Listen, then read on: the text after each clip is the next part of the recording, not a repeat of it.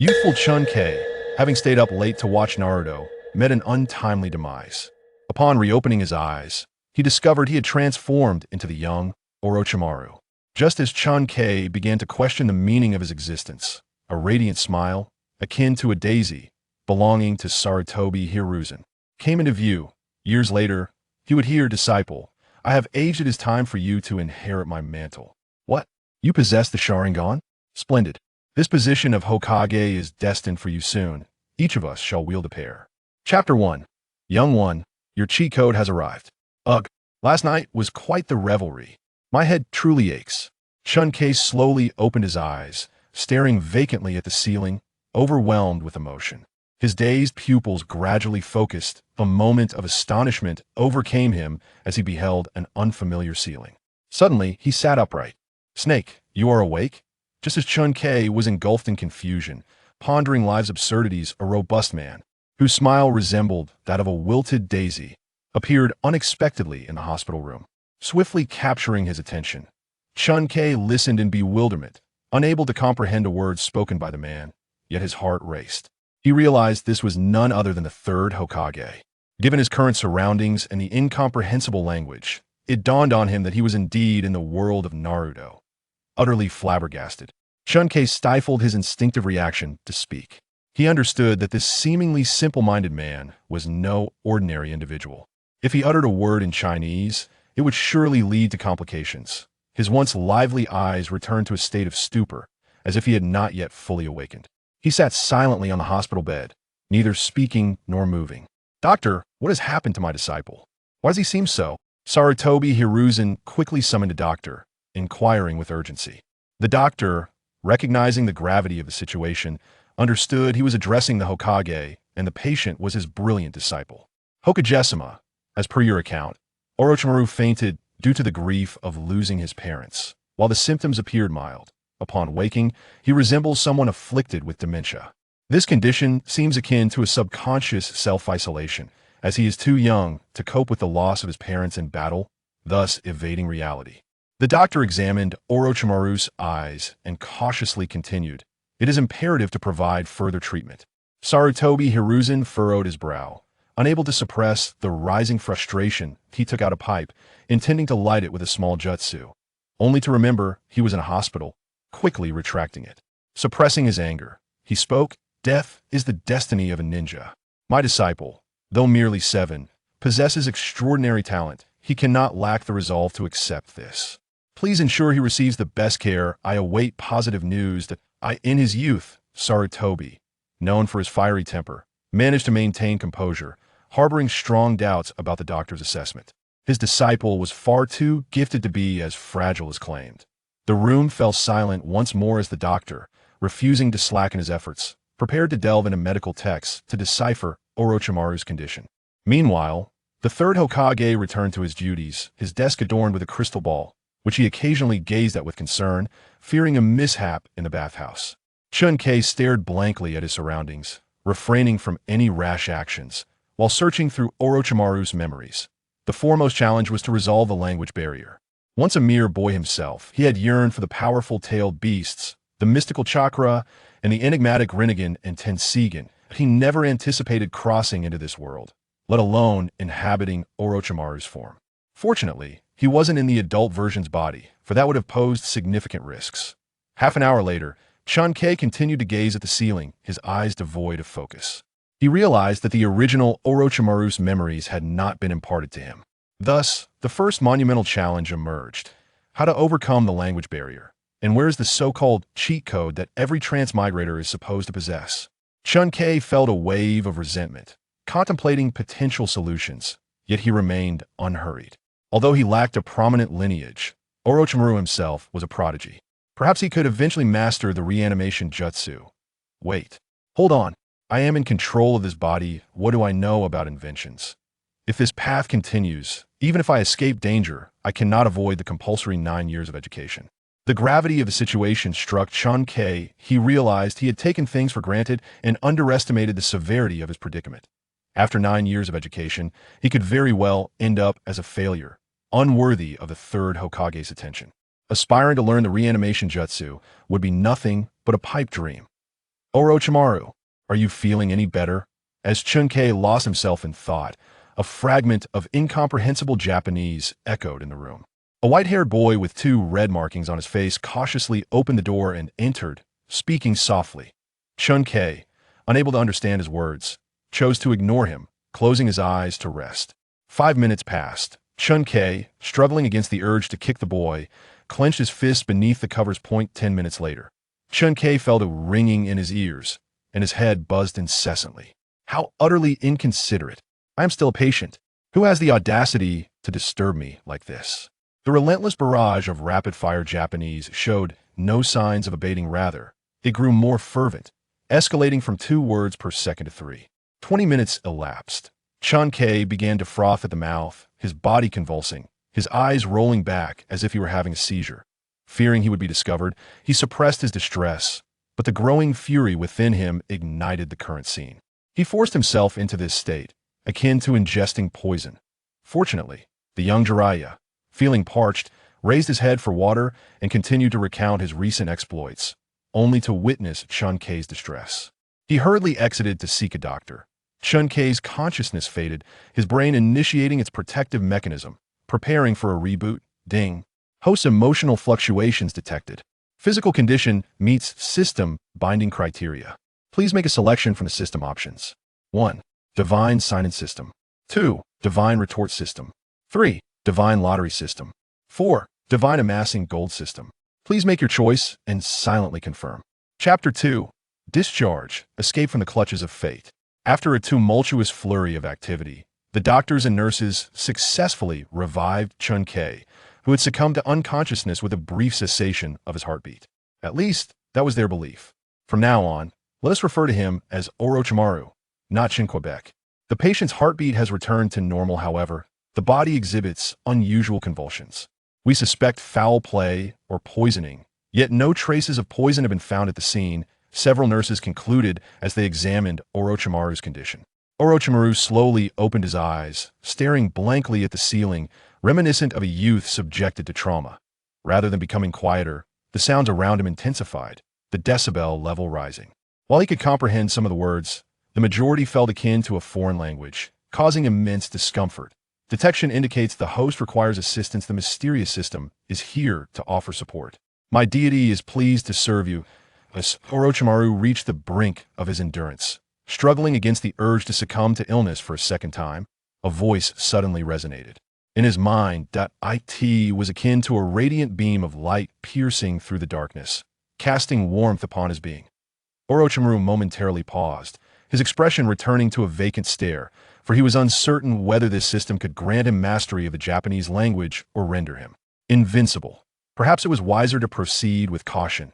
The cacophony around him seemed to dissipate into oblivion. Just as Orochimaru prepared to inquire about the system's capabilities, it unexpectedly spoke. Detection of the host's strong desire. Japanese proficiency level 8 acquired. Thank you for utilizing the system. A refreshing wave coursed through his mind, interrupting his intended words. When he regained his composure, he discovered to his astonishment that he could comprehend Japanese, and it appeared he could articulate it as well. An extraordinary revelation. As the marvel of this new ability washed over him, he suddenly recalled that he possessed 2 desires. Which aspect had faltered in this process? Orochimaru fell into contemplation, calling out to the system, yet received no response. It seemed to manifest only during his unique states. This was not merely speculation, but a notion conveyed to him by the system itself. Wonderful. Orochimaru, you're awake.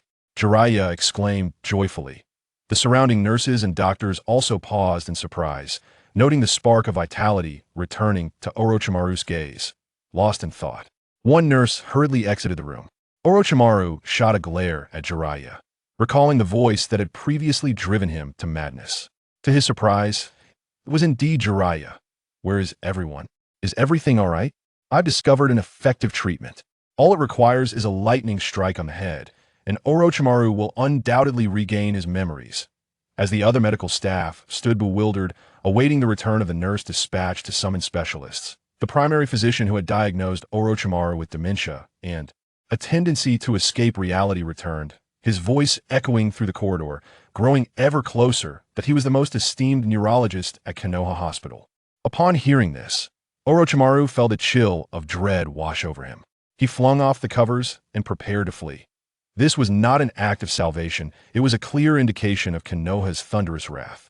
However, as soon as he landed, he felt his body weaken, collapsing to the ground. This was due to his body not yet fully acclimated, as it was also his first time utilizing his leg strength, leading to discomfort. Jiraiya, still dazed, helped Orochimaru to his feet. "What are you doing? When you're unwell, you need to see a doctor. Why are you so agitated?" Jiraiya said innocently. "It's unnecessary. I am already well," Orochimaru replied coolly, his first words flowing effortlessly. The neurologist, witnessing Orochimaru speak, felt a pang of regret. What a splendid opportunity for experimentation, now squandered. If only he had perused that sacred text earlier.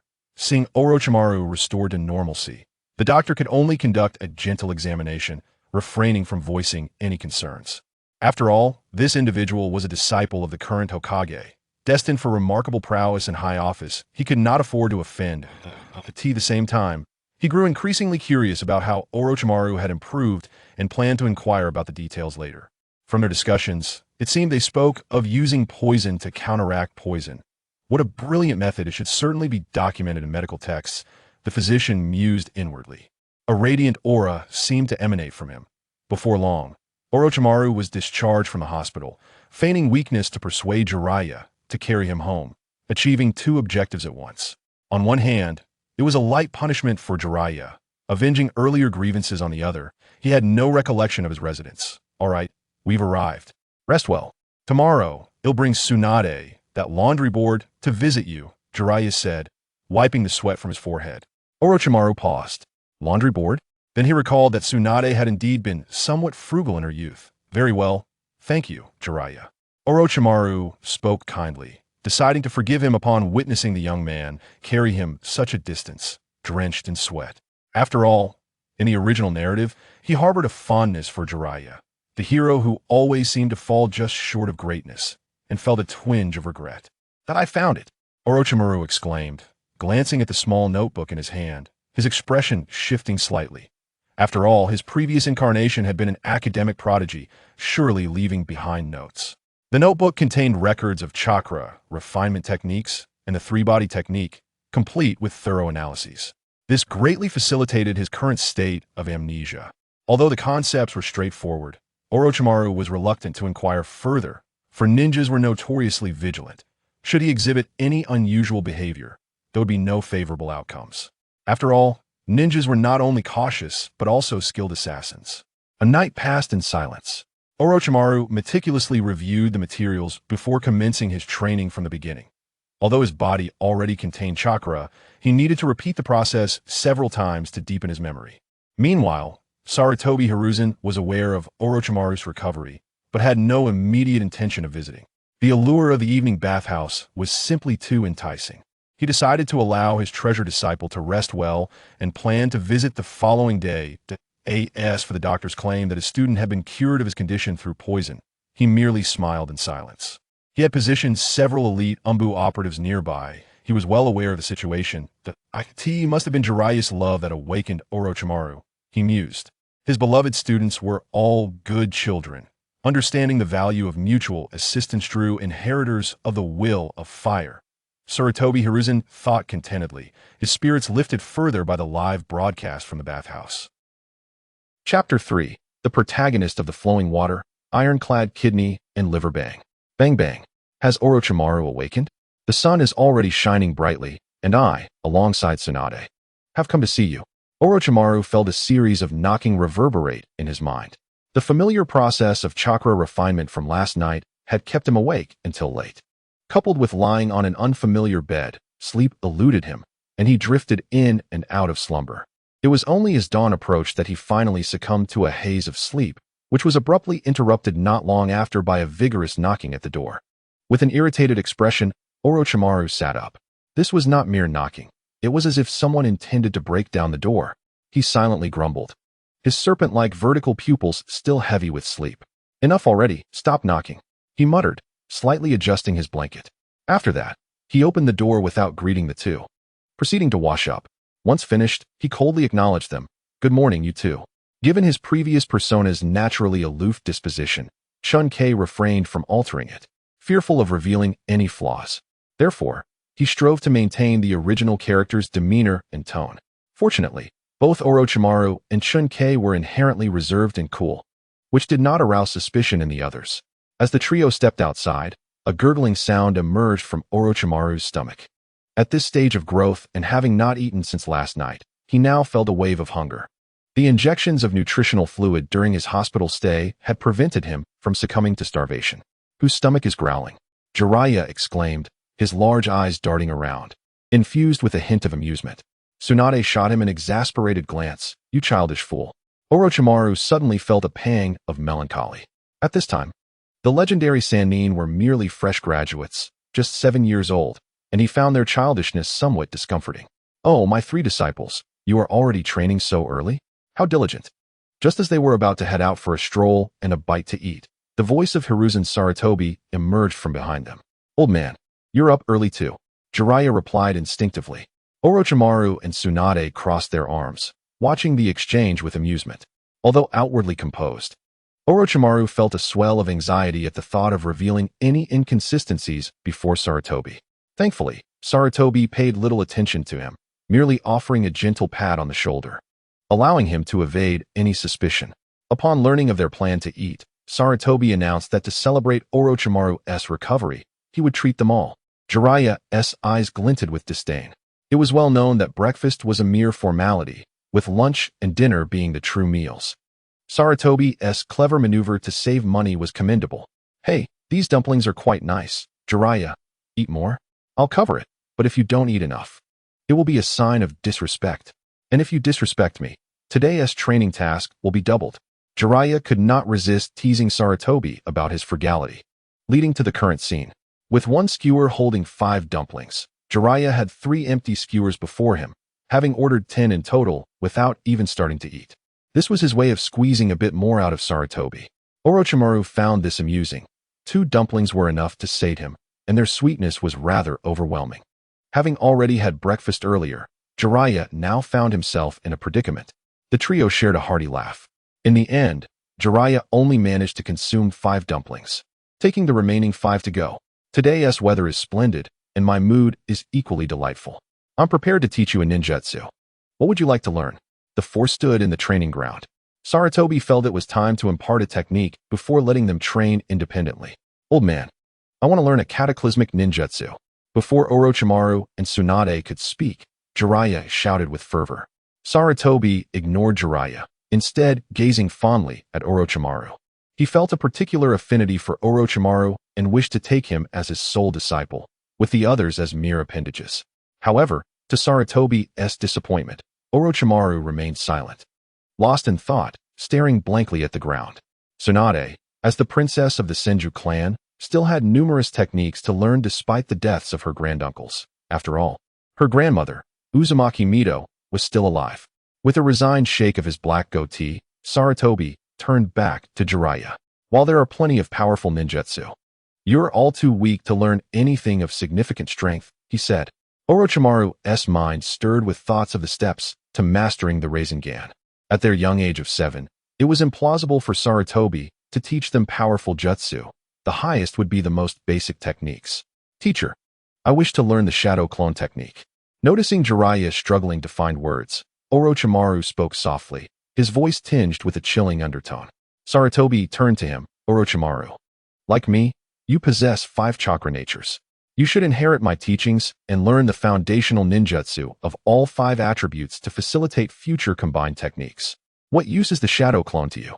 Sarutobi was puzzled, unable to comprehend what his genius pupil was thinking. Seeing Sarutobi's concern for him, Orochimaru paused for a moment before regaining his composure. Teacher, I simply wish to study the shadow clone technique. I find the idea of tangible clones fascinating, he replied earnestly. Sarutobi's attentive nature towards him earned a touch of respect from Orochimaru, and he felt compelled to reciprocate that respect. Although the original narrative painted Sarutobi in an unfavorable light, Orochimaru resolved to experience him firsthand rather than rely on fragments of perception. After all, he was a learned traveler in this world and could not repay kindness with resentment. Moreover, as long as Sarutobi treated him well in Orochimaru's eyes. He would be deemed a good person. After contemplating, Orochimaru felt a twinge of confusion but could not articulate it. Was he being brainwashed? This must be the most formidable illusion, the will of fire? Indeed, it was terrifying. Unable to discern the truth, he attributed everything to the will of fire. He was Orochimaru, and also Chen Que, and would not be so easily ensnared by such trivial tricks. When the time came to discern sincerity from deceit, he would know. Chapter 4. Tsunade has eyes for Jiraiya?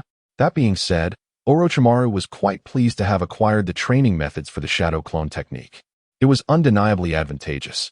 The shadow clone was an exceptional jutsu, ideal for training and serving as cannon fodder.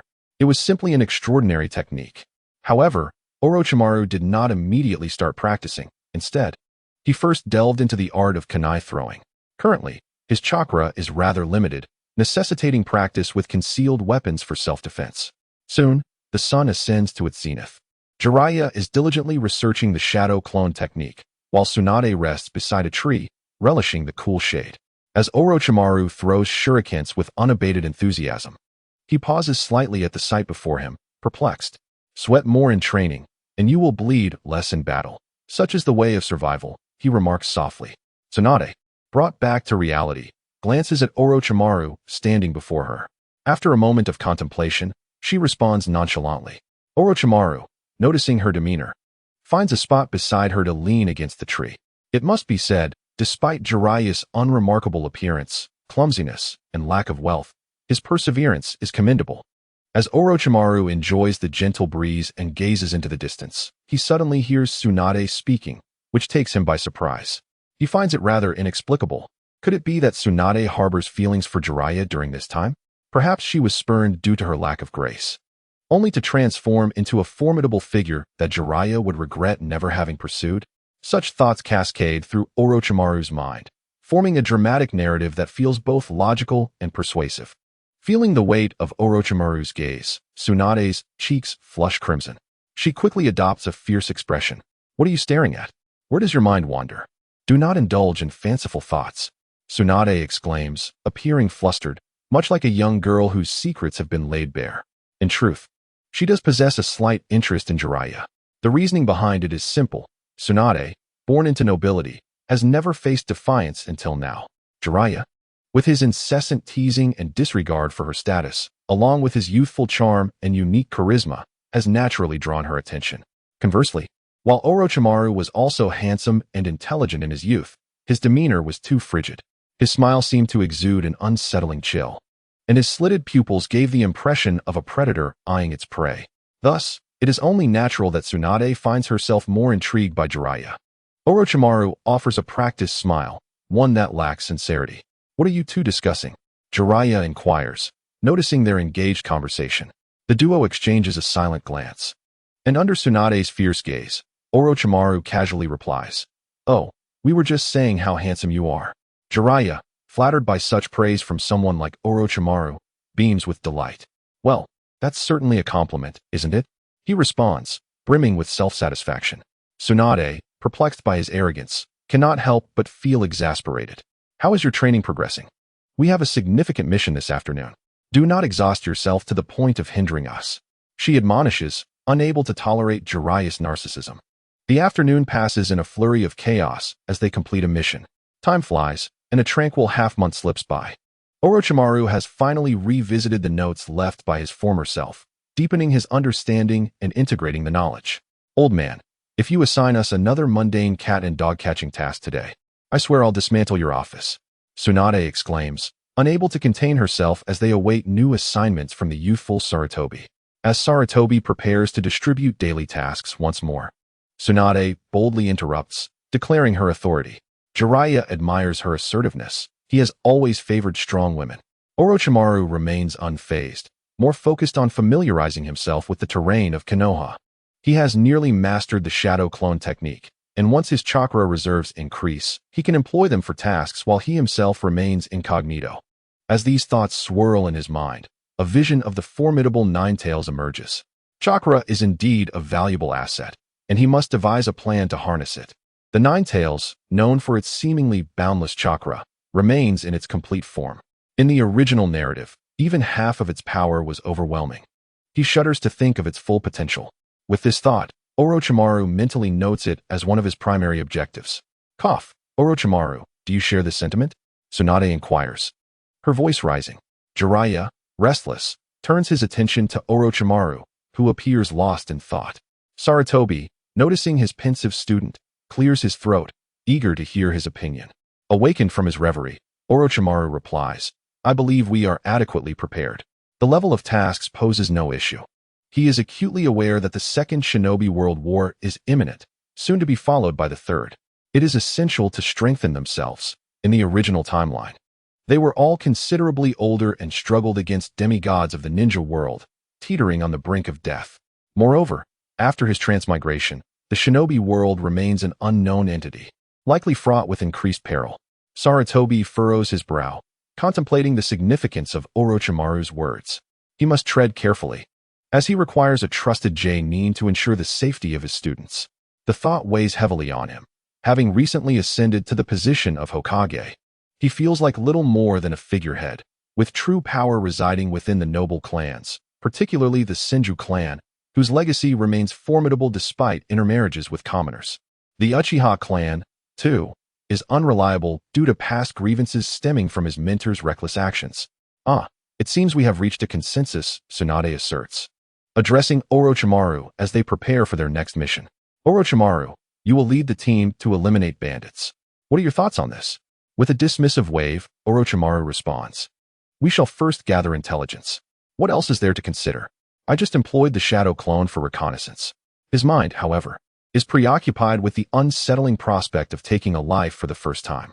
Having never harmed a creature in his previous life, he feels a gnawing anxiety. Though he had long anticipated this moment, its arrival is overwhelming. As for leading the team, he harbors no concerns. Powerful figures will undoubtedly be backing them.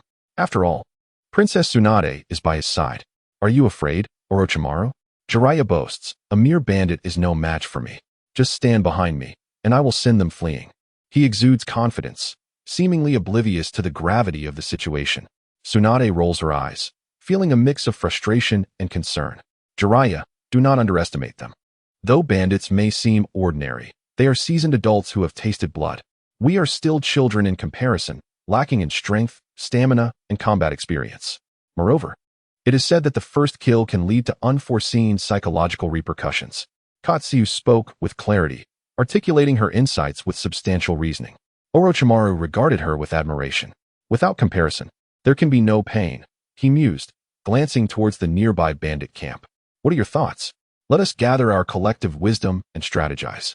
The trio concealed themselves beside a tree, observing the encampment. Orochimaru initiated the discussion. What is there to deliberate? We are ninjas, and we shall simply charge in and strike. Jiraiya exclaimed with arrogance, dismissing the bandits entirely, perhaps relying on some latent confidence. Katsuyu, however, remained silent, having already expressed her views. Let us await the cloak of night. After all, we are ninjas who thrive in the art of assassination. Only a fool would confront them head-on, Orochimaru remarked subtly. Katsuyu chuckled lightly at this, while Jiraiya simmered with irritation but refrained from speaking. Recognizing Orochimaru as the leader, the two understood that as long as the strategy was sound, they would follow his lead, a testament to their martial discipline. As they resolved to act under the cover of night, they quietly retreated several hundred meters to avoid detection. Ugh, this ration is horrendously unpalatable, Jiraiya complained after taking a bite and spitting it onto the ground.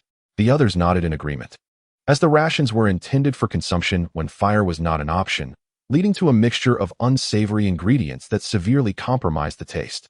Moreover, it was their first time sampling this fare, and lacking water made it even less tolerable. Orochimaru, equally unimpressed, remarked, I'll fetch some water. You two keep watch. Observing the two lazy companions remaining motionless, he sighed in exasperation. Upon his departure, Katsuyu and Jiraiya exchanged amused glances. As night fell and the clock struck 1, the trio commenced their mission. Orochimaru had initially intended to use shadow clones for reconnaissance, but he realized that each clone would only possess a fraction of his strength and would deplete his chakra. If a clone were to fail, it would surely alert the bandits. Thus, he deemed a direct approach more prudent. They stealthily approached the 3-meter-high wooden wall, where only 2 bandits lounged against the structure. Oblivious to the 3 diminutive figures who gracefully scaled the wall using chakra-enhanced agility. During the ascent, Orochimaru recalled that he still had several techniques to master, such as chakra tree climbing and water walking, skills that would have greatly facilitated their endeavor. The trio clung to the wall, mere feet away from the bandits. Orochimaru retrieved a kunai from his gear, its cold gleam betraying its lethal sharpness. Katsuyu, too, gritted her teeth, brandishing her own kunai. Jiraiya, who had been boastful moments ago, now hesitated. Noticing his unease, Orochimaru exchanged a glance with Katsuyu, who nodded in silent understanding. Perched atop the wooden wall, Jiraiya's complexion paled as he beheld the grim fate of the 2 bandits. Orochimaru appeared momentarily lost in thought before his resolve solidified. Katsuyu, however, retreated to a corner, retching violently, nearly expelling her bile. Though they had prepared themselves mentally, the reality of the situation proved difficult to bear. Once the duo regained their composure, Orochimaru gently urged, "Let us proceed. The bandits may soon change shifts, and we cannot afford to linger here."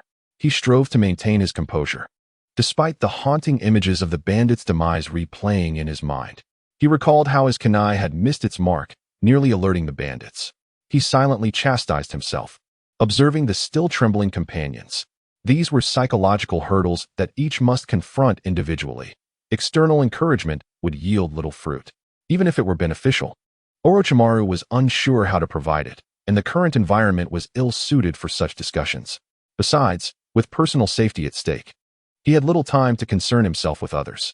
His sole ambition was to grow stronger, dismissing all distractions.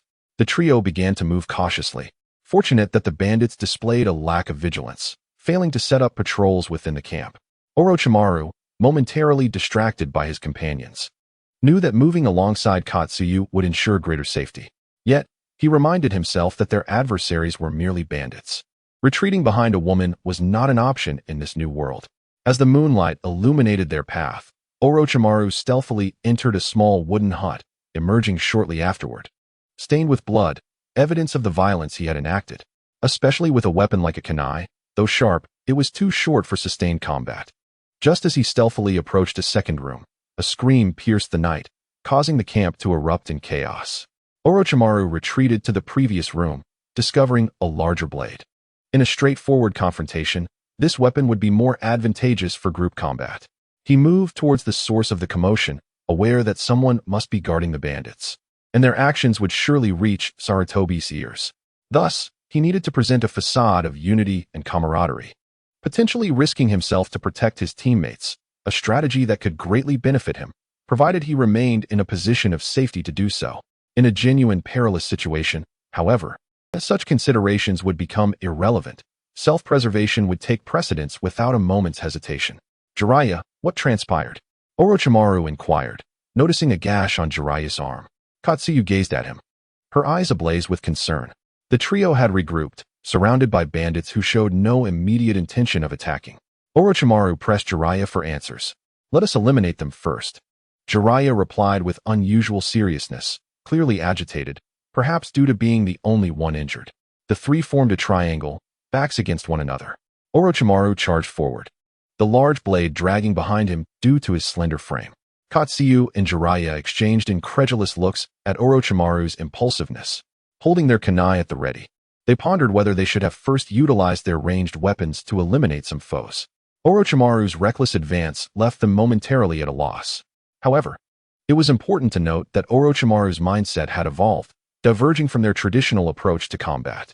He advanced silently, positioning himself before a bandit, channeling chakra to enhance his arm's strength, and unleashed a flurry of strikes, chaotic yet tinged with a certain elegance. Of course, if one were to disregard the opponent entirely, it was evident that his fervent assault had yet to connect. After several wild swings, Orochimaru felt his breath quicken and muttered under his breath, though he remained composed. The bandit opposite him, meanwhile, ignored Orochimaru's attacks, still recovering from the initial clash. Consequently, he employed clever tactics to evade, seeking an opening. Katsuyu and Jiraiya had expended all their shuriken and kunai, having only managed to eliminate 3 bandits, leaving them momentarily stunned. They realized that striking a moving target differed significantly from a stationary one. A few young ninjas had stealthily infiltrated their hideout under the cover of night. Just then, a booming voice resonated, causing all the bandits to part slightly, awaiting the arrival of its owner. On a night as dark and perilous as this, we are, of course, here to kill. Are we to believe that we would forsake sleep to wander your territory? Orochimaru replied with a voice that, though youthful, was filled with fervor.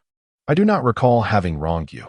Ninjas of Konoha, the bandit leader said, his heart sinking at the sight of their forehead protectors. His subordinates were ignorant, but he knew well the might of Konoha. Who knows? We merely take money to eliminate troubles for others. Surely, we are not expected to forsake sleep and act as enforcers of justice in the dead of night. Perhaps you could hire us? Orochimaru said with a smile, taking the opportunity to regain his composure. The leader scrutinized the three of them deeply. Very well, I shall pretend you never came here. I will offer you double the payment, provided you leave. Let today's events be as if they never occurred. What do you say? He stated, maintaining a dignified demeanor. He was not afraid of the trio. Rather, he feared what lay behind them. Konoha. Orochimaru. Jiraiya exclaimed urgently, noticing the flicker of interest in Orochimaru's eyes. Their retreat would signify a failure, and if they could not even handle a simple task of eliminating bandits, who would dare hire ninjas from Konoha in the future? Tsunade remained silent, her delicate fists clenched tightly. She would not allow the reputation and honor of Konoha, which her two elder peers had safeguarded, to be tarnished. Orochimaru appeared to be contemplating, but in reality, he was merely stalling. Their stamina was depleting too rapidly, and now the bandit leader had emerged. He was ready to strike decisively, aiming to capture the king of thieves first. Chakra began to gather at the edge of his blade, preparing to use it as a projectile weapon. Just as the bandit leader spread his hands, ready to negotiate, Orochimaru's eyes glinted with determination. Let us go. The long blade surged forward, slicing through the air towards the bandit leader with tremendous force. Seeing the astonishing speed of the blade heading towards him, the leader's face turned pale, his pupils constricting. Young man, this is not how one conducts themselves in battle. He barely managed to utter before the blade pierced his neck without mercy. The remaining bandits, witnessing their leader's demise, began to retreat and then fled in panic. Run! The leader is dead. As they scattered, Orochimaru wasted no time, drawing shuriken from his pouch and deftly throwing them. He became a master of projectiles, taking down one bandit after another. After a few more throws, realizing the bandits had distanced themselves, he picked up a nearby longsword and charged forth. Their mission was to eliminate the bandits, and he aimed to ensure none escaped. Fortunately, his chakra reserves were ample, allowing him to keep up with the fleeing bandits. Meanwhile, Tsunade and Jiraiya, witnessing Orochimaru's skill with projectiles and then his pursuit with the longsword, also came to their senses, recalling their mission. Orochimaru caught up to one bandit, swiftly bringing down his sword. The bandit continued running for a few steps, but his head remained behind. Orochimaru felt a pang of unease, his face paling slightly. Yet he suppressed it and continued the chase. Thankfully, he had struck decisively, eliminating the leader. Otherwise, they might have found themselves in dire straits. At merely 7 years of age, their chakra and physical abilities were not particularly formidable, and their combat experience was lacking. They could not match the ferocity of the 12 or 13-year-olds from the original story during the Chunin exams. They continued their pursuit until the early hours of dawn, at which point Orochimaru finally paused, breathless. He had eliminated all the bandits in this area and was ready to head back to the hideout to reunite with his companions. Orochimaru, you're back. As he neared the hideout, Jiraiya, with keen eyes, called out loudly. Tsunade also stepped forward. When did you return? Orochimaru inquired, noticing Jiraiya's arms bound in a manner resembling a twisted knot. We returned long ago. I took down just a dozen in my direction, Jiraiya replied. I handled about 20. They were utterly devoid of fight, and I dispatched them with ease, Tsunade reported. Is there anything left in this hideout? Shall we see if there are any spoils? Orochimaru suggested after resting for a moment. Absolutely. We were waiting for your return, Jiraiya concurred, sitting up. Tsunade, however, felt somewhat disinterested. Ever since Hashirama's death, no one dared take her to a gambling den, fearing her wrath. At Konoha's casino, she was barred from entry until she turned 18. Even if she could enter, none would dare engage her in play. Thus, she held no interest in money. Jiraiya, I must say, before the fight you exhibited such bravado, but during the skirmish, you faltered. You even sustained injuries while attempting to assassinate an ordinary person, Orochimaru jested as they walked. Tsunade gazed at Jiraiya, puzzled, but chose to accompany her teammates regardless of her lack of interest in the spoils. Oh, spare me. When I entered the first room, I dealt with it effortlessly. Upon reaching the second room, just as I was about to strike, a woman embraced me and asked why I was so late. I was utterly bewildered. As I pondered the situation, she detected the scent of blood on me and lunged with a short knife from beside her pillow. This was my fault. I hesitated because she was a woman, thus putting you all in danger, Jiraiya explained, offering a quiet apology. Orochimaru was taken aback. Such a scenario was unexpected. Tsunade appeared bewildered, struggling to comprehend.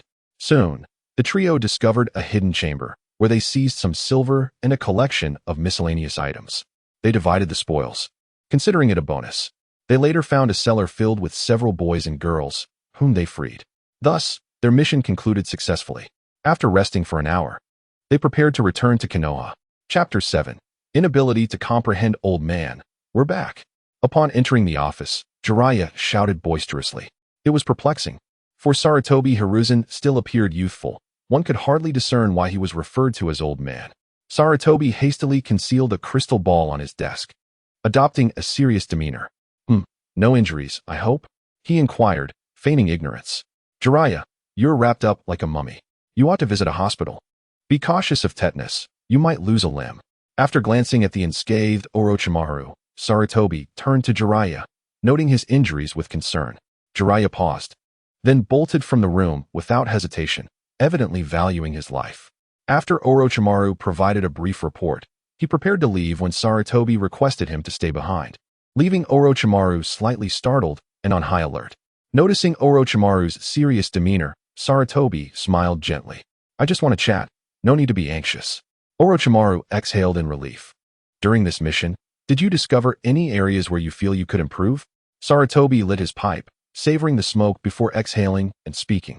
The teacher, Orochimaru, introspectively expressed. I feel my chakra is still insufficient, and I lack proficiency in any particular ninjutsu. My taijutsu is also unremarkable. Hearing this, Sarutobi Hiruzen felt a profound sense of agreement. Truly, he thought, such humility from his talented disciple at such a young age reflects the quality of his mentorship. Why haven't you utilized the ninjutsu I taught you? Did I not secretly grant you 5 basic techniques last time? Sarutobi inquired gently. Orochimaru was taken aback, surprised to learn that his teacher had extended such a favor to him. Sensei, my chakra is inadequate. In such situations, I believe close combat holds the advantage. Although our experience in melee is limited, isn't the purpose of missions to enhance that experience? With a flicker of determination, Orochimaru began to rationalize. Sarutobi regarded him with admiration. My dear snake, when the opportunity arises, I shall show you the true power of composite ninjutsu, the art of combination. You must lay a solid foundation, for I look forward to you inheriting my legacy. Orochimaru nodded thoughtfully. Understood, teacher. Sarutobi felt a wave of comfort at Orochimaru's understanding demeanor and waved him off gently. Go play, and once your strength increases, I shall present you with a gift. Orochimaru acknowledged with a nod. Yes, master. Upon returning home, Orochimaru sat for a moment before beginning to search for the basic ninjutsu his teacher had mentioned, contemplating Sarutobi's words. To be candid, Sarutobi's combination ninjutsu was indeed formidable. Yet, Orochimaru sensed it lacked depth. After all, he possessed not only the elemental affinities of wind, fire, lightning, earth, and water, but also the dual attributes of yin and yang. The original Orochimaru did not follow the path of Sarutobi. Presently, as a time traveler, he had no intention of retracing that route. However, lacking ninjutsu did warrant some study. After all, mastering combination ninjutsu was not merely about learning techniques. It also entailed understanding elemental variations, which required considerable time. Moreover, both he and Sarutobi were but ordinary beings. With limited chakra, combination ninjutsu was clearly suited for those possessing tailed beasts or sage bodies. The following morning, as the three trained at the training ground, they each recognized their shortcomings, leading to more targeted practice. Orochimaru repeatedly exercised his chakra to traverse the trees with ease, akin to walking on flat ground. Given his solid foundation, he quickly adapted. It seemed likely he would complete this climbing exercise within half an hour. Meanwhile, a shadow clone at home was diligently studying the 5-tiered ninjutsu he had discovered. Once he succeeded here, the clone would likely dissipate from chakra depletion. This method had saved him a couple of hours. However, due to his limited chakra and small physique, he was cautious, fearing overexertion might have adverse effects. After all, upon the dissolution of the shadow clone technique, fatigue and memories would return to the main body, potentially causing a fainting spell. Fool, he is honing his control over chakra. You ought to practice as well. Your chakra usage is pitiful, Tsunade remarked bluntly. Jiraiya scratched his head. Let's address that later. For now, I need to master the ninjutsu the old man taught me, he replied somewhat irately. After all, he had yet to grasp the basics of ninjutsu. So discussing control was irrelevant. Tsunade, observing Jiraiya's demeanor, appeared momentarily taken aback, a knowing smile gracing her lips. Had Orochimaru been present, he might have poetically remarked on her beauty. Fortunately, he was not there to witness the exchange. Jiraiya, too, found himself captivated by Tsunade's allure, his cheeks flushing slightly. Tsunade, noticing his reaction, turned away bashfully, her usual demeanor suggesting she would typically exclaim, "What are you staring at?" Orochimaru stood quietly atop a branch, his toes lightly pressing against it, as if he possessed the skills of a master. Though accustomed to surveying the world from high buildings in his past life, the sensation was different. After a moment, he descended, estimating that his shadow clone's chakra was nearly spent. Should it dissipate, a flood of memories and exhaustion would engulf him. And if he were to faint and fall, it would be quite comical. Orochimaru, shall we undertake a mission this afternoon, or wait until tomorrow for a higher-level task? Jiraiya approached, softly inquiring. Tsunade remained silent, her gaze fixed on Jiraiya. Your hands are in such a state. Sending you to weed would be a challenge, let alone a high-level mission. Are you jesting? Orochimaru rolled his eyes, his expression akin to that of someone observing a simpleton. However, upon glimpsing Tsunade, he noticed her enthralled gaze directed at Jiraiya, prompting an inexplicable recollection of a song. He quickly dismissed the thought, asserting that he had no interest in Tsunade. He preferred someone younger, as she was beyond his reach. Chapter 8. The morning assembly of Konoha sighing. Orochimaru reflected, the refinement of chakra truly takes an excruciatingly long time. At this rate, when will I achieve it? That night, he sat cross-legged on his bed, feeling somewhat bored, as the second great ninja war had yet to commence. He had no material to draw upon regarding the plot's progression, for the original narrative provided scant details on the early stages. Some matters were difficult to engage with due to his limited strength, which could potentially hinder future developments, preventing him from reaping the rewards of others' labor. For instance, he was eager to explore Hashirama's remains, yet feared discovery would result in dire consequences. Regrettably, the once fresh corpse had begun to decay. At times, Orochimaru even contemplated conducting research but ultimately deemed it a waste of time, deciding against it. Lost in thought, he lay on his bed, staring at the ceiling. After a while, he rose again, retrieving a notebook and pen from beneath his pillow. He began to write fervently, filling several lines with Chinese characters. 9 tails would release. Rinnegan, rebirth I Nagato. Orochimaru contemplated waiting for the outbreak of the Second Great Ninja War, hoping to obtain the Rinnegan before Jiraiya took Nagato as his disciple. However, he feared that Madara would not permit it. The Rinnegan was intrinsically linked to Hashirama's cells, or rather, Ashura's chakra. The combination of these two elements would yield the chakra of the Otsutsuki clan, allowing him to ascend from a serpent to a dragon. As he pondered, Orochimaru succumbed to slumber, for dreams held limitless possibilities. The next day, he was puzzled to see Jiraiya walking toward his door. Your wounds are still healing. Why are you seeking me so early? Orochimaru inquired, bemused. We have a few days of rest anyway. I want to take you somewhere special that I wouldn't show to just anyone, Jiraiya replied mysteriously, his expression slightly lecherous. Orochimaru, upon observing the expression on Jiraiya's face, felt a sudden understanding blossom within him. Nonetheless, he feigned ignorance and inquired, where are we headed so early in the morning? Jiraiya cast a sidelong glance at Orochimaru and replied, why ask so much? Just follow me. I wouldn't lead you astray. Noticing that Orochimaru had ceased his questioning, Jiraiya found himself somewhat disinterested and resumed his journey in silence. What are we doing here, lurking about? Are we preparing an ambush for someone? Upon reaching a hilltop where Jiraiya had hidden among the grass, Orochimaru expressed his astonishment, expecting to discover something worthwhile, perhaps a newly opened bathhouse. To his dismay, he found himself in such a dreary location, which left him feeling quite unenthused. What are we even hiding for? Soon enough, you will understand. We arrived early to secure our spot, Jiraiya replied, lying motionless on the ground. What spot could possibly exist on this barren hill? Orochimaru queried, puzzled. Shoo. Wait for another 2 or 3 hours, and you will see, Jiraiya cautioned, noticing that Orochimaru's voice had risen a bit too loud. Hurry up and tell me, or I shall leave. This is dreadfully boring. Orochimaru stood up, ready to depart, appearing rather foolish in the process. Oh, don't go. I brought you here to seek inspiration. I see you train every day. I fear you might end up sick from it. I specifically brought you out to relax. This is a treasure I have painstakingly discovered, Jiraiya hastily explained, anxious that Orochimaru might leave. Oh, enlighten me, then. What form of relaxation do you propose?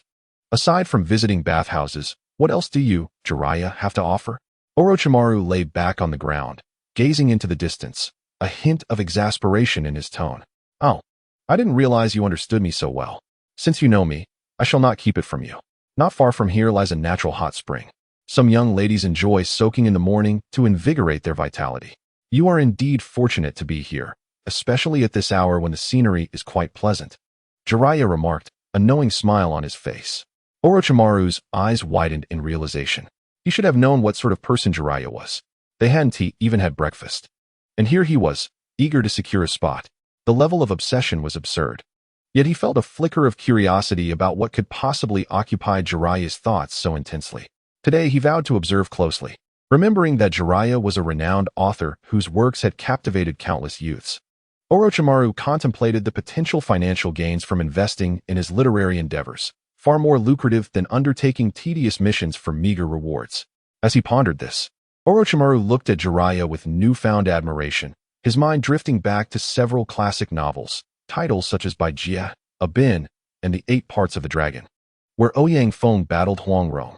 These were all potential gold mines, surely more promising than Jiraiya's so-called intimate violence. Just as Orochimaru was lost in thought, Jiraiya, practicing the art of stealth, was interrupted by a voice that jolted them both back to reality. What are you two doing here? It was Sarutobi Hiruzen, the 3rd Hokage. Ah, you're here too. We've already secured our positions. Let us enjoy this together. Orochimaru, caught off guard, recalled that this mentor had a penchant for unusual technologies and generally preferred to observe from the comfort of his office. Jiraiya, unperturbed, interjected, What nonsense are you spouting? I'm merely out here to enjoy the fresh air.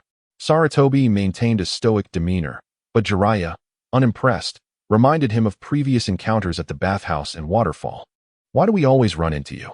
He grumbled, intent on revealing Sarutobi's true nature. Just as Sarutobi contemplated excuses to salvage his image in the eyes of his prized pupils, he suddenly shifted his tone. The air here is refreshing, and it allows for better immersion in nature, making your training more effective. Have you grasped this concept? His sudden shift in conversation left Jiraiya and Orochimaru bewildered, unsure of his intentions. Moments later, they understood as Danzo strolled leisurely towards them, hands clasped behind his back. What a coincidence, my dear friend. Are you here to absorb the essence of nature as well? Before Danzo could respond, Sarutobi chimed in. It seems you've brought your students for training early. This place has drawn quite a crowd. As the group settled down to converse, Jiraiya, disliking Danzo's brusque demeanor, opted to meditate and refine his chakra on the ground. Orochimaru, seated behind his mentor, listened quietly. However, an hour later, he found himself surrounded by an assembly of Chunin and Jonin. Finally grasping the meaning behind Jiraiya's claim of securing a spot, the entirety of Konoha seemed to have gathered for a morning meeting, creating quite a commotion. Is this what you meant by relaxing? Listening to them drone on for hours? Orochimaru remarked, walking alongside Jiraiya down the street. I had no idea. Previously, everyone understood the unspoken rules. We kept to ourselves. Who knew today would bring the old man along? Jiraiya replied, a hint of innocence in his voice, insisting that it wasn't his fault. Orochimaru, feeling a sense of disillusionment, lamented his early morning venture, realizing that he had not witnessed anything noteworthy. Thus, he found himself labeled. While Sarutobi sat contentedly at his desk, occasionally indulging in a puff of smoke. After that morning meeting, he felt his bond with Orochimaru had grown closer, forming an unexpected connection. Truly, he is my disciple. We even share similar interests. This is a gift from the heavens. Sarutobi mused softly. In the depths of the village, a few cats roamed about. Who informed me that a group of ninjas was conspiring nearby? Even Sarutobi himself was involved? Is he attempting to usurp his own position? Danzo fumed angrily.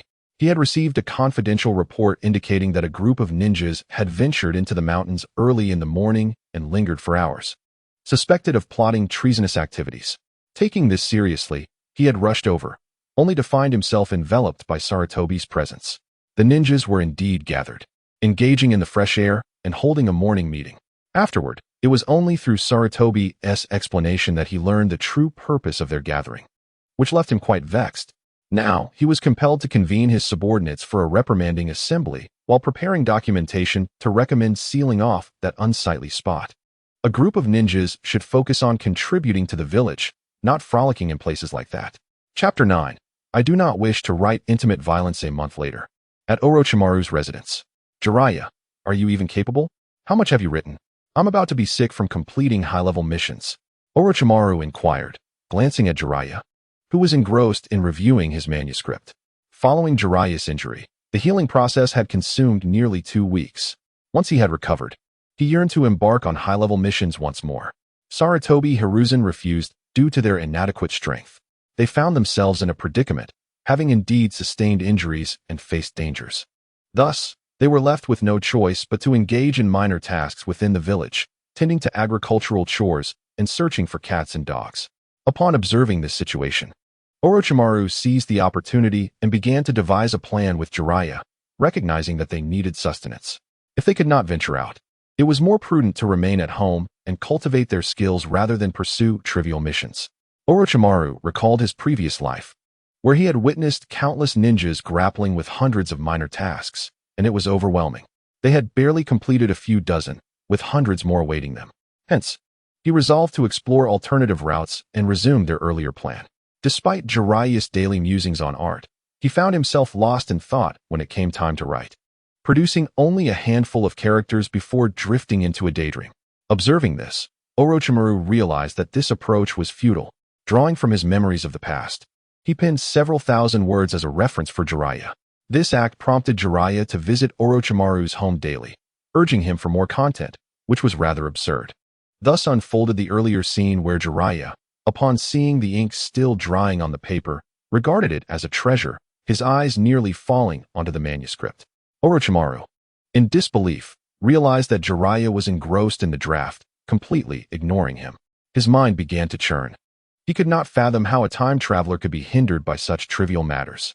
After finishing the manuscript, Jiraiya marveled at its brilliance, finding it far more captivating than anything he had previously read. Reluctantly, he tore his gaze from the draft and turned to Orochimaru. Observing Jiraiya's reaction, Orochimaru felt exasperated. You are the true author. I merely provided a few chapters as a sample, he stated with a hint of frustration.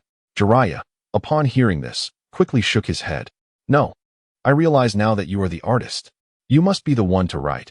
It will undoubtedly be a hit, and we shall reap the rewards, he exclaimed excitedly, causing Orochimaru's head to spin with confusion. Don't even think about it. Take the manuscript and ponder it yourself. Don't keep coming to me. Others might think we have an issue, Orochimaru retorted sharply, shoving the manuscript into Jiraiya's embrace and urging him to leave. He found himself at a loss for better solutions.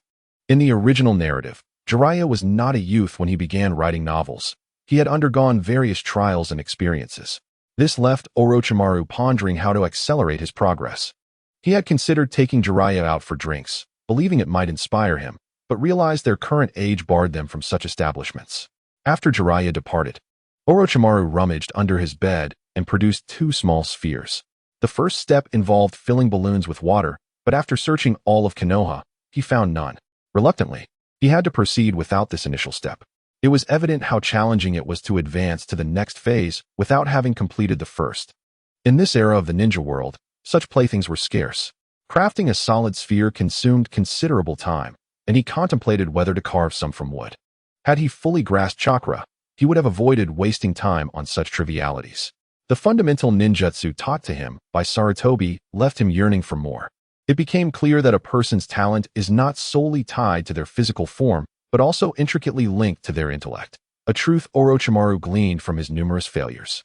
Previously, he had dismissed Sasuke's struggles, considering the 3 tomo he possessed insufficient for mastering techniques like the Great Fireball. It wasn't until he found himself in a similar predicament that he comprehended the disparity between theory and practice. Despite being a time traveler endowed with remarkable potential, he felt as if he had squandered it, rendering himself a fool. He speculated that had he followed the original path, he might not have even learned the reanimation jutsu by the Fourth Great Ninja War, let alone clone or replicate the Sharingan. He estimated that he would need an additional 500 years to achieve that. In truth, this had been a lingering question in Orochimaru's mind. It was likely that his initial introduction to chakra had left him with an insufficient understanding of this energy, leading to his current struggles. Half an hour later, in a fit of frustration, he tossed the sphere onto the ground. It became evident that both Sasuke and Naruto were truly gifted, while he was the fool. Lying on his bed, his eyes vacant, he finally accepted the reality of his ineptitude. Suddenly, a notification echoed in his mind. Ding. Detecting the host's strong desire. Congratulations. The host has acquired the complete ninjutsu compendium. All ninjutsu will be memorized effortlessly. Enjoy your usage. The system's voice swept in like a whirlwind, resolving his dilemma before vanishing as quickly as it had appeared. Before Orochimaru could voice his grievances, 5 basic ninjutsu manifested in his mind, dissecting each technique's principles and applications, embedding them deeply within his consciousness. By the heavens, this is incredible. Although I lack talent, I possess a system, Orochimaru exclaimed, his tone brimming with excitement, akin to solving a perplexing problem that had long eluded him. After reveling in this moment, his mood soured slightly. He recalled his previous desires for invincibility or fluency in Japanese, while now he found himself fixated on basic ninjutsu. It seemed the system always opted for the simplest tasks, which was somewhat disheartening.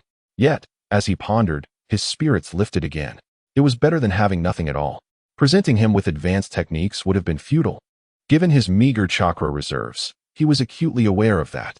While Orochimaru felt somewhat content, indulging himself with motivational thoughts, human nature's greed took hold.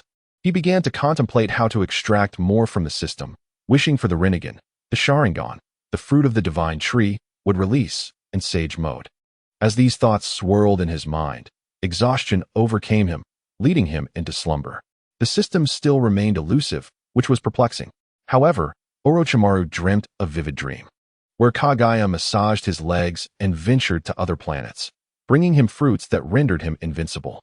He imagined conquering other worlds, snatching Luffy's hat and tossing Zoro's sword into the sea, seizing the palace of the one who often asked, "Am I beautiful?" In a twist, he found himself in a deep mountain, roasting a rabbit while being chased by a hammer-wielding foe. The dream shifted back to Earth, where he drove off in a Mercedes from the foot of a mountain, only to be buried by a girl who favored the 18 styles of awakened power. The following day, as usual, Jiraiya appeared at Orochimaru's door, munching on a dumpling. "Orochimaru, you look rather haggard. Those dark circles under your eyes are quite pronounced." Despite having spent a night filled with stimulating dreams, Orochimaru felt utterly drained. "Nothing. I told you not to come here, didn't I? If you need something, go bother Tsunade. Why do you insist on coming here?" Orochimaru sighed in exasperation, his tone tinged with discontent. Noticing Orochimaru's apparent dissatisfaction, Jiraiya felt a slight pang of unease. Fearing that Orochimaru might challenge him to a sparring session, he refrained from engaging in further conversation and quickly departed, neglecting to suggest that Orochimaru produce more written works. In the past, whenever Jiraiya mentioned his artistic endeavors, claiming to be experiencing a creative block, Orochimaru would warmly invite him into his room to collaborate on writing, urging him to continue his pursuits. "Old man, this time, we shall not accept any S-rank missions. We must at least undertake A-rank tasks." In the Hokage's office, Jiraiya, having endured weeks of suppression, could no longer contain himself upon witnessing the old man toss yet another S-rank mission their way without even a blink or inquiry. His frustration boiled over. Sarutobi Hiruzen observed Jiraiya's explosive reaction alongside Tsunade, momentarily taken aback, reflecting on his most cherished disciple, who remained remarkably unfazed. He felt a wave of nostalgia. It seemed evident that to obtain such an obedient apprentice, one must inevitably sacrifice something in return. In his eyes, Jiraiya and Tsunade were akin to manifestations of retribution. After a moment of contemplation, Sarutobi fell silent. He held no deep concerns for Jiraiya and Tsunade. Even if they encountered trouble, their lives would not be at stake. However, He worried about Orochimaru potentially finding himself in peril, regretting his inaction should anything go awry. Very well, for the time being, you need not undertake any missions. Allow me to teach you a ninjutsu. You are still quite young and may soon encounter the limitations of your age. Striving for rapid advancement will prove exceedingly difficult. It is better to let things unfold naturally. This ninjutsu is particularly suitable for you at this stage. As Sarutobi stroked his dark beard, he spoke with a calm demeanor.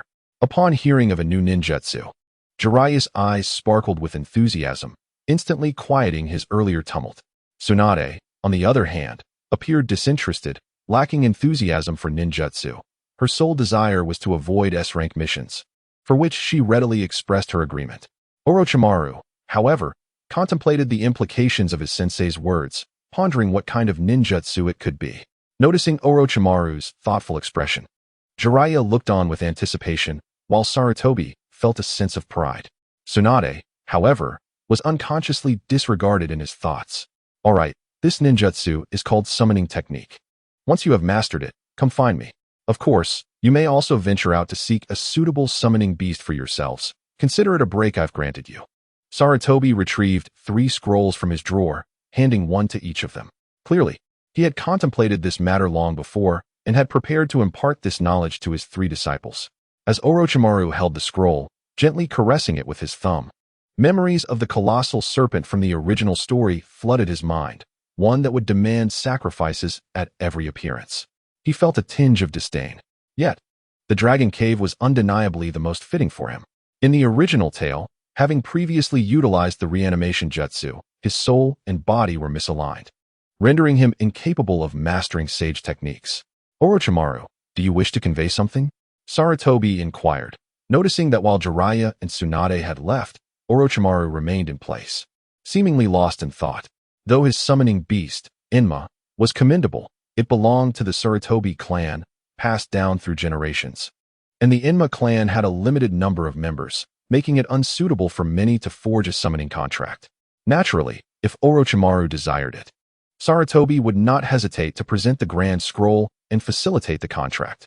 Snapped back to reality by Sarutobi's question, Orochimaru replied softly, Sensei, I'm fine. I'll take my leave now. Please take care of yourself. Orochimaru uttered a few polite words before departing, lost in contemplation during his journey home. He wondered if he should follow Jiraiya's example, forming hand seals to reverse summon himself into the summoning realm. Alternatively, he could seek the Jagon clan, for the entrance to the Dragon Cave should lie nearby. Upon returning home, Orochimaru immersed himself in research, intent on mastering this ninjutsu first. As for future endeavors, he believed that solutions would present themselves in due time. He had considered taking action against Inma. However, whether Inma possessed sage techniques remained uncertain. Though formidable in battle, Inma's smaller size would be a disadvantage on a grand battlefield. He envisioned summoning creatures like slugs, toads, and snakes, which would provide a strategic advantage in large-scale conflicts. Certainly, Inma could transform into a staff akin to the Rui Jingu Bang, reminiscent of the Monkey King wielding a staff. However, Orochimaru also cherished his Kusanagi sword, believing it to be far more aesthetically pleasing. Most importantly, it was a legendary weapon. Brandishing it would undoubtedly attract attention. With these thoughts in mind, he refined his aspirations. He sought a formidable summoning beast capable of learning sage techniques, while also endeavoring to locate his sword, fully arming himself for the challenges ahead. Ideally, he would acquire Raikiri by the time Kakashi was born, transforming into the embodiment of lightning, conjuring various dazzling techniques he had already envisioned. As he indulged in these musings, Orochimaru sensed something amiss. He recalled that in the original narrative, Jiraiya had been envious of his and Tsunade's summoning beasts, leading him to impulsively reverse summon to Mount Myaboku. But where had his snake gone? Suddenly, Orochimaru felt bewildered and somewhat helpless. Given his former self's disposition, it was likely that he had encountered a striking serpent on the way, discovering it possessed some degree of intelligence, and, being an avid snake enthusiast, had naturally forged a summoning contract to raise it for battle alongside him. He imagined summoning a grand serpent from the Dragon Cave, ready for combat. After all, the thoughts of geniuses often meander in peculiar directions. Take Itachi and Shursui, who raised a flock of crows to serve as their summoning beasts. Contemplating this notion, Orochimaru felt increasingly disconcerted. If he were to follow this line of reasoning, it would be fraught with uncertainty. Detected host's needs, prerequisite conditions for summoning technique met.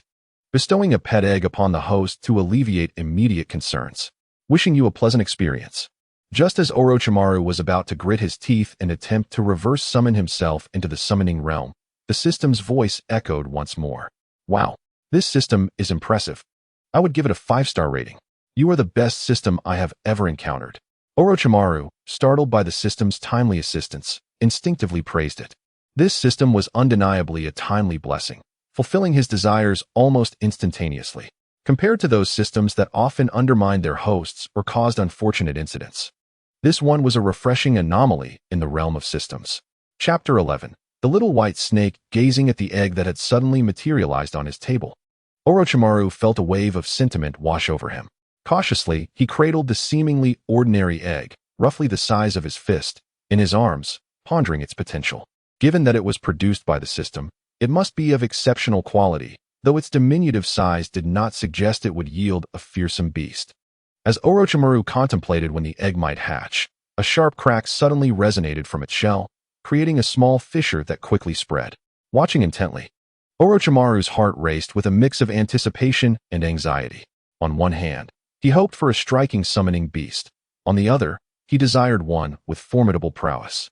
Most importantly, he wished for it to grow quickly. Otherwise, waiting decades for it to become powerful would be a trivial endeavor.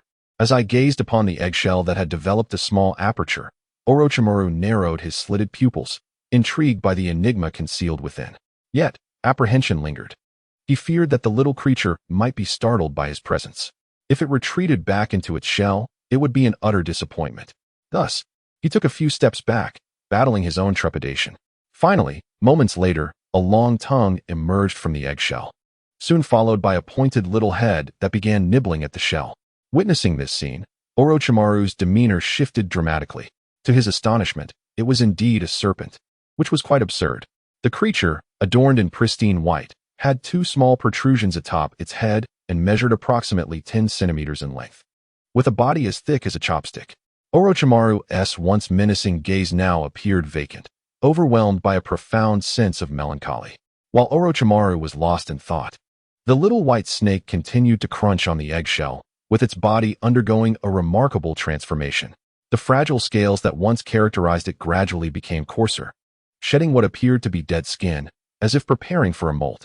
After consuming the last remnants of the eggshell, the little serpent scuttled into a corner of the bed, exerting effort to stretch and wriggle, entering the process of shedding its skin.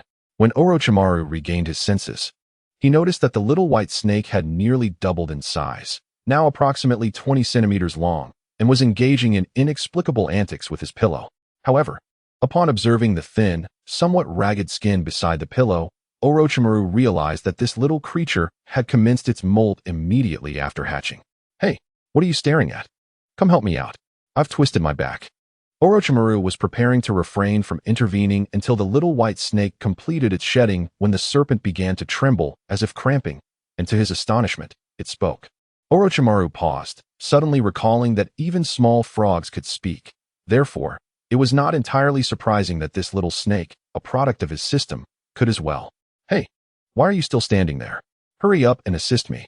Do you want me to be your elder brother or not?"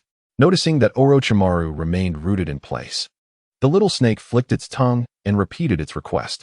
Hearing its words, Orochimaru furrowed his brow slightly. "Elder brother? You deem me worthy of such a title?" Despite his incredulity, he grasped the little snake by its midsection and, seizing a flap of the dead skin, he pulled. "Ouch! What the hell? Are you trying to murder me? My freshly hatched skin is quite delicate." Observing the little snake lying limp on the bed, Orochimaru was left in a state of confusion. He prodded the creature with his finger, turning it over. "Ouch! I've regained my senses. You nearly sent me to the afterlife." The little white snake stared vacantly ahead and murmured, "You're not dead. I thought you had perished." Orochimaru, eyeing the blood-stained shed skin in his hand, felt a wave of exasperation wash over him. "This tiny injury causes such distress. If I were on the battlefield, you'd be the first to cry for retreat. Why do you speak as if you wish for my demise? You've certainly invoked great trouble for yourself. Do not come seeking my aid later." The little white snake's words interrupted Orochimaru's thoughts, leaving him momentarily bewildered. What do you mean by that? He inquired, puzzled. The little snake flicked its tongue. I'm thirsty. Fetch me a glass of water. It offered no further explanation, merely reiterating its request. Orochimaru stroked his chin, sensing an ominous premonition. After a moment's contemplation, he approached the table and poured a glass of water, placing it beside the enigmatic little serpent. He watched with quiet amusement as the creature arched its body, preparing to drink. It was quite fascinating. In his previous life, he had harbored a deep fear of snakes, yet in this life, he found himself nurturing one as a pet. Now can we discuss the trouble I've caused? Orochimaru steadied the teacup, and, after the little snake quenched its thirst, he gently inquired. Noticing Orochimaru's favorable demeanor, the little snake flicked its tongue and asked, How did you manage to liberate me? And what of this contract binding us? The little snake's gaze bore into Orochimaru as though attempting to see through him. Orochimaru, taken aback by the seriousness of the little snake, stammered. When did I ever liberate you? What contract are you referring to? We haven't even established a summoning contract. His confusion was palpable. Then, as if a light bulb had flickered in his mind, he froze. He suddenly recalled that the egg had been produced by the system, implying that it had not simply materialized. Rather, it had been stolen from somewhere. The contract the little snake mentioned was likely the faint connection he felt with it in his mind. Watching Orochimaru deep in contemplation, the little snake seemed intrigued, flicking its tongue in anticipation. Where did you originally come from? If I said that another person was responsible for your theft, and I merely stumbled upon you, would you believe me? Perhaps you should return. We could pretend nothing ever occurred. Would that be acceptable? Orochimaru contemplated retreating, determined to conceal the system's existence, and began weaving a tale. Observing his evasive behavior, the little white snake experienced for the first time the treachery of the human world. It was quite absurd. You signed a contract, and the egg has hatched. Now you wish to deny it? That is truly ridiculous. I've informed you. Our clan is one of the 3 formidable forces in the summoning realm. Do you know of the summoning beasts outside? They are mere trifles. Chapter 12. The Secrets of the White Snake Clan. Oh, you boast such prowess? My teacher's summoning beast can transform into a weapon, capable of altering size at will. Orochimaru feigned ignorance. He could never admit to the crime of stealing an egg. The consequences could lead to familial repercussions, and in the future, if he were to achieve unparalleled strength, such a stain would be irreparable. As for the so-called contract, he remained somewhat perplexed, as the system had provided no clarification or instruction manual, leaving him in a state of bewilderment. I must take my leave. If I linger any longer, my mother will surely come looking for me. Should that occur, it would spell disaster for your ninja world. Just as Orochimaru pondered what excuse to concoct next, the little white snake spoke gently, startling him. This little white snake appeared to possess some significance, its bravado striking. Orochimaru was about to respond when the serpent's form dissolved into a swirl of white mist, vanishing from sight. Who has stolen my child? It was merely an egg. A colossal white serpent, stretching several thousand meters, roared in fury. The entire realm trembled, as if on the verge of collapse. Calm yourself, White Snake Sage. We have radiated from the dragon transformation pool and will leave no stone unturned. We shall retrieve the young sage. The great white serpent, adorned with dragon horns, was revealed to have already transformed into a flood dragon. At that moment, she fixed her gaze upon a less talented clan member. Do you understand? My child possesses the greatest potential to transform into a dragon in a millennium. The incubation alone has taken 81 years, and it has been immersed in the dragon transformation pool the entire time. Once it hatches, it will become a flood dragon. Before the White Snake Sage could elaborate further, a realization dawned upon her. She could not entirely blame her clan members. Even she had only discovered her child was missing after the incident occurred. What more could be expected from these lesser beings? Upon reflection, a surge of determination coursed through her being and the towering figures of her kin. Each several hundred meters in length and a mere 10 meters in girth, vanished from sight. She gazed, perturbed. Spatial fluctuations? Who could it be? The earth lay silent for a brief moment. Suddenly, the white serpent sage sensed a disturbance in the fabric of space nearby, rousing her from her reverie. Mother, it is I. I have returned. As the little white serpent touched the ground, it beheld the majestic and unyielding form of its mother, swallowing hard. The white serpent sage, taken aback, exclaimed, "Who is your mother?" Do not call out carelessly. Instinctively responding, she seemed to recall something. and her previously vertical pupils appeared on the verge of transforming into round ones.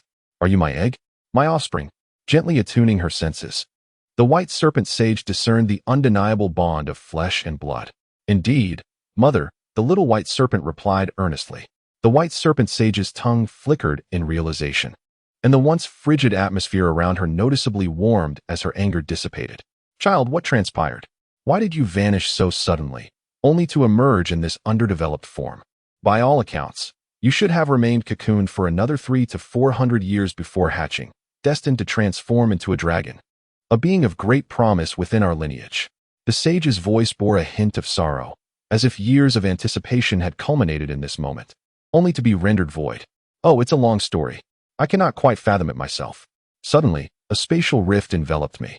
By the time I regained consciousness, I had unwittingly entered into a pact, and then I found myself emerging into this world. Previously, I could not escape, yet this time, it happened so effortlessly. What astonished me most was that my summoner was merely a child, likely using a summoning beast for the first time and encountering unforeseen circumstances, which led to my abrupt transportation. The little white serpent began its analysis, forming conjectures based on the available information. Little did it realize that Orochimaru possessed a system of advanced technology, believing instead that fate had conspired against it. How could this be? Our clan has not entered into a contract with humans in ages. Without such a pact, how could you have been summoned? Without a contract, it is utterly futile. At best, one could employ reverse summoning techniques to transport you to our dragon lair. The white serpent sage pondered, her tongue flicking out in thought as she conjured a scroll, several dozen meters in size. Upon unfolding it, she was struck with disbelief as names appeared upon it. Good grief! Not only did they summon my son without reason or logic, but they also dared to include me? The white serpent sage's shock deepened. For this scroll belonged to their clan's summoning contracts. If the chakra was sufficient, even she could be summoned. Their clan, the rulers of the dragon lair, had the purple serpents as their subordinates, while other colored serpents served various purposes. Typically, purple serpents would venture into the ninja world to establish their presence and recruit allies. Though not large, they were significant enough to hold their own. Reflecting on this, the white serpent sage felt a wave of despondence wash over her. Despite the seemingly endless lifespan of their kind, dependent on shedding their skin, she sensed that her own potential had been exhausted, rendering her incapable of transforming into a dragon. Having placed her hopes upon the little white serpent, she was dismayed to see her long-laid plans unravel so swiftly. She had already chosen a name for the little one, Little White Dragon. Alas, it seemed that name would never be realized. With these thoughts, the white serpent sage's mood darkened further. Her wayward son had not fulfilled her expectations, and to add insult to injury, he had inadvertently entangled her in this predicament. However, recalling that summoning her would require an immense amount of chakra, she felt slightly better. You should immerse yourself in the dragon transformation pool. Strive to mature into a flood dragon soon. Perhaps there remains hope for your eventual transformation into a true dragon. Contemplating this, the white serpent sage's spirits began to lift as she reconciled with her situation. Noticing her mother's discontent, the little white serpent quietly slithered into the transformation pool to soak. The white serpent sage observed her diminutive offspring, growing increasingly irked by its presence, and chose to avert her gaze. Gradually, her colossal form began to retreat into the depths. As she moved, she paused, whispering softly, "Perhaps I should consider laying another egg?" She felt as though her current endeavor had faltered, akin to starting anew. This egg, forged from dragon blood and sage power, had initially brimmed with potential, only to meet such an unfortunate fate. Yet, she recognized that rather than languishing in the endless flow of time, it might be more fulfilling to bear another child to pass the time. Chapter 13. Departing the village for training Orochimaru. Shall we venture into the ninja world together? Let us seek out a summoning beast. The following day, Jiraiya mysteriously approached Orochimaru, expressing his desire. No need. I already possess a summoning beast. I shall not accompany you on your escapade, Orochimaru replied softly, unwilling to join Jiraiya.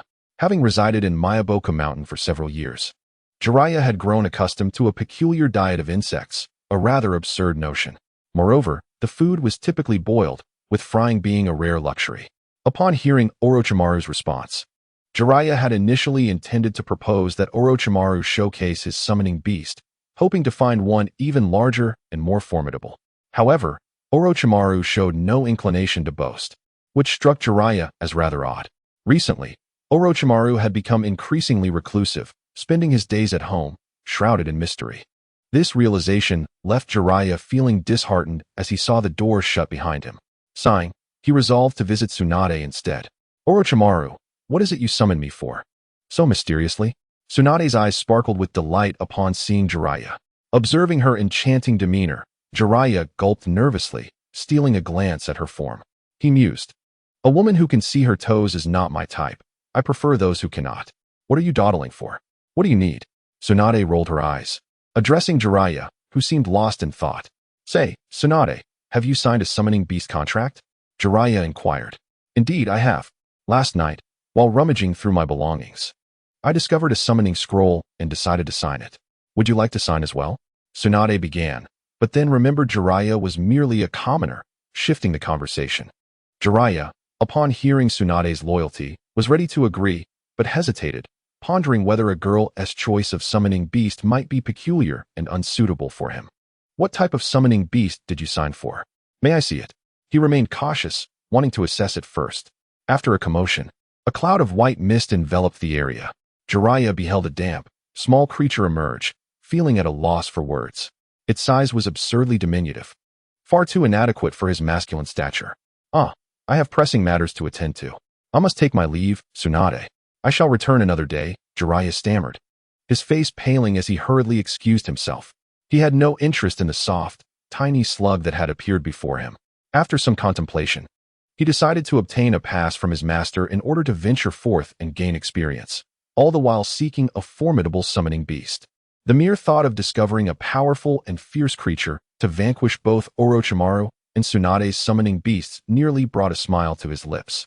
With remarkable ease, Jiraiya secured a pass in his possession. Sarutobi Hiruzen merely cautioned him to exercise caution without offering further commentary. The current ninja world was relatively peaceful, so he harbored no significant concerns. Dispatching a member of the Umbu to act as a bodyguard would suffice.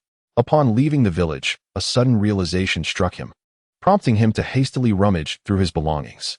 Ultimately, he discovered that his plans for adventure were somewhat thwarted, as his entire fortune amounted to merely over 1,000 ryo, far from sufficient for sustenance. Aside from completing missions for income, he possessed no other means of earning money, which struck him as quite absurd.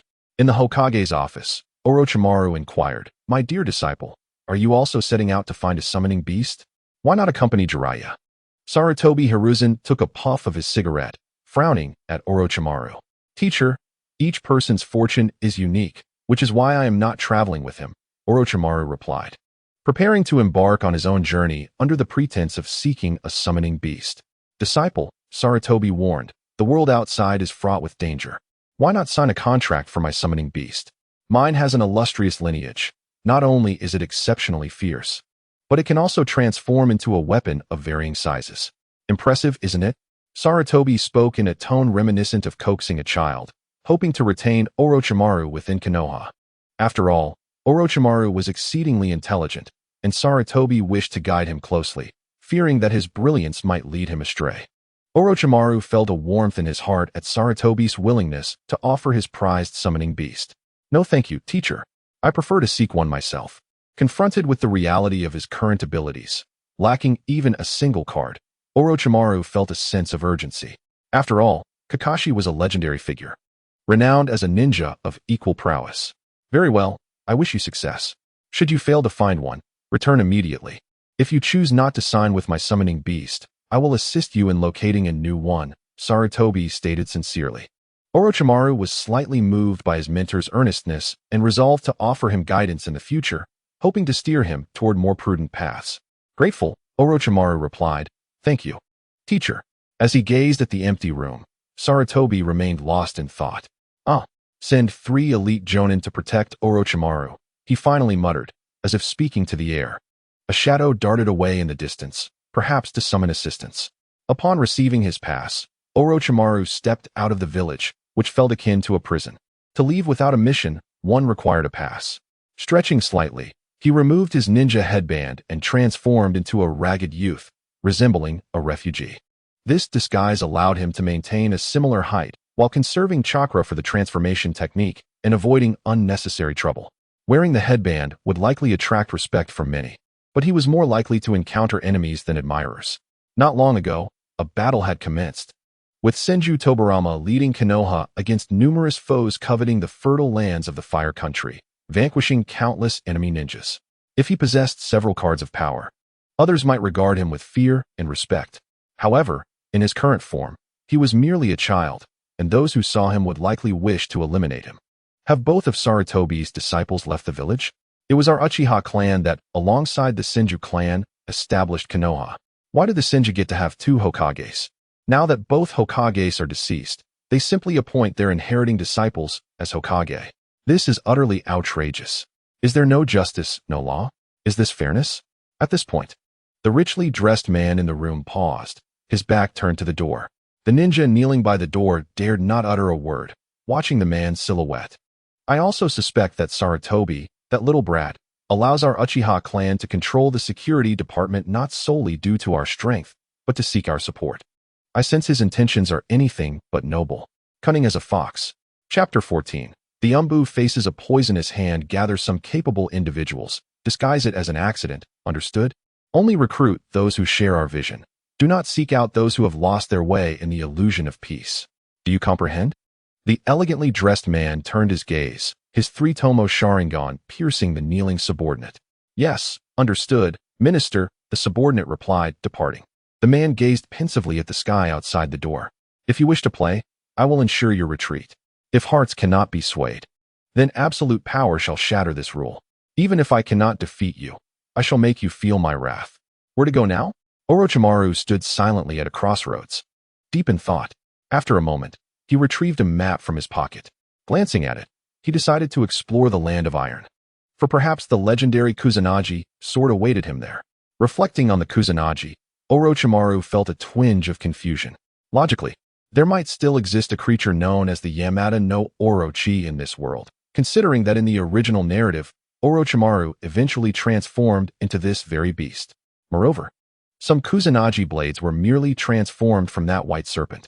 The most perplexing aspect was the uncertainty surrounding the quantity of Kusanagi swords. In the original story, several appeared. If they were indeed derived from serpents, that reasoning would be flawed.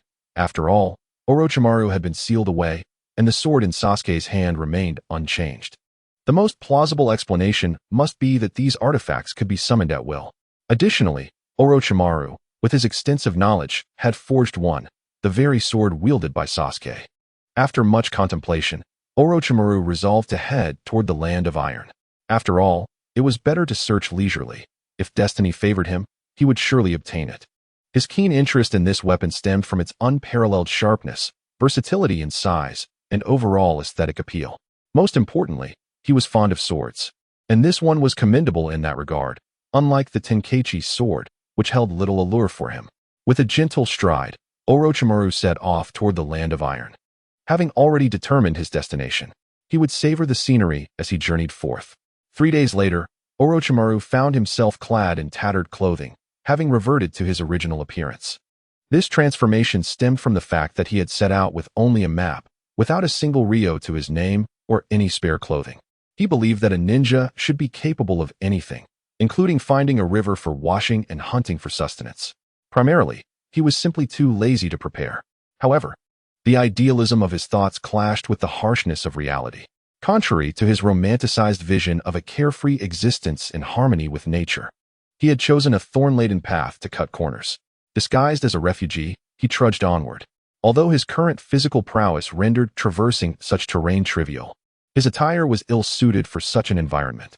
Consequently, within mere hours, his clothing was nearly shredded, resembling that of an actual beggar. When he finally resolved to hunt for food, he was met with the harsh truths of nature. He had not only lost the card of chakra he expected to possess, but felt as if he barely had 1/7 of it. Cursing under his breath, he lamented the challenge of capturing an adorable rabbit for companionship, a task that seemed absurdly elusive. The rabbits in the wild exhibited remarkable agility, their swift movements rendering them nearly invisible, even their tails vanishing from sight. Eventually, he stumbled upon a flowing river, where he skillfully caught 2 plump fish, preparing them for a delightful roast. After thoroughly cleansing himself, he realized that his clothes remained damp. attempting to dry them with chakra. He soon discovered his lack of expertise in such advanced techniques. This series of blunders by Orochimaru left the hidden members of the Umbu in fits of laughter. However, it was precisely these missteps that led their group into peril. Orochimaru's penchant for secluded locations necessitated resupply for his protectors, prompting them to send reinforcements. Those who accompanied him would leave behind distinctive signals to guide subsequent teams. Finally catching up to them, the question arose, how should they proceed? Two seemingly unassuming men, akin to lumberjacks, convened. One proposed a straightforward solution. Let us eliminate them, then disguise ourselves afterward. Why complicate matters? The other, a robust figure who appeared to be the leader, pondered the suggestion. After a moment's contemplation, he replied with a hint of irritation, "What are you thinking? While our clan may excel in one-on-one combat, the opposition consists of experienced Umbu operatives, and we have 3 formidable foes shadowing us. Didn't we agree that only one Umbu would follow from each side?" The leader expressed his frustration. The adversaries were not merely standard shinobi. They were special jonin, stronger than shunin, yet not quite up to jonin standards, tasked with assassination due to the high-profile nature of fully fledged jonin, who were often monitored. After all, jonin represented considerable combat prowess, surpassing the basic skills of lower-ranked shinobi. Once we neutralize the trailing Umbu, it will be a straightforward 2-on-2. Both of us possess the Sharingan. Engaging them one at a time should prove effortless, the leader suggested. The seemingly simple-minded companion listened attentively. Not long after, amidst the grass, the 2 burly men adopted serious expressions as they neared their target. We must act according to plan and avoid alarming them, the leader cautioned once more. Understood. I'll use Jinjutsu to incapacitate him immediately, suppressing his chakra fluctuations and ensuring he cannot alert his comrades, the other replied, demonstrating a keen understanding of the strategy. However, as they proceeded, an unexpected voice disrupted their focus. Who goes there? A masked figure darted through the trees, suddenly halting, sensing danger. What do you want? Is this your territory? You can't even relieve yourself without interference? A figure emerged from behind a tree, adjusting his pants. The Umbu operative breathed a sigh of relief, recognizing the intruder. Who are you?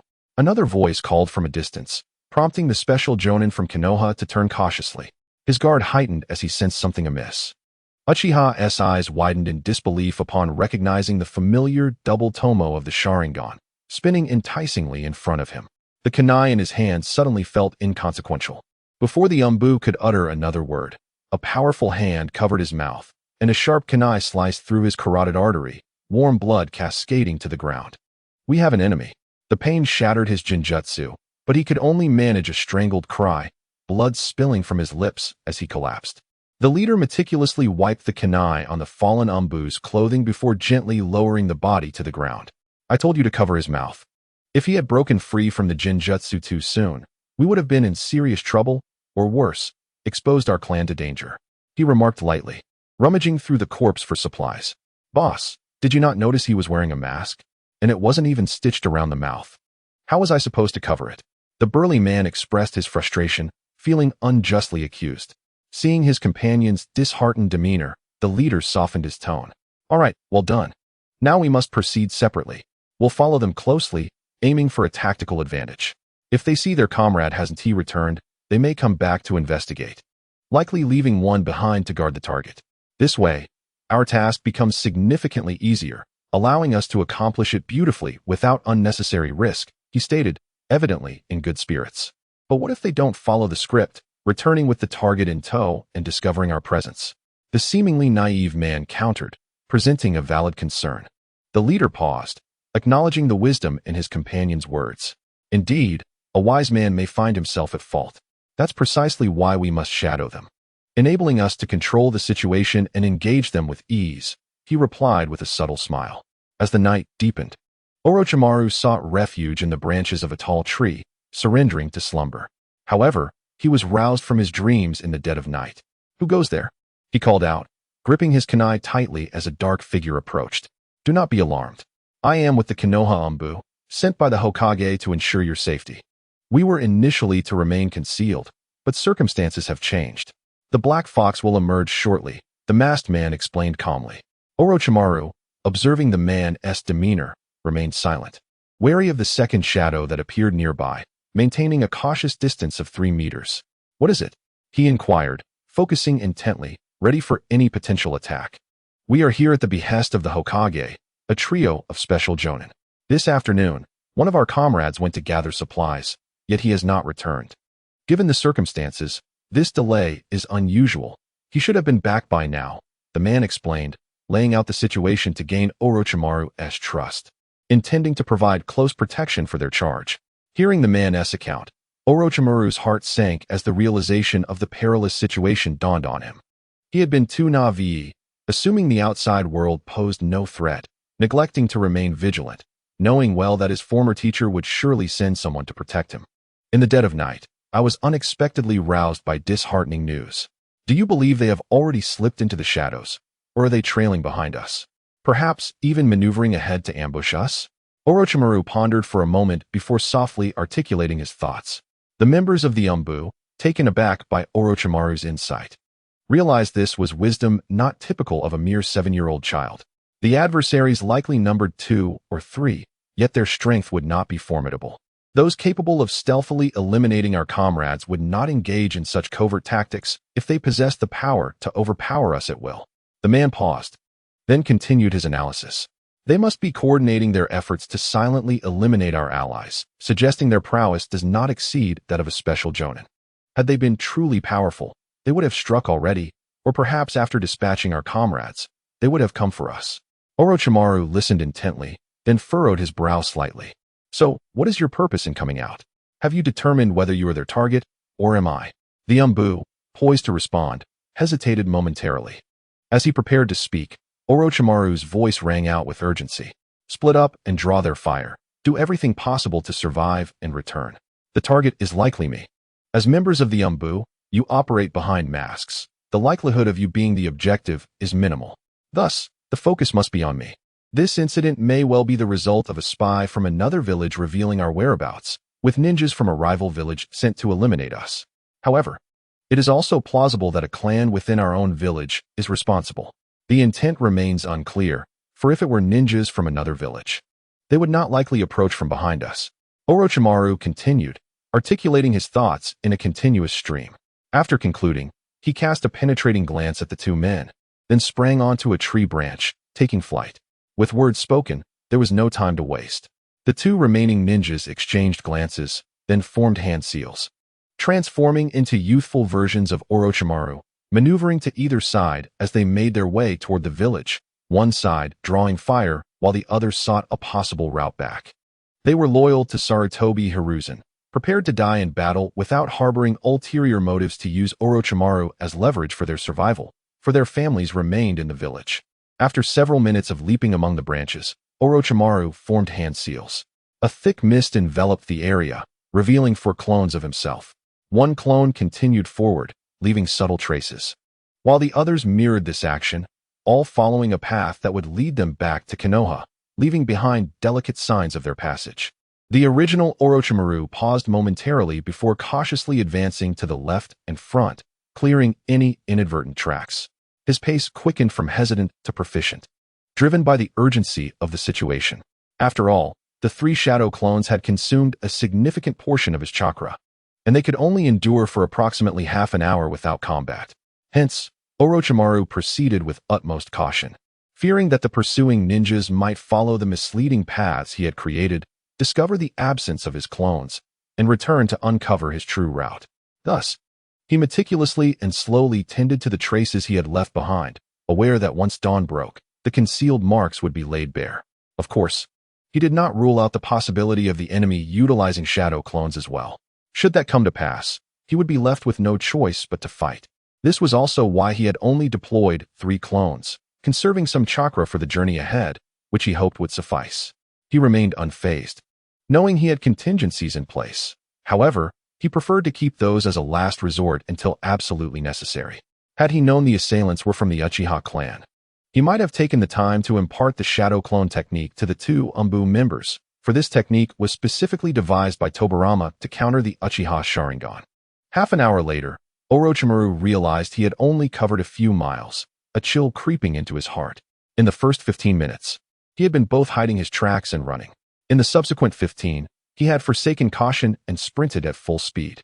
Waves of fatigue washed over him, and as he lay on the ground, staring vacantly at the sky, beads of cold sweat began to form on his forehead, his body feeling utterly drained. He had initially planned to wait for his shadow clones to dissipate before splitting them into two groups. Now, he recognized he had overestimated his own capabilities. He could hardly move. Exhaustion had compounded, rendering him immobile. Without at least half an hour of rest, he would not be able to rise. Contemplating his options, Orochimaru realized he had no choice but to rest in place. In his current state, even if he utilized his trump card, the likelihood of social death loomed large. Chapter 16.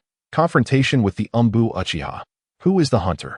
They had divided into three paths. What now? The seemingly simple-minded man murmured. The leader remained stationary, contemplating. After a moment, he suggested, let us split into two groups to eliminate the two retreating. The ones fleeing outward are inconsequential. We can pursue them later. With that, the leader vanished in a flash, pursuing the fleeing figures. The simple-looking man, seeing the leader had departed, also vanished, heading in the opposite direction. In the dense forest, an disguised as Orochimaru paused. Come out. There is no need to hide. A thin mist enveloped him, revealing the member's true form. Impressive sensory skills, but alas. A voice emerged from the shadows, responding. Mid-sentence, a figure wielding a long sword closed the distance to within 3 meters of the Upon witnessing the imminent threat, the heart sank. Grasping 3 kunai, he hurled them without hesitation. The Uchiha, observing the incoming kunai, deftly swung his sword, deflecting them to the ground. Such remarkable reflexes and insight at such close range signaled exceptional swordsmanship. Bang, bang, bang. A series of explosive sounds erupted. The kunai launched by the were embedded with explosive tags, and amidst the dim night, the Uchiha initially failed to perceive the danger. By the time he realized, the tags had already ignited, exploding in a brilliant flash. The watched intently as the smoke from the explosion billowed forth. Knowing 3 explosive tags would not suffice to eliminate his opponent, his true intent was to create a cacophony, signaling his comrades and Orochimaru, warning them to exercise caution against potential ambushes. As the smoke dissipated, a vague shadow gradually took shape. The once awkward figure transformed into a slender man, standing around 6 feet tall. Truly a skilled yet. The slender man's pupils turned blood red, for black tomo appearing above his irises, exuding an ominous aura. Sharingan. Uchiha. The voice quivered with fear. He had not anticipated an attack from the Uchiha clan. His expression shifted dramatically beneath the mask. In that moment, he recalled much. The slender figure clad in dark garb, his gaze cold and indifferent, fixated on the member before him. Do not resist. I shall grant you a painless death, the Uchiha leader stated with an air of indifference, as if the were mere fodder. The members of the heads bowed, scrutinized the opposing figure in an attempt to gauge their intentions. However, the night was decidedly unfavorable for him. You have already glimpsed my eyes. Do you believe these futile gestures can alter your fate? The Uchiha spoke calmly, weaving words to unsettle his opponent. With the adversary masked, he found it difficult to discern their thoughts through mere expressions. A sense of dread enveloped the feeling akin to prey. Yet, he dared not underestimate the situation. Fingers subtly forming seals as his chakra surged chaotically, striving to dispel the illusion. Noticing the bait had been taken, a smirk crept upon the Uchiha's lips, accompanied by a cold chuckle. Just as the adversary initiated their seals, attempting to break the non-existent Jinjutsu, he vanished in a flash. With remarkable insight, he fixated on his opponent, his blade aimed menacingly at the neck. Strike true, and escape would be impossible. The expression darkened as he executed a precise kick towards the wrist of the Uchiha's sword arm. The trajectory of the Uchiha's blade shifted subtly, now descending straight downwards as if to sever a leg. Simultaneously, he taunted, "Your every action is laid bare before my eyes. There is no escape." The sensing the sudden change in tactics, bent his standing leg slightly and propelled himself backward, preparing to evade the strike. A commendable response, the Uchiha noted. Wiping the blood from his blade, he had merely grazed the adversary's calf. Observing the frozen in place, fearful of revealing a weakness, the Uchiha sheathed his sword behind him and formed seals with both hands, rapidly creating 4 in a second, his chest swelling slightly. The witnessing this, exhibited no sign of carelessness. His hands delved into his ninja tool pouch, retrieving 8 shuriken without hesitation, hurling them towards the Uchiha. Unfazed, the Uchiha placed his left hand to his mouth, unleashing a massive fireball that surged towards the Umbu. The shuriken, too flimsy, were easily swept away by the fire release. Taken aback by the ferocity and speed of the Uchiha's jutsu, the Umbu's pupils widened as the fireball rapidly expanded, hurtling towards him. Yet, beneath the mask, his gaze remained unchanged. He had anticipated this and prepared a counter. With a sudden boom, a plume of white mist erupted, dissipating to reveal only a wooden log remaining in its stead. Unbeknownst to the Uchiha, the Umbu had stealthily employed a substitution technique, evading the Uchiha clan's keen sight. The blazing fireball obscured the Uchiha's vision, and upon hearing a soft sound ahead, the experienced Uchiha swiftly dispelled his jutsu. His Sharingan began to scan the surroundings, searching for the Umbu's silhouette. In the shadows, the Umbu, masked and crouched upon a branch, fixated on the indistinct figure below, daring not to make a sound lest he reveal his position. A drop of blood fell from the injured calf, splattering onto the branch and continuing its descent. The Umbu's palms began to perspire from anxiety, oblivious to the bleeding wound on his leg. Below, the Uchiha stood immobile, suddenly pausing, finger twitching slightly. Moments later, he took a cautious step forward. Could that scoundrel have escaped? The dark, silent forest echoed with the Uchiha's self-talk as he advanced a few more steps. The Umbu clenched his fists tightly, watching the formidable foe below, believing he had evaded detection, his breaths becoming shallow. Carefully, he began to plot his escape route. As the ominous figure grew distant, the Umbu exhaled softly, his taut nerves finally relaxing. Yet, the pain from his leg wound surged, sending a piercing sensation through him. He froze, glancing down to see blood trickling from the branch onto the leaves below, uncertain where it flowed. The Umbu scrambled to his feet, hastily abandoning thoughts of his next destination, determined to flee the area first. However, just as he rose, he felt a piercing sensation in his back. A voice, chilling to the core, resonated from behind him. "Everything is visible to my eyes." The Umbu's pupils dilated as he stumbled forward. Thud! His body crashed heavily to the ground, blood oozing from his orifices. Upon witnessing his demise, the Uchiha felt a wave of relief wash over him. "You were far too weak, too naive." Chapter 17. The Inferno in the Forest. Umbu in peril. As the Umbu was dispatched, the Uchiha clan members finally caught up to the fleeing shadow. The leader of the Uchiha clan took a moment to rest upon a tree, subsequently employing several lesser-used jutsu to obliterate traces of the battle before pursuing in a third direction, the point where Orochimaru had parted ways with the Umbu. Orochimaru, having sufficiently recuperated, resumed his rapid advance. The recent explosions and the distant flames illuminated the realization that combat had indeed commenced. "You little brat, halt at once." The Uchiha, transformed into a burly figure, observed a petite silhouette ahead. With hands clasped behind him, he leapt effortlessly between trees, moving with remarkable agility. The Umbu, disguised as Orochimaru, heard the voice behind him but showed no intention of stopping. Minutes prior, the flames and explosive tags had signified that a battle was underway. Moreover, when he sensed the enemy pursuing him, as the messenger, he had dispatched information, anticipating that within hours, the news would reach Konoha. His sole desire was to distance himself further, to delay the enemy, and afford the target a glimmer of hope for survival. 10 minutes later. "Why have you ceased your flight?" The Uchiha observed the frail figure ahead with curiosity, his tone slightly mocking. The Umbu, panting heavily and greedily inhaling the air, disregarded the taunt. In an instant, the seemingly clumsy figure morphed into a 14 or 15-year-old youth, seizing 6 kunai without hesitation, launching them forward, his Sharingan glowing ominously. With lethal intent, he aimed to strike. The Uchiha, unperturbed, conjured 6 kunai of his own. Bang! The Umbu, now in the guise of Orochimaru, transformed into a block of wood, 6 kunai embedded within it. The Uchiha paused, his gaze scanning the environment. When had he formed seals? Oh, it dawned on him.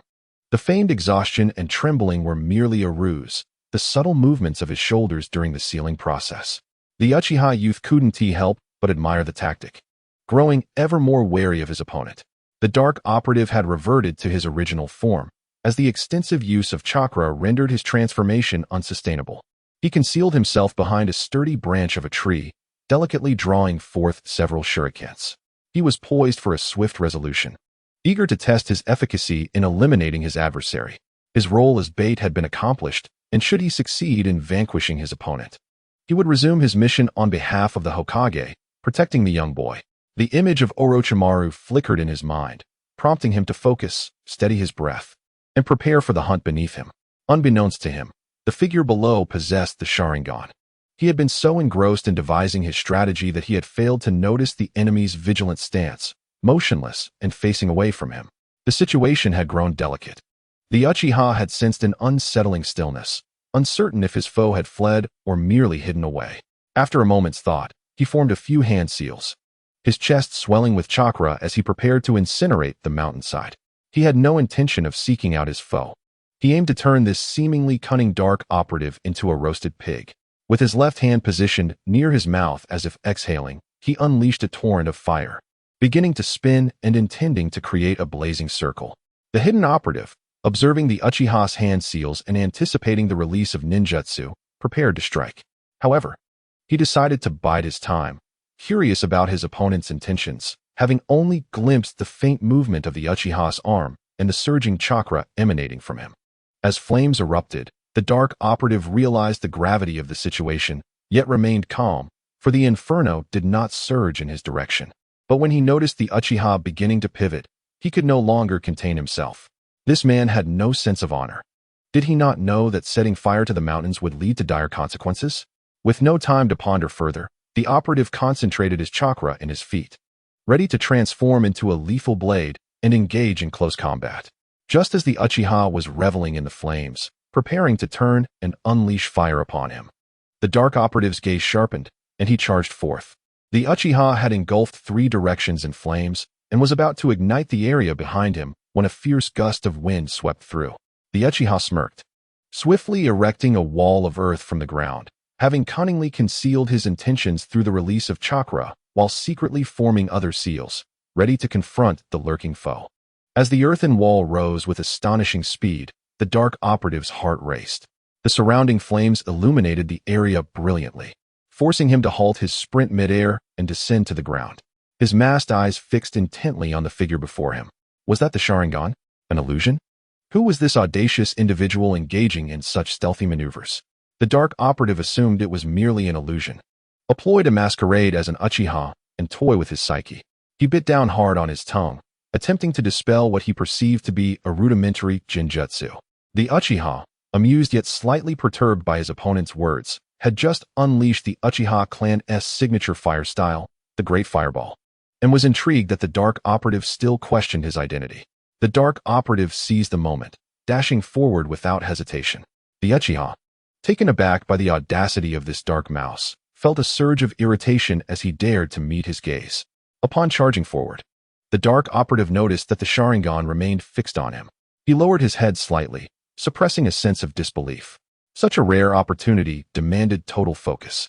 Hesitation would lead to defeat, and any delay in his movements would diminish his speed.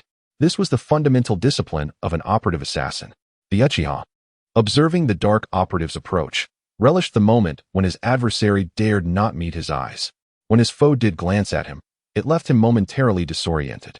Regardless of whether it was during training or combat, the mere activation of his Sharingan would intimidate others, causing them to avert their gaze. He had crafted his combat experience around this principle. As the Sharingan subtly spun, the once swift charge of the dark operative slowed to a crawl, his movements appearing as if time had decelerated. A sense of triumph surged within the Uchiha. This exquisite sensation was one he wished to share with no one.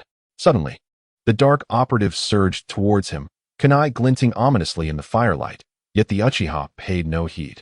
With fluid motion, he countered, striking the operative's wrist with a powerful blow, seizing the kunai. A brutal knee collided with the soft abdomen of his adversary. Suspended in the air, a boy of approximately 5 feet tall grasped the confiscated kunai as he descended gracefully to the ground. The dark operative was sent flying several meters, crashing against a tree and collapsing onto the ground, dazed and gazing vacantly at the crimson branches illuminated by the flames. Suddenly, he bolted upright, blood erupting from his mouth. He felt several ribs snap, and the fate of the organs they protected remained a mystery to him. Blood surged back into his throat, which he struggled to swallow. The Uchiha, witnessing the Dark Operative's resilience after his chakra-infused knee strike, felt a flicker of surprise but quickly dismissed it as the flames encroached, forming a circle around him. With a nimble flick of his toes, the Uchiha summoned blue chakra, launching a kick into the Dark Operative's solar plexus. In that moment, he departed, leaving behind a conflagration that reached for the heavens. On the ground lay a masked Dark Operative, his chest caved in with a gaping wound. Thus, all three Dark Operatives tasked with protecting Orochimaru had perished. However, the fire quickly spread, sending woodland creatures into a frenzy as they scattered in every direction. Their panic awakened those who had not been consumed by the flames, and instinctively, they began to flee, driven by an ancestral understanding of how to respond to such calamities. The mountains echoed with the sounds of their exodus, reminiscent of a migration as they sought to escape the inferno. Hours later, Orochimaru sat within a cave, watching the rapidly spreading flames in the distance, a chill settling in his heart. Yet, he remained untroubled, for a nearby river would serve as a barrier against the fire. A few hours later, near Konohagakure, a ninja hawk soared above before suddenly descending, caught by a figure clad entirely in black robes. Upon unfurling the scroll beneath the hawk's talons and confirming its contents, the figure drew forth a handful of shuriken, the green light glimmering in his grasp. The ninja eagle soared once more toward the sky, heading towards Konoha. There were no fewer than 10 figures clad in dark robes, all focused on a single direction as they returned with the eagle. This operation had persisted for several days, and they seemed to find great pleasure in it. Chapter 18. Hatake Tsukumo. A night passed without incident. Orochimaru had used various grasses to obscure the entrance of a small cave, preparing to spend the night within. A blazing fire in the sky made running away seem unwise and far too conspicuous. Moreover, small animals and the flames had erased all traces of his presence, rendering unnecessary any reckless flight that could jeopardize his safety. However, sleep eluded him entirely. The slightest rustle of the wind would awaken him. A day prior, Jiraiya had been searching in the mountains, feeling somewhat disheartened by the lackluster wildlife. The fatigue of recent travels had worn down his scant patience, especially as he saw no glimmer of hope. These small creatures were hardly suitable for summoning beasts, which only heightened his frustration. He reclined on a branch, taking a sip from his water flask. Suddenly, he sat upright, as if struck by a thought, hastily retrieving a scroll from his robe to study it intently. Oh, so that is how it is. Jiraiya placed the scroll back into his robe, his hands on his hips, gazing into the distance with a surge of confidence. In that moment, he felt a rush of ambition. After a brief respite, he began to form hand seals with utmost seriousness. Upon closer inspection, the technique he was about to perform was a variant of the summoning technique, slightly different yet complementary, the reverse summoning technique. Ha ha ha, the summoning realm, here I come. Upon completing the seals, Jiraiya burst into laughter. Alas, in the astonished eyes of the Umbu, he left behind only 5 words before vanishing from sight. The Umbu rushed to investigate, bewildered at the empty ground before them. They were left at a loss as to how to report to the Hokage. Should they inform him that his disciple had just stood before them, laughing uproariously with his hands on his hips, and then simply vanished? Surely, such a tale would earn them the Hokage's ire. 2 Uchiha sat by the riverbank, one tall and slender, the other shorter. The raging fire had drawn them together, as its ferocity left no trace for them to track. They were not hounds, lacking the keen noses to follow scents. The Umbu were well trained. They knew they could not defeat us and willingly became bait, even igniting a forest fire to thwart our efforts in eliminating their protected target. Such cunning was indeed admirable. The taller Uchiha leader gazed at the roaring flames, awe etched upon his face. The younger Uchiha, taken aback by his leader's admiration, hesitated. Yes, how cunning indeed. His eyes flickered, and he nodded in agreement, suddenly recalling that it was he who had set the fire. Leader, shall we continue the pursuit, or take another course of action? The youth inquired, shifting the topic. The leader pondered for a moment. What pursuit? The ninja world is vast. Who knows where he has fled? Why not return and enjoy ourselves? Besides, this mission's failure is not our fault. It was their intelligence that was flawed. They claimed there was only one Umbu when there were clearly 3. With this thought, he expressed his frustration. Had they possessed all 3, he might have continued the chase. After a brief rest, The two transformed once more and began their journey back. The fire would attract many eyes, and encountering acquaintances could complicate matters. 3 days later, in the Hokage's office. Hokage-sama, may I inquire as to why you summoned me? A boy of about 10, with striking silver hair tied in a ponytail and a chakra short blade strapped to his back, stood before Sarutobi Hiruzen. Tsukumo, I wish to ask for your assistance with a personal matter. Sarutobi sat back, regarding the youth with admiration. This was the essence of Konoha, when the youth thrived. So too did the village. The boy, despite his youth, had already begun to shine, having reached the rank of Jonin, merely awaiting a formal assessment. His talent rivaled that of his own disciple, Orochimaru, a high compliment indeed, for Sarutobi regarded Orochimaru's intellect as among the rarest in the world. Hokage-sama, what is it? Hatake Tsukumo replied calmly, with an air of nonchalance. Seeing Tsukumo before him reminded Sarutobi of his own composed disciple, Orochimaru, and a flicker of concern crossed his mind. Here is the situation. My disciple, Orochimaru, ventured out a few days ago. I dispatched 3 elite jonin from the Umbu to ensure his safety. Sarutobi took a puff from his pipe as he spoke, the tension palpable. Tsukumo listened intently. He had heard of Orochimaru's remarkable performance at the Ninja Academy, which had led to his being taken under the Hokage's wing. However, the specifics eluded him, as Sarutobi often concealed details to protect his pupil. They typically send a secret message every 2 days to update us on their status and my disciple's progress. However, it has now been over 3 days without word. I suspect something has gone awry, which is why I asked you to investigate, Sarutobi said softly, shedding his authoritative demeanor to reveal a concerned mentor. Tsukumo contemplated, analyzing the situation. Could it be they have strayed too far, or perhaps the ninja eagle encountered some misfortune?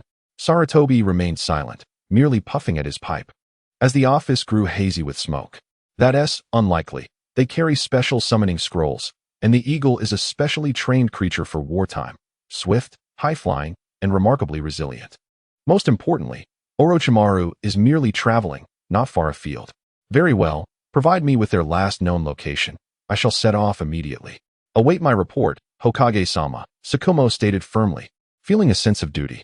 After all, Konoha was his home, and nurturing talented juniors would only fortify the village. He sensed something unusual in Sarutobi's words. Then I entrust this to you. It is imperative that you bring Orochimaru back. Sarutobi earnestly handed Tsukumo a scroll, his expression grave. Rest assured, Hokage-sama.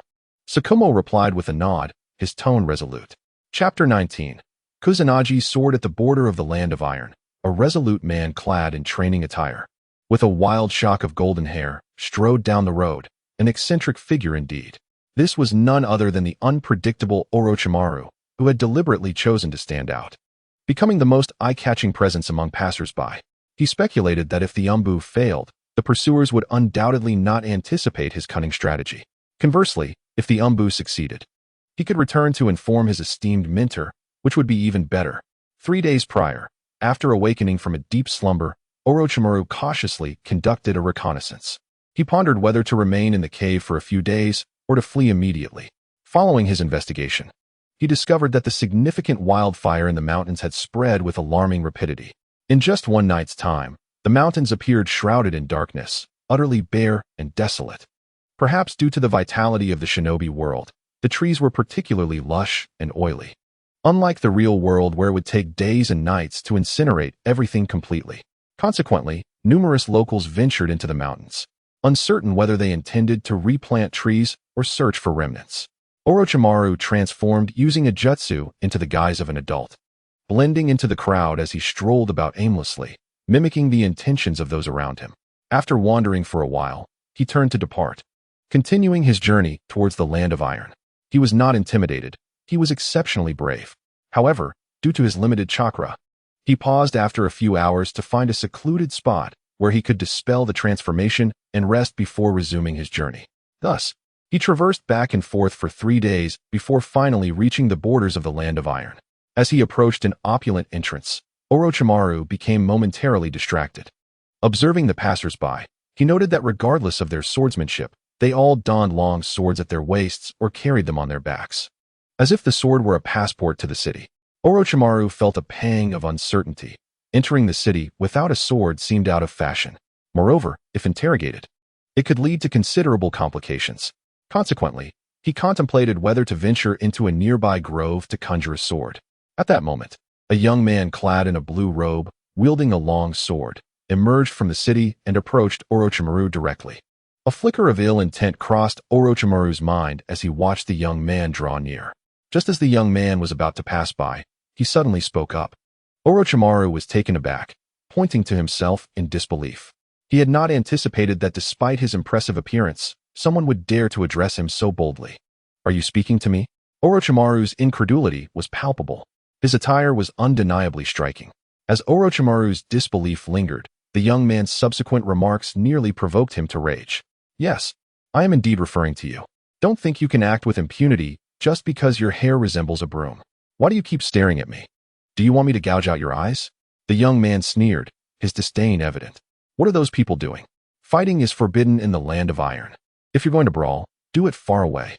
A soldier shouted from a distance, having noticed the brewing confrontation. Upon hearing the soldier's voice, the blue-robed youth shrugged nonchalantly. "Consider yourself fortunate. Otherwise, I would have gouged out your eyes to use as marbles for my pet." The young man wrinkled his nose, gazing at Orochimaru with contempt. Orochimaru stood momentarily dazed, astonished that a mere glance could lead to such a farcical situation. However, given the young man's brashness, he resolved not to back down. "Come, let us spar," he stated calmly, his expression unwavering, before heading towards a nearby grove. The young man, puzzled by Orochimaru's decisiveness, followed him. Reassured by the apparent lack of muscle beneath Orochimaru's peculiar clothing, he assumed his opponent lacked any significant skill and was eager to demonstrate the true essence of swordsmanship. After a moment, they stood facing each other. "I didn't expect you to possess a modicum of courage and vigor. I'll make your demise swift," the blue-robed youth declared as he unsheathed his long sword, revealing a weathered and battered scabbard that caught Orochimaru's eye. Just as Orochimaru contemplated the dismal state of the sword, a melodious sound of steel rang in his ears. "By the heavens, this sword?" Orochimaru mused, sensing something extraordinary about it. The sound of the blade was remarkable, particularly as the young man drew it, a flash of silver momentarily blinding Orochimaru. "How dazzling," he murmured, instinctively raising his left hand to shield his eyes from the blinding light.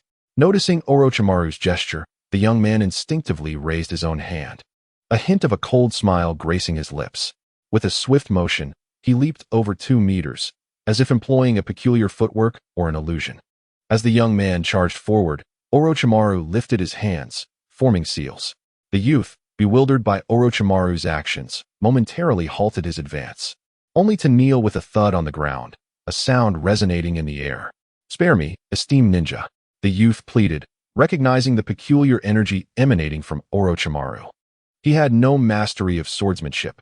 The sword was merely a stolen relic from the city, employed to conceal his identity by presenting a tattered fade. As he exited the city, he had intended to intimidate the gaunt Orochimaru, who appeared famished and frail, inadvertently underestimating him as a target. Yet, he never anticipated that the individual he chose to provoke was a ninja. Orochimaru, bewildered by the young man's sudden capitulation, pondered what had transpired. "Did you not wish to spar?" he queried, struggling to comprehend the young man's actions, suspecting it might be a ruse to lower his guard for a surprise attack. "Master, do you find the sword beautiful?" the young man inquired, lifting the sword aloft as if presenting a treasure, inching closer to Orochimaru while kneeling. Sensing the young man's approach, Orochimaru's heart raced, and he commanded, "Place the sword on the ground and retreat." His caution was well-founded. The art of the sword endured for a reason. While ninjas typically possessed formidable strength, utilizing chakra without any discernible weaknesses, their physical frailty rendered them vulnerable. If a swordsman closed in, a ninja might not even have the time to form seals before being fatally struck. Upon hearing Orochimaru's command, the young man complied without hesitation, placing the sword on the ground before retreating several paces on his knees. Observing the youth's compliance, Orochimaru felt a flicker of intrigue. He stepped forward, gently retrieving the sword. As he examined it, he noted that the blade, approximately 2 feet 8 inches in length, lacked the earlier dazzling display. A subtle sense of the sword's extraordinary nature stirred within him. As Orochimaru delicately traced his fingers along the blade, to his astonishment, his unexerted touch caused a cut to form, blood flowing forth and vanishing along the sword's surface. At that moment, Orochimaru was taken aback, sensing an inexplicable connection forming between his mind and the sword. The young man watched in awe as Orochimaru became entranced by his prized possession. Suppressing the reluctance in his heart, he knelt upon the ground and gradually retreated, quicker and quicker, until he stood approximately several meters away from Orochimaru. He then began to sprint, covering 3 or 4 strides with each leap, his movements remarkably extraordinary. By the time Orochimaru regained his senses, the figure of that good-hearted individual had vanished. He stood in a daze for a few seconds, almost chuckling, as a fragment of obscure information flitted through his mind, the name of a sword, the Kusanagi. Chapter 20. The cycle of heaven is just, yet who is spared? A moment of false elation. After a brief moment, Orochimaru collected himself, picked up the shattered scabbard from the ground, and sheathed the sword within it. He turned to leave, contemplating that such a fine treasure had been entrusted to him by the youth, who would likely return with others to reclaim it. At this time, chaos had already erupted in the city, as the Kusanagi, the family heirloom of the Kusanagi clan, had gone missing. Legend had it that this sword was forged from the tail of the 8-headed serpent slain by their ancestor, combined with some celestial iron, making it extraordinarily powerful. To prevent others from coveting it, they had long claimed that the sword had been lost. Little did they expect that today, it had truly vanished. As Orochimaru walked away, he pondered about visiting the Dragon Cave, hoping to practice some sage techniques. After all, he had inexplicably acquired the Kusanagi, and he certainly did not foresee that due to insufficient chakra, he had transformed into a rather gaunt version of Sun Wukong, leading to this amusing sequence of events. Yet, he began to contemplate whether all of this was influenced by the world's corrective forces, delivering everything that belonged to him through various unexpected means. If that were the case, it would spell trouble. It would imply that he might follow in the footsteps of his predecessor, Uncle Snake. The thought darkened Orochimaru's countenance, for if that were true, he would inevitably become Ant Snake. Even if he did not transform, the constant body swapping to prolong his existence was becoming increasingly distasteful, as each transition inflicted damage upon his soul. Reflecting on this, Orochimaru realized he was overthinking, halting his steps. He decided to first acquire sage techniques at the Dragon Cave.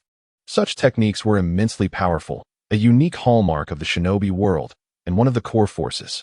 After all, only with formidable strength could he confront the unwelcome changes that were bound to come. Just as Orochimaru stood still, preparing to utilize reverse summoning, he failed to notice the ground beneath him beginning to shift. Suddenly, he felt his feet slip away, plunging into the depths below. What in the world is this? Orochimaru felt as if he were gliding down a runway. However, he paid little heed to it, and instead grew curious. For this scene resembled something out of a novel or film. Why was the entrance to this potentially inherited cave so peculiar, and did it not fear flooding during rain? Caught in such earnest contemplation, Orochimaru's heart jolted. Could this be the dwelling of some reptilian creature? It hardly resembled a cave of inheritance, as the entrance was far too slick. Orochimaru attempted to use his chakra to cling to the slippery passage, only to find that it was too smooth to adhere to. He steadied himself, preparing to control his chakra and perform hand seals to release ninjutsu. However, a surge of lightness interrupted his transformation technique. Moments later, he began forming hand seals, albeit slowly. After all, releasing ninjutsu required not only sealing but also precise chakra control. Yet, before he could complete his seals, he had already reached his destination, which left him with a peculiar expression. Before him lay a chamber akin to a secret room. Perhaps to prevent animals from straying in or rainwater from seeping through, a stone door stood before him, appearing rather formidable. Orochimaru's heart raced with excitement, feeling that fortune had smiled upon him today, as numerous fortuitous events had unfolded in his favor. With a brain enriched by contemporary knowledge and insights from various novels and films, he discovered the mechanism within 10 minutes and successfully activated it. The stone door trembled and began to slide open. With reverence, Orochimaru gazed at the door, hoping that upon its opening, he would uncover powerful ninjutsu, exquisite sword techniques, or at the very least, a trove of gold and jewels, as he would not be averse to such treasures. After all, if the stone door appeared so grand and sophisticated, anything of inferior quality within would hardly befit its stature. Filled with anticipation, Orochimaru eagerly awaited the door's opening, experiencing a rare emotion he hadn't felt in quite some time. The door creaked open, revealing a dim light within. Orochimaru sent in a shadow clone while he remained outside, vigilant despite the enticing allure of potential treasures ahead. After a brief wait, the shadow clone dissipated. Orochimaru's initial excitement began to fade as he contemplated stepping through the stone door.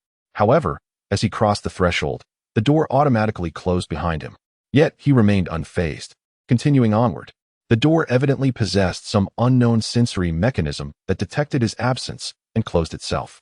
In this era of limited technology, such an arrangement seemed utterly remarkable. As he reached the center of the room, the faint light gradually brightened, allowing him to discern his surroundings clearly. The workbench, which had been described by his shadow clone, materialized before him. Upon the table were various jars and containers filled with murky substances, appearing rather impure compared to modern standards. A single sheet of paper lay atop the desk, its writing clear yet composed of an ink of peculiar origin. Orochimaru picked up the paper and read it quietly. The text conveyed that the previous occupant of this cave, the master of this small laboratory, had passed away without an heir. He had left behind his life's knowledge, waiting for a fateful successor. His knowledge was extensive and diverse, encompassing numerous small inventions, projects, and experimental data. What piqued Orochimaru's interest most was the mention of genetic engineering data. Although he had already glimpsed the message through his shadow clone, he could not resist reading it again. Is this the world's corrective force? Orochimaru murmured to himself. He observed that much of the experimental data related to the knowledge of the original Orochimaru, who was renowned for his vast expertise. Despite his youth, he had mastered the impure world reincarnation and the rebirth technique, along with cloning, which was indeed astonishing. Now, however, he found himself devoid of such skills, having arrived at this place. It appeared that an individual of a mere fraction of the original Orochimaru's prowess had dedicated his life as contributions to provide invaluable foundational knowledge for the present, albeit diminished, version of Orochimaru. Truth be told, Orochimaru was reluctant to delve into this material, as he had no desire to engage in such research. This endeavor would demand an inordinate amount of time, whereas he yearned for formidable power instead. The allure of strength was far greater. Yet, an insatiable curiosity began to stir within him. Like an instinct of the body, the desire to explore the vast ocean of knowledge surged within him. Orochimaru picked up a set of experimental data and began to peruse it, primarily to ascertain whether his rudimentary ninjutsu, which allowed for photographic memory, could be triggered by this material. If it failed to activate, he would have no choice but to bring Kabuto along. However, if it succeeded, Orochimaru would undoubtedly embrace it without hesitation, for the pursuit of sophistication necessitated a diverse array of knowledge. After all, even the art of boasting requires a well-prepared draft. Chapter 21. Arrival at the Dragon Cave. Orochimaru immersed himself in the documents for a full 3 days. Fortunately, he still possessed a fair amount of water. He was inherently a person of resolute character, and upon discovering that the material could indeed trigger his photographic memory, he delved deeper into his studies. By the second day, he found himself famished, but with only a small portion of the documents remaining, he resolved to endure. Knowing that he could finish them within half a day to a day, he was aware of the exit's location, but the entrance remained a mystery, likely situated where he had entered. Lacking confidence in his ability to locate it, he refrained from taking unnecessary risks, preferring to memorize the material in its entirety, for it might prove invaluable in the future. This entire endeavor was reliant upon the chakra within him. An ordinary person could never achieve such a feat, especially when the task at hand demanded considerable mental exertion to retain the information. Leaning against the exit, Orochimaru's slightly emaciated figure was illuminated by a ray of sunlight, exuding a unique allure, and his gaze had grown markedly deeper, radiating an air of wisdom. Previously, his eyes had only conveyed a spark of intelligence. After acclimating to the blinding sunlight outside, he drained the remaining water from his flask. Now weakened, he walked at a moderate pace, seeking sustenance and hydration. Half an hour later, Orochimaru finally discovered a small stream. He had long anticipated that a laboratory constructed in such a location would be situated near a water source. For those engrossed in research tend to neglect mundane concerns. An hour later, within a cave he had modified, the interior was shrouded in smoke. Though the exterior remained devoid of any visible haze, this was the extent of his capabilities. Given his current frailty, he could not consume raw food, as it might expose him to parasites and microorganisms, potentially leading to his demise. Thus, he opted for a treated method to start a fire. despite his gnawing hunger. He ate slowly, washing down the fish with boiled water. After finishing his meal, Orochimaru felt a significant resurgence of strength. He then employed a transformation technique and exited the cave, vowing never to subject himself to such a scenario again. Had he exerted this much effort during his studies in the past, gaining admission to a prestigious university would have been a mere formality. On Earth, a young man strolled along the road, curiously observing his surroundings. This place was astonishing, with iron horses darting about at incredible speeds. After acclimating to Chen Ke's body, Orochimaru began to cultivate chakra. Although Chen Ke was already 18 or 19 years old and his body had aged, it failed to hinder the astute Orochimaru. In less than half a month, he successfully extracted chakra from the seemingly useless Chen Que. During this time, he also familiarized himself with the electronic devices left behind in Chen Ke's room, mastering the use of his phone and computer. Now, he could simultaneously watch dramas while learning Chinese characters. He found the rich culture captivating, even recognizing various scripts and languages online. After delving into some history and the practices of this nation, a sardonic smile crept across his lips. If given the opportunity, once he attained a certain level of mastery, he intended to bestow a few ninjutsu upon this realm, eradicating the detritus that tarnished the language. Orochimaru believed that, before long, he would ignite a unique spark within Chen Ke's world. It is noteworthy that upon Orochimaru's occupation of Chen Ke's body, a certain anime vanished from the collective memory of this world. No one could recall or locate it anymore. As evening fell, Orochimaru, with a solemn expression, formed hand seals and established a mental link with the little white snake for navigation. With a soft sound, he vanished from his location. Moments later, he found himself beside a large pool of water where a white snake, approximately 4 to 5 centimeters in diameter, floated gracefully. Its length was indeterminate. As it lay languidly atop the water's surface, its tail coiled beneath its head, projecting an air of utter contentment. "Goodness, is that you, little white? Why have you grown so large?" Orochimaru exclaimed in astonishment. This snake was likely the little white serpent he knew. "Kid, do you really think you can call this 10-meter long, 30-centimeter wide snake little white?" The little white snake remained motionless, fully aware of Orochimaru's arrival, but disinterested in engaging. Orochimaru noted the snake's noticeable expansion since their last encounter, narrowing his eyes slightly. However, considering its remarkable growth, he refrained from provoking it. "So, where exactly is this place?" he inquired, scanning the surroundings casually. Initially, he had expected to face challenges from the purple snakes upon entering the dragon cave. Yet here, he was in an entirely unexpected environment. "Oh, this is the forbidden area of the dragon cave. Generally, snakes do not venture here," the little white snake replied, seemingly indifferent to Orochimaru's words. Their mental bond was far more intimate than a typical summoning relationship. Orochimaru paused, slightly taken aback by the little white snake's response. A red warning symbol appeared above his head, blinking ominously. Of course, this was merely a psychological effect. "Kid, what brings you here? I haven't seen you summon me for a little fun," the little white snake inquired, followed by a complaint. "Ah, don't even mention it. The past few days have been fraught with peril. I nearly met my end. I assumed you were still the size of a newborn and wouldn't dare summon you for a death wish. Plus, at your current size, you wouldn't stand a chance against them," Orochimaru confessed.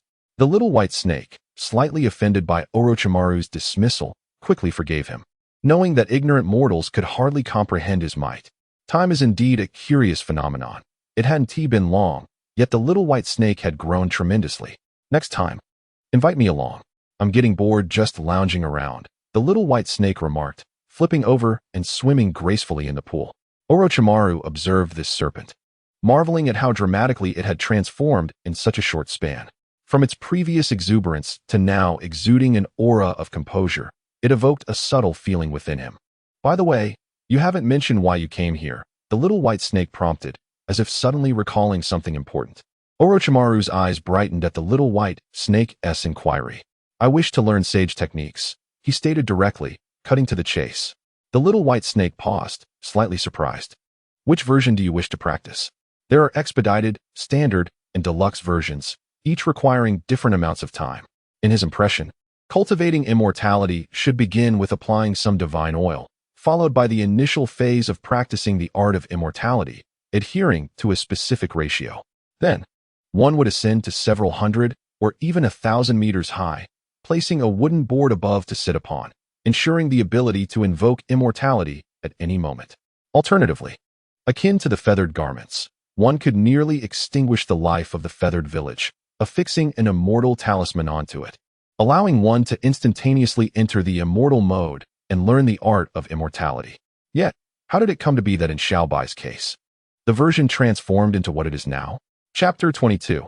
Choosing the ordinary version of immortality, the meeting of the three serpents. After pondering for a moment, Orochimaru cautiously inquired, "What are the distinctions between the expedited version, the ordinary version, and the luxurious version? How significant is the difference in the time required for cultivation?" The little white snake replied nonchalantly, "The expedited version is naturally the one that allows for rapid learning. However, the compatibility with the chakra of immortality is not particularly high. One might even develop scales or a serpent's tail, but that's not a major issue. The time required is quite short. Do you see that pool? Just drink a few pounds daily, and you can master it while lying down." After hearing the little white snake's words, Orochimaru recalled a certain individual, Kabuto. Kabuto was covered in scales, adorned with dragon horns and a dragon tail, resembling a creature that had undergone transformation, albeit more akin to a flood dragon. His appearance was quite unsightly, and the thought of it made Orochimaru shudder. He certainly did not wish to become a grotesque creature like the white phosphorus serpent or the eight-headed serpent, as depicted in the original tale. What about the ordinary version? Orochimaru asked again, feeling a bit fatigued from standing. He settled by the edge of the pool, propping his elbow on his leg and resting his chin on his hand. Appearing somewhat contemplative, the little white snake gazed eagerly at Orochimaru, thinking that this posture was quite handsome, though it could not claim ownership of it. The ordinary version comprises the immortal techniques possessed by the other two sacred lands, combined with some special serpent oil. By adhering to the cultivation methods of the immortal arts, such as the 8 practices of Shanji, one can attain mastery. Moreover, those with good talent will not undergo significant serpent transformation. Only by successfully entering the immortal mode will one truly understand. After finishing its explanation, the little white snake plunged its head into the pool, giving Orochimaru some time to contemplate. After all, preferences vary among individuals, and it was uncertain which version Orochimaru favored. Listening to the little white snake, Orochimaru conjured an apt descriptor, the immortal score. At this thought, he genuinely felt a fated connection with the Dragon Cave. If his talent for immortal arts were akin to Naruto's, boasting a perfect immortal score, then it was likely that the symptoms of serpent transformation would manifest in his eyes, which already resembled serpentine pupils. Was this not fate? After all, adding a cross-shaped pupil to his serpent eye would indeed be rather peculiar. And what of the luxurious version? Surely it must be something extraordinary, Orochimaru mused after a moment. If the ordinary version aligns with other immortal arts, then the luxurious version must be significantly superior. You are overthinking it. While 3 options are presented, you can only choose between 2, the little white snake retorted, gazing at Orochimaru with a hint of annoyance. Orochimaru was momentarily taken aback, his mind buzzing. So, all this anticipation was in vain. Why then did you mention 3 options? Please enlighten me on the principles of the luxurious version. Curiosity sparked within Orochimaru regarding the luxurious immortal arts. The name itself suggests its magnificence. However, to practice the luxurious version, first, you are too small. Second, I am too small. And third, you must first master either the ordinary or expedited version before proceeding to the advanced stage. Orochimaru found this intriguing. It was far more engaging than a simple choice. I understand the need to cultivate an immortal art first. I also comprehend your remark about my size. But what does my cultivation of immortal arts have to do with you? The little white snake blushed slightly at Orochimaru's words. Of course it matters. If you cultivate the expedited version, then advancing to the luxurious version may allow you to truly become a half-serpent, half-human, with an enduring mastery of immortal arts, capable of instantaneous activation and control. Should you practice the ordinary version and then advance to the luxurious version, you would experience an essential enhancement of your original attributes, possibly acquiring the same profound talent for transformation as I possess. As for me, whether it's the expedited or ordinary version, both require my essence, which you humans refer to as a drop of vital fluid or 10 drops of blood. I am still too small. It is not suitable. After listening to the little white snake, Orochimaru was left bewildered, having never anticipated such complexities. However, another question arose in his mind. What kind of immortal arts had Kabuto cultivated to achieve his current state? Given his connection to the Dragon Cave, it seemed most likely that he had practiced either the expedited or ordinary version. There was no way he could have accessed the luxurious version. Very well. I shall choose the ordinary version, Orochimaru decided almost instantaneously, without a moment's thought. Seeing that Orochimaru had settled on the ordinary version of the immortal arts, the little white snake arched its body and began to emit a series of sounds that Orochimaru could not comprehend. It was calling someone to come and teach the immortal arts, as speaking directly felt somewhat awkward, having just spoken so eloquently. It would be rather embarrassing for it to suddenly claim ignorance. With only 2 members in the White Snake clan, herself and her mother, after a while, Orochimaru felt the ground tremble beneath him as if an earthquake were occurring. Then he heard a resounding voice. "Little serpent, can you not remain still and enjoy your bath?" Orochimaru understood this remark, and judging by the tone, it belonged to a rather fierce maternal snake. After all, aside from him, the place was filled with serpents. A massive, coiled white snake, resembling a mountain, appeared before Orochimaru, its serpentine gaze fixated upon him as if he were prey, exuding a chilling aura. Unbeknownst to Orochimaru, the way he stared at others often made them feel similarly. The white snake sage had been aware of Orochimaru's arrival from the moment he set foot within. However, she still scolded the little white snake. This was akin to a supercharged reprimand. Witnessing the premature hatching of the egg was disheartening, while she felt somewhat dismayed. At least it was her own egg and bloodline, and it could withstand the strain. When she saw Orochimaru alone, she could still accept it. Although Orochimaru was the instigator, this adorable boy elicited an overwhelming sense of maternal affection, leaving her unable to feel anger. But when the two were gathered together, her patience began to wear thin. The more she thought about it, the more agitated she became, and the more she looked at him, the more vexed she felt.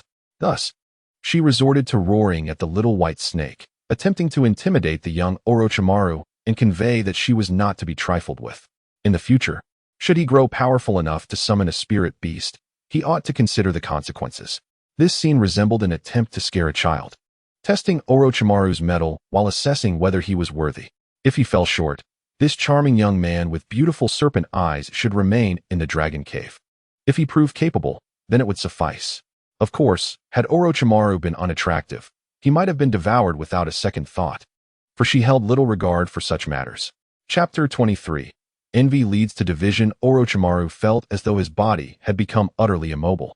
As the great serpent stood upright upon the arrival of his guest, he sought to create a favorable impression, for he harbored numerous ulterior motives within. Among these was the matter of the little white snake that the system had stealthily appropriated. The serpent's gaze was piercing, as though it could see through him entirely, leading to a whirlwind of anxious thoughts in his mind. Beads of cold sweat formed on his brow, and his back was dampened by the chill of his apprehension. "Little snake, why didn't you announce the arrival of our guest sooner? I have yet to adorn myself appropriately. It is quite discourteous to receive visitors in such a state," he lamented internally. Moments later, the white serpent deity, feeling somewhat satisfied, lifted the oppressive aura that had enveloped Orochimaru and gently scolded him, though her soft voice resonated like thunder in the space around them. "Young man, how shall I address you?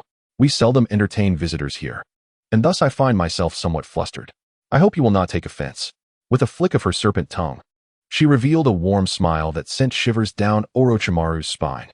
The aura of the white serpent deity evoked the image of a sovereign from a drama, oscillating between benevolent smiles and fierce wrath, leaving him utterly bewildered. It exemplified the adage that serving a ruler is akin to walking with a tiger, where one never knows when one's head might roll. As the white serpent deity fixed her vertical pupils upon him, seemingly awaiting his response, Orochimaru hastily gathered his thoughts. "Oh, esteemed serpent sister, it is a pleasure to meet you for the first time. I am a friend of Little White, and I have come to seek refuge. I apologize for any disturbance I may have caused." Little White spoke truly. "You are indeed gentle, graceful, and remarkably beautiful."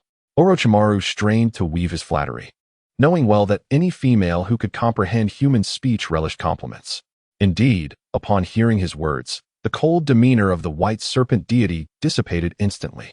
"Ho ho ho! Young man knows how to speak sweetly. This little snake cub understands nothing. I am his mother, after all. How could one possibly flatter their own mother so?" Her voice softened further, exuding warmth. Orochimaru felt a flicker of joy at her response, yet he remained perplexed. Sister, you are too humble. I was unaware. I thought you were Little White's sister, which is why I failed to recognize you. How do you maintain such splendid skin? The white serpent deity's heart swelled with delight at his words.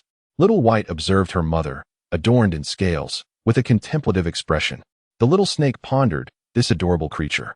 I have discerned your intentions, and I shall assist you in mastering the art of immortality. As it happens, your chakra is not overly abundant, making it easier to harmonize with natural energy. However, you are quite young and should not practice for too long, no more than an hour each day. You may remain here to cultivate at your leisure. I will ensure you are well cared for. Her tone was akin to that of an elder sister, gentle and nurturing. Externally, Orochimaru maintained a demeanor of calm, yet internally, he was elated. Indeed, intellect often proved more beneficial than brute strength. Meanwhile, Little White sank back into the waters, utterly perplexed. It could not comprehend why its mother was so gentle with Orochimaru while referring to it as a mere snake cub, leading it to question its own lineage.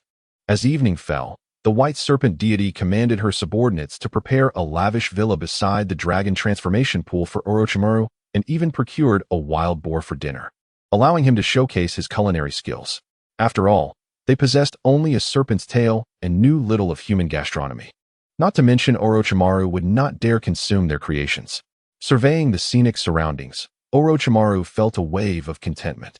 He preferred the company of these creatures to that of humans. Serpents might appear cold and fearsome, but such perceptions were merely the remnants of human ancestral fears. Born from past encounters with their venomous kin, time slipped away unnoticed, and as Orochimaru immersed himself in the pursuit of immortality, 2 months passed in the blink of an eye. His innate talent for such arts was yet to be realized, despite having learned the spiral sphere through proper guidance. He found himself at an impasse with the more complex techniques of immortality. This was compounded by the strictures imposed by the white serpent deity, who enforced her rule that practice could not exceed an hour, without exception. Even when inspiration struck, he was compelled to cease, indicative of her rigorous nature. Nevertheless, his chakra had thickened considerably, and his control over it was now deft and precise. Where once he could harness only 80% of his potential, he now commanded a full 120%. Little snake, I have procured a splendid herb for you today. You must incorporate it into your meals. You look rather thin and could use some nourishment, the white serpent deity remarked affectionately after he completed his tasks. Little White surfaced from the pool, witnessing its mother levitate a fragrant, centuries-old herb before offering it to Orochimaru, feeling utterly bemused. Wasn't this the very herb its mother had previously scolded it for attempting to take? Now, she treated it as common fare for Orochimaru. An air of discontent enveloped Little White as it submerged its head beneath the water, releasing bubbles in silent protest, as if to declare, that herb is bitter and unpalatable. It serves no purpose for someone as strong as I am, and consuming it would only lead to distress. The white serpent deity glanced at the pool, and upon noticing her son's protest, her exasperation grew. Yet, Orochimaru remained obedient.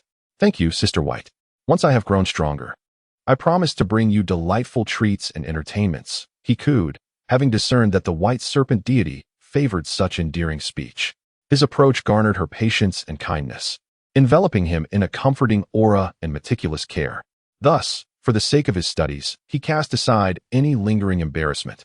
Knowing he was surrounded only by himself and 2 serpents, no one would learn of the efforts he exerted to grow stronger. The world only saw him as a radiant figure, effortlessly invincible. The white serpent deity had bestowed upon him immeasurable gifts. Consuming this herb in soup yielded a fragrant essence, invigorating the mind for days and facilitating chakra refinement with greater ease and quality. This, indeed, was the root of Orochimaru's descent. If asked whether he would choose differently given another chance, he would simply express a desire for even more of such benefits. They were truly delightful. Of course, the strength he gained through such humility was merely a means to one day portray an even more formidable facade. Chapter 24. The Temptation of Returning to the Village O. Orochimaru, be cautious on your way back. After informing your rather unremarkable teacher, return immediately, understood? Early in the morning, Orochimaru expressed to the White Snake Sage his desire to visit the village, leading to the current scene. After all, the village still harbored numerous treasures he had yet to exhaust, It had been quite a while since he last reported back. What if that teacher of his found another apprentice while he was away? That would surely be disheartening. Yes, Sister Snake, I understand. Do take care of your health as well. Please refrain from scolding me too often, lest it affect your mood. Orochimaru's expression shifted from stoic to that of an endearing child. Upon hearing her name mentioned, the white snake emerged from the water, momentarily pleased that her son was advocating on her behalf. However, her joy was short-lived as she soon heard her mother's voice. Oh dear, I almost forgot. Why not let little White carry you back? After all, his laziness is becoming quite a problem. The white snake sage felt warmth in her heart upon hearing Orochimaru's words, and without hesitation, she offered her son's assistance. That's unnecessary, Sister Snake. The summoning technique has its limitations. It can only be used for a brief period. One cannot remain in the ninja world indefinitely through summoning. Upon hearing the white snake's words, Orochimaru's heart stirred, and he promptly rejected the notion. She spoke the truth, devoid of any exaggeration. The white snake sage was momentarily taken aback. After all, she had never been a summoning beast and was not familiar with such matters. How about I let him exit at the gateway, and then seek you out? She suggested again, seemingly intent on sending her son away. That won't be necessary. Sister Snake, I shall return shortly after my visit. Orochimaru insisted once more.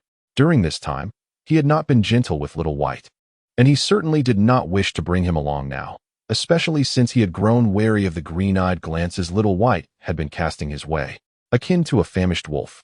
Little White was initially reluctant, yet upon realizing that Orochimaru was defending him, he began to understand why his mother held such affection for him. Orochimaru stood in the spot where he had previously utilized the reverse summoning technique, gazing vacantly at the sky, feeling a pang of nostalgia for his companions. After a moment's daze, he slung his sword over his shoulder and set off on the path back to the Hidden Leaf Village. Little one, aren't you afraid of being devoured by wolves while wandering alone in this desolate wilderness? Half a day later, as dusk descended, just as Orochimaru was seeking a place to rest before continuing his journey the next day, a male voice echoed from a distance. Orochimaru chose to ignore it. Although he had not mastered sage techniques, his abilities had significantly improved over the past few months in terms of chakra, physical condition, and sensory perception. He had long sensed the presence of the man, but found no reason to engage.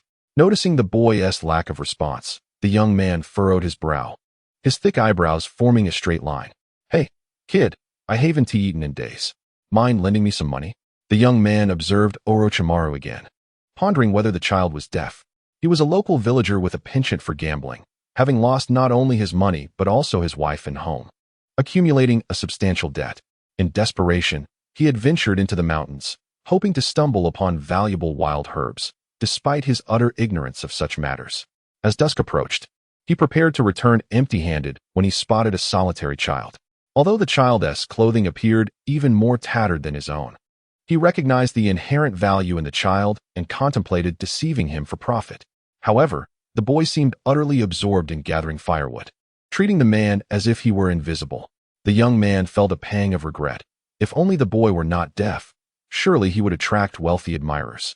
Orochimaru quietly crouched, handling the wood while the man, brandishing a knife, approached with brazen confidence. In his heightened state of awareness, likely due to his recent training in sage arts, he had developed a near-snake-like ability to sense heat, rendering living beings nearby unmistakable. If I were you, I wouldn't be so foolish, he said softly, rising to his feet and turning away from the young man when he was merely 2 meters away. Surprised by Orochimaru's words, the young man momentarily froze, then became enraged. You can hear me? You little brat, looking down on me? The young man's face darkened with fury, feeling insulted by Orochimaru's demeanor. A wicked grin spread across his face. A non-deaf child could fetch a handsome price. With visions of silver in his mind, he quickened his pace, irritated by the child's attitude, and aimed to press his knife against the boy's delicate neck. Hearing the young man's taunts, even Orochimaru, with his commendable composure, felt a surge of anger. He was well aware of the implications of such words, ignorance and foolishness. As his hair fluttered gently, Orochimaru moved with fluidity, appearing behind the young man in an instant, deftly seizing the knife from his grip and slicing through the tendons in his hand. A dog barks at me, and I do not respond. For dogs are loyal to their masters. In my eyes, you are even beneath a dog. hence you shall not receive the treatment of one. With that, he swung the heavy knife, severing the young man's tendons and ligaments. Casually discarding the knife aside, he strolled away. Such trash held no value for experimentation. He would leave it here to nourish the adorable little creatures of the wild. Chapter 25. Return to the village. Sarutobi's concerns disturbed by the foolish encounter. Orochimaru hastened his journey through the night, eager to return and make his report, hoping to extract more from his unremarkable teacher. The scarcity of ninjutsu had become pressing. The basic techniques no longer matched his chakra. He also planned to bring his little companion along during this summoning, intending to hone his skills with the Sharingan. In the Dragon Cave, his days were consumed with mastering sage arts, refining chakra, and adhering to the rest periods mandated by the White Snake Sage, who prevented him from overexerting himself. The White Snake Sage resembles a strict mentor, not only guiding him in his cultivation, but also attending to his physical and mental well-being, ensuring that Orochimaru adheres to the rules she has established for a scientific approach to training. What could Orochimaru do but comply? One must bow their head beneath the eaves, especially when the other party has their best interests at heart. It was not until around 2 or 3 o'clock that Orochimaru finally halted his journey. He found a broad tree branch, took a sip of water, and prepared to take a brief nap. After all, the journey had been arduous, and he was quite fatigued. Before long, he fell into a light slumber. Nearby, a dozen small snakes hidden among the branches acted as sentinels, vigilantly monitoring the slightest movements in their surroundings. These were all the result of Orochimaru's handiwork. His very being naturally possessed a physique that attracted serpents. Coupled with his daily companionship with the White Snake Sage, he had absorbed the essence of the dragon, and his constant practice of snake oil and cultivating sage techniques had bestowed upon him this remarkable ability to command all ordinary snakes. In the perception of serpents, Orochimaru now existed as a king among them. 2 days later, Orochimaru returned to Konoha without incident, encountering neither assassins nor unfortunate occurrences along the way. However, upon arrival, he realized he had lost his pass. He was a disciple of the current Hokage, after all. Upon seeing 2 unfamiliar guards resembling gatekeepers, Orochimaru patted his clothes, only to discover that they were tattered and his pass had vanished long ago. Ah, Orochimaru, you say? Don't bother claiming your teacher is the Hokage. Even if your father were the Hokage, it would be futile today without a pass. You have no idea how many self-proclaimed elders I stop daily who are purportedly related to Hokage, muttered the gatekeepers. The dilapidated state of Orochimaru's attire raised suspicions. A disciple of the Hokage could not possibly appear so disheveled. The guards recalled that the Hokage's 2 disciples had indeed gone out and had yet to return. With this thought, the guards' demeanor softened slightly, though they remained unwilling to grant entry.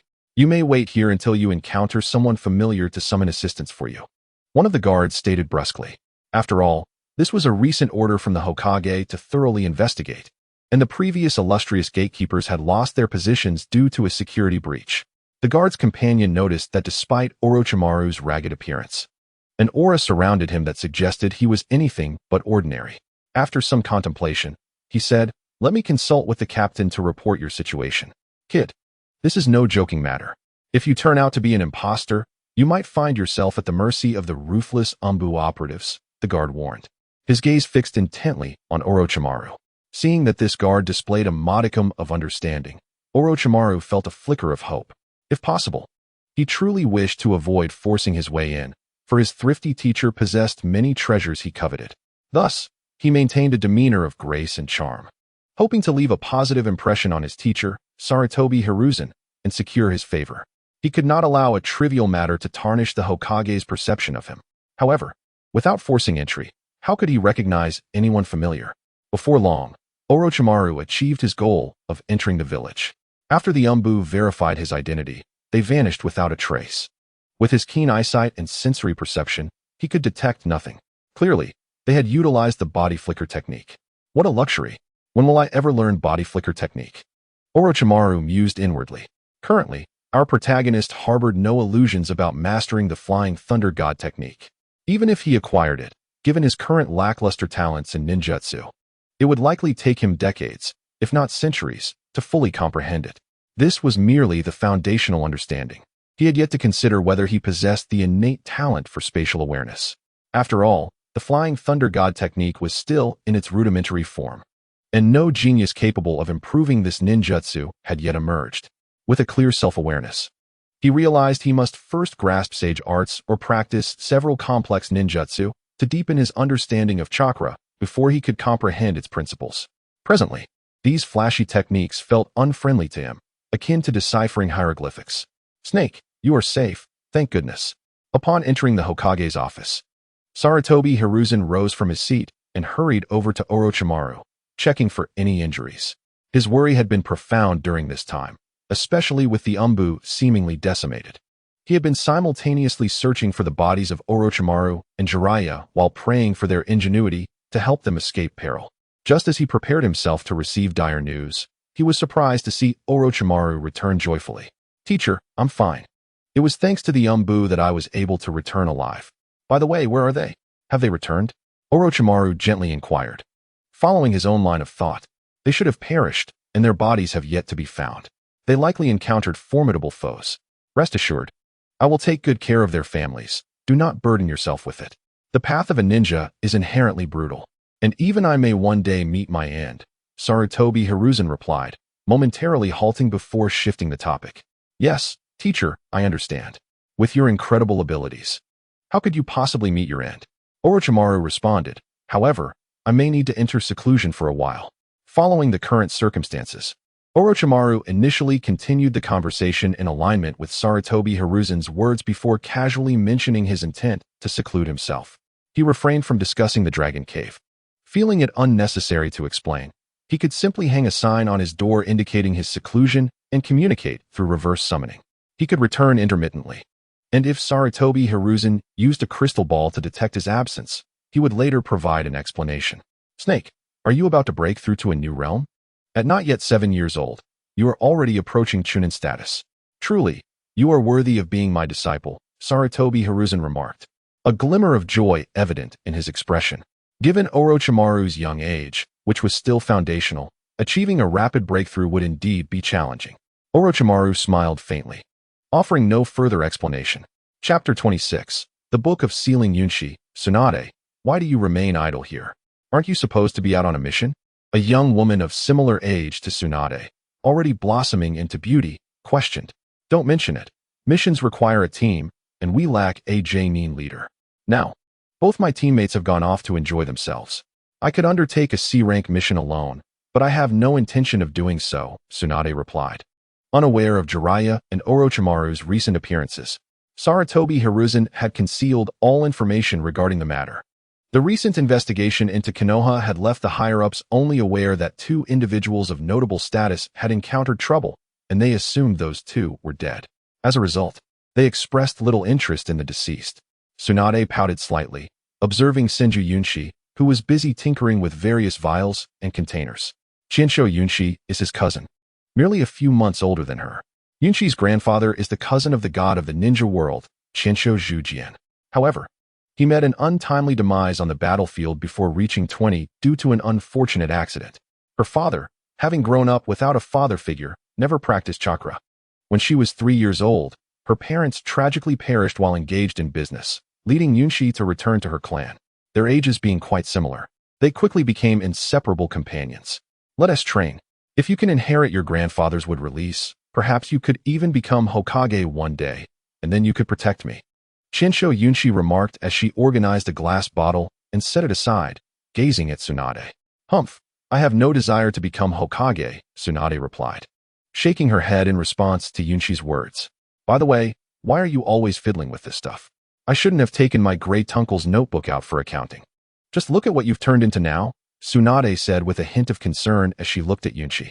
Due to her parents' death, Yunshi had matured far beyond her peers and had become quite introverted. "Well, you keep dragging me into playing games. I remember you owe me quite a bit of candy." Yet, she was grateful that Yunshi had retrieved the notebook. Otherwise, the precious information within would have gathered dust in a room, which would have been a true pity. If it had been damaged by mice or something, it would have wasted your great-uncle's hard work. Yunshi glanced at a rather worn notebook on the left, carefully brushed off the dust, and placed it into a drawer. Observing Yunshi's tender care for the notebook, Tsunade pouted. "Not at all. My great-uncle researched so many things. I remember when I was very little. About this big," Tsunade gestured. "That big? You must have been an infant then." How could you possibly remember infantile matters? Stop boasting. Sakura interjected, rolling her eyes at Tsunade's gesture. No, I was around 2 years old at that time.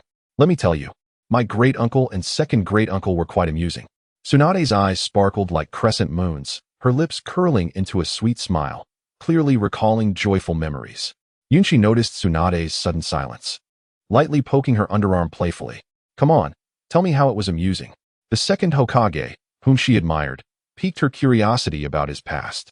After some playful laughter and a plea for mercy, Tsunade began to recount.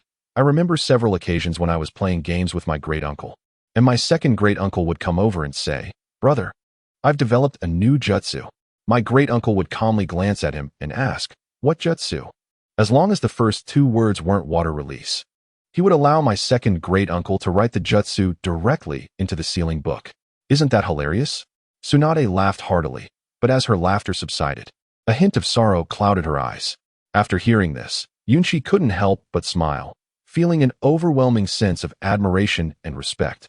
Noticing the sadness in Tsunade's eyes, she paused, contemplating how to comfort her dear friend without hurting her pride.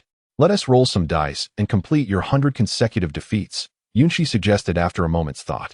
Tsunade snapped back to attention upon hearing Yunchi's words, warmth spreading through her heart.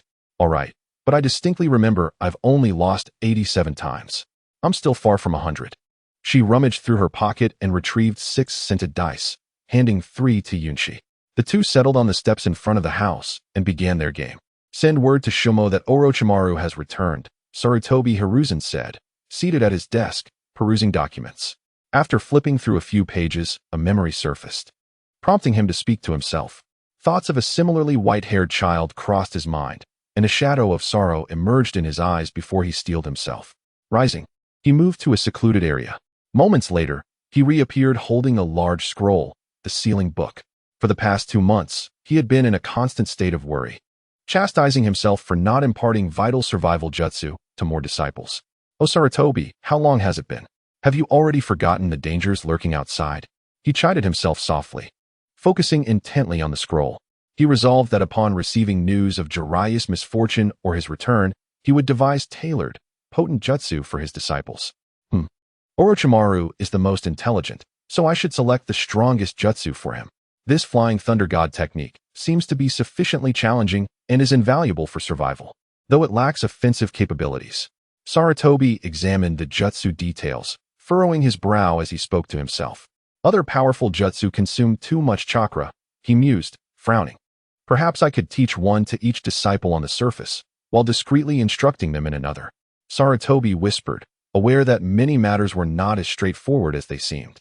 Even as Hokage, he could not overstep boundaries, which often led to him appearing somewhat stingy. The sealing techniques were to be safeguarded by him.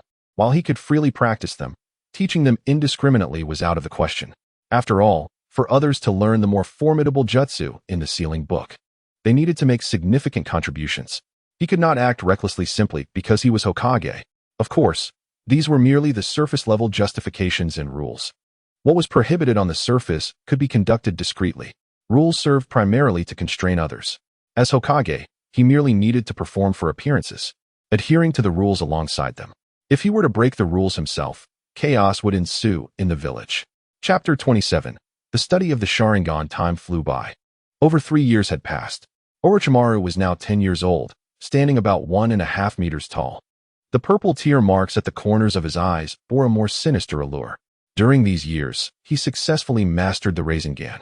As for Sage Mode, due to his young age and being held back by the White Snake Sage, the feeling of success eluded him, leaving him with a lingering sense of incompleteness. Jiraiya had returned once 2 years ago, but subsequently continued his training in Mount Miyaboku. However, Orochimaru suspected that Jiraiya was now likely stronger than him. After all, Jiraiya should have nearly mastered Sage Mode. Even if he hadn't succeeded, it seemed that he had relied on 2 toads to enter Sage Mode, albeit more powerfully due to their combined efforts. In a dim underground chamber, Orochimaru, am I mistaken?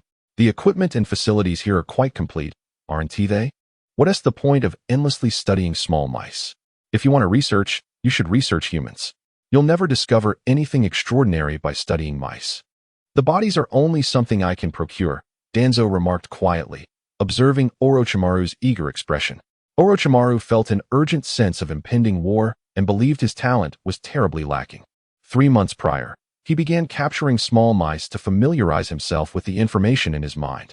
Meanwhile, Danzo had restarted the research project on the second Hokage, previously halted by the first Hokage, and had upgraded the equipment. He sensed that his age was gradually advancing while his abilities stagnated, which greatly distressed him. Consequently, he devised a nefarious plan to delve into the realm of wood release, seeking talented researchers within Konoha. In the ninja world, if one is not a ninja, regardless of their other identities or skills, they often lead a rather dismal existence. Thus, in Konoha, a cradle of strength, it is exceedingly challenging to find individuals willing to forsake the path of a ninja or those who wish to pursue scientific research alongside their ninja training. Therefore, he resolved to cultivate a cohort of researchers to realize his grand ambition. He began to wander about the village daily, and upon encountering Orochimaru, who was engrossed in studying a small mouse, an idea sparked within him to recruit Orochimaru. After all, Orochimaru was a disciple of Sarutobi, destined for greatness, potentially even to ascend to the position of Hokage. Just like him in the past, a momentary lapse had left him with lingering regrets. Even if Orochimaru were to falter and not become Hokage, he could at least attain a position of significance, akin to his own. If this endeavor succeeded, it would yield manifold benefits. Perhaps he could even leverage Orochimaru to undermine Sarutobi's prestige. If things progressed favorably, Sarutobi might be ousted, allowing him to assume the role of Hokage himself. Orochimaru disregarded Danzo's remarks, recognizing that this Konoha elder was not a benevolent figure. It had only been a short while since he had garnered some followers, and already his ambitions began to swell. However, Danzo's current status afforded him access to numerous valuable resources. So, Orochimaru, what do you think? I will nurture your talents. With my influence, you could soon find yourself in the position of Hokage. Danzo observed the impassive Orochimaru with a hint of disdain, yet maintained a facade of amiable persuasion. In his view, every young aspirant yearned for power, seeking the heights of Hokage. But, Lord Danzo, I fear I am not suited for the realm of scientific research, Orochimaru replied, his thoughts racing. He could not bring himself to trust Danzo's deceptive words. After all, the position of Hokage was Danzo's lifeblood. How could he possibly promise it to another? Even considering that he was still young, Orochimaru remained unconvinced. He feigned surprise at Danzo's overtures, having merely toyed with a mouse. Yet here was Danzo attempting to coerce him. Frankly, he struggled to comprehend Danzo's motives. Seeing Orochimaru's indecisiveness, Danzo furrowed his brow. Were it not for his knowledge of Orochimaru's exceptional performance during his school years, where his innovative thinking had left a profound impression, he might have overlooked him. Had Sarutobi not acted first, Danzo would have eagerly taken Orochimaru as his disciple to cultivate his understanding of the ninja way. This young man was not only intelligent, but also possessed a keen interest in research. Danzo had an inkling that Orochimaru could unravel significant mysteries. My dear boy, just the other day, I stumbled upon a pair of Sharingan. If you remain here, I would be willing to entrust this precious find to you for study. The power of the Sharingan is self-evident, and should you decipher its secrets, the achievements would be monumental. Danzo produced a container revealing a single Tomo Sharingan, emphasizing the word stumbled upon as a veiled threat. It was as if he was warning Orochimaru that he could easily acquire the eyes of the Uchiha clan, the elite of Konoha, and similarly dispose of him, a mere commoner, if necessary. His tone dripped with confidence, seemingly indifferent to Orochimaru's potential as a future Hokage. While Danzo dangled the allure of the Sharingan, he also wielded a metaphorical club. Orochimaru understood the implications, feeling a surge of dissatisfaction within. Yet, contemplating Danzo's current power, he managed to compose himself. After all, the Sharingan was merely the beginning. He had his sights set on the cells of Hashirama Senju, the god of shinobi, and the chakra of Ashura. Viewing the broader landscape, even Orochimaru's astuteness could not dismiss the weight of such power. He feared being unable to produce anything of value, concerned about his own inadequacies. After all, the original Orochimaru shone as brightly as the sun, and even standing on the shoulders of giants from 5 millennia of history, he dared not claim to rival him. Of course, if the system proved beneficial, that would be a different matter altogether. Even 100 reincarnated Orochimarus would pale in comparison. Very well, I shall remain to learn. However, I will only come for 4 hours each day. The rest of the time, I must train, and I require 2 days off each week, plus an additional 4 days at the end of each month. Furthermore, I expect compensation, as my studies here will hinder my ability to undertake missions. As Danzo's forehead began to vein with irritation, Orochimaru continued to assert his conditions. After speaking, he felt a twinge of audacity, fearing that Danzo might take drastic measures against him. Initially annoyed by Orochimaru's demands, Danzo suddenly realized that the young man's conditions implied a desire not to neglect his training, and as he improved, he would garner Sarutobi's attention. Consequently, the repercussions would only escalate. With this revelation, Danzo's smile resembled that of a wilting chrysanthemum. Very well, I shall grant your request. Work diligently and strive to uncover something significant, contributing to Konoha and bringing honor to your mentor, my esteemed comrade. After agreeing, Danzo began to sweet-talk Orochimaru, weaving a web of camaraderie. If he were an ordinary youth, he would have long succumbed to Danzo's intimidating influence. Chapter 28. Mastering Sage Techniques, Unveiling the Sharingan. An unspoken secrets teacher, you summon me? In the Hokage's office, Orochimaru, having received a notification from the Umbu, approached. He found Sarutobi, visibly troubled, puffing on a cigarette. Yes, I did. Did Danzo summon you for something? Sarutobi recalled the Umbu's report that Orochimaru had been seen with Danzo and subsequently lost track of him, prompting his concern about his disciple being led astray. After all, Danzo had changed. He was no longer the amiable companion he once was. While Sarutobi could overlook other matters that required cooperation, he could not remain indifferent when it involved a young genius still forming his worldview and values. Oh, it's nothing. Today, Danzo saw me studying a mouse and lent me a few books, Orochimaru replied, half-truthfully. If Sarutobi initiated the conversation with Elder Danzo, Orochimaru would follow suit, indicating his alignment with his mentor while attempting to play both sides to secure their resources. This was destined to be a protracted struggle. Oh, what sort of books?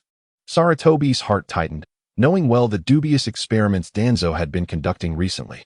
They're basic biology texts, like why humans can't breathe underwater, the reasons for mating, and why one needs to defecate after eating, Orochimaru stated nonchalantly. Upon hearing this, Sarutobi sighed with relief, realizing he had been overly anxious. Perhaps Danzo was attempting to mend their rift through his prized disciple. After all, they had been friends for many years, and since Danzo was not studying living subjects, he could approve of his research projects without concern. Sarutobi mused inwardly, unaware that Danzo had already begun his unauthorized experiments without his approval. He merely wishes to gauge his opinion. If he consents, a pleasant collaboration will ensue.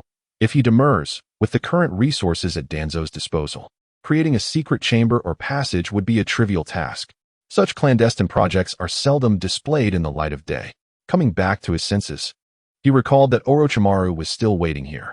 Sarutobi Hiruzen slightly relaxed his furrowed brow. How has your training been, my dear Orochimaru? Do you require any assistance? Orochimaru subtly shook his head and replied nonchalantly, well, it's been adequate. Hearing these words from Orochimaru stirred a sense of nostalgia within Sarutobi Hiruzen. A gifted disciple requires little oversight, though it diminishes the joys of mentoring. Continue your diligent training, and when you achieve the rank of Jonin, I shall bestow upon you a grand gift, Sarutobi Hiruzen said warmly.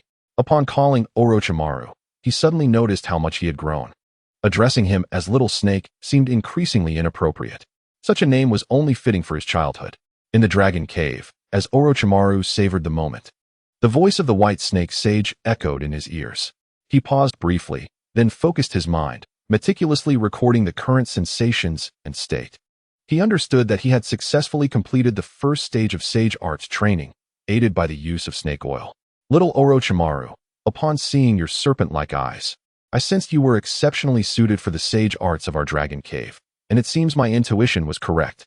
Your talent in sage arts is the strongest I have ever encountered, remarked the White Snake Sage, observing that Orochimaru had entered sage mode without any visible change. The overwhelming energy of sage arts seemed unable to alter him in the slightest. Orochimaru was still subtly controlling his body, thus he remained silent. A minute later, the purple streaks beneath his eyes began to fade slightly. Your current strength allows you to maintain sage mode for only 1 minute and 9 seconds. Your youthful body cannot bear excessive energy, the White Snake Sage stated. Orochimaru felt a wave of happiness at the sage's words. It marked a perfect beginning. At just 10 years old, aside from a slight deficiency in chakra, he possessed shadow clones, the Rasengan, and sage arts, 3 ninjutsu he had painstakingly mastered through relentless training, filling him with a profound sense of accomplishment. "Thank you, sister, for your continuous guidance," Orochimaru said with a gentle smile, his expression somewhat sinister, evoking a sense of hollow amusement. However, the White Snake Sage remained unfazed, sensing Orochimaru's sincerity. "Little Orochimaru, you are still in the first stage. In the second stage, you must learn to enter Sage mode without relying on snake oil. There is still much practice ahead, culminating in the third stage, where you can activate Sage arts at will, without aid." Observing Orochimaru's burgeoning confidence from completing the first stage of Sage arts, fatigue gradually crept in. "You should return and rest. Otherwise, you may remain here for the night," the White Snake Sage advised, noting his weariness. Orochimaru nodded in acknowledgement and took his leave, preparing to return for a good night's sleep. Simultaneously, another goal emerged in his mind, the Uzumaki physique, remarkably resilient with abundant chakra. Thus, he began jotting down notes, unknowingly filling nearly half a page with Chinese characters.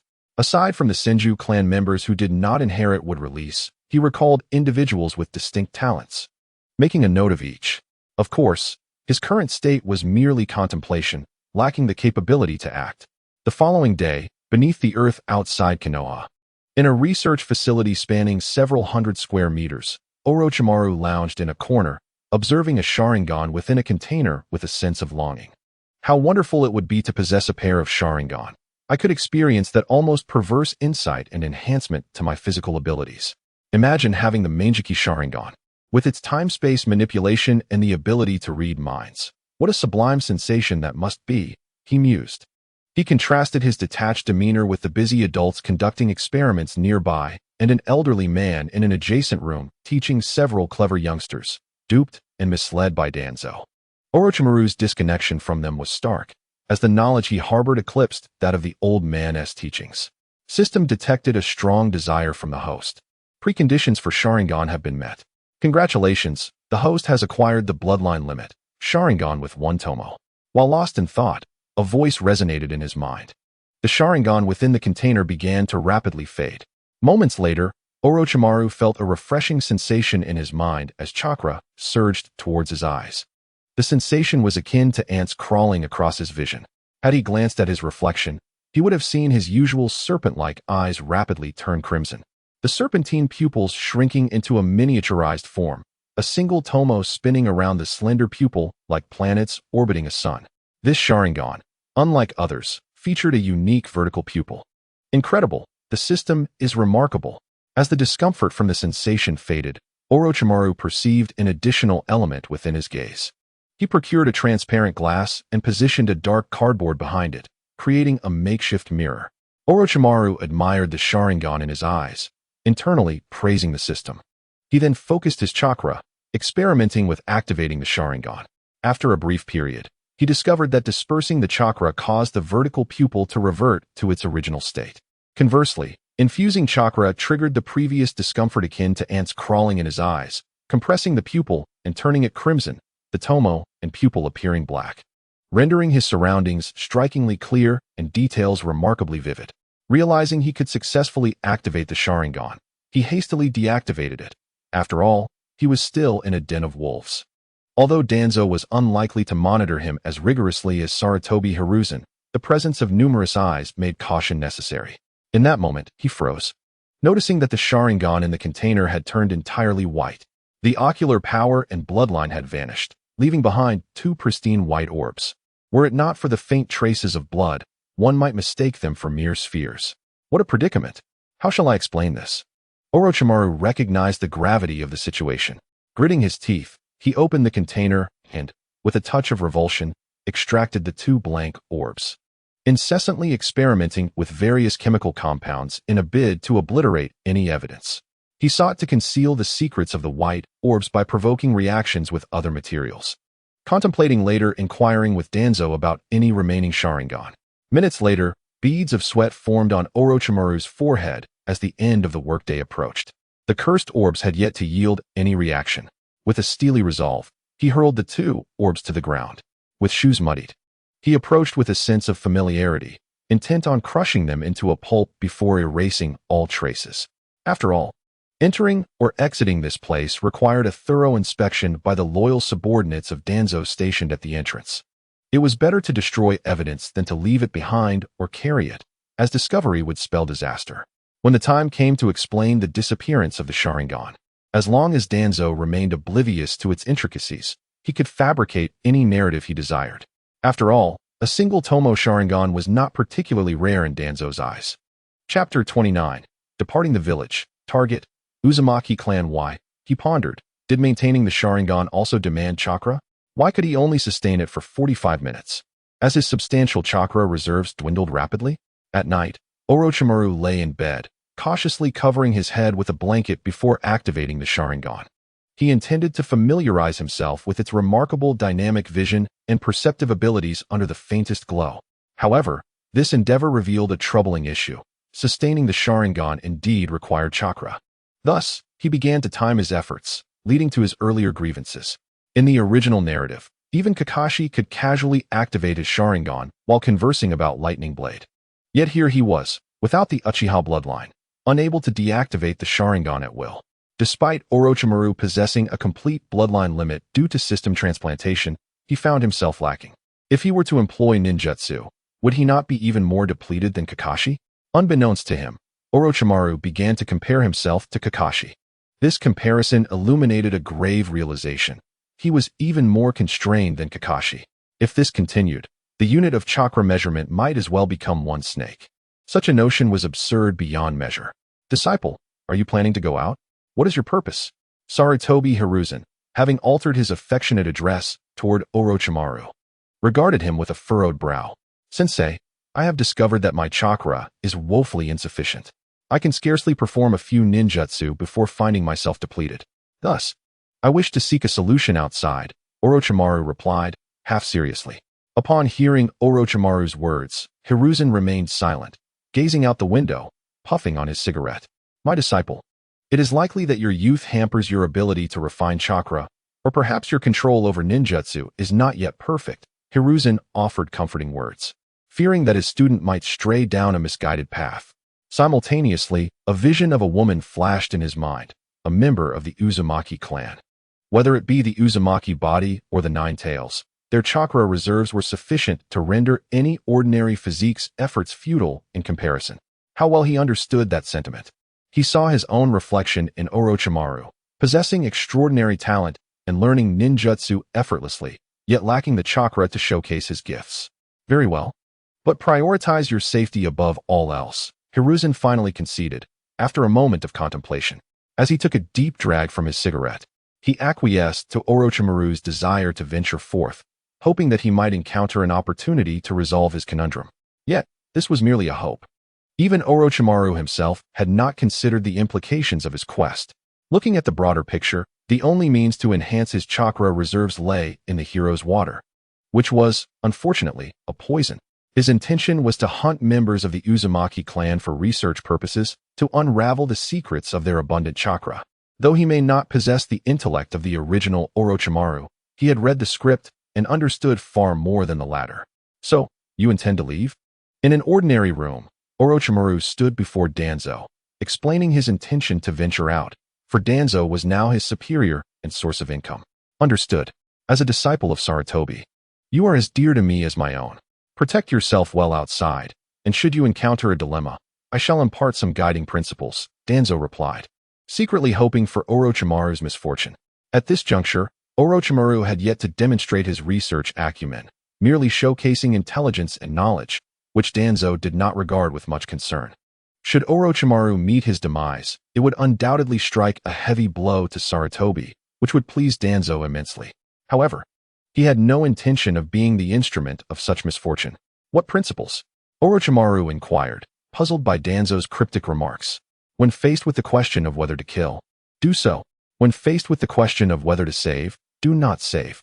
When faced with the question of whether to flee, run, Danzo instructed. Having said all that needed to be said, he waved dismissively, signaling for Orochimaru to depart. Orochimaru cast a lingering glance at Danzo, finding some merit in his words. He had initially intended to ask Danzo for some funds, but was momentarily sidetracked, forgetting the matter as he exited through the door. Reflecting on it, he deemed it of little consequence. After all, as a ninja, he would not starve. In the evening, Orochimaru once again passed through the gates of Konoha. Akin to leaving a novice village, he employed a transformation technique to accompany a merchant convoy, wary of being followed by Umbu, who might uncover his intentions. His previous escape had instilled a sense of caution within him. It was wise to remain vigilant, for enemies lurked in the shadows, eager to claim his life. Umbu trailing him would offer no protection, and he had acquired sufficient strength for self-preservation. He was not merely referring to himself. A single summoning technique could guarantee his safety in the early stages of his expedition. Even if he were to falter, a reverse summoning would allow him to escape to the comfort of his hidden sanctuary. Alternatively, he could summon the little white creature still engaged in training in the summoning realm. To ordinary ninjas, it would be an insurmountable challenge. On Blue Star, a robust man with willow leaf eyebrows, squinting eyes, a smirk that seemed to dance on his lips, a crew cut, and a small ponytail reclined on a sofa. The science in this world is remarkable, yet there remains so much information beyond my reach. This nuclear bomb is quite intriguing, he mused. This individual was none other than Chen Que, having traversed into the body of Orochimaru. When Chen Que occupied Orochimaru's physique, their souls exchanged places. Orochimaru now inhabited Chen Ke's body and had reached the peak of a Chunin strength, his knowledge continuously expanding. In the deep of night, Orochimaru pressed onward. Having stealthily slipped away from the merchant convoy not far from Konoha, the members of the convoy remained blissfully unaware of their missing companion.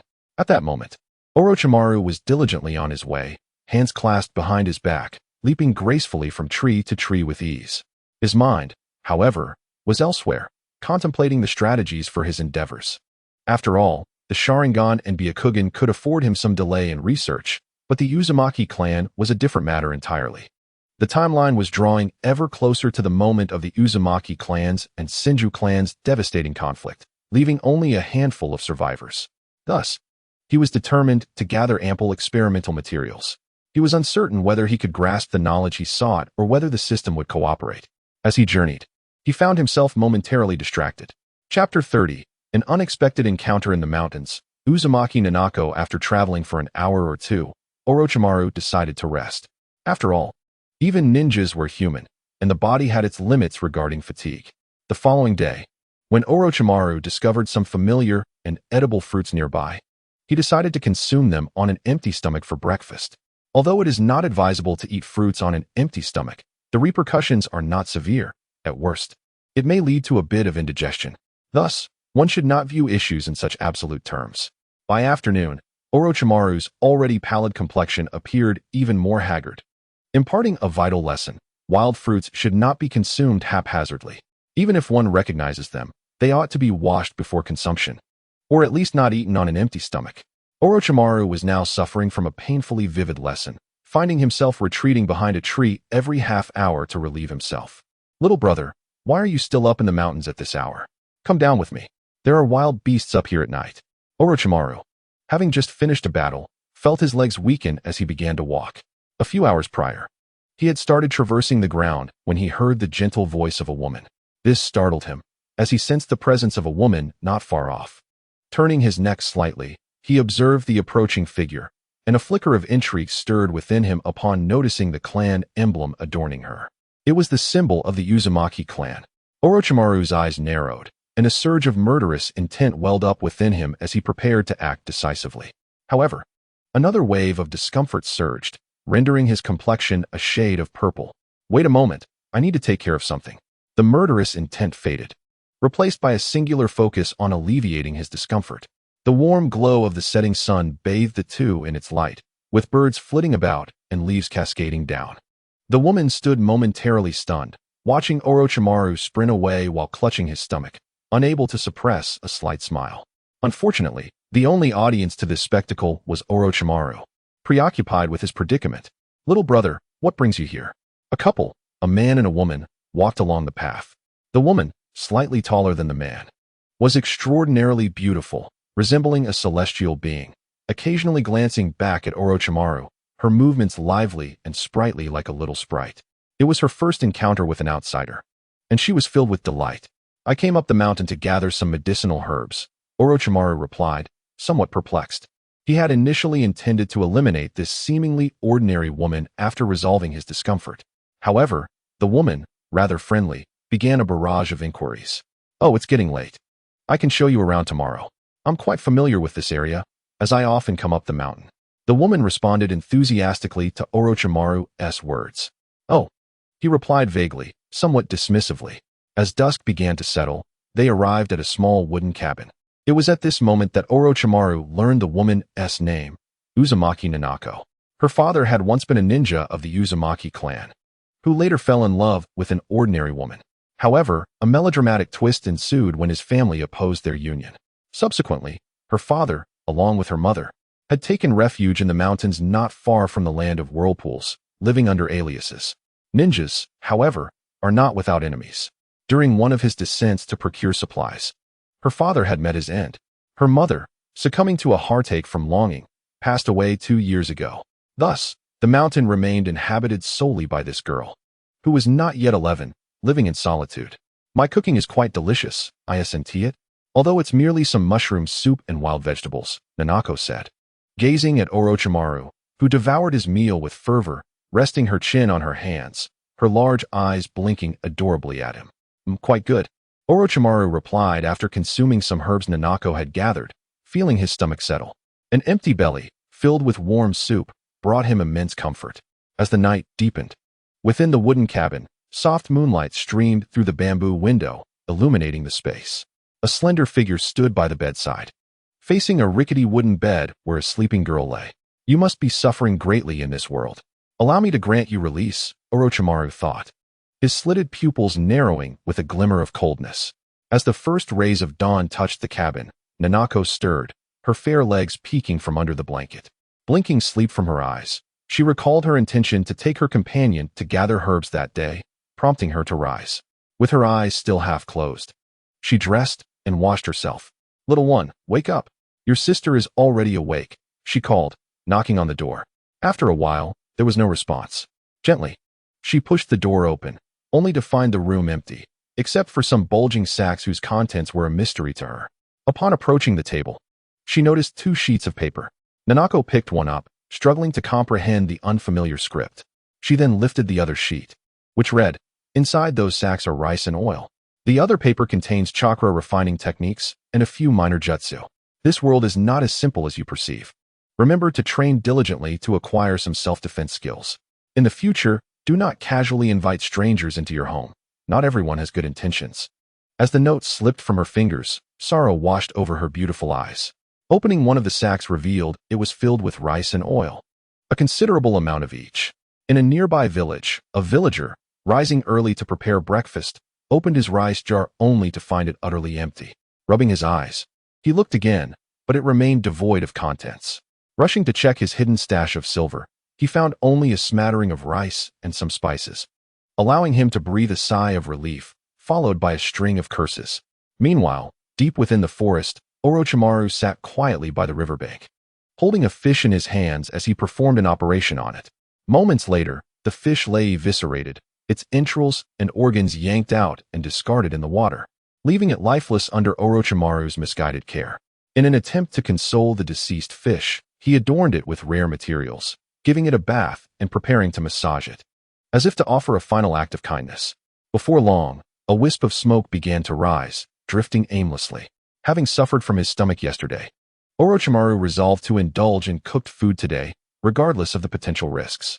After all, his previous ordeal had nearly hollowed him out. At the Senju clan's domain in Konoha, a ninja bearing the Senju emblem appeared before Tsunade, cradling a child not long weaned. Your brother, he announced. Brother? I have a brother? What about my parents? Why haven't they returned? Tsunade, taking the child, stared at him in astonishment, her voice soft as she inquired. The ninja offered no reply, vanishing in a cloud of smoke. Outside Konoha, in a dimly lit underground chamber, Danzo sat at the lone position within the room. Lord Danzo, despite having several ninjas to protect, we have successfully managed the situation. The male has been captured, the female eliminated, but the child was whisked away by someone else. Hearing this, a flicker of delight crossed Danzo's mind, yet he maintained an air of calm, waving his hand to dismiss the others. However, just as the ninja rose and turned to leave, Danzo's figure flickered and appeared behind him. The glint of a blade flashed in his hand. The ninja's pupils dilated, a look of incredulity crossing his face.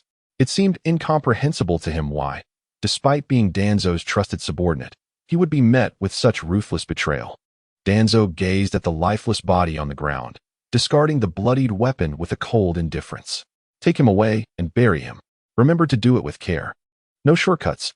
Even as two ninjas carried the corpse away, Danzo remained transfixed, staring into the distance. After a long moment, he regained his composure. A complex emotion flickered in his eyes. Forgive me, teacher. Rest assured, I will protect Konoha with utmost diligence. He took a slight step, pondering, and found a mask in the room, which he then donned. Is this the son of Senju Hashirama? Danzo contemplated as he looked at the man imprisoned in a cage. His long hair cascading down, bound tightly by heavy chains. The man, sensing movement outside the cage, lifted his gaze to see a masked figure. Who are you? Why do you assemble such a force against an ordinary man like me? This man was none other than Tsunade's father, the son of Senju Hashirama. However, Hashirama's son loathed war, opting not to become a ninja and abandoning the protection of his clan. Upon seeing those eyes, Danzo felt a moment of daze before snapping back to reality. He turned to leave.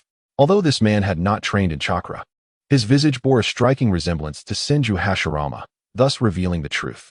Capturing Hashirama's biological son was undoubtedly for the purpose of studying would release. None were more suitable for this than him. Yet, it was unfortunate that the boy had not been captured. After some consideration, Danzo decided against it. The boy was the backbone of the Senju clan, the prince of Konoha. Better to leave him be. One experimental subject would suffice. Moreover, he was not in a good place mentally, his eyes betraying a tumult of emotions. After all, the Senju clan was his teacher's family. The thought of bringing ruin to his teacher's nephew weighed heavily on him, despite his intentions being for the greater good of Konoha. Konoha currently lacked the decisive power that could intimidate other clans, and Wood Release represented that power. Since the Senju clan was unwilling to shoulder the legacy of the first Hokage's Wood Release, they would have to be transformed into experimental subjects instead. With this thought, Danzo's gaze returned to its usual coldness, an icy demeanor enveloping him. Every human possesses a heart, within which lies a triangular entity known as conscience. Whenever one commits an immoral act, this conscience stirs, tormenting the heart, leaving it bloodied. However, as one continues down the path of wrongdoing, it becomes dulled. The edges smoothed away. Oddly, his thoughts seemed to echo the current state of Orochimaru. At that moment, Orochimaru was crouched on the ground, a bare-chested corpse before him. Nearby lay discarded clothing emblazoned with the Uzumaki clan's insignia. There were no right or wrongs. It was simply that the Uzumaki clan possessed an enviable physique, yet lacked the strength to protect it. Orochimaru, on the other hand, was the one who coveted that physique. After a brief moment of contemplation, a lifeless body devoid of a heart was left behind. The heart had been preserved in a container by Orochimaru. He sat atop a distant tree, his mind far from tranquil. He was not fond of his present self, especially with blood-stained clothes and fingers. System, I desire to possess the Uzumaki physique, Orochimaru whispered, clutching a heart in his hand. Detected host strong desire. Preconditions not met. Note, to acquire a complete Uzumaki physique, one must possess the hearts of 100 ordinary individuals with the Uzumaki physique, or the hearts of 10 ninjas with Chunin-level strength to preliminarily activate the Uzumaki physique. Orochimaru paused momentarily, his eyes dimming, as he felt the veins in his hand throb. Clearly, he was agitated. He did not inquire why a single Manjiki Sharingan had granted him one. After all, the system was not his master, and he had no room to negotiate. Besides, he was the beneficiary and preferred not to delve into unnecessary questions. He felt that things were satisfactory as they were. If left to his own devices, he would likely take much longer to achieve understanding. The heart within the container began to shrivel, as if the process was synchronously unfolding. Orochimaru discarded the withered heart aside. One thing was clear, the source of the physique's power indeed resided within the heart. Leaning against the tree, covered in blood, he rested, his sanguine hands touching the back of his head. He gazed at the sky, his vertical pupils growing unfocused. His delicate, pallid face bore a hint of lethargy. while a frown clouded his brow, his teeth gently biting his lower lip. Shortly after, Orochimaru descended from the tree, his expression neutral. Out of the corner of his eye, he spotted a dazzling flower blooming at the foot of the tree. His initial intent to move forward halted as he approached the flower and crouched beside it. After a brief moment, he stood up, turned, and walked away. A few steps later, he paused, turned back, and lifted his foot to crush the flower beneath his heel, twisting his shoe viciously. Why must I live in such oppression while you bloom so vibrantly? Are you mocking me? He thought back to his arrival in this world, where he had begun to tread carefully, constantly hiding his true self. In the process of imitating the Orochimaru from his memories, he had nearly forgotten his original form. Earlier, his mind had lingered on those words. Life is meaningless, yet living itself unveils many fascinating experiences, such as witnessing that flower or encountering you. The crimson hue returned to Orochimaru's eyes. I just want to be myself, to possess some strength. Why must I become an executioner? Damn it. If you want me to kill, is 100 not enough? I'll slay them all. Standing firm, his eyes glowed a fierce red, his youthful face contorted with fury, as if unleashing the demons within his heart. Chapter 32. Fierce battle. The blood-red tint in Orochimaru's eyes faded, returning to a placid state, akin to a stagnant pool. Although he only needed to eliminate 10 chunin, he was still only a chunin himself, and his opponent possessed an overwhelming chakra. Should the battle's fluctuations go unchecked, it could very well lead to his demise. Orochimaru murmured softly to himself, taking methodical steps toward the village, resembling a mere shell of a man. Young man, why are you alone? Where are your guardians? You don't seem to be from around here, a concerned woman remarked at the door of a small wooden house. A long sword pierced through her chest. System, Orochimaru called softly, drawing attention.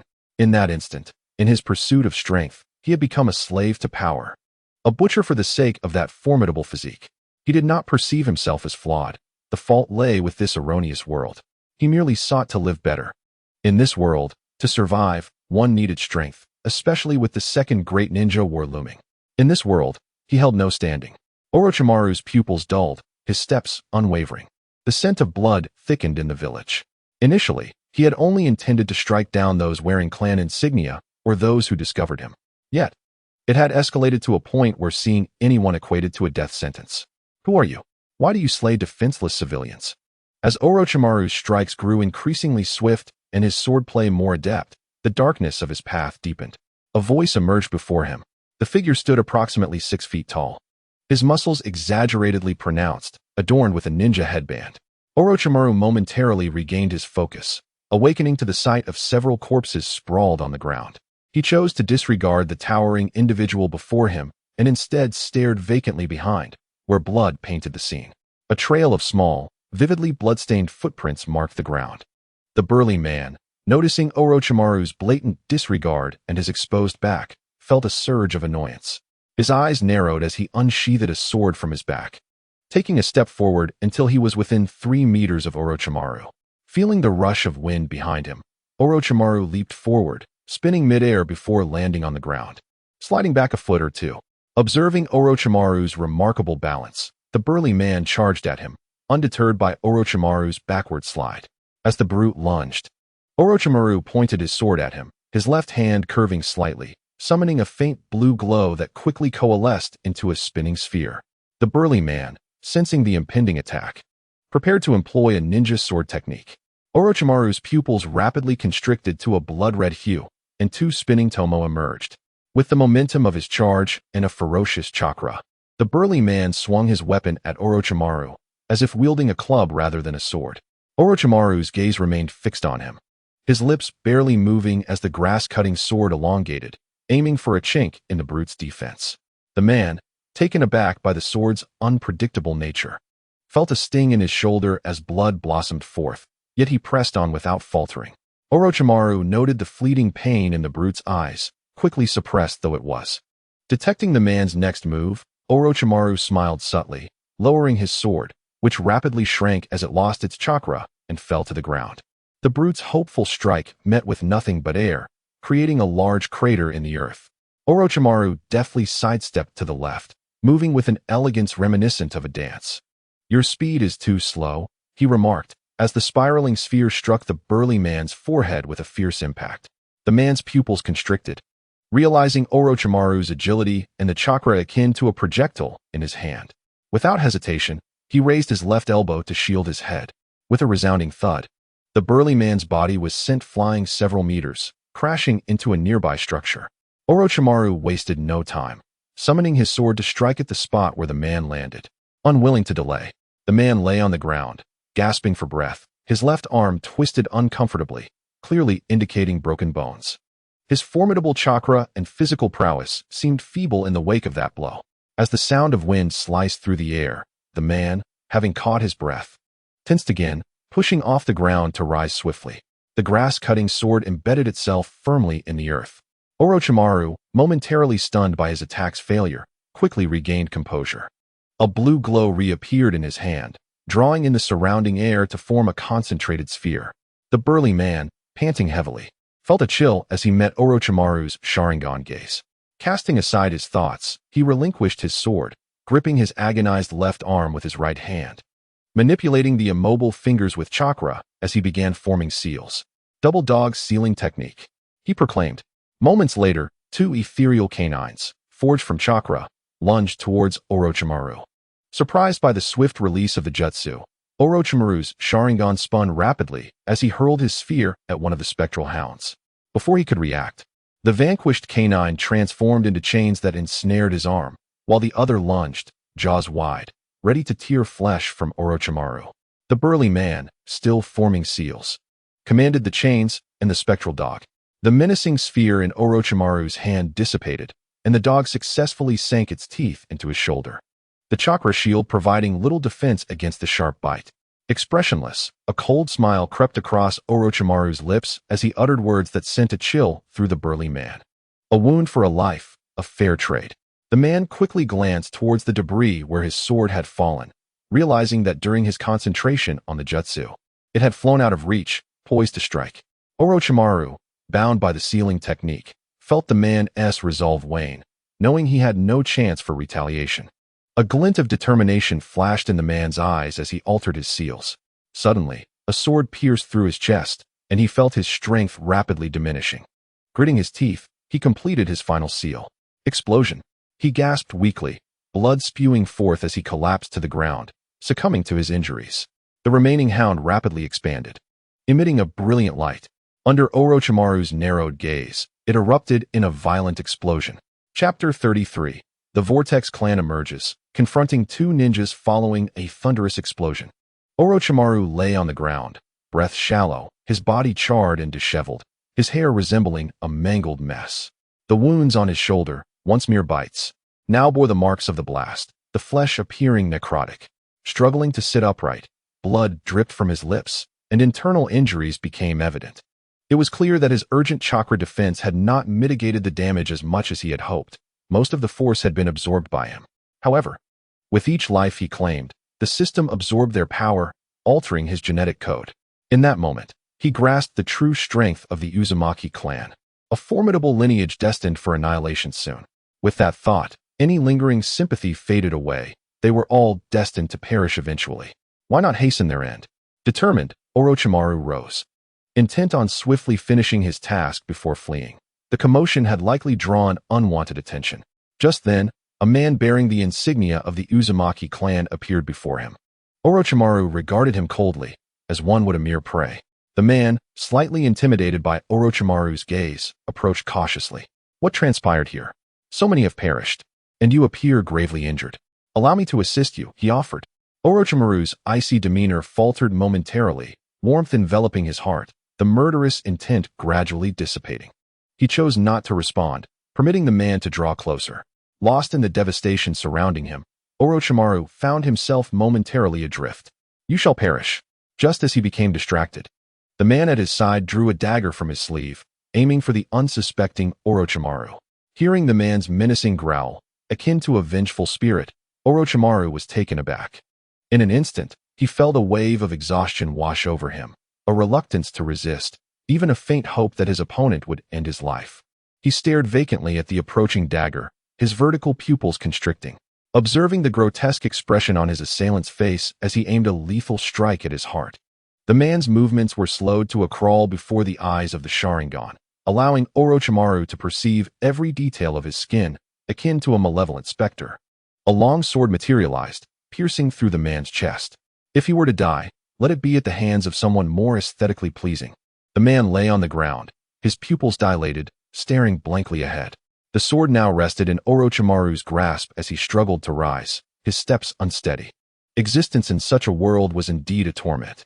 "Let me grant you release," he murmured, observing the villagers who had gathered in clusters to investigate the explosion. "Young man, what transpired in the village? Why are you so grievously injured?" one villager inquired. Orochimaru remained silent, laboriously moving a few steps forward, sensing that the distance was nearly sufficient. Half an hour later, he stood at the outskirts of a village, his blood still wet, for it had been doused anew with fresh blood. The transformation of the Uzumaki body is complete. It can be further developed through continued slaughter. Just as Orochimaru breathed a sigh of relief, feeling a qualitative change occur within him, the system's voice echoed in his mind, akin to a gaping maw revealing its demonic essence. He felt his wounds beginning to heal gradually, and the chakra within him had multiplied several times over. "I'm exhausted, too weary to kill." This time, the words escaped Orochimaru's lips. "Child, what has happened here? Why are you covered in so much blood?" In that moment, Orochimaru grasped the meaning of the proverb. The tree desires tranquility, but the wind does not cease. He sensed a partial recovery in his body, yet he was uncertain about confronting two adversaries simultaneously.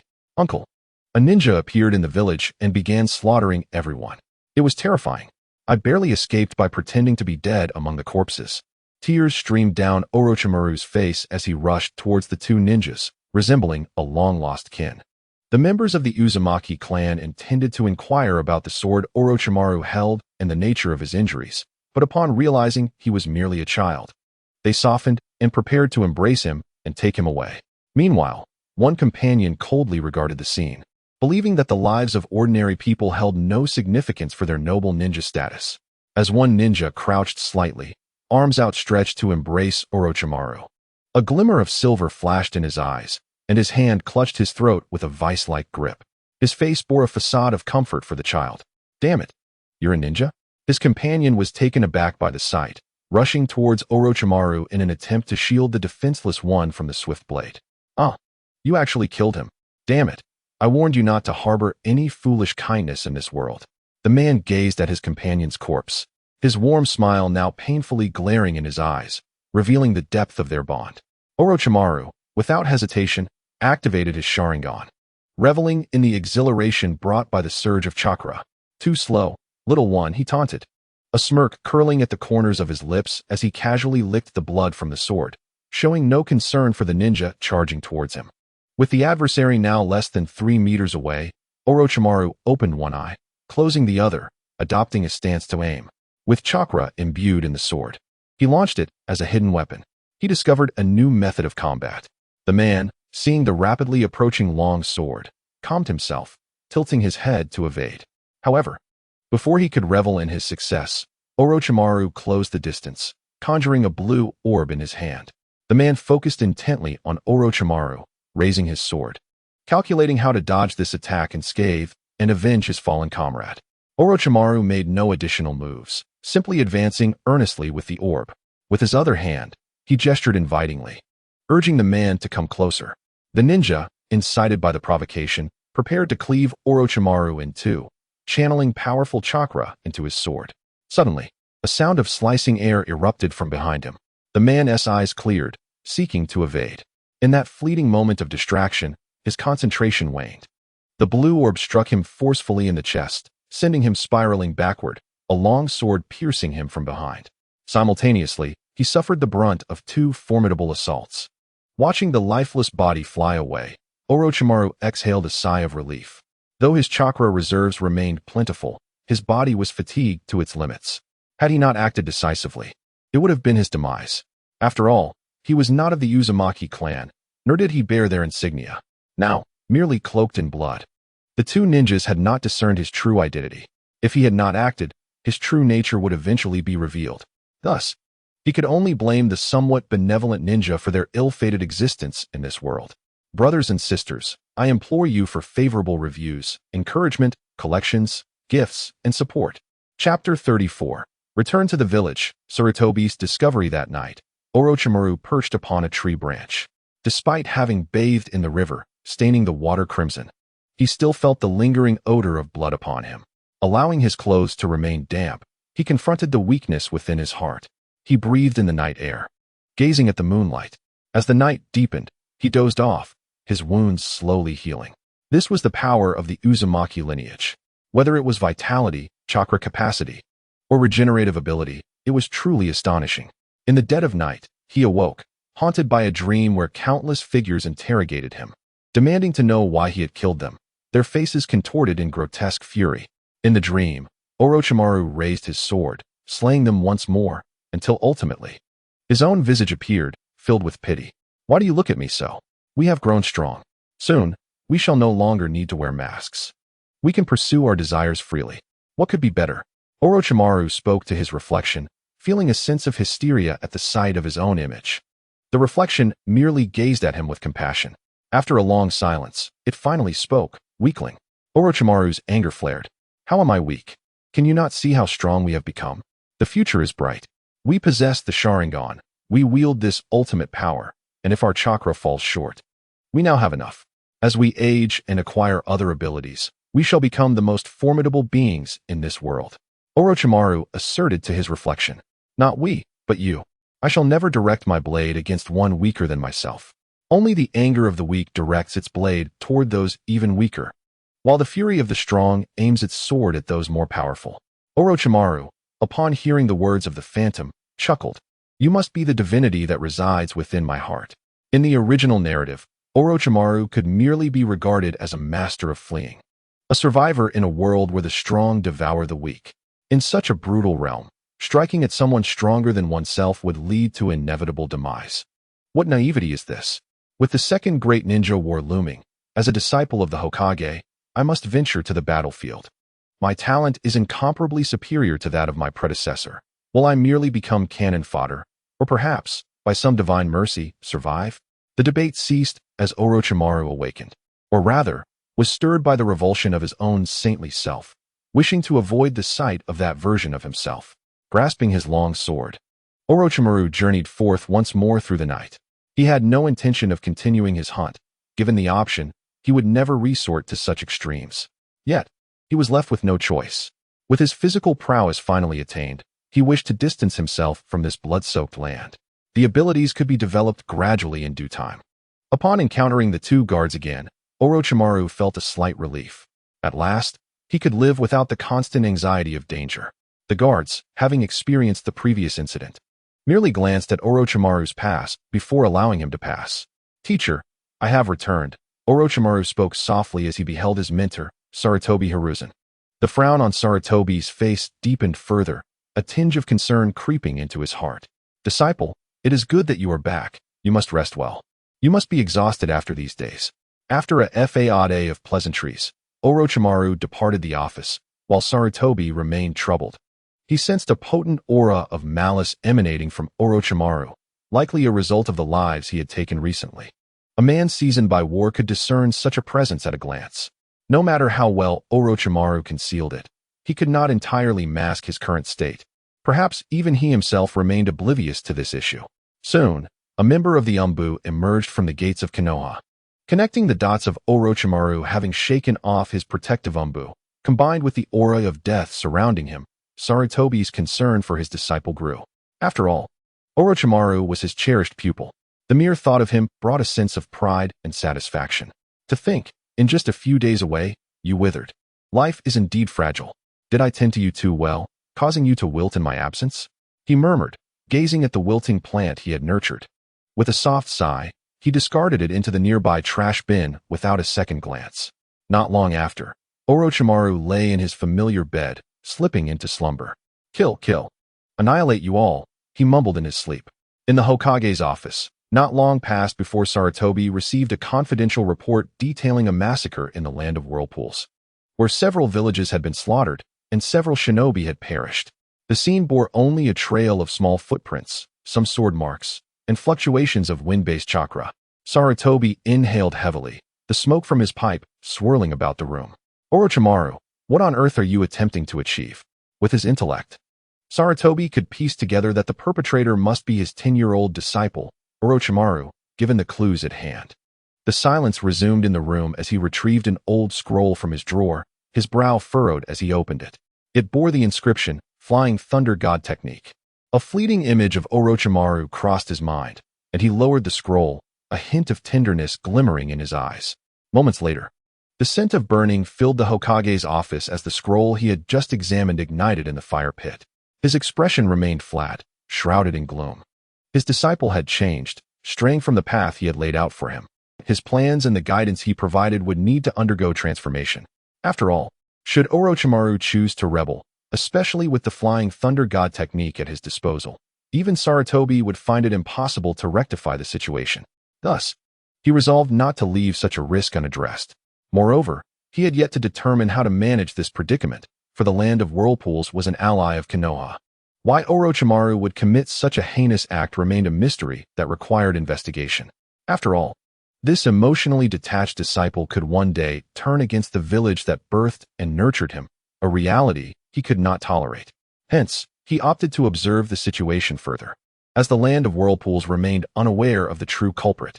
And Orochimaru, after all, was still his most beloved disciple.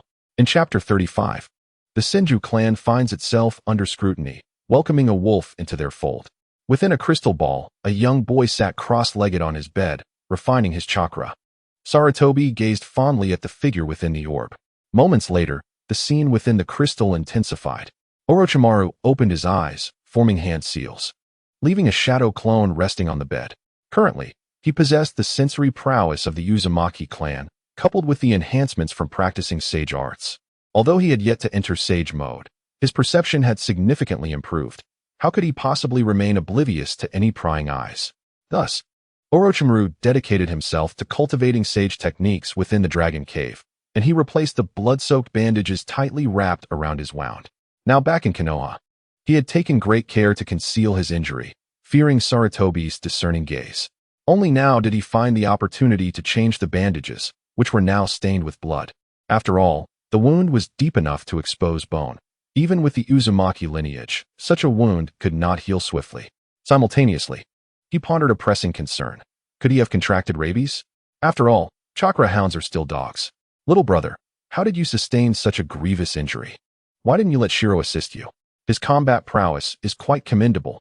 You need not fear his help, the White Snake Sage expressed with concern. A warmth spread through Orochimaru's heart. It's nothing, sister. In battle, injuries are inevitable. A few scrapes and bruises are part of the experience. You didn't even enter Sage mode. Why not utilize snake oil to access it?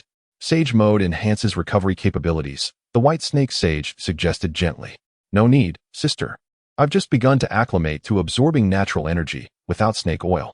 If I resort to it now, all my recent efforts would be in vain. Especially after not practicing for several days, Orochimaru politely declined. Soon after, Orochimaru departed the sacred grounds, reminded by the White Snake Sage of Sage mode. He contemplated the sage body, recognizing that the Uzumaki clan was a distant relative of the Senju clan. He wondered if the combination of their bloodlines could potentially lead to a reversion or even awaken Mokutan. Though his thoughts may have been somewhat naive, they were not entirely implausible. With this notion in mind, the power of the Uzumaki blood coursing through him, Orochimaru found himself losing control of his ambitions. After all, if it required a multitude of individuals as before, failing to act now could lead to the inexplicable demise of the Senju clan. And where would he find the remnants of the Senju clan that had intermarried with the peaceful populace? However, unlike the Uzumaki clan, this situation was far from straightforward. The people of the land of whirlpools thrived in harmony and peace. Many individuals are reluctant to become ninjas, preferring instead to cultivate the land and lead a tranquil existence. It is, without a doubt, a poignant irony that those endowed with remarkable talents choose not to hone their skills, leading to the impending doom of their nation. Yet, one cannot wholly blame them. After all, the more one knows, the greater the sense of insecurity one feels. In contrast, ignorance often allows for a more stable and joyous life. Indeed, peace is a most beautiful concept. Orochimaru, too, has experienced such serene times. Although that world was fraught with its own misfortunes, resource wars, and the plight of small nations devoid of nuclear capabilities, mired in continuous strife, far removed from peace. How touching it is, Blue Star. Before Chen Que lie two computers, one pulsating with code, the other streaming a soap opera. Chen Ke's eyes reddened as he gazed at the screen. Suddenly, a crimson text caught his attention. Remaining composed, he gently tapped at the keyboard. Soon, he found himself on a page revealing unknown changes occurring in Blue Star. What was this? Orochimaru had initially sought the truth behind nuclear weapons, but inadvertently stumbled upon a database. Science was beginning to lose its scientific nature. Yunshi, it won't due to continue this monotonous routine day after day. How about I take you out for a bit of fun? Recently, Tsunade had been preoccupied with caring for her younger brother, Senju Rope Tree, often visiting her friend Yunshi. I'm in the middle of an experiment. We can discuss it later, Yunshi replied without looking up, her pen dancing across the page, documenting her findings. Tsunade, feeling somewhat bored, playfully pinched Rope Tree's cheek, reminding herself that children are meant for enjoyment. Wow, it hasn't been long since we last met, and you already have a child? Orochimaru remarked. Observing Tsunade cradling the infant, a glimmer of greed flickering in his eyes, akin to that of a predator spotting its prey. In an instant, Rope Tree smiled at Orochimaru, seemingly enamored with him, leaving Orochimaru somewhat bewildered. You're the one with a child. I heard that kissing leads to pregnancy, but I haven't kissed anyone. So how could I possibly have a child? Tsunade raised her voice slightly, amused. Ignoring her, she took Rope Tree for a stroll through Konoha. Upon reaching Orochimaru's vicinity, she decided to stop by, noticing him engrossed in some activity, and greeted him. This scene unfolded. Orochimaru chuckled softly, recalling the days of his youth when he was easily swayed by others. While watching such scenes on television, he would often turn his gaze away. A wave of nostalgia washed over him, soon replaced by a calm demeanor as he donned a practiced smile. And who might this child be? Orochimaru inquired softly, his mind racing. This is my younger brother, Senju Rope Tree. Isn't he adorable? Tsunade lifted Rope Tree slightly, as if to showcase him more fully. Indeed, quite adorable. Orochimaru responded, a warning bell ringing in his mind. After all, Rope Tree would one day come to learn from him and potentially perish before his very eyes. He would undergo a profound transformation, realizing the fragility of life and the pain of separation, ultimately dedicating himself to the pursuit of immortality. Yet, this was merely the experience of Orochimaru's former self, and Rope Tree served as a reference point for the approximate timeline of the Second Great Ninja War. Suddenly, a wail pierced the air. Little Rope Tree was crying. Orochimaru felt a tug at his heart. What's wrong? Is he hungry? He softly inquired. Not hungry. He needs a change. His diaper is wet. I must go change this little rascal. Would you like to come over to my house? I can introduce you to a friend. Sure, I'm rather bored, Orochimaru thought, a glint of cunning flashing in his eyes. Finally, an opportunity to investigate the Senju clan and scout the area. Tsunade was slightly taken aback by Orochimaru's straightforward acceptance. She had previously invited him to her home, only to be met with consistent refusals. It surprised her that he agreed so readily this time. She felt a bit dazed, having only made polite conversation. You have a rather spacious home, I see, Orochimaru remarked, his tongue lightly flicking over his lips like a serpent tasting the air. Tsunade, oblivious to Orochimaru's expression, led the way. It's decent, though it could be larger. Many of our clan members have integrated into Konoha, or else our numbers would be several times greater. How many ninjas does your clan currently possess? Orochimaru asked casually, seemingly innocuous in his inquiry. I'm not quite sure. The Senju clan is managed by my grandmother, Tsunade replied, momentarily caught off guard by Orochimaru's question. It was unclear whether her ignorance was genuine or feigned. A name surfaced in Orochimaru's mind. Uzumaki Mido, and a formidable fox came to mind. The thought of Mido made Orochimaru's heart race. As a vessel of the Uzumaki clan, he risked revealing too much if he encountered her. Yunshi, are you finished? I'd like to introduce you to a friend. After changing Rope Tree's diaper, Tsunade led Orochimaru to Yunshi's room and softly called out. Just a moment. A voice as clear as a mountain spring resonated from within, captivating the ears of the three outside. Upon hearing this voice, Orochimaru paused, feeling it possessed a unique quality that could cleanse and invigorate the spirit. After a brief moment, as Orochimaru looked around, the door creaked open. His eyes widened momentarily before returning to neutrality. Although the young girl, around 10 years of age, was quite beautiful and could rival Tsunade's charm, it was not enough to disturb Orochimaru's composure.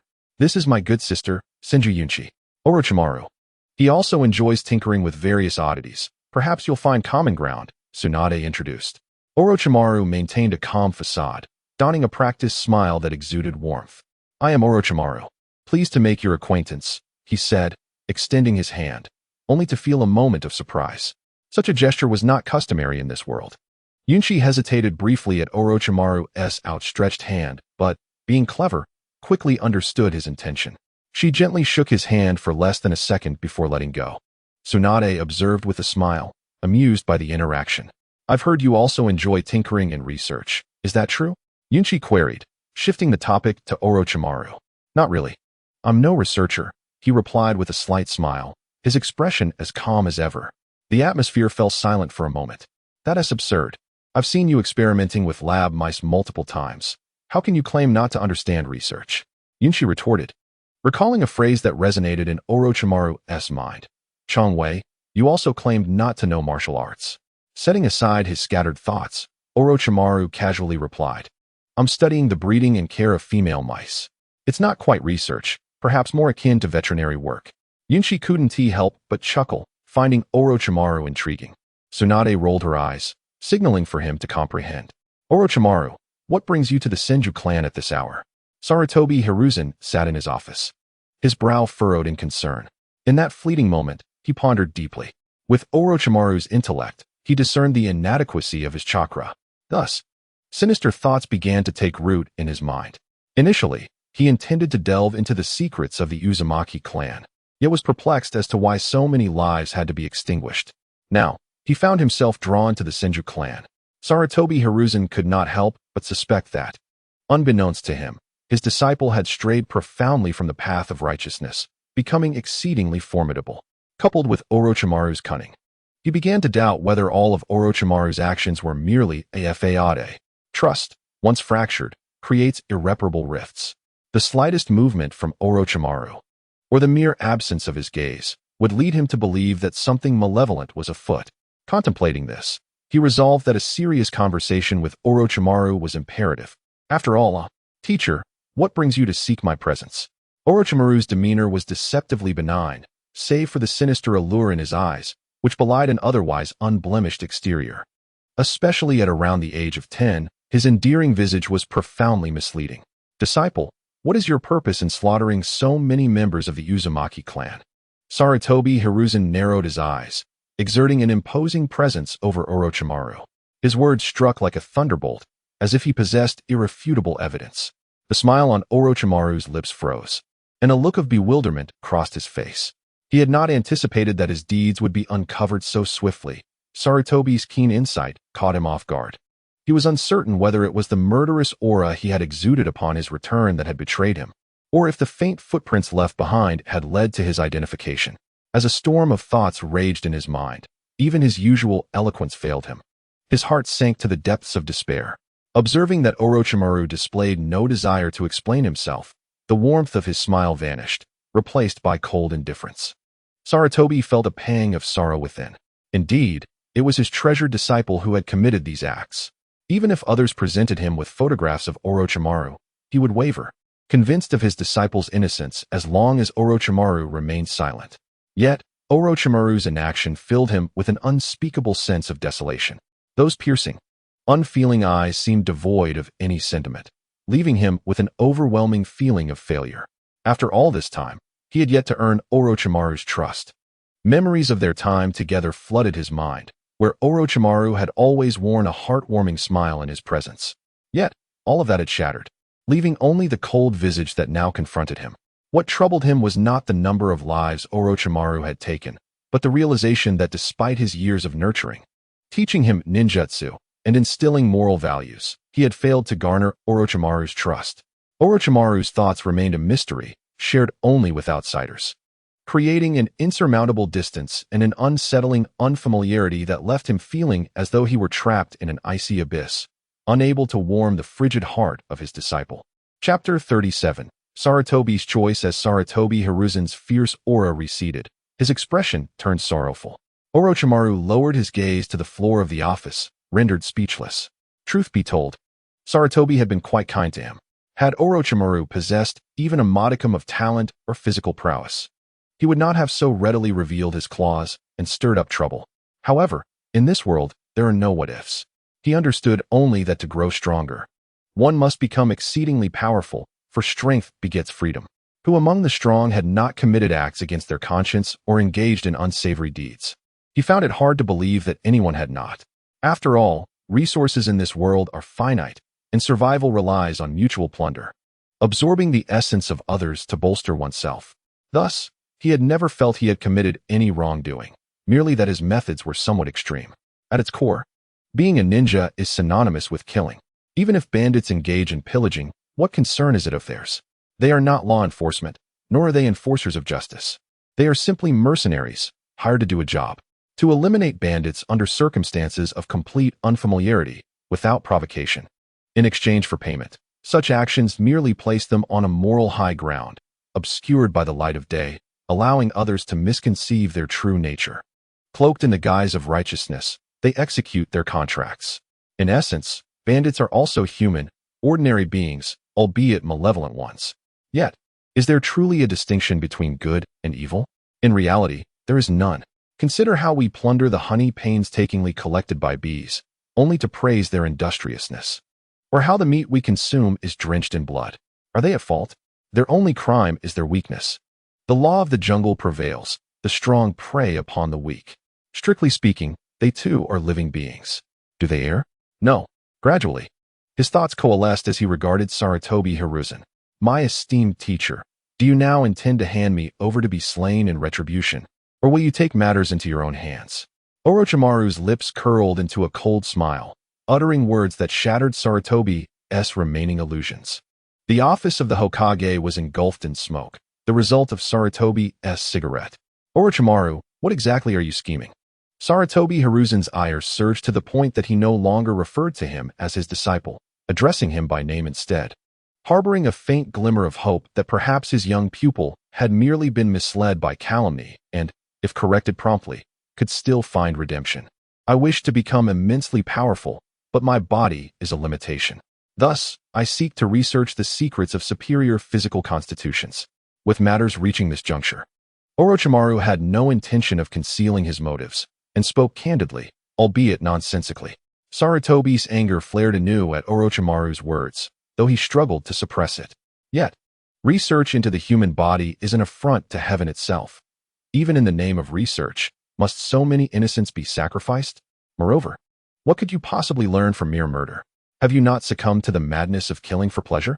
Sarutobi attempted to dissect Orochimaru's psyche, articulating his thoughts. That is not true. I find killing quite revolting. I merely seek to understand the truth through the essence of life. Orochimaru instinctively replied, his words flowing effortlessly. Nonsense. To seek understanding through murder is the act of a sorcerer. And in such a brief span, what can you truly comprehend? The Uzumaki clan is our reliable ally. Should this matter come to light, how will others perceive it? How will they navigate these social relations? A once reliable ally could swiftly become an enemy. Once conflict arises, we would be caught between two fronts, with no one to defend us. And let us not forget the presence of the first Hokage's wife, the Senju clan. Should news leak, I would be unable to protect you. Have you even considered this? Sarutobi felt a surge of frustration at Orochimaru's immature reasoning, lamenting the failure of his pupil to grasp the gravity of the situation. You are the Hokage, why fear them? Orochimaru's instinctive question struck a chord deep within Sarutobi. Could it be that his naive disciple believed that with him as Hokage, he could act with impunity? Sarutobi's anger diminished somewhat at this realization. If that were the case, it would indicate that he still held some measure of trust in Orochimaru. Contemplating this, Sarutobi quickly halted his thoughts. The first Hokage, Hashirama Senju, and the legendary warrior of the ninja world, Madara Uchiha, laid waste to the land of fire, establishing Konoha. The second Hokage, possessing unparalleled talent, was akin to a living machine for ninjutsu creation. The might of these two clans is formidable beyond measure. Do you truly believe that I, a mere Hokage, could hold any significance in their eyes? Sarutobi Hiruzen squinted slightly, revealing a glimmer of coldness in his gaze as he spoke softly. His disciple was astute in many respects, yet woefully ignorant of the village and the surrounding circumstances. "Oh, sensei, what use are these words? What do you wish to do with me?" Orochimaru noted that Sarutobi Hiruzen had veered off topic yet again, bluntly steering the conversation back. "Disciple, if your passion lies in research, I can grant my consent. I may even support you by helping you establish a laboratory. However, you must understand that it is imperative to keep everything discreet. You must not entangle yourself with Danzo, and should any issues arise, I will feign ignorance. You may even wish to conduct experiments on living subjects. But it must all be done under the condition that it remains undiscovered. Furthermore, if there is anything you wish to discuss, do so openly with me. Do you understand?" As the tension gradually dissipated, Sarutobi Hiruzen spoke gently. "Isn't it merely research? What harm is there in agreeing? As long as you do not experiment on the villagers, it is of no concern to me. Other nations engage in such practices as well." Surprised by Sarutobi Hiruzen's unexpected openness, Orochimaru found himself momentarily bewildered. After all, in the original narrative, Orochimaru's pursuit of live experimentation had led to his exposure and subsequent sparing by Sarutobi Hiruzen, which ultimately led him down the path of a rogue ninja. Why, then, was Sarutobi Hiruzen appearing to take this so lightly? Orochimaru was left in a state of confusion. What about the affairs of the land of whirlpools? Orochimaru inquired cautiously. Observing Orochimaru's demeanor, Sarutobi Hiruzen felt a stir of emotion. Gaining the trust of his disciple and being consulted by him was indeed a pleasant experience. "Keep your secrets close. I have already altered your records of leaving the village. In all your future endeavors, think carefully about the consequences. You may conduct experiments on whomever you wish, but you must never involve the people of Konoha. Do you comprehend? Otherwise, I cannot guarantee your safety. You must realize that my position as Hokage is precarious, reliant upon the goodwill of the Senju clan, and I must act as their tool to maintain my seat. Many matters require patience and careful planning. Do you understand? If you ever find yourself confused, come to me.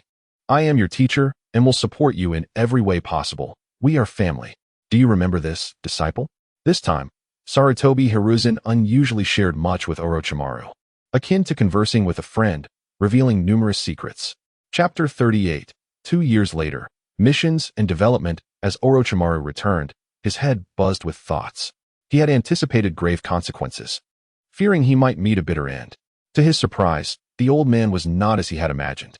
The thunder roared, yet the rain fell lightly, granting Orochimaru a deeper understanding of the nature of the ninja world. Sarutobi Hiruzen sat in his office, smoking, gazing at the empty space where Orochimaru had just stood. Upon grasping Orochimaru's intentions, he felt a sense of relief. As long as Orochimaru had not completely succumbed, he would not abandon this promising disciple, especially after investing so much in his development. It was inconceivable for him to destroy the talent he had painstakingly nurtured. "Welcome back, my lord." Just as Orochimaru was refining his chakra, a loud voice called from outside, momentarily startling him with its familiarity. With a creak, the door swung open, revealing a taller young man with white hair. "Jiraiya, have you grown taller?" Orochimaru stammered, surprised by the grinning figure before him. He had consumed so much and indulged in countless delicacies to grow so rapidly. As this thought crossed his mind, Orochimaru felt a flicker of astonishment, followed by a surge of joy.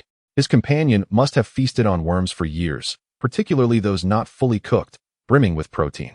Hearing Orochimaru's words, Jiraiya's expression initially darkened as he recalled some unpleasant experiences, yet he quickly brightened, his eyes sparkling with delight. Clearly, being taller than Orochimaru was a triumph worth celebrating. "Indeed, not only has my height increased, but my strength has progressed remarkably as well," Jiraiya boasted, his pride evident as he tousled his white hair. Orochimaru chuckled softly, an idea of sparring with Jiraiya flickering in his mind, wishing to remind him who truly held superiority. "Ah, it seems you have changed significantly over these years as well," Jiraiya remarked, his curiosity piqued about Orochimaru's capabilities. "How could I not be curious about the prowess of the one who has long overshadowed me?" Jiraiya's voice turned serious. At that moment, Tsunade appeared, cradling the young Nawaki in her arms. "Why didn't you tell me you were back?" she called out, instantly dissolving the tension in the air. The two exchanged an awkward smile, momentarily caught off guard. No, I just returned. My home is closer to Orochimaru's, so I thought I would drop by," Jiraiya explained, his gaze lingering on Tsunade, who had blossomed considerably since they last met. Having spent years away, he now found her exceptionally beautiful, akin to a celestial being. Of course, any woman appearing before him would likely evoke such sentiments, especially since Tsunade had always been attractive in her youth, and her maturity brought forth an entirely different allure. "Oh," Tsunade replied, a hint of displeasure tinging her tone. "By the way, Tsunade, you look stunning. What is your secret?" Jiraiya inquired, leaning closer, inadvertently causing Tsunade to blush deeply. "Really? Is that true?" she replied, momentarily adopting a demure demeanor, seemingly forgetting about the child in her arms. Clearly, Jiraiya was aware of Tsunade's situation. While she was enamored by his presence, casting aside her other concerns, Orochimaru noted that Tsunade indeed appeared much more radiant. Her once cherubic face had slimmed down, accentuating her sharp features, and her eyes sparkled with a newfound vitality, exuding an air of confidence that was undeniably captivating. Time flew by, and 2 years had passed. During this period, Jiraiya had fervently pursued Tsunade, diligently applying various dating strategies. Like Orochimaru, he occasionally visited the sacred grounds to train. Tsunade had accepted both their suggestions and ventured into the wet-bone forest, exploring senjutsu and beginning her own cultivation journey. In a departure from the original tale, Tsunade possessed an innate talent for senjutsu and diligently practiced it. In the original narrative, her disinterest in combat, compounded by the loss of her 2 beloved men during the Second Great Ninja War, led her to develop a fear of blood and wander the world instead of pursuing senjutsu. Meanwhile, Nawaki had also grown, no longer requiring Tsunade to carry him everywhere.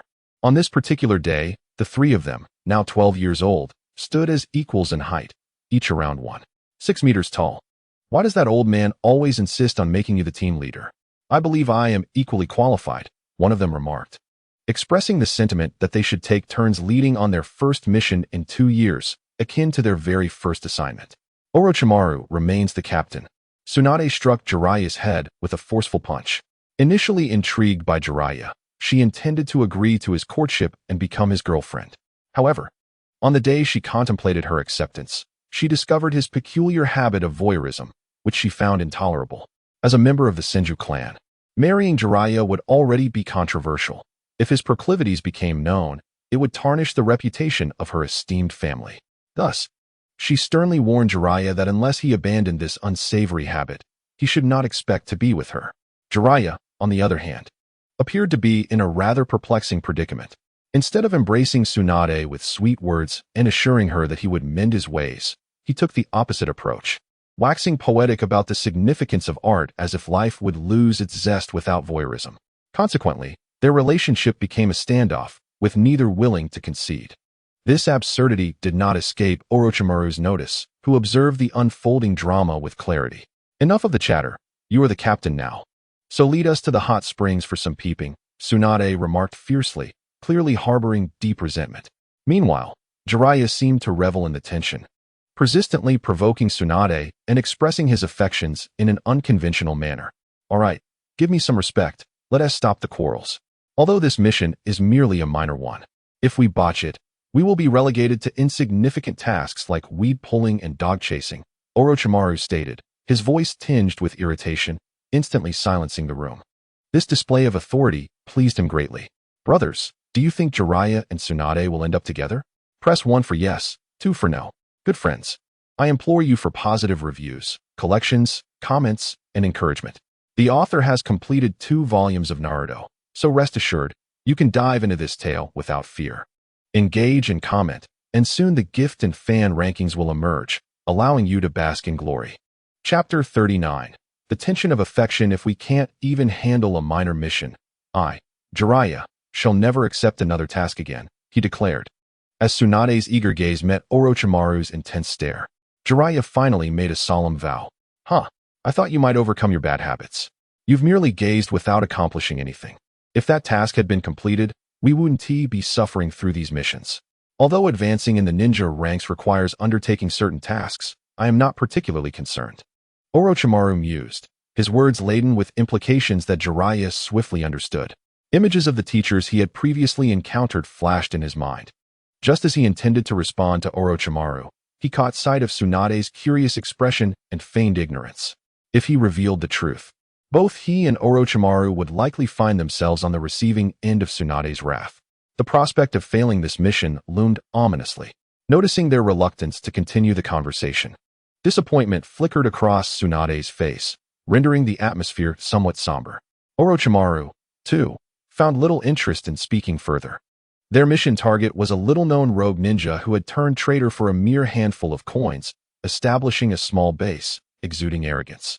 Their objective was to eliminate this rogue, along with any misguided followers, to demonstrate the fate that awaited those who betrayed Konoha. Orochimaru passionately rallied his comrades, attempting to inspire them. How dare he betray us? My grandfather Tsunade's legacy of the great Konoha should not harbor such scum. I shall teach him a lesson. Jiraiya chimed in, demonstrating a newfound confidence in his flirtation skills. Orochimaru watched Jiraiya with satisfaction, relishing the feeling of manipulating his companions. He understood that Jiraiya was merely playing along, yet he recognized that none of them were simpletons. Tsunade regarded Jiraiya's retreating figure with appreciation, acknowledging his considerable prowess. Oh dear, it seems the weather is turning. We should find shelter from the rain, Orochimaru suggested, observing the rapidly changing skies. Why hide? Let us take a break right here and go frolic in the wild. We can regroup tomorrow, Jiraiya proposed. Tsunade frowned slightly, annoyed by Jiraiya's preference for animal company over spending time with her. Orochimaru secretly admired Jiraiya's choice, realizing that his perpetual singlehood was not without reason. After all, a rainy night is often steeped in poetic charm, with gentle raindrops creating an atmosphere that draws hearts closer. All right, I find that agreeable, after all. Little creatures are far more adorable than you, Jiraiya, Tsunade pouted, playfully defiant. Orochimaru smiled at the youthful Tsunade, finding her petulance endearing. Very well, it's settled then, Orochimaru declared, swiftly forming hand seals. Jiraiya followed suit at a leisurely pace, while Tsunade glared at him, hastily completing her seals.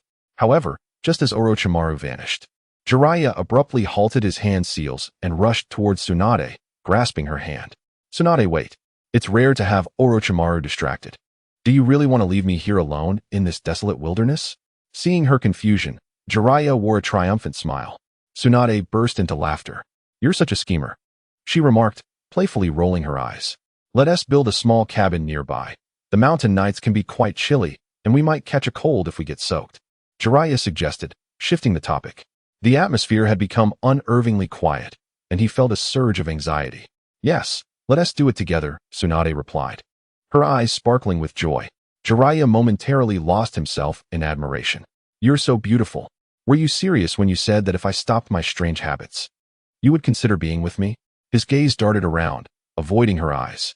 Previously, he had felt compelled to maintain a facade of masculinity in front of Orochimaru, but now, he feared that Tsunade might merely be jesting. If she hesitated or uttered even a half-hearted refusal, he would immediately dismiss it as a joke. His heart raced with tension. After a brief silence, as he prepared to deflect the conversation with humor, Tsunade bit her lip. We can start by trying to spend time together. You have always had a good place in my heart, but since you returned from training at the sacred place, you seem less dependable. And your peculiar habit is hard to accept. I'm truly sorry. Let us wait a while longer. At this moment, Tsunade hesitated, caught off guard by the sudden turn of events. Just moments ago, Jiraiya had been teasing her in front of Orochimaru. If they were to become involved now, it would be utterly ridiculous. She yearned to witness a genuine transformation in Jiraiya. Although her heart undeniably belonged to him, she felt a profound sense of insecurity, perhaps even a facade of aloofness. In any case, she preferred to take a step back for the time being. It is also possible that she cherished the wild and carefree Jiraiya, rather than the one before her now. Upon hearing Tsunade's words, Jiraiya's affectionate demeanor instantly morphed into laughter. Ha ha ha, you've been fooled by me, haven't you? How could I possibly give up an entire forest for someone like you, a mere laundry board? He guffawed, seemingly mocking Tsunade. He feared that she might feel guilty for rejecting him. To him, as a man, enduring some pain was trivial. His fondness for Tsunade grew stronger, and he quietly encouraged himself, relishing the challenge. Suddenly, he felt an urge for a drink. They then began constructing a small cabin, the atmosphere thick with awkwardness. Tsunade found herself subtly avoiding Jiraiya, instinctively distancing herself. Jiraiya, wielding a kunai and channeling chakra, fiercely chopped at the trees. Suddenly, he paused. How about we spend the night at the holy place to avoid any misunderstandings when Orochimaru returns tomorrow? It could affect your reputation, he suggested. putting away his kunai and rubbing his white hair with a cheerful smile. Upon seeing this side of Jiraiya, Tsunade felt an inexplicable sadness. "All right," she replied, and they formed the necessary hand seals. Silence enveloped them once more, the only remnants being a felled tree and some branches and leaves Tsunade had gathered. Chapter 40. The sudden appearance the next day, Orochimaru returned from the reverse summoning. Observing the traces left behind, he felt a twinge of curiosity, but dismissed it as merely a chopped tree and some branches. "You've arrived so early, Orochimaru. How diligent of you," Tsunade remarked as she approached. Just as Orochimaru settled on a branch, lost in thought, a ripple in the air caught his attention. He chose to ignore it. Maintaining an impassive gaze, Jiraiya shrugged, opting not to engage further, and tossed aside the damp pile of branches. Shortly after, Tsunade joined them on the ground. "Let's go," Orochimaru stated coldly before Tsunade could utter a word. Recently, he had been preoccupied with a plethora of information regarding cell classification in his mind, which he had memorized but not yet comprehended. With limited talent, he could only study it gradually, as it had once seemed like an incomprehensible tome during his studies. As he trudged ahead, Jiraiya had little to say, and Tsunade fell behind, feeling a bit awkward about being too close. At noon, the trio continued on without pause, each consuming their own rations. They sat apart, creating a subtly tense atmosphere. Orochimaru sensed this but chose to disregard it. His sole focus was on becoming stronger, indifferent to everything else. Perhaps the previous day's encounter with the white-haired boy had affected him. Upon reaching the mountain, they gazed down at several wooden cabins below, the stronghold of the rogue ninjas. From the looks of the houses, their numbers don't seem substantial. "Let us go in, finish this, and return," Orochimaru stated, glancing at the others who awaited his command. Hearing him, Jiraiya charged ahead without hesitation, seemingly eager to vent his frustrations through battle. Orochimaru followed closely behind, while Tsunade, seeing her teammates so eager, decided to join them, albeit with a hint of apprehension. Suddenly, an explosion erupted from a booby trap left by the rogue ninjas, triggered by an unnoticed slip. The three paid little mind as they swiftly approached. A rogue ninja, adorned with a scratched Konoha forehead protector, emerged from the cabin, observing the three young intruders with a cold gaze, while others armed themselves behind him. "What merit do I possess to warrant such attention from the village?" he mused, his eyes glinting with a chilling demeanor. "You betrayed the village," Orochimaru replied flatly. "Heh, it is not I who betrayed the village, but rather the village that betrayed me," the rogue retorted, sorrow etched across his face. "Enough of your prattle, prepare to die," Jiraiya declared, surging forward, charged with chakra, eager to test the rogue's mettle. Orochimaru, noticing Jiraiya had chosen his opponent, refrained from competing for the confrontation. He unsheathed his sword, the Kusanagi, and charged toward the armed lackeys. Tsunade, watching her two comrades engage, remained cautious, her gaze fixed anxiously on Jiraiya, ready to provide support. As Jiraiya charged at the rogue, the latter sneered, hurling a shuriken with deadly precision. Jiraiya halted his advance, forming hand seals. His white hair elongated, transforming into a protective barrier that deflected the projectile. His combat philosophy was simple: to be aggressive.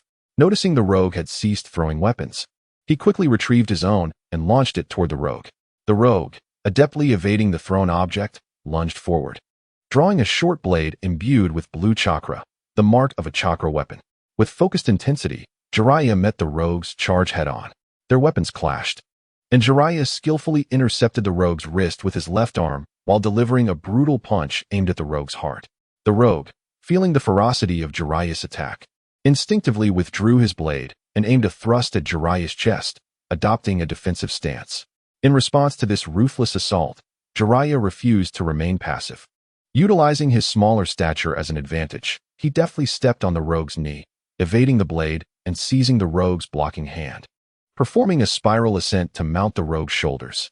With precision, he thrust his fingers toward the rogue's eyes. The rogue was momentarily thrown off balance, caught between his previous life and death stance and Jiraiya's agile maneuvering. With a cry of pain, he instinctively fell backward, intent on crashing to the ground. Jiraiya, anticipating this, prepared to leap away but was unexpectedly seized by the rogue's leg, hastening his descent. Meanwhile, Orochimaru stood with his sword across his arm, wiping blood from the blade.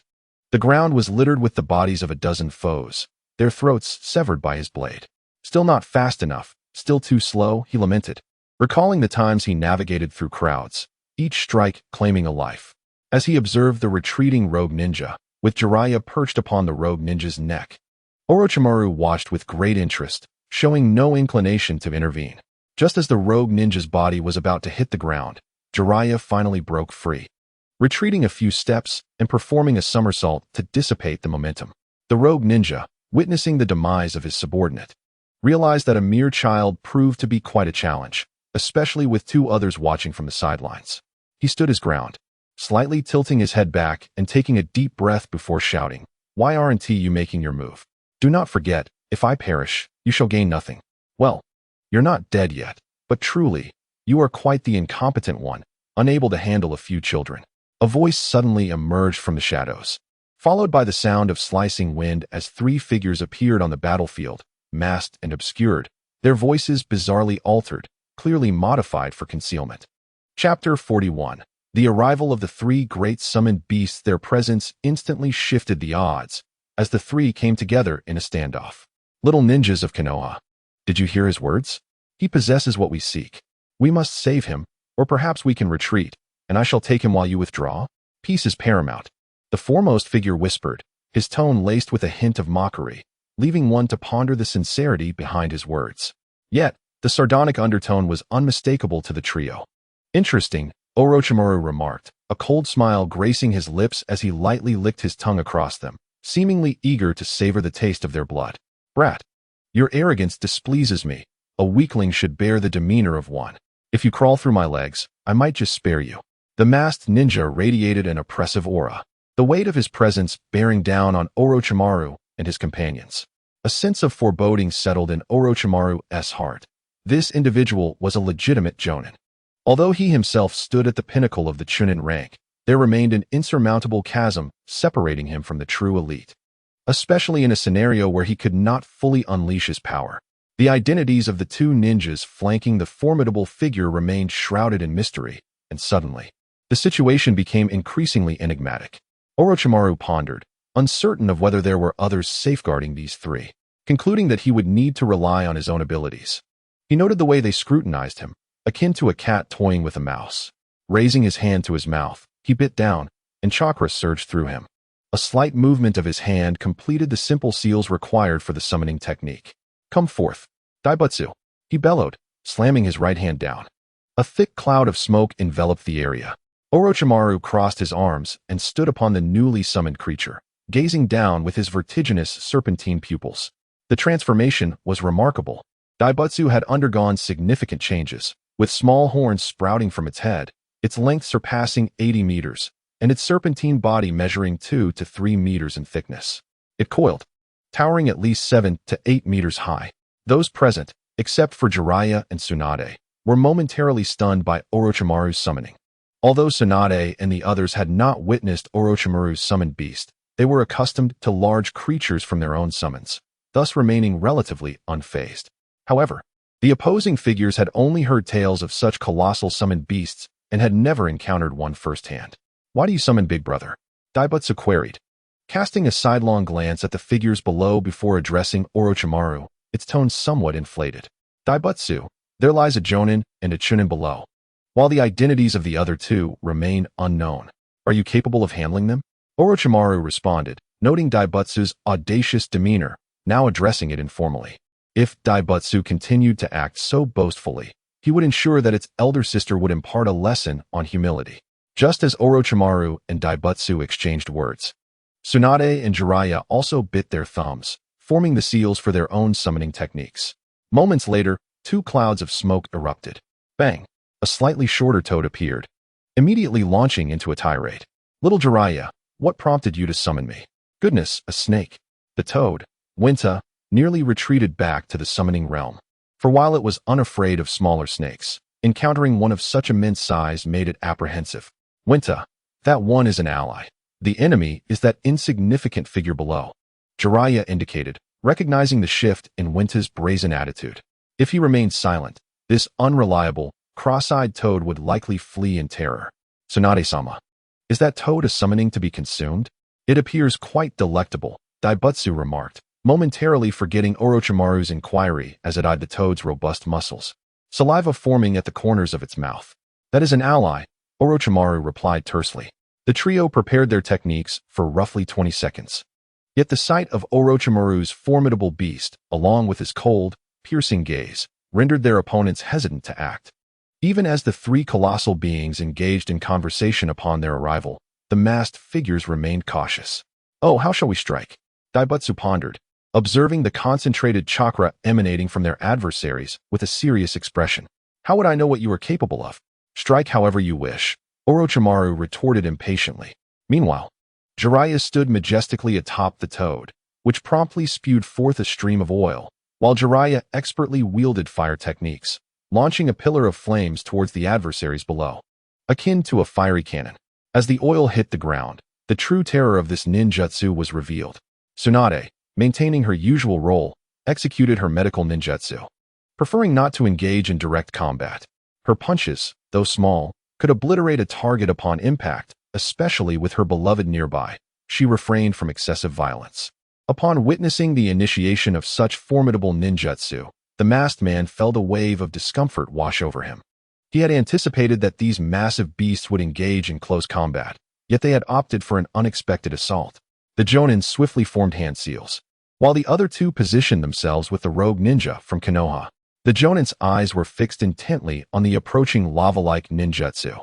The scorching heat caused beads of sweat to cascade down his body as he summoned chakra to create a towering wave, attempting to counter the magnitude of the attack. Water and fire collided with a cacophonous roar, igniting the surface of the water. It was uncertain if the flames were igniting the water due to excessive heat or because of the oil that Winta had expelled, resembling gasoline. The masked Jonin submerged beneath the water, bracing against the searing heat. Moments later, Winta's oil ceased its flow, for its massive maw could not contain such a vast quantity. Seeing that his devastating technique had not vanquished his opponent, disappointment flickered in Jiraiya's eyes. Gradually, the flames began to extinguish. The Jonin resurfaced, gasping for air. Feeling a surge of relief that the flames had ceased, otherwise, the towering waves would have boiled away. Slug, now is your chance. Yet, before he could catch his breath, the voice of Tsunade soon echoed. Yes, Lady Tsunade. The slug, resembling a bashful young girl, replied softly. A large mouthful of corrosive slime was aimed at the weary Jonin below, just as the acidic substance was about to descend upon the exhausted Jonin. A massive earthen wall enveloped the masked shinobi. The spit upon the wall was swiftly corroded, creating a significant hole, yet it did not reach the Jonin's head.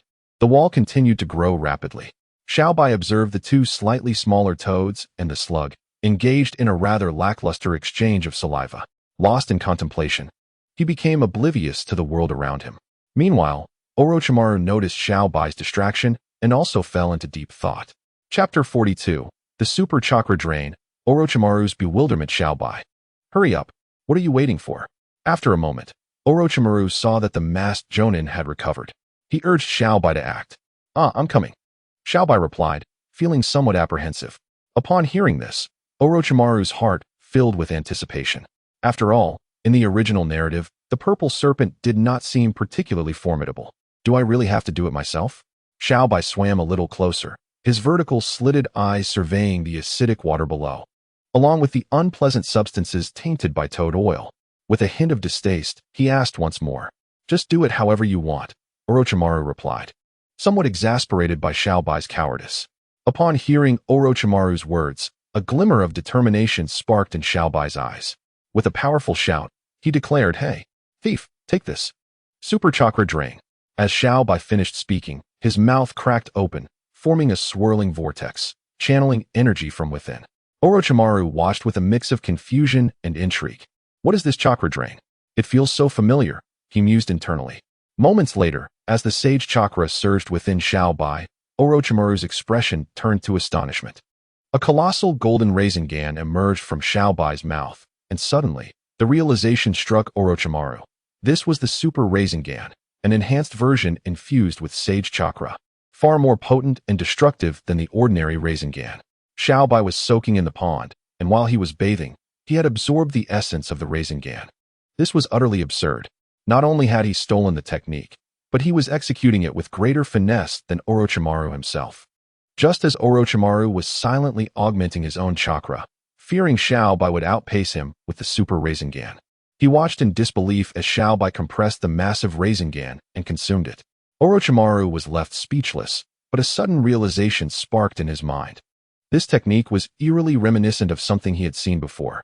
Xiao Bai, seemingly charged with energy, swung his massive head downwards, targeting the Jonin.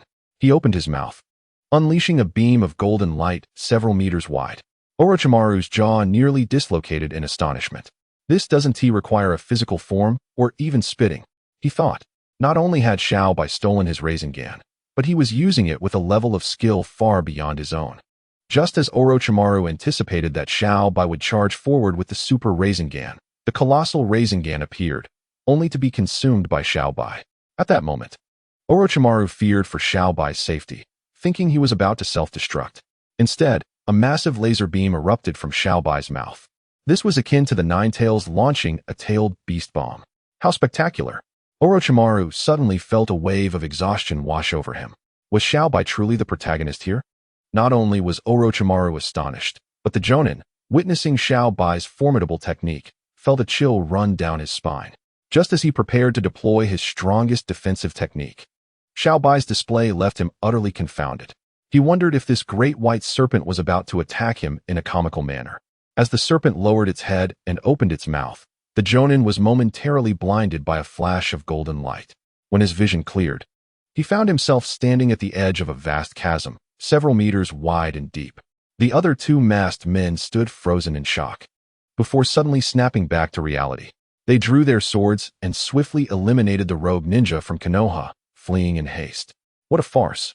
Their strongest Jonin had perished, and they certainly would not linger here for their own demise. They eliminated the rogue ninja to prevent any information from being leaked. Meanwhile, Xiao Bai licked his lips. I hadn't fully perfected that technique. The water was simply too filthy, so I resorted to using this incomplete technique.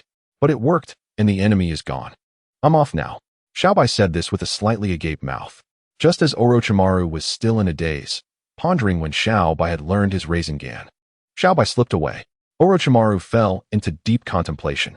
He was not surprised that Xiao Bai could utilize sage techniques. They both employed such skills to enhance their physical prowess.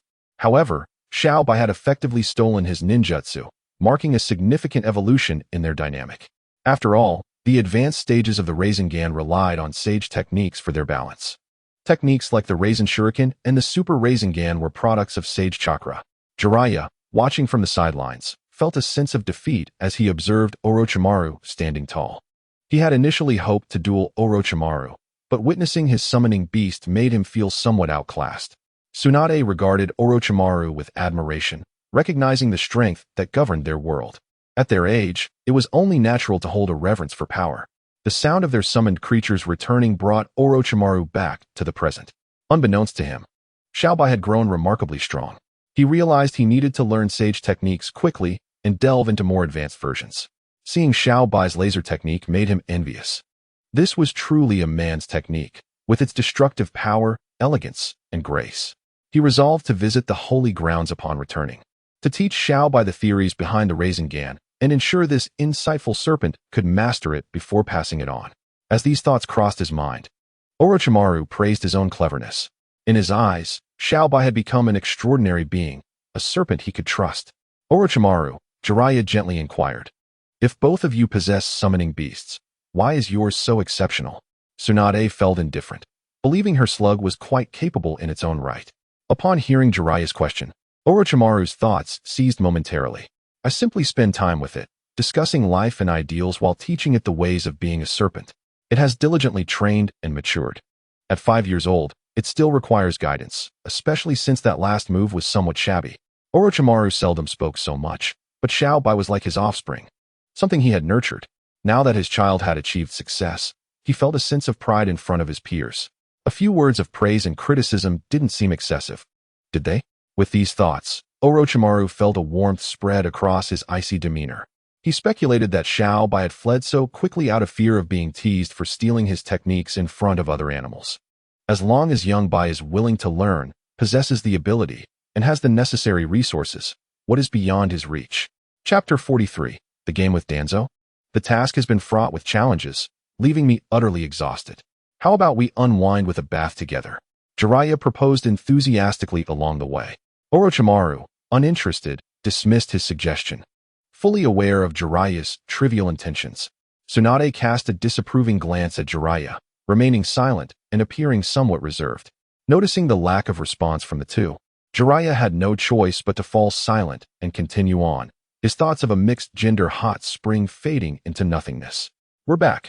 Sarutobi smiled gently at his three spirited disciples. Jiraiya then launched into a rapid recounting of the task's twists and turns, urging Sarutobi to increase the task's difficulty.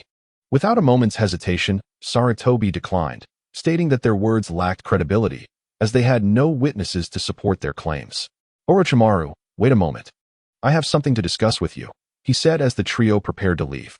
"Teacher, do you wish to keep me back for something?" Orochimaru inquired, puzzled. Sarutobi did not respond, but instead retrieved a scroll from his drawer. "This is a storage scroll containing what you seek. Should you require anything or face difficulties, do not hesitate to consult me. Do not make hasty decisions alone," Sarutobi advised as he handed the scroll to Orochimaru. "Understood, teacher," Orochimaru replied, leaving the office slowly, a small snake slithering from his pant leg to find a hiding place. This ordinary snake, common in appearance, became Orochimaru's eyes. He was preparing to take action regarding the Book of Seals, gradually enhancing his strength, as he could no longer afford to wait, especially with the technique of Edo Tensei. The sooner he learned it, the better. He sought opportunities to refine his skills, though he was uncertain of his own talent. Nevertheless, who would reject an abundance of ninjutsu? He was genuinely curious about this technique, as it pertained to life and death. At 12, he was on the brink of adulthood, soon to be 20, then 30, and ultimately facing old age. He needed to dedicate time to study these matters. If all else failed, mastering the impure world reincarnation technique could serve as a backup plan. Increasingly, he felt discontent with remaining in Konoha. He longed for freedom, not merely to leave the village under the guise of completing missions. The myriad of lights in the village was not his true home. The vast abyss ahead was his destined path. He was mentally prepared, despite his mentor's peculiar experiments, which only deepened his wariness towards Sarutobi. After all, Sarutobi was not following the original narrative, increasing Orochimaru's unease and introducing many uncertainties. Days later, Danzo appeared at Orochimaru's residence. "Orochimaru, why have you abandoned the laboratory? Do you find the equipment there inadequate for your needs?" Danzo inquired softly. Orochimaru poured a cup of water for Danzo and sat opposite him. "The Sharingan has malfunctioned, leaving little of interest to study. I found it unengaging, so I chose not to go," he replied quietly, showing no regard for Danzo. He felt his wings had begun to harden, with the Holy Land as his safety net. Worst case, he could seek refuge there, enjoying a comfortable existence until he was ready to re-emerge as an unstoppable force. Danzo paused momentarily at Orochimaru's words. "I thought it to be a pressing matter. Coincidentally, I recently acquired a pair of Sharingan, a double tomo at that," he remarked with a light smile. Pondering the origins of such an item, it seemed odd that a member of the Uchiha clan had not yet discovered it. Or perhaps it had been discarded by one of their own, as such inferior Sharingan held little value. After all, they would want to prevent others from analyzing its powers and reclaiming it. Naturally, some individuals, coerced or tempted, might sneak away a pair or two, as not everyone possessed an overwhelming sense of familial honor. "I have lost interest in the Sharingan. No matter how I study it, I find nothing of substance. If there was something worthwhile, we wouldn't be waiting for it," Orochimaru stated, sipping his tea while absent-mindedly rubbing his thumb along the rim of the cup, never once glancing at Danzo. At present, he already possessed a Sharingan, albeit a low-grade one that seemed incapable of evolving. But it was not yet the time to delve into its study. "Our little genius is retreating?" Danzo taunted, attempting to provoke the young Orochimaru into joining his schemes. Sometimes, pausing to reassess is a form of progress, rather than blindly pursuing the wrong path, Orochimaru replied coolly, resting his hands on the table. Danzo was not a trustworthy individual. He preferred to limit his interactions with him. "By the way, just a few days ago, we found a piece of meat, the origin of which remains a mystery. Despite being dead for over a decade, its cellular vitality is remarkably high. A scholar discovered this after conducting research. What secrets might this meat hold?" Danzo continued, raising his cup, tracing the bottom with his fingers before taking a sip and preparing to leave. The bait had been cast. Orochimaru's eyes brightened at this information. though he made no move to follow Danzo, instead contemplating his departing figure. A moment later, in the Hokage's office. Teacher, Danzo visited me earlier, attempting to lure me into his schemes. I suspect he has sinister intentions regarding the first Hokage's remains, Orochimaru thought to himself. A cold smile forming as he recounted Danzo's words to Sarutobi. Engaging in a game with Danzo would yield him nothing. It would be wiser to alert the authorities. Perhaps even notify the teacher. He awaited Sarutobi's response, knowing that if the Hokage agreed, he would find various justifications to procure a peace for himself. If unsuccessful, the information would soon reach Tsunade's ears. If he couldn't obtain it, Danzo would not either. The body would not be destroyed, at most. Recovering it later would be somewhat more challenging. He was not the original Orochimaru. What was the point of playing games with Danzo? Reporting him directly would be far more effective. He would see how Sarutobi responded, perhaps even seizing the opportunity for confiscation. In the end, it would all belong to him. As for being targeted by Danzo, he held no fear. Even if Sarutobi turned against him, he was confident in his escape. Once in the Holy Land, with the White Snake Sage by his side, it was uncertain whether they would even find him, and even if they did, would they dare act against him? At present, Orochimaru believed that within the shinobi world, aside from the aging Madara with his Rinnegan hidden away and the sealed Kaguya, there was no one who could contend with the White Snake Sage. They would not go to such lengths for a mere Orochimaru. Chapter 45.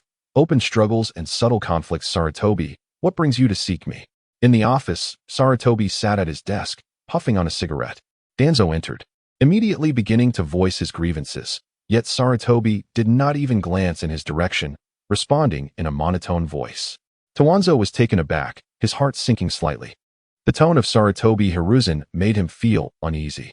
He was still unaware of the misdeeds orchestrated by Orochimaru. Recently, he had been closely collaborating with Orochimaru, effectively dragging him into a perilous situation, which is why he had refrained from assigning subordinates to monitor Orochimaru. After all, Orochimaru's master was the Hokage, and it was highly likely that there were Umbu watching from the shadows. He secretly hoped that Sarutobi would misunderstand the relationship between him and Orochimaru, which would serve to undermine Sarutobi, leaving him in a state of helplessness. If he were to send someone to surveil Orochimaru, Sarutobi would inevitably discover the true nature of his relationship with him. Hokage, what is it that you require of me?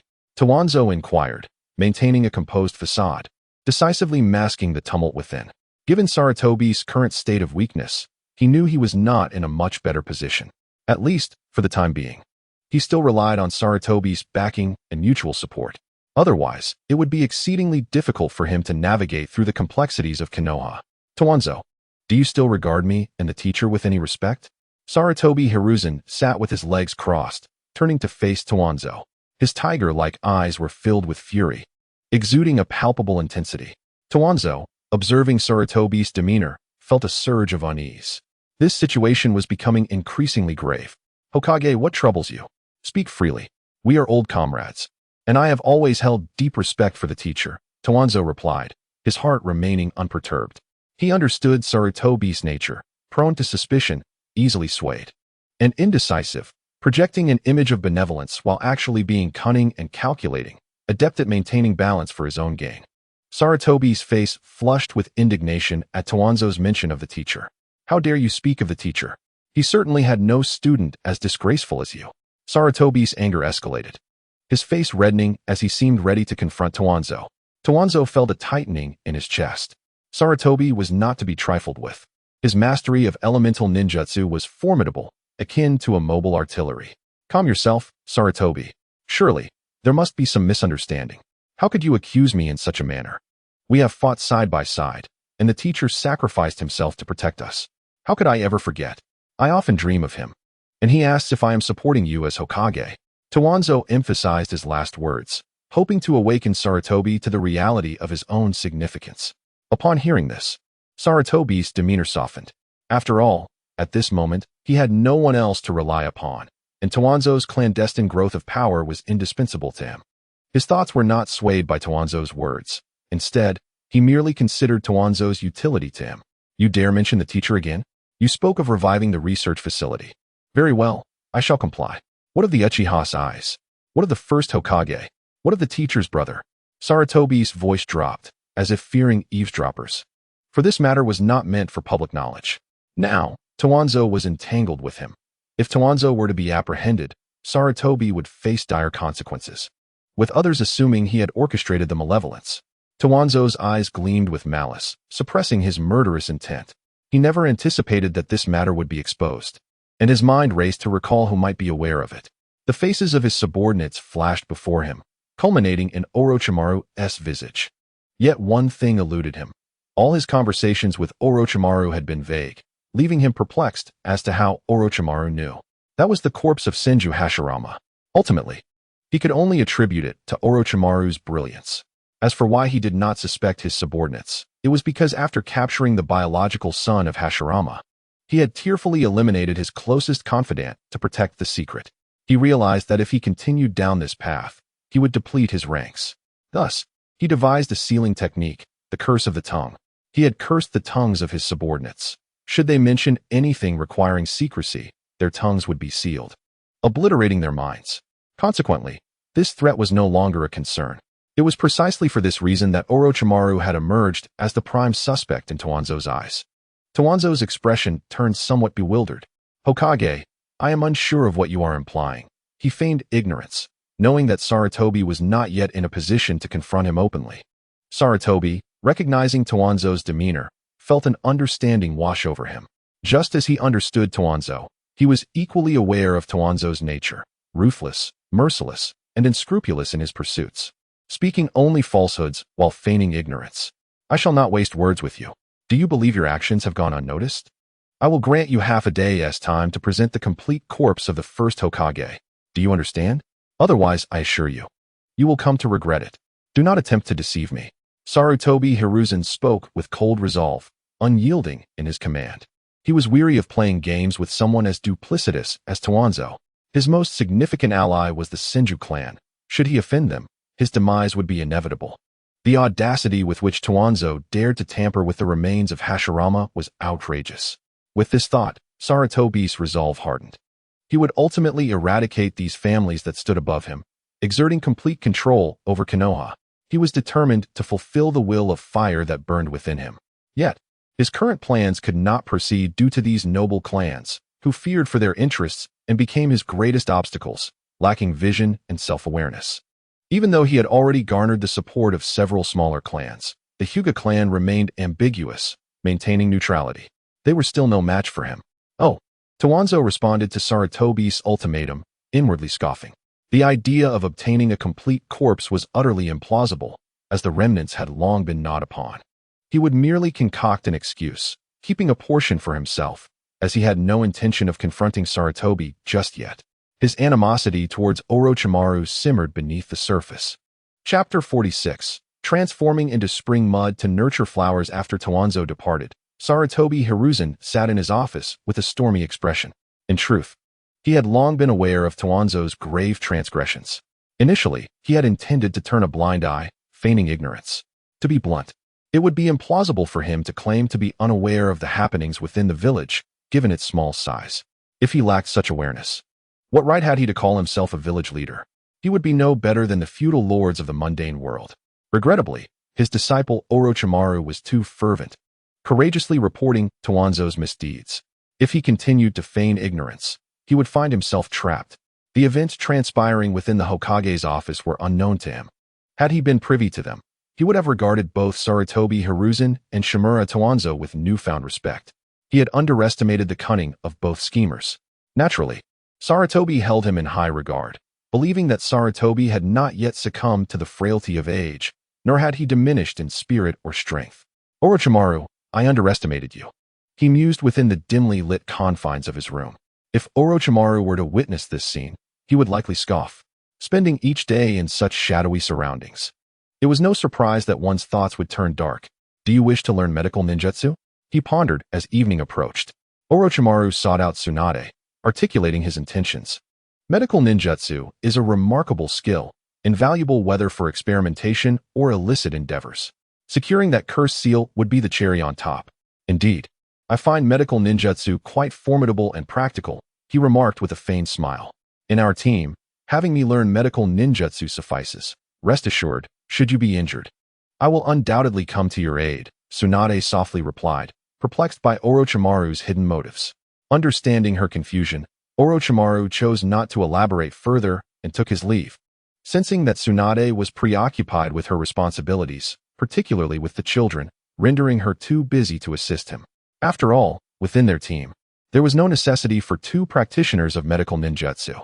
However, the future, he mused, might present a different scenario. As he exited the Senju clan's grounds, he chuckled to himself, contemplating a visit to the hospital the following day. Were it not for the unnerving presence of the Hokage, he would not have bothered seeking out Tsunade at all. What's your intriguing companion after? Yunchi emerged from the house, observing Tsunade lost in thought. Nothing much. He merely wished to learn medical ninjutsu from me. But upon my brief response, he departed. Tsunade buzzed, appearing somewhat bewildered. Yunchi's pupils narrowed slightly as she regarded Tsunade. There is something I hesitate to express, she said cautiously. Tsunade shot her a glance. If you're unsure whether to speak, then spare me. There's no need for such preambles in my presence. Tsunade replied curtly. Your companion Orochimaru is quite extraordinary. When with him, exercise caution. You never know when your life might be in jeopardy, Yunchi warned, her tone tinged with coldness. What brings about such thoughts? We are comrades, Tsunade countered, her eyes widening in surprise at Yunchi's words. Do not be naive. When he gazes upon you, there is no hint of affection, certainly not the camaraderie of battlefield allies. Moreover, his pursuit of medical ninjutsu is likely for research purposes, specifically involving living subjects, which could pique his interest in intriguing bloodlines and physiques. Don't tell me you believe he's studying medical techniques to tend to you. Your nurturing presence renders healing unnecessary, Yunchi remarked, pondering the unusual implications. I was merely jesting. Do not overthink it. Just be vigilant moving forward, she added, noticing Tsunade's contemplative expression. Tsunade responded absent-mindedly. She felt a complex ambivalence towards Orochimaru, born of humble origins yet possessing extraordinary talents. Even she, a princess of the Senju clan, appeared somewhat diminished in his presence. Shaking her head, she dismissed these thoughts, focusing instead on her current craving. How bothersome. Today, I yearn for your stir-fried dishes. It drives me mad, Tsunade complained, rubbing her stomach as she caught up with Yunchi, playfully clinging to her back. Alas, dear Xiaobai, I have yet to master medical ninjutsu. So you must endure a bit longer, she added. In Orochimaru's home, he sat at a table, elbows resting on its surface, fingers half formed into a fist, cradling his face. Before him lay a small wooden cage, within which resided a frail white mouse, its spirit unyielding despite its weakened state. The mouse lay languidly, on the brink of succumbing. Thus, Orochimaru affectionately named the mouse Xiaobai, hoping to inspire it to persevere. In the dead of night, Xiaobai finally succumbed. Orochimaru dug a small grave in his courtyard, burying Xiaobai beneath the autumn soil. As he interred it, he recalled the mouse's tenacity, placing a few seeds for fresh flowers upon its grave, allowing it to transform into nourishing spring soil, honoring Xiaobai's legacy. If only Xiaobai could speak, perhaps it would be moved to tears. Orochimaru, despite his pursuits, possesses a kind heart, mourning the loss of a mere mouse and personally laying it to rest. Meanwhile, Sarutobi Hiruzen, feeling somewhat bored, perused his crystal ball. Inadvertently witnessing the demise of Orochimaru's mouse, he observed Orochimaru tenderly burying the creature, which stirred reflections within him. The scene then shifted to a steamy bathhouse, where he feared a potential fire outbreak, witnessing the tumultuous scenes unfold, causing his cheeks to flush with embarrassment. Oh dear, how fierce I appear. Alas, as Hokage. These are my subjects, he mused. Suddenly, a thought struck him, and the crystal ball's imagery shifted to an empty expanse. Moments later, the ground began to part, revealing a flight of steps, from which a masked figure emerged. Before long, Sarutobi Hiruzen heard a knock at the door. Where is Danzo? Why has he not arrived? He pondered as he observed the man from the crystal ball, now standing before him.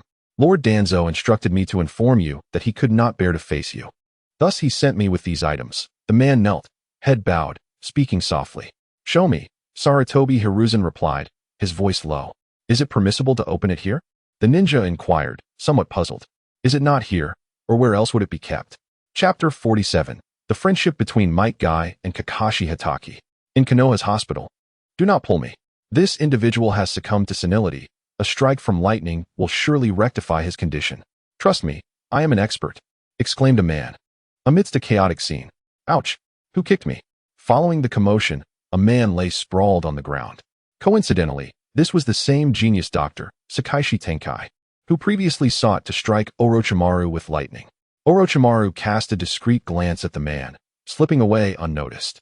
This individual was not one to provoke. He was a true prodigy. Sakaishi Tenkai brushed off the dust from his clothing, staring vacantly at the ceiling. Foolish mortals. No one appreciates my divine technique, which is fully prepared, he lamented. What poison shall I use? This method transcends from the sacred texts, he mused, envisioning the youthful and endearing Orochimaru. Alas, the simplest healing technique has me stumped. How frustrating. After leaving the hospital, Orochimaru surveyed the empty streets. The autumn sun no longer exuding its usual warmth. His fleeting courage dissipated upon encountering the morally bankrupt Sakaishi Tenkai. He wondered how such an unreliable neurospecialist had yet to lose his position. Contemplating further, he decided to set aside these thoughts and wandered through Konoha. With a skewer of dumplings in hand, Orochimaru indulged, his cheeks puffed with food as he observed his surroundings. After a while, he found the atmosphere rather dull, preferring sleep over the monotony of the day. Thus, he made his way home. Orochimaru, Lord Danzo seeks you. A masked ninja appeared behind him as he traversed the desolate path towards home. The cold voice reached Orochimaru's ears. I refuse to meet. If he wishes to see me, he can come himself, Orochimaru replied, his characteristic smile fading, his tone indifferent as he did not even glance back. The ninja behind him felt disregarded by Orochimaru's words. Left perplexed, Danzo had commanded him to bring Orochimaru back, yet he had never instructed what to do if Orochimaru refused. Thus, he was left in a quandary, watching helplessly as Orochimaru swaggered away. Upon returning to his room, Orochimaru suddenly recalled that he had yet to extend his greetings to Shiro, who was indeed a significant ally. Ah, little Orochimaru, you finally deemed it worthwhile to visit your elder sister. A sweet voice echoed in his ears as he arrived at the Dragon Cave. If one could overlook her imposing stature, her voice was truly enchanting. Shiro, what are you up to? Why haven't you gone out to play? As Orochimaru approached the transformation pool, he noticed Shiro playfully splashing water inside. He spoke softly, but Shiro shot him a glare before turning away, resuming her frolic in the water. Orochimaru was momentarily taken aback by her presence, which reminded him of the spiral shuriken, requiring wind chakra and certain chakra properties. It seemed impossible for Shiro to conjure such a technique. With that thought, he shifted his focus to today's chakra refinement and sage arts training, as the picturesque scenery provided an ideal setting for cultivation. Ah, Kakashi, you're training too. There's something invigorating about youth. Just as Kakashi was practicing his swordsmanship, a man with a watermelon head approached him, walking on his hands and speaking as he did so. Kakashi's eyes flickered with white sword light before vanishing without a trace as he sheathed his short sword. Upon turning, he saw a pair of feet. Indeed, might guy, Kakashi replied softly. Compared to his usual icy demeanor in conversation, there was now a noticeable warmth. Might guy flipped over and stood upright, clad in a tight green outfit, with thick eyebrows and large eyes that rendered him somewhat indescribable. Have you perfected your ultimate technique? Care for a spar? Kakashi, intrigued by Guy's robust physique, inquired. Of course, but if it were that easy to master, it wouldn't be called an ultimate technique. A solitary effort inevitably encounters many detours, Might Guy replied, giving a thumbs up, revealing his white teeth. Oh, then endeavor diligently. Kakashi remarked disinterestedly upon hearing Guy's claim of not yet having perfected his technique. While others may doubt Might Guy, Kakashi believed in him, as Guy was the most dedicated individual he had ever encountered. Guy was momentarily taken aback by Kakashi's words. With his bandages already undone, he was eager to test his skills against the young prodigy who had reached the rank of Jonin at such a tender age. You're not mistaken. I still have missions to attend to. Farewell, Kakashi said with a smile, albeit cold, as he observed Guy's dazed expression. By the time Guy regained his senses, Kakashi had already vanished. Goodness, how many times has this happened? He piques my interest, and then simply runs off, Guy muttered, scratching his head in bewilderment. Damn it, damn it, damn it. Jiraiya slammed his fist against a tree. Moments ago, he had been sitting alone in a clearing, attempting to study ninjutsu. He aspired to develop a technique even more formidable than Orochimaru's. However, after sitting for an eternity without a single breakthrough, he felt a wave of frustration. Ah, sage arts. If I can master sage arts, I shall surely defeat Orochimaru. Ha ha ha. Await the onslaught of this genius. His previously furrowed brow transformed into a radiant smile. Yet, he overlooked the fact that he struggled to concentrate, which had led to his failure to achieve sage mode in the original narrative. Moreover, he had forgotten that Orochimaru was also diligently training in sage arts. To put it plainly, should Orochimaru succeed, the gap between them would only widen. In truth, they were unaware of the immense power of sage arts, hence their lack of earnest effort, treating it as a casual endeavor. Orochimaru, being fully cognizant of the might of sage arts, was relentless in his pursuit of mastery. Jiraiya had previously experienced the strength of sage arts, but his inability to focus, compounded by the bad habits that came with age, hindered his progress. Were it not for the prophecy of the destined child who would alter the fate of the ninja world, his own disciple, Sage Fukasaku and Shima would not have provided such assistance. Yet, there are no what-ifs in this world. Some individuals are simply endowed with extraordinary gifts. That night, a small snake slithered along the walls of the Hokage office. Swish! A kunai appeared, pinning the serpent to the wall. Orochimaru opened his eyes, his slitted pupils gazing into the distance, toward the Hokage office. Chapter 48. The Child's Trusting Aura? Teacher, I wish to learn medical ninjutsu. I have realized how fragile life is, and I aspire to become a doctor, to save lives. He declared the next day as Orochimaru entered the Hokage office. His words caught Sarutobi off guard, leaving him puzzled as to what Orochimaru was attempting to achieve. My disciple, you must understand that one cannot take on too much at once. Moreover, becoming a strong ninja allows you to protect the village in different ways, Sarutobi replied, his smile reminiscent of a blooming flower.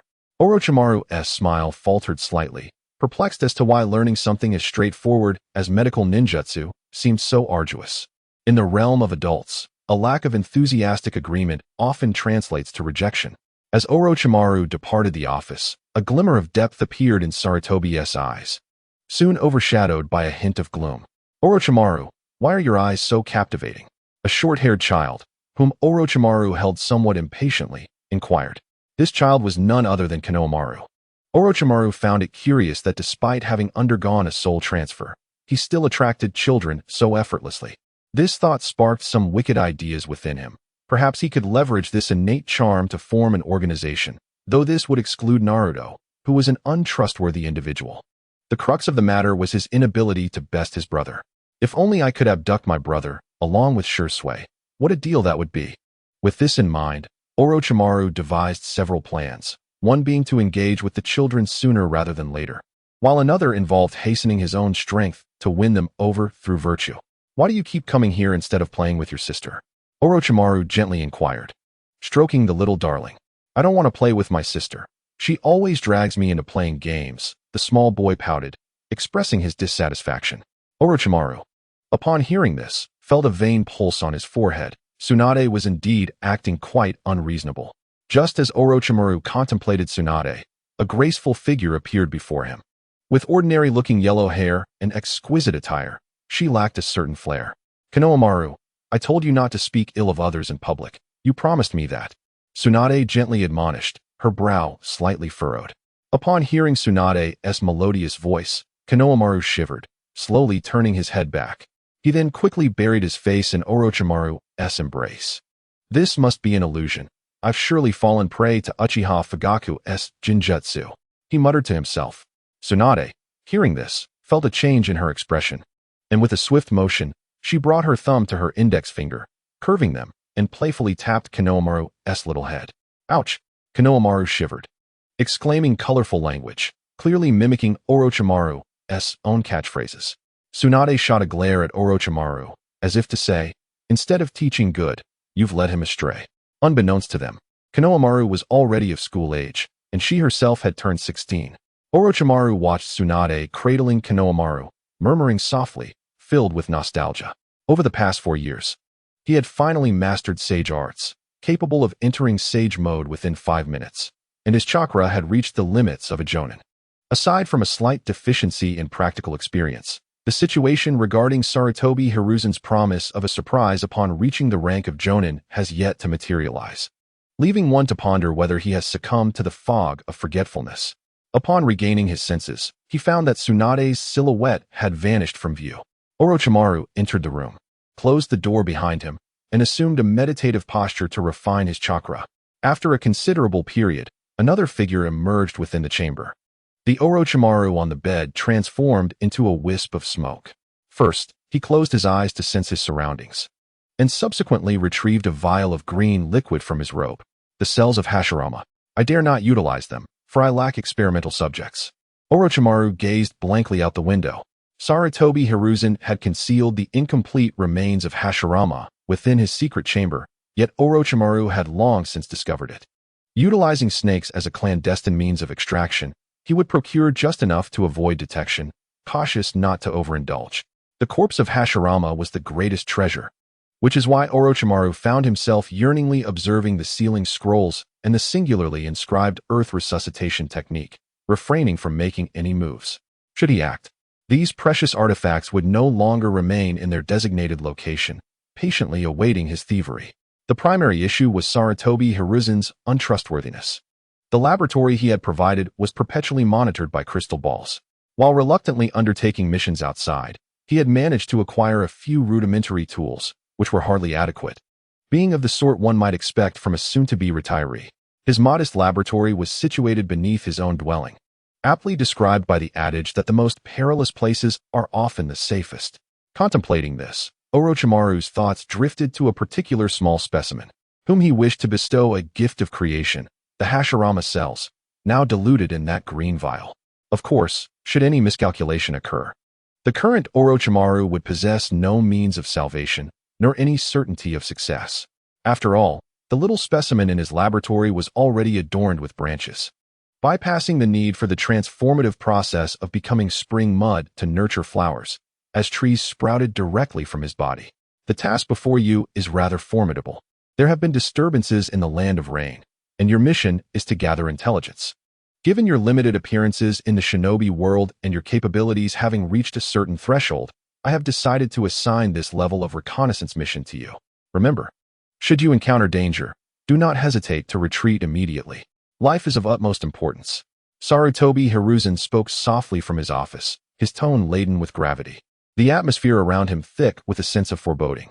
Once the trio departed, Sarutobi Hiruzen remained seated in his office, smoking contemplatively, clearly troubled by some inner turmoil. That old man is quite intimidating. This mission appears perilously dangerous, Jiraiya muttered quietly as they exited the office. Orochimaru gazed ahead, contemplating his shadow clone. Wishing to leave such matters to his original self, he excused himself, informing Jiraiya and Tsunade to wait while he went to procure an orange. Upon reaching the corner, his form dissipated into a cloud of azure smoke. Chapter 49. A rare moment of freedom. Weren't you supposed to buy oranges? Where are they? Jiraiya inquired curiously as he observed Orochimaru approach empty-handed. What oranges? Orochimaru retorted with irritation. Let us proceed with our first-level mission. We need to secure a dock and aim for a flawless execution. He stepped forward, clearly exasperated by the incessant need to assume the role of team leader. At that moment, in the Hidden Leaf Village, a young boy had come into being. He was the son of the fourth Hokage, heralding the impending downfall of the land of Whirlpool. A young man named Nagato was eagerly preparing to emerge and take on the world. Lord Hanzo. The foreign ninjas within the Land of Rain have either been eliminated or captured due to our orchestrated mishaps. In a grand hall, a masked figure sat, flanked by a chained scythe. His body was implanted with a toxic venom derived from a highly poisonous fish, granting him resistance to toxins. However, with every breath he took, those around him were exposed to the poisonous gas. To avoid affecting others, the mask served a dual purpose, allowing him to operate freely underwater while preventing the escape of toxic fumes. Hanzo remained silent, merely gesturing for his subordinates to leave. Observing the guards who patrolled incessantly around the perimeter, he allowed himself a satisfied smile before reclining in his chair to rest. Days later, 3 silhouettes appeared in a mountainous region, undoubtedly the territory of the Land of Rain. The trio approached cautiously, not wishing to act recklessly, for their intent was to gather intelligence, not to engage in slaughter. Why did the old man send us here? Is it because he thinks we've grown complacent? Is this mission merely a facade? Jiraiya remarked disdainfully, perched on a tree branch, leaning against the trunk while surveying the distant Land of Rain. Tsunade remained quietly observant, watching the gentle rain obscured by foliage. As a curtain of rain painted a beautiful tableau across the landscape, Orochimaru reclined on a branch, softly snoring. He was well aware of the happenings in the vicinity without needing to be present, allowing him to rest easy. Currently, the nations were facing an imbalance in economic development, with territorial disputes brewing, inevitably leading to the Second Shinobi World War. The Rain Ninjas would take center stage, declaring war first on the land of Iron, Sunagakure, and Konohagakure, transforming the land of rain into a battlefield. As the conflict escalated into chaos, Orochimaru surmised that the Rain Village was undoubtedly preparing for war, while other nations, appearing tranquil, were secretly plotting their own schemes. Following their defeat in the First War, they recognized that even with the death of the so-called gods of the shinobi world, they were not equipped to handle the aftermath. Among them, Konoha's ally, the land of Whirlpool, had become a target. Unable to contend with Konoha, they sought to undermine it by targeting the weaker land of Whirlpool, thereby diminishing Konoha's strength. Furthermore, the sealing techniques of the land of Whirlpool were exceedingly coveted, proving immensely practical both in combat and for sealing-tailed beasts. As twilight descended and the gentle rain finally ceased, the three gathered together to discuss strategies. Orochimaru was momentarily taken aback, realizing that unbeknownst to him, he had grown to a height of 1.79 meters, reaching his peak stature. Tsunade stood at 1.63 meters, while Jiraiya had notably surpassed him by nearly an entire head. Reflecting on Jiraiya's impressive height during his prime, which had exceeded 1.90 meters, Orochimaru found himself puzzled. Was there truly such a boon in the explosive food he consumed? After all, Naruto too had experienced rapid growth after partaking of it. Orochimaru? Noticing Orochimaru lost in thought, Jiraiya called out his name softly, a shiver running down his spine. Now, Jiraiya felt a newfound warmth towards Orochimaru, as Orochimaru had imparted the Rasengan to him, stemming from the bond they shared through Naruto. Thus, Jiraiya could later teach it to others, ensuring that the tapestry of their shared experiences remained vibrant and colorful, preserving the essence of their adventures.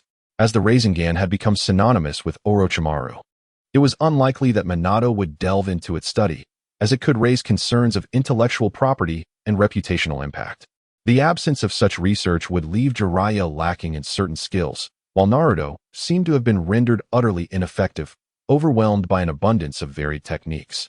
Particularly in the theatrical adaptations, the causal connection here is quite profound, prompting Orochimaru to impart knowledge to Jiraiya, thereby resolving this entanglement. This precludes the possibility of future betrayal, alleviating the burden of Jiraiya's incessant pursuit, akin to a relentless creditor. Take your time. This mission is not as straightforward as it seems, and there is no time constraint. Orochimaru remarked with a hint of meaning behind his words. This implies that there is no need for haste. After all, it is a rare opportunity to engage in a task without a deadline, and it ought to be savored rather than treated as mere work. Upon finishing his statement, Jiraiya quickly interjected, while Tsunade's mind stirred with thoughts, a cacophony of jingling coins resonating in her head. The trio exchanged knowing glances, each harboring their own ulterior motives. Orochimaru was acutely aware of the events that would transpire, having even a rough estimate of the timeline, which is why he suggested such a course of action. After all, enduring mosquito bites in the woods could be quite torturous. Furthermore, Hanzo was nearing the pinnacle of his power, and a chance encounter with him could spell disaster. The most concerning aspect was that the adversary wielded poison, an insidious and sophisticated foe. They merely needed to loiter nearby, and in due course, they would glean whispers of crucial information, especially since multiple nations would eventually be involved. Unbeknownst to Orochimaru, the Land of Rain was vigorously engaged in apprehending spies and ninja activity, striving to cleanse their territory. Meanwhile, Jiraiya and Tsunade had vanished from sight. Jiraiya likely indulging in a bath or assessing the sentiments of the populace, while Tsunade was now permitted entry into the gambling dens. Reminiscent of the days when Chen Que hastily acquired a membership at an internet CAF, Orochimaru, on the other hand, surveyed his surroundings, seeking a suitable location to establish a base. Based on his current strategy, he estimated that by the time of the Third Great Ninja War, he would be bidding farewell to Konoha. At that juncture, he would be liberated, free from the constant anxiety of being scrutinized, the sensation of being under constant observation. Akin to Sarutobi Hiruzen, the Hokage, who seemed indifferent to the matters at hand, was utterly vexing. The very thought of him, while gazing into a crystal ball to monitor Orochimaru's behavior, was profoundly unsettling. Chapter 50. Treasurer, do not flee. Orochimaru transformed into an ordinary youth, strolling through the streets with a gourd of wine in hand, a treasure he had procured from a street vendor. He was enamored with it, and, now of age, could finally indulge in a sip of alcohol. Although carrying a sword and a gourd may have seemed incongruous, his fondness for it overshadowed any sense of oddity. Suddenly, his face flushed as he encountered a peculiar figure draped in a dark cloak ahead. Curiosity piqued, he mentally sifted through images of notable individuals in his mind. Could it be my treasurer? With that thought, Orochimaru wasted no time in pursuing the figure. Kakuzu was not only formidable in battle, but also a rare financial strategist. Orochimaru hastily followed, while Kakuzu cast a fleeting glance over his shoulder, noticing the small, ant-like figure of Orochimaru and veered towards a secluded area. Hold, noble warrior. Just as Kakuzu prepared to turn and strike, a voice interrupted. A flicker of surprise crossed Kakuzu's features as he slowly turned. What do you want? He inquired, his green eyes fixed on Orochimaru. Orochimaru recognized the man before him, precisely as he had envisioned. You are the Kakuzu who battled the god of the ninja world for 3 days and nights, am I correct? Orochimaru stifled a chuckle, forcing himself to shower praise upon Kakuzu. Kakuzu's brow furrowed slightly upon hearing Orochimaru's words. How do you recognize me? Has my reputation spread throughout the ninja world? The first part of his statement was spoken aloud, while the latter was a satisfied thought in his mind. It is your eyes that betray you. They shine like the brightest stars in the night sky, rendering any disguise of your handsome visage futile, Orochimaru said, suppressing a sense of distaste. Although Kakuzu might not be the most formidable opponent, at present, Orochimaru was not necessarily his match either. After all, it was Naruto's Rasengan that had incapacitated 2 of Kakuzu's hearts, with the legendary ninjas Kakashi and Shikamaru ultimately vanquishing this immortal duo. Kakuzu chuckled at Orochimaru's words, having never encountered such forthright flattery in the ninja world. Language is indeed an art. Boy, do you require my assistance? If you are aware of my reputation, you should know that I expect adequate remuneration for my services, Kakuzu stated, regarding Orochimaru with a mix of admiration and suspicion. No, I do not seek your services, Orochimaru replied, gently shaking his head. Kakuzu's brow furrowed again. You know my reputation. How dare you approach me without sufficient payment? Kakuzu's demeanor shifted, exuding an air of authority that enveloped Orochimaru. Very well, I shall let you go this time. But remember to bring enough funds next time you wish to converse with me. After all, my time is worth a fortune. Noticing Kakuzu's arrogance, Orochimaru inwardly scoffed. I wish to establish an organization and would like to invite you to be my treasurer, overseeing our financial management, he stated plainly, aiming to leave a favorable impression. Kakuzu's interest piqued. He queried, Oh, an organization? How much capital do you currently possess? What is your goal, and how many members do you have? His inquiries bore the weight of a mentor guiding a novice. Orochimaru's mind raced in response to Kakuzu's questions. Money is of little concern. With your expertise, any amount is easily attainable. As for personnel, our members are currently engaged in activities beyond our territory. I assure you, we have several individuals possessing the Sharingan, and others skilled in crafting explosive tags. Quite an impressive lineup, wouldn't you agree? Orochimaru spoke with unwavering confidence, referring to individuals yet to be born, such as Itachi, Shursui, and Konan. Notably, Konan's creation of explosive tags would be a remarkable feat, considering the exorbitant costs involved. Interesting. You even know about the Sharingan. It seems your organization is indeed filled with talent. But, young one, do you take me for a fool? If they possess such power, why have I not heard of their exploits? Multiple pairs of eyes akin to Uchiha Madara's? Are you not exaggerating? Orochimaru's smile faltered, and an awkward tension settled in the air. Caught up in his boasting, he had overlooked the importance of credibility. Now, he contemplated whether to find a way to salvage the situation or to continue with his grandiose claims. To speak candidly, I have set my sights on several exceptionally gifted young men, undoubtedly capable of wielding the kaleidoscopic Sharingan. As for the explosive tags, I have only just awakened a paper-based ninjutsu. Orochimaru intends to retreat slightly, while Konoha's Uchiha Fugaku, who is merely in his early years of schooling, senses an ominous presence approaching. He is but 4.5 years old. Chapter 51. The enchanting moonlight. Alcohol does not inebriate upon hearing Orochimaru's words. Kakuzu felt a hint of subtlety in the air. He perceived that this young man was indeed a prodigy, surpassing even him in boasting. Particularly, his unruffled demeanor was a testament to his brilliance, a true embodiment of the phrase "the student surpasses the master." Kakuzu himself had only been emboldened by inebriation to claim he had engaged in a fierce battle with the god of the ninja world, Senju Hashirama, for 300 rounds. Noticing Kakuzu's unwavering gaze, Orochimaru found himself puzzled. Although they had yet to be born and would require a few more years, surely his exaggerations were not too far-fetched. Yet, Kakuzu's peculiar expression raised questions. Upon closer inspection, was there perhaps a flicker of interest in those eyes? Orochimaru mused, "Young man, from whom did you learn this audacity?" After witnessing Orochimaru's transformation technique, Kakuzu remarked with a hint of annoyance, "At the age of 10, I encountered an elderly man who claimed that my crown chakra radiated with divine energy, declaring that the mission to save the ninja world was entrusted to me. Thus, I toiled for years and finally achieved mastery." The atmosphere grew increasingly charged as Orochimaru began to weave tales. After all, those who were won over by charisma tended to be more reliable than those subdued by brute force. If one could be compelled under his influence, they could easily succumb to others' pressures as well. Those won over by personality, like the obedient Kinshiki, were far more dependable. Hence, the anticipated confrontation did not unfold. Meanwhile, Kakuzu, having wandered for years, felt a sense of weariness. Encountering an intriguing young fellow prompted him to engage in conversation, sensing a spark of amusement. Primarily, it was Orochimaru's incessant chatter that captivated him. Before parting ways, Kakuzu nonchalantly remarked, "Young man, summon your organization and return to me. We shall converse then. I have consumed more salt than you have rice. Do not flaunt your grand visions before me without tangible proof."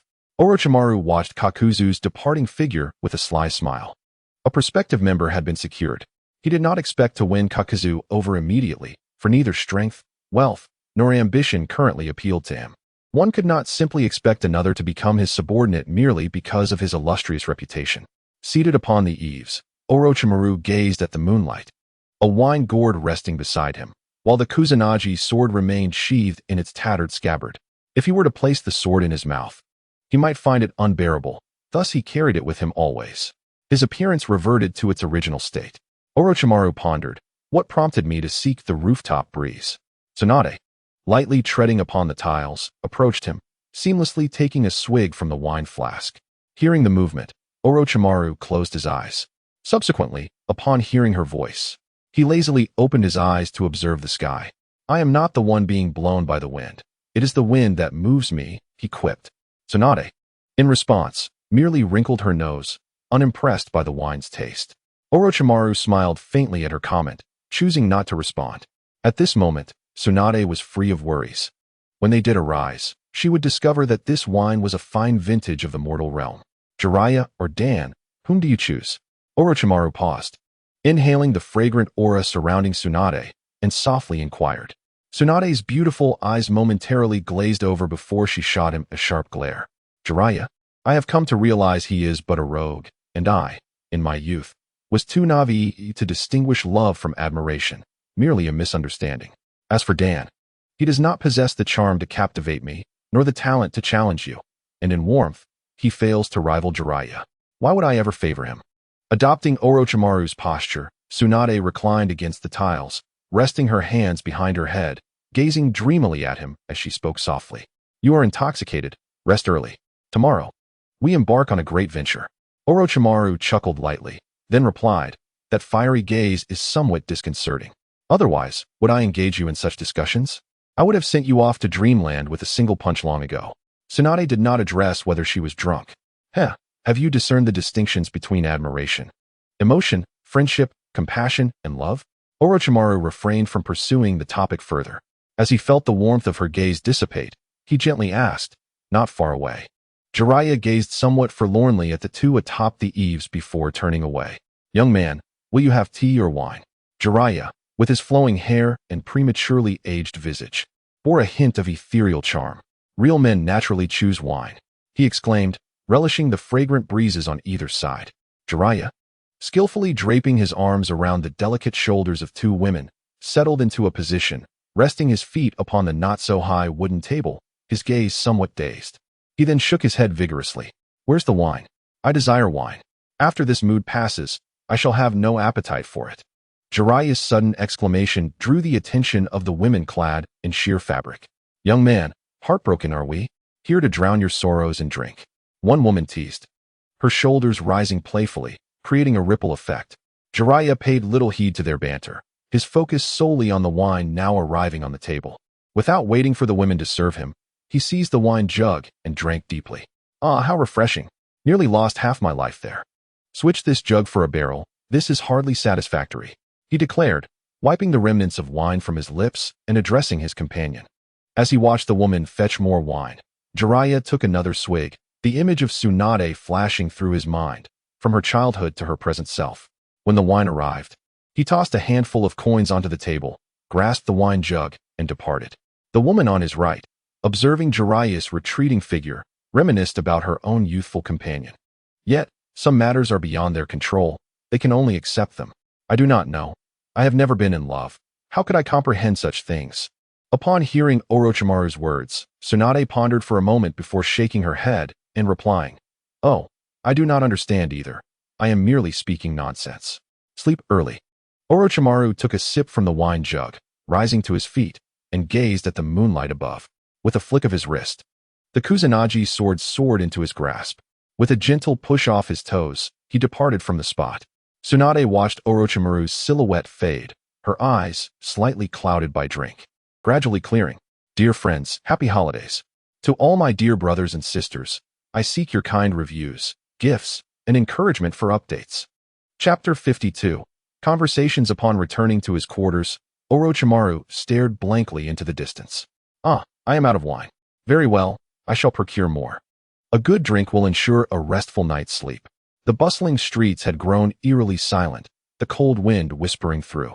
Clutching his long sword, Orochimaru took occasional sips of wine to fend off the chill and the looming, monstrous emotions of the night. Suddenly, Orochimaru halted in his tracks, his slit pupils gleaming with a cold light.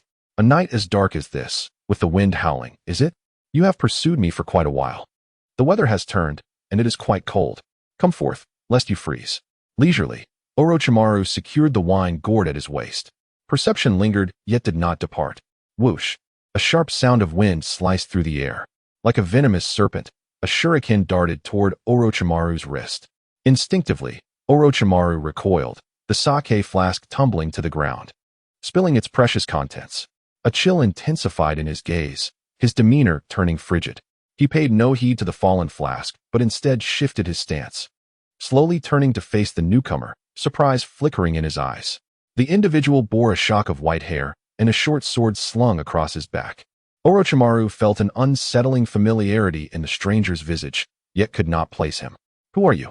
he inquired softly, noting the forehead protector of a Konoha ninja and the lack of malice in the shuriken's throw.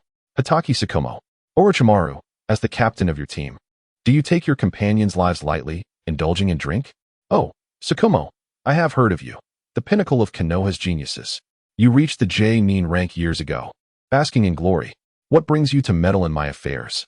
Orochimaru replied, his mind recalling the legendary ninja Kakashi, realizing that this man was Kakashi's father, Hatake Tsukumo. "I have been following you. I am aware of your actions. Negligent and carefree, you frolic here while neglecting your duties." Tsukumo's gaze bore into Orochimaru, disappointment flooding his heart. Once a prodigy of equal renown, now Orochimaru was merely a shadow of his potential, having barely achieved J-nin status at the age of 16, a disheartening sight. Especially now, reduced to a drunken state, it pained Tsukumo to feel an affinity with him. "Oh, I assumed an elder sent you to protect us. However, our missions do not require your oversight, do they, Mr. Tsukumo? If you have no other business, you may return to Konoha or wherever you came from. How I conduct my missions is my concern, not yours." Orochimaru spoke with no hint of politeness. Kakashi, in essence, was profoundly influenced by Tsukumo, who, despite his genius and the potential to become the fourth Hokage, fell victim to public scrutiny, ultimately taking his own life in a cowardly manner. In some respects, he was powerful, in others, he was weak and vulnerable. He was not a good father, leaving a deep impact on young Kakashi. which is why Orochimaru held little regard for him. The Hokage sent me to protect you. That is my mission and the fulfillment of an elder's request. I apologize for any hardships you faced due to my previous inability to locate you. Sakumo responded, unperturbed by Orochimaru's sharp retorts, his tone calm and measured. Oh, when was the last time? Orochimaru mused, a sense of subtle intrigue washing over him. You need not inquire further. I merely wish to remind you that during our mission, it is your responsibility to safeguard your comrades. Do not act like a drunken fool, neglecting your duties. Sakumo reiterated, determined to guide the wayward seed back on course. Chapter 53. Confrontation with Hokage Sakumo. Sakumo, I find little inclination to heed your counsel. Orochimaru chuckled lightly, his demeanor unbothered. In truth, he was not inebriated, after all. Who truly believes themselves to be drunk? Additionally, he sought to gauge this man's strength and uncover the issues plaguing Sakumo. A figure of such might, having endured countless battles, could not possibly be so fragile, despite the villager's ire and the accusations of his rescued comrades.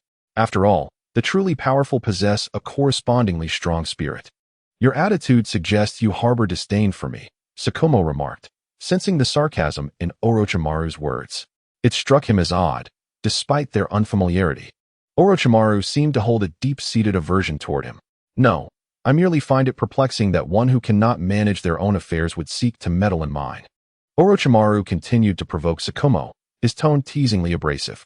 Sakumo's calm demeanor remained intact, the glimmer of his white sword momentarily flashing before settling back into tranquility.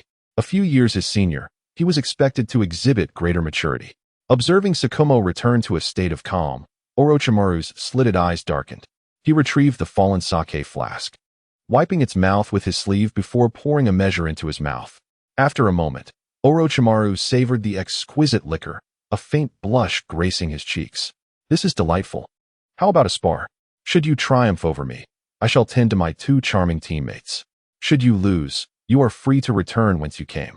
With the drink swallowed, a light flush dissipated from Orochimaru's face as he turned to Sakumo, radiating confidence and arrogance.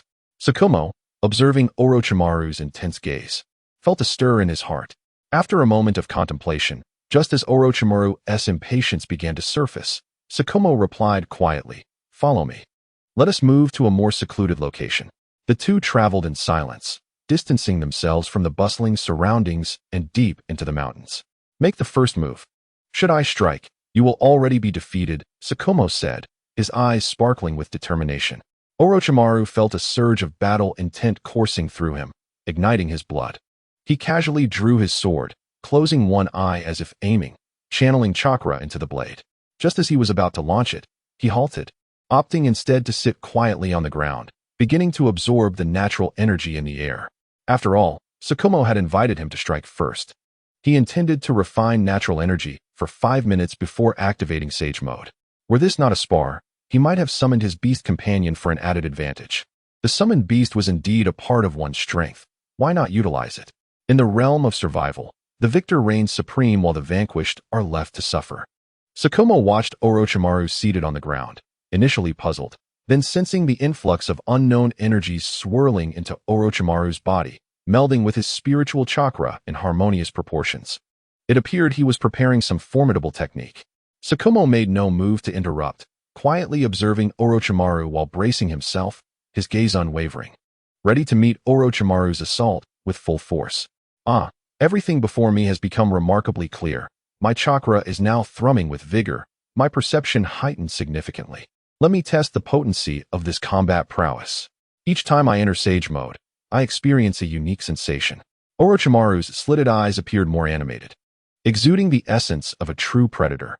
As he rose, he seemed unchanged, yet the purple tears beneath his eyes deepened in hue.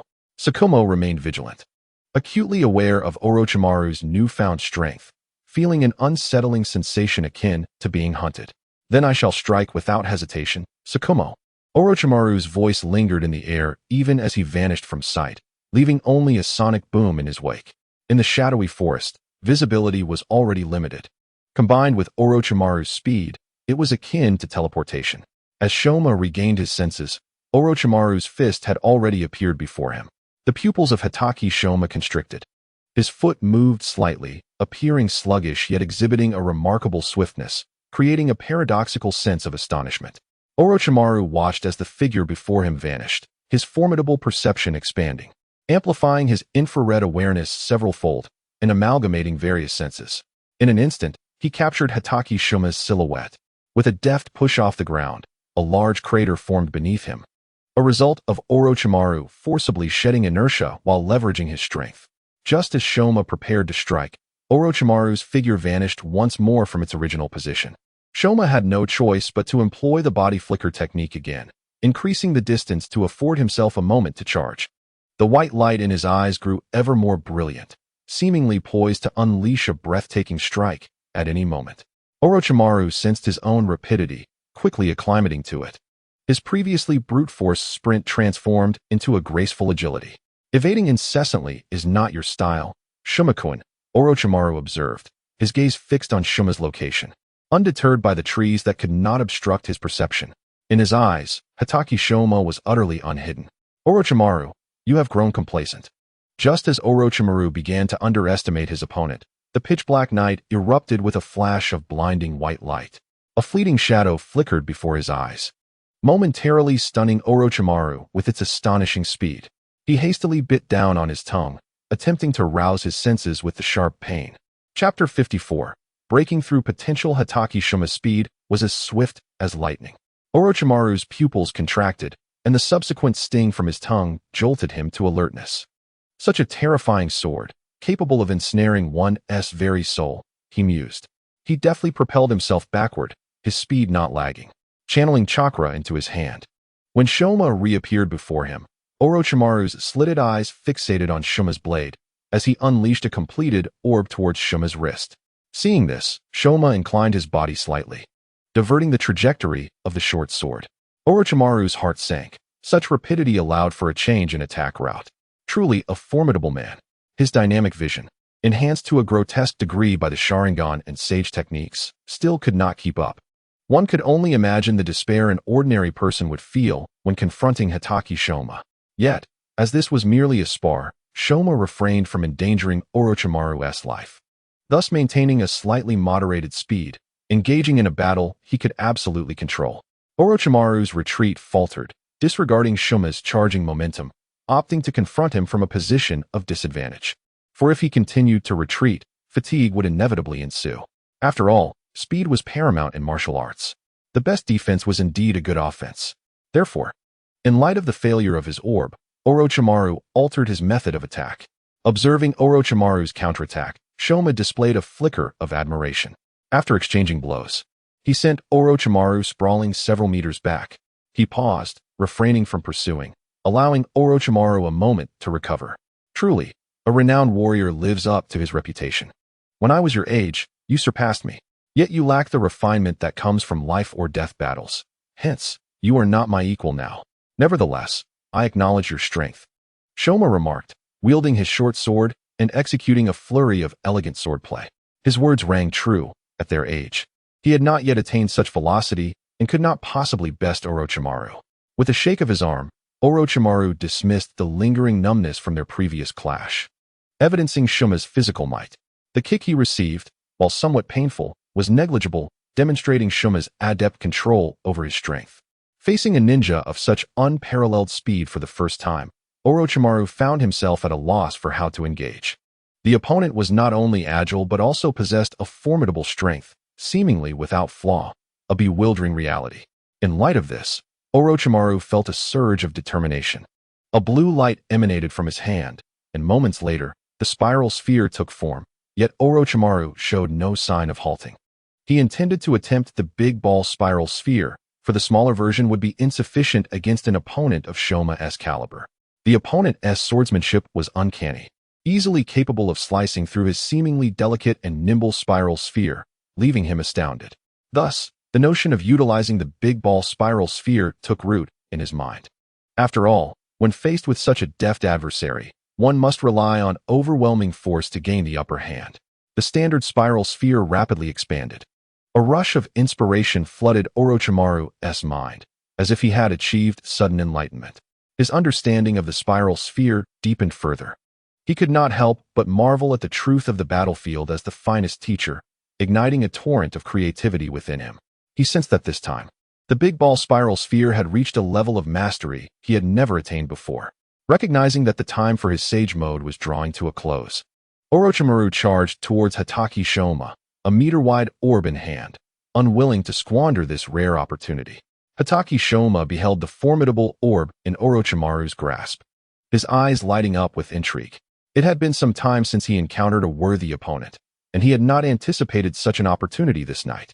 With sword in hand, he moved swiftly, the thrill of battle igniting his spirit. The blade glowed with white chakra as he struck towards the big ball spiral sphere. The clash of the short sword and the big ball spiral sphere echoed in the night sky, a cacophony of sound. As the short sword penetrated halfway into the sphere, Shoma halted, pushing off with his toes to retreat. The radiant white glow of his sword dimmed. Observing Shoma's withdrawal, Orochimaru felt a wave of relief wash over him, as the big ball spiral sphere rapidly disintegrated into chaos, vanishing from sight. With a flick of his wrist, he summoned the long sword he had previously discarded, catching it without hesitation, his arm pressing against the sheath. As he ran, he drew the sword, the sheath flung aside by his force. The Kusanagi sword seemed to resonate with the anticipation of facing a sword master, emitting a series of soft hums. "Come forth," Shoma instinctively called out as he witnessed Orochimaru, akin to a brute, charging with his sword drawn. He too surged forward, swords clashing with a resounding clang. Orochimaru exhaled a sigh of relief internally. He had feared missing his opponent's blade, which would have rendered the situation awkward. Now, with their swords connected, he could leverage his brute strength to sever his opponent's blade, thereby gaining the advantage. After all, his Kusanagi sword was a divine artifact.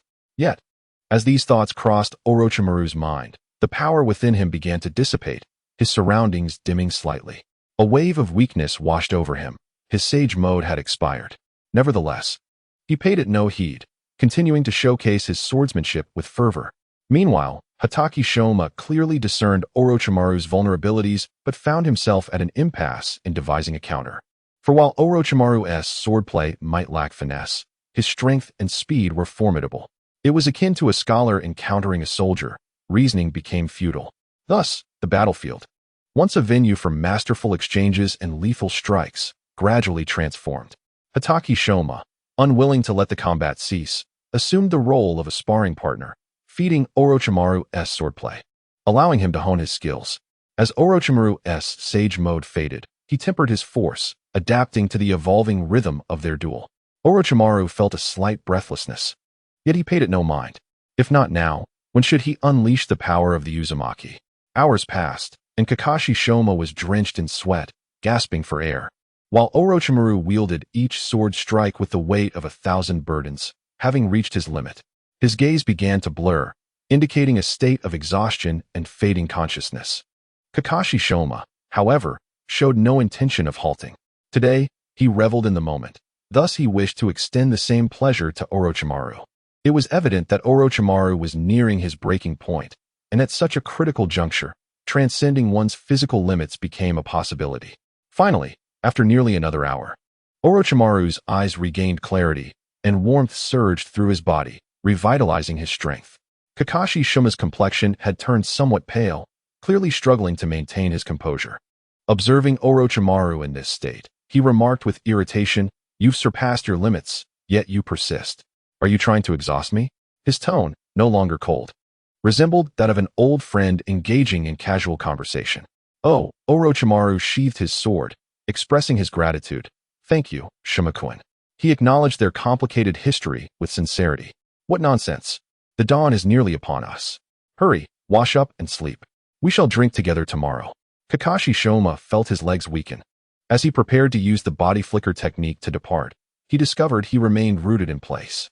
The atmosphere became awkward, as he realized his chakra had long been depleted and his stamina was exhausted. "This place boasts a lovely view. Let us take a stroll," Orochimaru suggested, sensing Shoma's discomfort. All right. I actually have a question for you," Shoma replied, accepting Orochimaru's invitation. Engaging with an intelligent companion proved effortless. Chapter 55. Night Conversations. Given your outstanding talent, why do you appear so lethargic? Shoma inquired with curiosity. "Sometimes, Knowing too much and seeing too clearly is not a blessing, Orochimaru replied, surprisingly sincere. In the past, he had always spoken superficially, tailored to the audience. What do you mean by seeing too clearly? Shoma instinctively questioned. What is your impression of Konoha and the shinobi world? Orochimaru shifted the conversation, avoiding a direct response. In truth, Orochimaru had never truly integrated into this world, never fully appreciated its beauty or forged bonds with its inhabitants. At times, he felt as though he were trapped in a dream, disoriented and alienated. He had long perceived the essence of those around him from a godlike perspective. With this in mind, Orochimaru lifted his gourd of sake, hearing the faint sounds within. A smile graced his lips, and he eagerly took a small sip. Konoha is quite well, and the shinobi world is relatively peaceful. In response, Shoma instinctively remarked, Indeed, you are correct. Many experiences require personal reflection. Do not attempt to correct others, Orochimaru casually remarked. I cannot quite articulate it, but you strike me as somewhat insubstantial, Shoma suddenly blurted out, observing Orochimaru's demeanor. Orochimaru's gesture of setting down the gourd faltered for a moment. Insubstantial? What do you mean? He turned to Shoma, his vertical pupils intensely scrutinizing him. You seem elusive. And your intentions remain unclear, Shoma articulated after a moment of contemplation. People possess their own thoughts. Being changeable simply reflects the different choices made in response to varying challenges. As for my goals, I seek strength.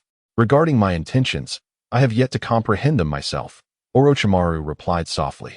He was acutely aware of the issues his state of mind presented, knowing it would eventually lead to turmoil. Yet, he felt powerless. To wear the crown is to bear its weight. He understood the dangers of the shinobi world and its darkness. Thus, every action he took, every decision, was made from that godlike perspective. With this vantage, he sought to enhance his strength as much as possible, pursuing options that served his interests. He would stop at nothing to obtain his desires, remaining emotionally detached, as if devoid of feelings. Listening to Orochimaru's bewilderment, Shoma fell into silence.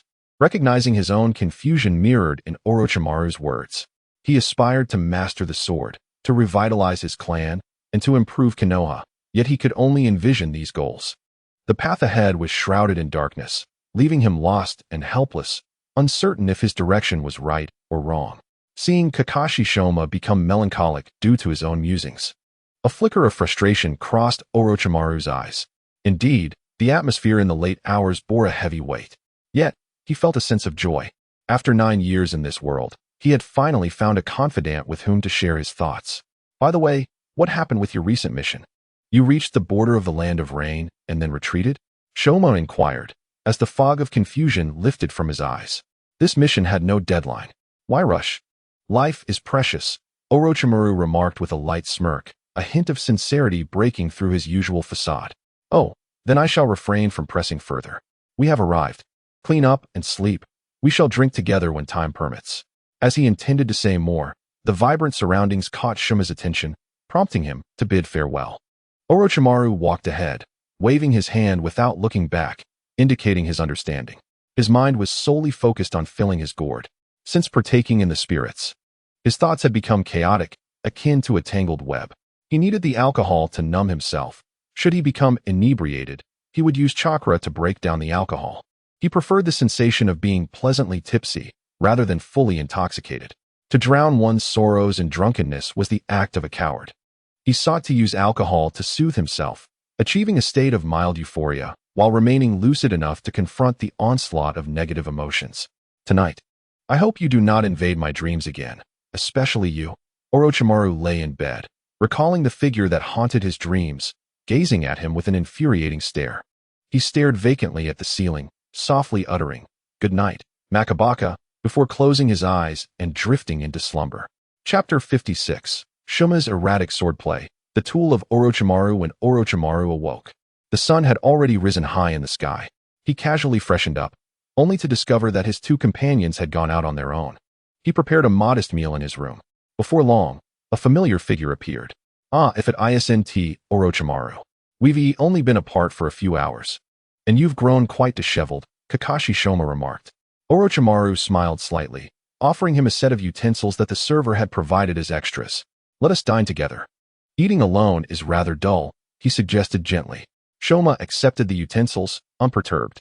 Whether it be myself or you, have we not traversed this path since our youth? It seems your relationships with your teammates are even more strained than mine, Shikamaru softly remarked, his tone tinged with a hint of schadenfreude.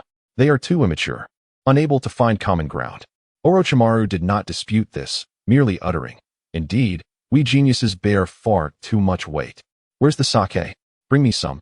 Shikamaru added with a sense of nostalgia before inquiring about the drink. It was evident that he occasionally indulged in alcohol, though he never drank while on missions, a skill he managed quite well. "You are you, and I am I. I shall never be shackled by these hollow accolades," Orochimaru stated. Savoring a piece of meat, Shikamaru followed suit, pouring himself a cup of sake and taking a gentle sip. "If only I could be as carefree as you," he lamented. "Carefree? Why is it that the moment I begin my meal, you are already aware? Do you not sleep, lurking in the shadows, covertly observing me?" Orochimaru replied flatly, then added with a teasing tone, "You have certainly become more animated." "Ridiculous. I merely reside above you. Dining alone lacks enjoyment. How could I possibly be watching you covertly? At most, I simply sense your presence," Shikamaru retorted, slightly losing his composure. He likely had never encountered a genius like Orochimaru, someone with whom he could engage in meaningful conversation. With others, there were seldom topics of discussion. They regarded him with eyes full of admiration, envy, and jealousy. Hence, finding a few individuals to converse with was a rare blessing. He also possessed his own pride, looking down upon the average person. "How about we train together after our meal?" Shikamaru proposed. Orochimaru gazed at him in bewilderment, surprised to discover Shikamaru was such a battle enthusiast. Yet, he felt a surge of excitement.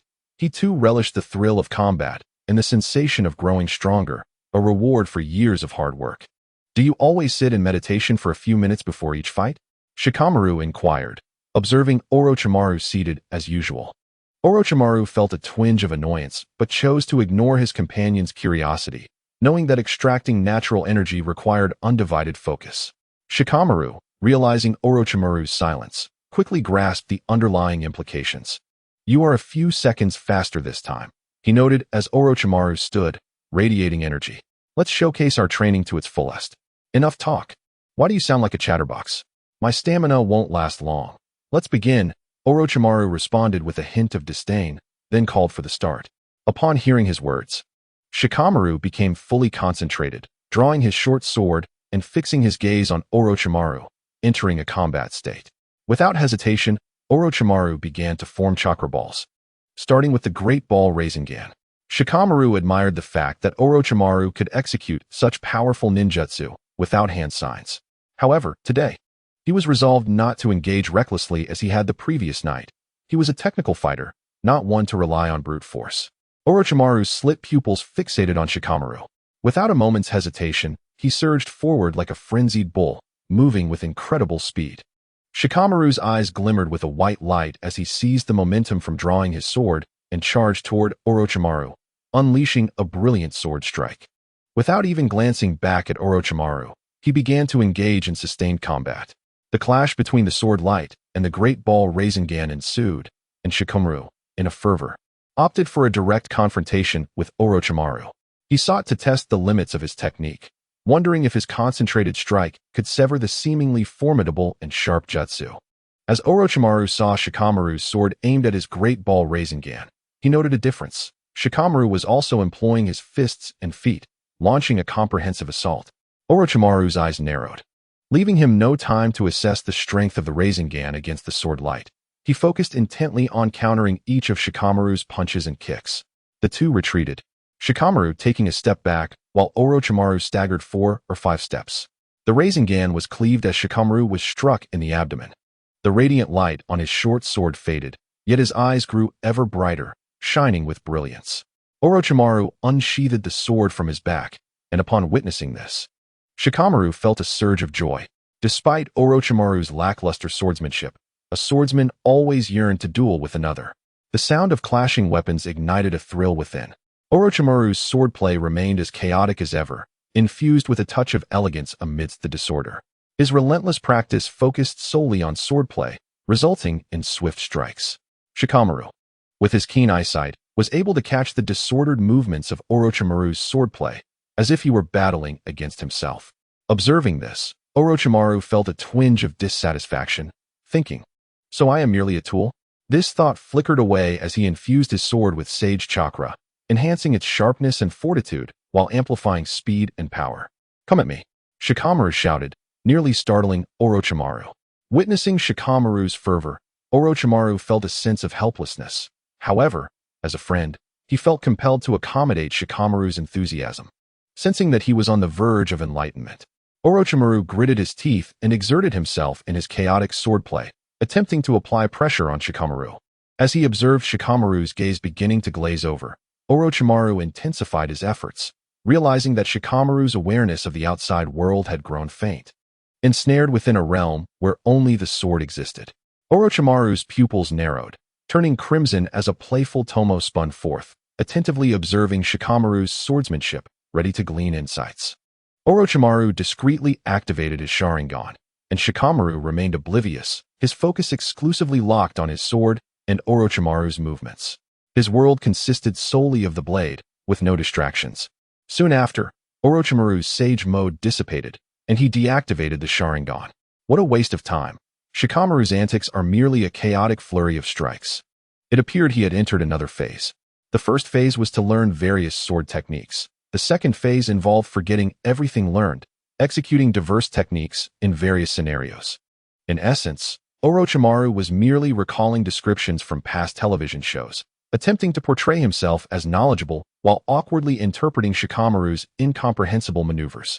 Chapter 57. Jiraiya's pain leaves fluttered down, and birds returned home. Orochimaru and Shikamaru lay beneath a tree, panting heavily. "What a pity, we were so close," Shikamaru mused after a long silence, his disheveled white hair capturing a sense of both elegance and melancholy. Orochimaru, holding a gourd of sake, took a sip, watching the leaves dance in the wind. Indifferent to Shikamaru's contemplative tone, "Do you have a dream?" Noticing Orochimaru's lack of response, Shikamaru turned to him. "Dreams?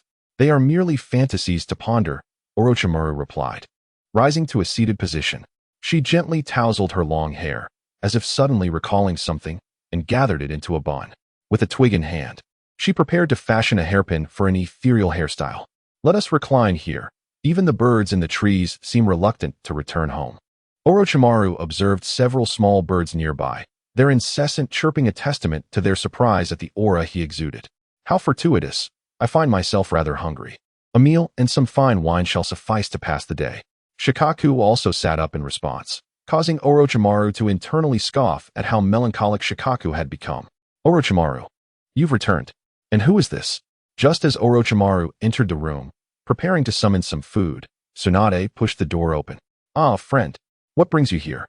Orochimaru inquired softly. Could I possibly borrow some money?"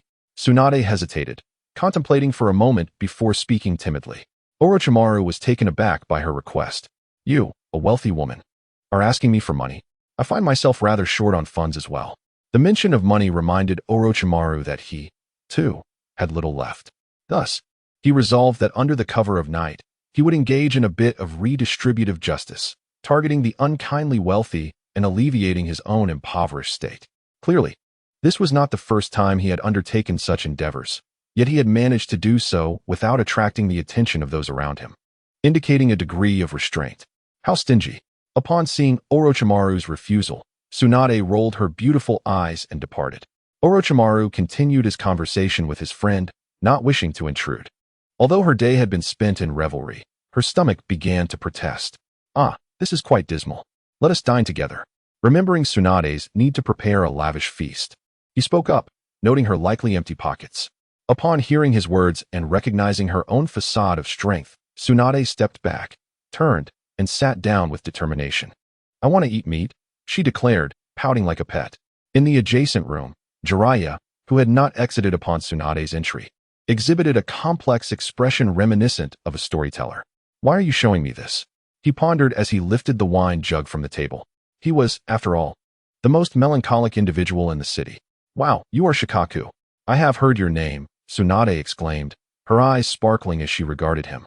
"The child of another praise. Stay humble. You are all quite impressive," Orochimaru remarked, savoring the pleasant atmosphere, feeling at ease. Chapter 58. Encounter with border ninjas. After Tsunade had indulged in a lavish feast and found her pockets empty, she grew restless, incessantly clamoring for missions to earn money and then spend it lavishly. Jiraiya, however, became increasingly silent, lost in thought, even disinterested in seeking inspiration, emerging as a second-rate drunkard. Shikaku, too, did not remain in the shadows. He merely donned a mask and, like the others, removed his ninja headband, walking alongside them. Yet, he regarded Tsunade and Jiraiya as if they were mere air, only focusing his gaze on Orochimaru. Their camaraderie deepened, akin to discovering kindred spirits. And Orochimaru finally began to appreciate the value of friendship in this unfamiliar realm, gradually accepting the presence of Tsunade and Jiraiya, no longer treating their companionship with indifference. He resolved not to shut his heart away as he once had. With the course of events set, he would live well and enjoy life. Striving to acquire the strength to protect himself, Orochimaru's mindset began to shift. Perhaps Shikaku had cracked open a small seam in his guarded heart. Didn't you say we should wait? Why the sudden urge to head to the land of rain? Shikaku inquired, curiosity piqued. We must go. It's not every day Tsunade is so eager, right, Jiraiya? Orochimaru replied softly, beckoning the daydreaming Jiraiya and the eavesdropping Tsunade. Upon hearing her name, Tsunade's demeanor shifted to one of mild embarrassment, while Jiraiya appeared oblivious, lost in thought as he moved forward, clearly distracted and not registering Orochimaru's words. Uncertain if he would respond if he did hear, Orochimaru chose not to disturb Jiraiya's reverie, aware that he too often drifted into his own thoughts. Captain, 4 young men have crossed the border. What should we do? A ninja approached the captain to report. From where did they enter?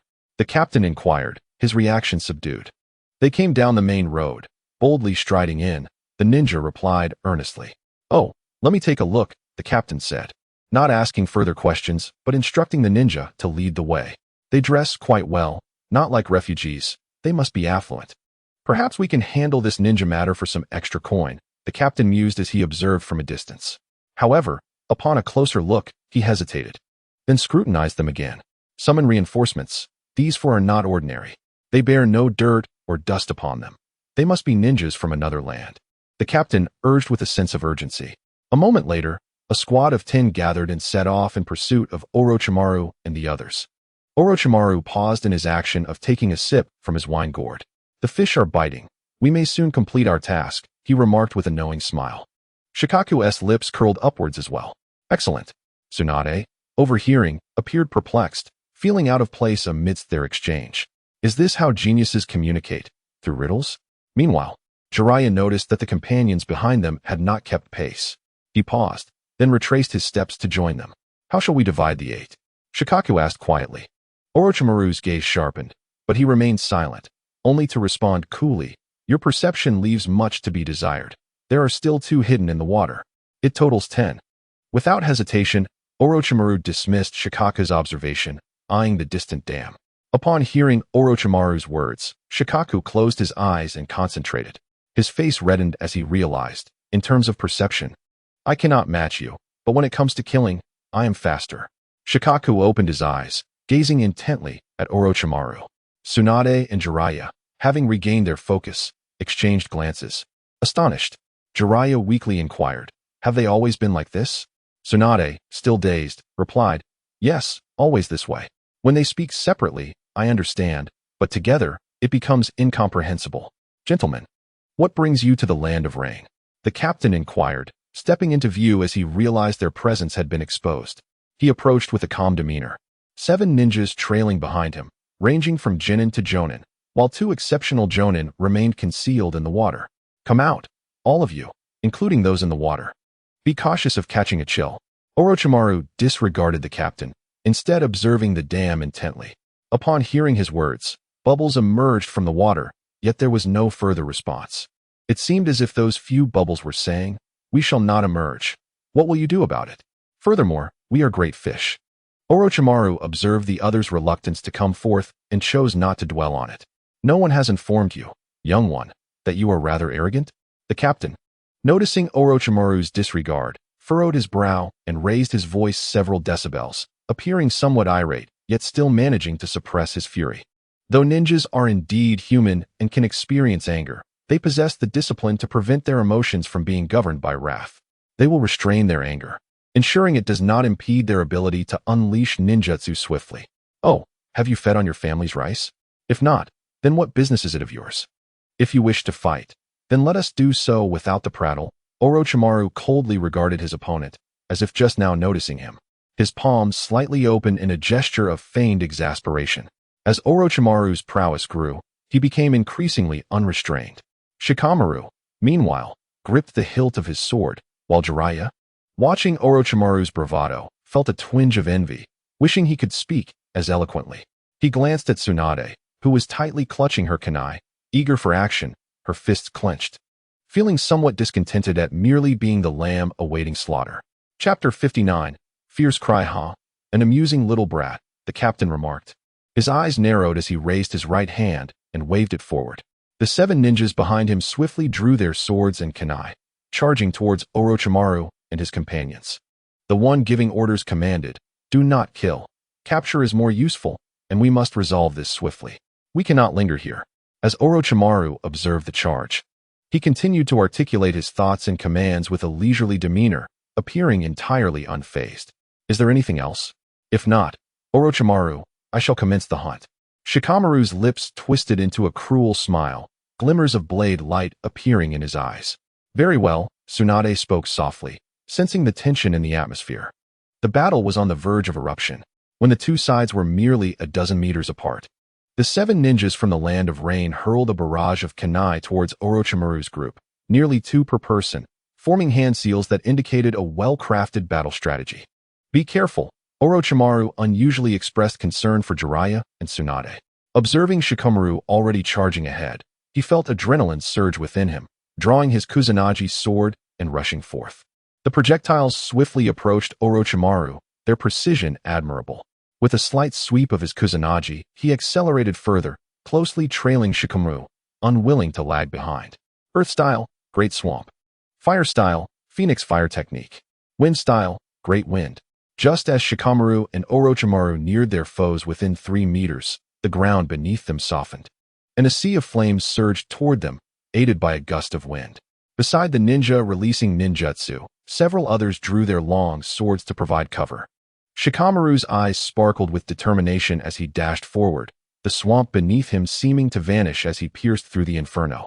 His body enveloped in a white light of sword intent, mental fortitude, and chakra, a fusion of energies.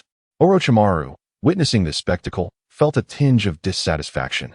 Having never encountered a ninja employing swamp techniques before, he began to reminisce about that fateful night with the light-footed steps. Channeling chakra, his steps transformed from heavy to light, gliding effortlessly. As the flames loomed closer, Orochimaru began to rotate his left hand, gathering a Rasengan, the chakra swirling as it drew the flames toward it. Feeling the searing heat radiating through his chakra, Orochimaru increased his chakra once more, the Rasengan expanding into a massive sphere, continuously absorbing the fiery torrent. He aimed to control the explosive flames, hoping to borrow from his opponent's fire for a grand Rasengan. As the swamp dissipated, a headless corpse lay before Shikamaru, his short sword as sharp as ever. The ninja who had attempted to protect his comrade stood in shock, his gaze vacant, clearly startled by Shikamaru's swiftness. Without hesitation, Shikamaru charged at the seemingly dazed ninja. Orochimaru, perceiving this moment, felt a hint of reflection. The ground solidified once more, allowing him to advance at full speed. The half-formed Rasengan barreled forward, propelled by the flames. The enemy's fire jutsu was relentless, while he could only wield his own chakra for control. In such circumstances, a mere half-formed jutsu was a stroke of fortune. 2 long swords advanced unhesitatingly towards Orochimaru's wrist and ankle. Having already suffered a setback, they would not err again. Meanwhile, as Jiraiya and Tsunade prepared to charge, 2 water arrows struck from the depths, forcing them to divert towards the dam in hopes of neutralizing the hidden ninja. The captain, witnessing the swift demise of one of his subordinates, felt a surge of panic, yet rallied his comrades, thinking their numbers would prevail. As Orochimaru faced the dual swords, he remained unmoved. His right hand wielded the Kusanagi with furious speed. The 2 ninjas casting jutsu, having ceased their incantation, readied their kunai to join the fray. Orochimaru faced 4 adversaries while Shikamaru contended with 3, having eliminated 1, as the captain rushed to provide support. The half-formed great Rasengan dissipated, revealing itself to be merely a fade, with all chakra expended on defense, allowing Orochimaru to traverse the flames unscathed. Confronted by 2 swords and 2 kunai, Orochimaru felt a flicker of anxiety. Yet, his serpentine gaze narrowed. He observed that despite their numbers, their proficiency was lacking, and thus he unleashed 2 swift strikes. The opponent's long swords were redirected towards the ninjas from the Land of Rain, who recoiled in retreat. Seizing the opportunity, Orochimaru swiftly grasped the kunai and, using a slight leverage, struck a vital point on another ninja's body. After repelling another adversary, Orochimaru bent his knee slightly, suspended in midair, and delivered a fierce knee strike to the temple of the ninja he had ensnared. The ninja, witnessing this decisive blow, found his kunai lodged within Orochimaru's grasp, rendering him unable to extract it. Panic flickered across his face, and his pupils dilated. The ninja, previously repelled by Orochimaru, witnessing this scene, felt his heart race. Yet Orochimaru's overwhelming speed and strength left him paralyzed, his legs still trembling from the impact. The ninja behind him pushed him forward, their long sword aimed at Orochimaru, attempting to compel him to relinquish his lethal strike.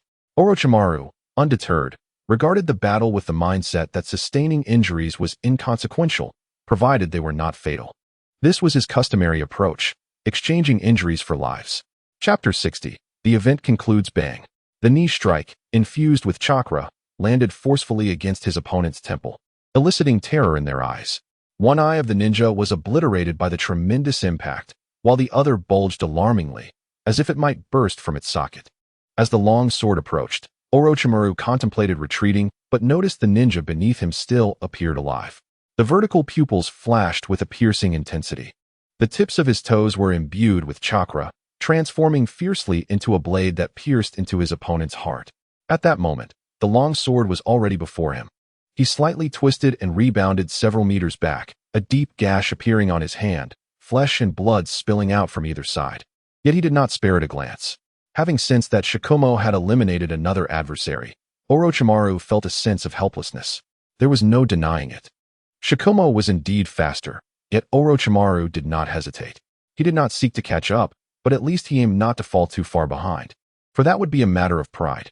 Despite his opponent's extensive battlefield experience and several years his senior, he observed the 3 charging ninjas. Their eyes were bloodshot, suggesting a bond among them. But what did that matter? If they were at a disadvantage, their expressions would surely reflect the thrill of hunting them down. With a swift motion, he charged forward again. Orochimaru's body exhibited an incredible flexibility, executing evasive maneuvers as if dancing between the 2 swords. Having not practiced thrusts, he discarded the long sword on the ground, perhaps hoping for an unexpected advantage. His right elbow crashed down upon the wrist of his opponent's block, which promptly yielded with a crack. Orochimaru leaned aside to evade a shuriken and a whip kick, retreating once more. Impatience was unwelcome. Lingering in battle could cost him dearly. The Rain Country ninjas, witnessing Orochimaru's remarkable agility in close combat, felt a weight settle in their hearts.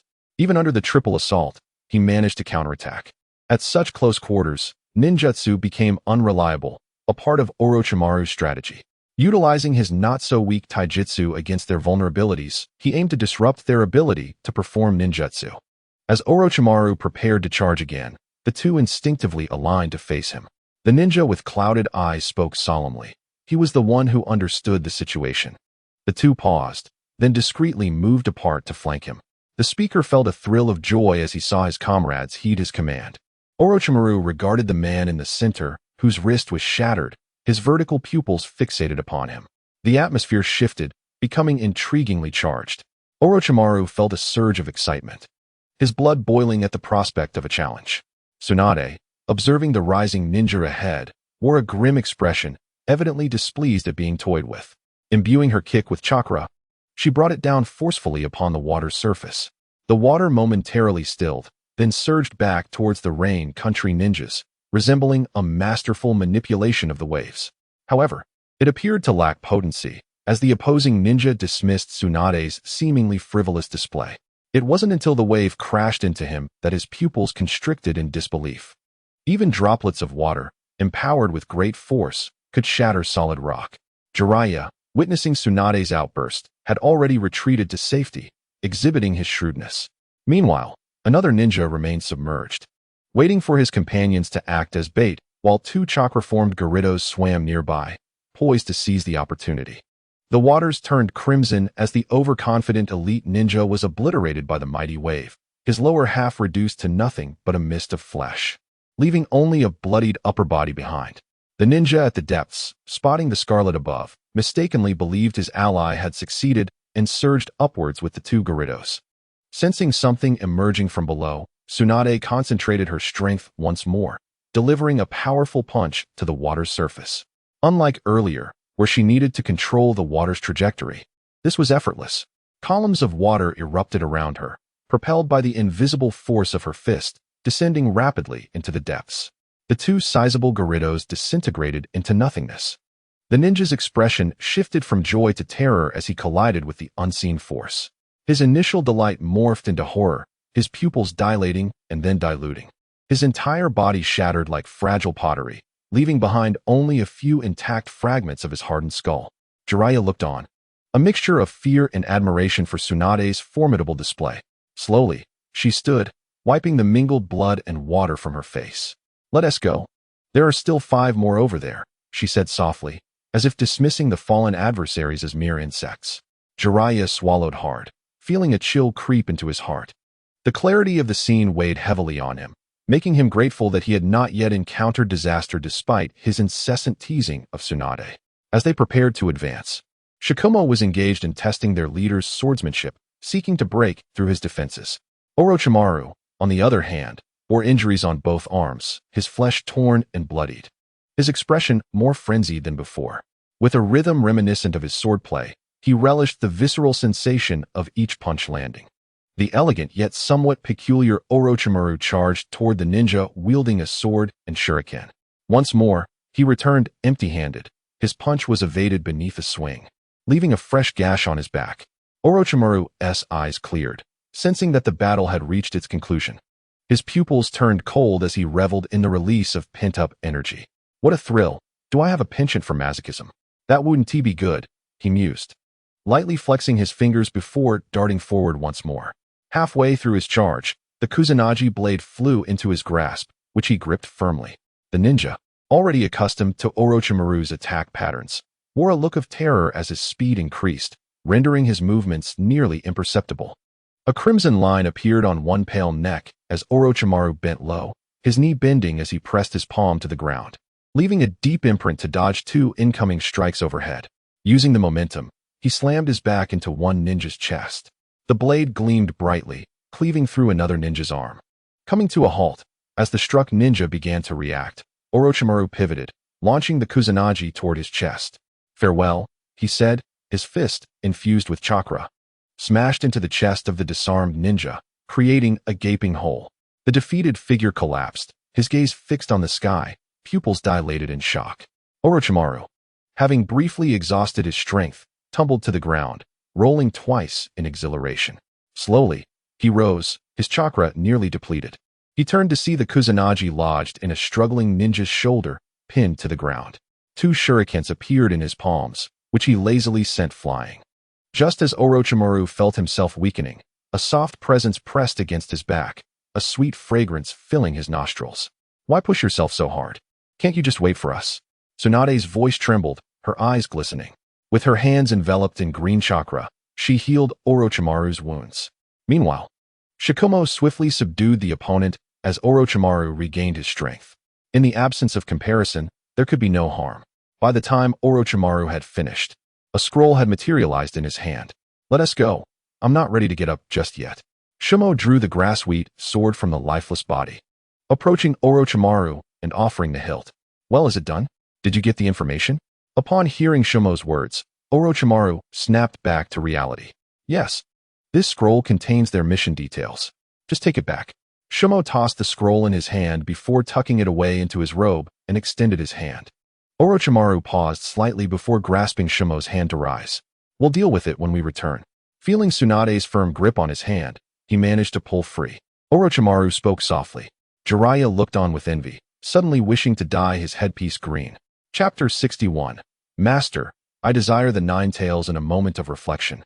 Sarutobi Hiruzen gazed at the scroll on his desk, his expression tinged with annoyance. This was the document Orochimaru had just handed him. The task had been completed more swiftly than he had anticipated. Shimo, I shall take my leave now. Do visit my home for a drink when you have the time. Orochimaru bid farewell to Shimo. Very well, Orochimaru. Best of luck with your training. Soon, the ninja world will be in turmoil once more. The more strength you possess, the better you can protect yourself. Shimo nodded, speaking softly. Orochimaru did not look back, merely raising his hand in a gentle wave. I sincerely hope that day arrives soon, so we may fight side by side again. Watching Orochimaru's retreating figure, Shimo chuckled and shook his head. Upon entering his home, Orochimaru closed the door and sensed the absence of any prying eyes before glancing beneath the bed. There, he spotted a seemingly inconspicuous strand of hair, still intact. He breathed a sigh of relief. If it had been broken, it would have signified that someone had discovered his secret chamber, an unwelcome piece of news for him. 2 years later. What? You wish to become my disciple? I do not understand ninjutsu. How could I teach you? Orochimaru gently shook his head. Looking at the exceptional young Shinshu, who had graduated at the tender age of 6, he was reluctant to entangle himself too deeply with the people of Konoha, especially not with this princely figure. His decision not to use Shinshu for experimentation was the last vestige of goodwill he held towards him. I heard from my sister that you are the strongest. Please, allow me to be your disciple. Seeing Orochimaru's refusal and his intention to depart, Shinshu clung to his leg, pleading. Orochimaru felt a twinge of annoyance. Why not seek your sister? The Senju clan possesses remarkable strength. I have nothing to teach you. Despite Shinshu's endearing antics, Orochimaru remained unmoved. After all, humans are fragile creatures. Spending each day together inevitably leads to unwanted, complex emotions. Moreover, in the original narrative, Shinshu had perished at a tender age, not far from him, his innards obliterated by an explosive tag. Aware of this fate, Orochimaru wished to avoid such troublesome entanglements. Yes, it was indeed a burden. Knowing that Shinshu was destined for such calamity, he would likely spend each day guarding against its arrival, attempting to alter the outcome. This would hinder his cultivation and experiments. He already had an abundance of responsibilities, and time was not on his side. If he were to add Shinshu to the mix, he would be overwhelmed. When he noticed Shinshu finally cease his relentless pursuit and depart, Orochimaru felt a slight relief. However, not long after, he received word that Sarutobi Hiruzen wished to see him. Master, may I inquire what you seek? Orochimaru addressed the ever-vibrant Hiruzen. Cough, my pupil. Senju Shinshu wishes to become your disciple. Why do you not accept? Hiruzen smiled gently as he spoke. This matter had evidently reached Hiruzen's ears, possibly prompting him to act as an intermediary. Upon hearing Hiruzen's words, a sense of trouble washed over Orochimaru. If Hiruzen insisted, he would have little recourse. After all, this benefactor had twice dispatched the formidable Shimo to safeguard him, which had genuinely touched him. This revelation had come only recently when he had casually inquired, and it was then that Shimo had shared these insights. To claim he was not moved would be a falsehood. After all, professing love without action is empty. Such tangible deeds leave a profound impact, highlighting the distinction between words and actions.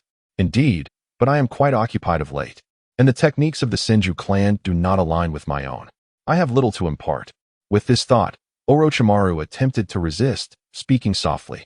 Hiruzen regarded Orochimaru's nonchalant demeanor with a hint of affectionate amusement. Foolish child, do you not comprehend the power of the Senju clan? Taking Shinshu as your disciple would be advantageous for both of us. With this connection, my position as Hokage would be more secure, and my support for you would increase. When I retire, you could very well assume the role of Hokage. Hiruzen's demeanor shifted, no longer that of a formidable leader, but rather that of an elder engaging in conversation with a junior. But you have already taken Tsunade as your pupil. Your Hokage tenure has been lengthy. Besides, I have no desire to become Hokage. After listening to Hiruzen, Orochimaru shrugged in response. Those are two different matters. Once Shinshu matures, he will undoubtedly become a pillar of the Senju clan, a decision-maker. Once Tsunade is married, she will no longer count among the Senju. Shinshu is the legitimate heir of the Senju clan. Do you not grasp the significance? My dear pupil, you must heed my counsel. For everything else, I shall defer to you. Hiruzen continued to speak with a smile, imparting the underlying wisdom. Upon hearing Hiruzen's words, Orochimaru's eyes narrowed. But master, are you truly certain the Senju clan will endure? Can you tolerate being overshadowed?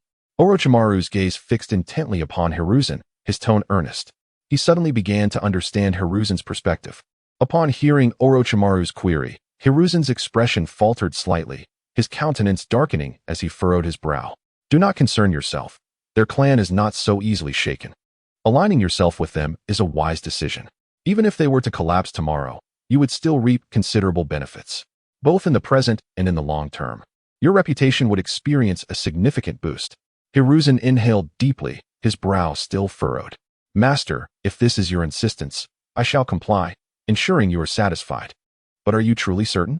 Orochimaru's voice took on a softer tone as he attentively regarded Hiruzen. If Hiruzen insisted on his acceptance, he would oblige. However, the favor he owed Hiruzen would be treated as a transactional arrangement. Observing the seriousness etched upon Orochimaru's face, Hiruzen slightly hesitated before narrowing his eyes. This is my request. Fulfill it, my pupil. I typically do not compel you to undertake matters you dislike, but this time, you must acquiesce. Should you have any demands, feel free to voice them. I shall accommodate you. Hiruzen's tone was initially resolute, then softened. A flicker of indifference crossed Orochimaru's gaze before he spoke with a hint of amusement. Truly, any demand I desire? Indeed, speak your wish. As long as it is within my power, I shall fulfill it, Hiruzen replied, his gaze steady upon Orochimaru. Very well, I desire the 9 tails. In the Hokage's office. Orochimaru's voice was subdued, yet resonated like thunder in Hiruzen's ears. You are out of your mind. You dare covet the 9 tails? Who has taught you to entertain such thoughts? Do you not comprehend what the 9 tails signifies for us? Sarutobi Hiruzen rose to his feet, his eyes betraying a murderous intent and deep sorrow. He slammed his hand on the table with an oddly subdued sound, despite the apparent increase in volume. Chapter 62, The Deepening Rift. Observing Hiruzen's expression, Orochimaru's eyes flickered with a hint of desolation. However, upon meeting Orochimaru's calm and unperturbed gaze, Hiruzen regained his composure. My disciple, the burden of the 9 tails is not to be borne lightly. I am doing this for your own good. You must understand that the host of the 9 tails is the wife of the god of shinobi. Do you truly wish for the 9 tails? It is no jest. Even if you genuinely desire it, I cannot procure it for you. Hiruzen chuckled, creating an atmosphere tinged with awkwardness. Oh, then let it be, Orochimaru replied, as if casually dismissing the matter of the 9 tails. His demeanor was relaxed, almost whimsical. The transformation within him was understood by none but himself. Well, dear disciple, do you desire anything else? You ought to request something I possess, as a token of my congratulations for your first foray into mentorship. Oh, then grant me 10 million ryo. I find myself a bit short on funds lately, Orochimaru stated without a moment's hesitation. He had begun to spread his wings, and the things he sought were now within easy reach. What had seemed like casual conversation was, in fact, an attempt to gauge his standing in the eyes of his mentor. He had come to realize that Hiruzen had undertaken certain actions in the shadows that moved him deeply. The thought of destroying the fruits of Hiruzen's labor was not one he could easily entertain, for he was a child who had received 9 years of compulsory education. Now, everything seemed perfectly timed. But my finances are managed by your master.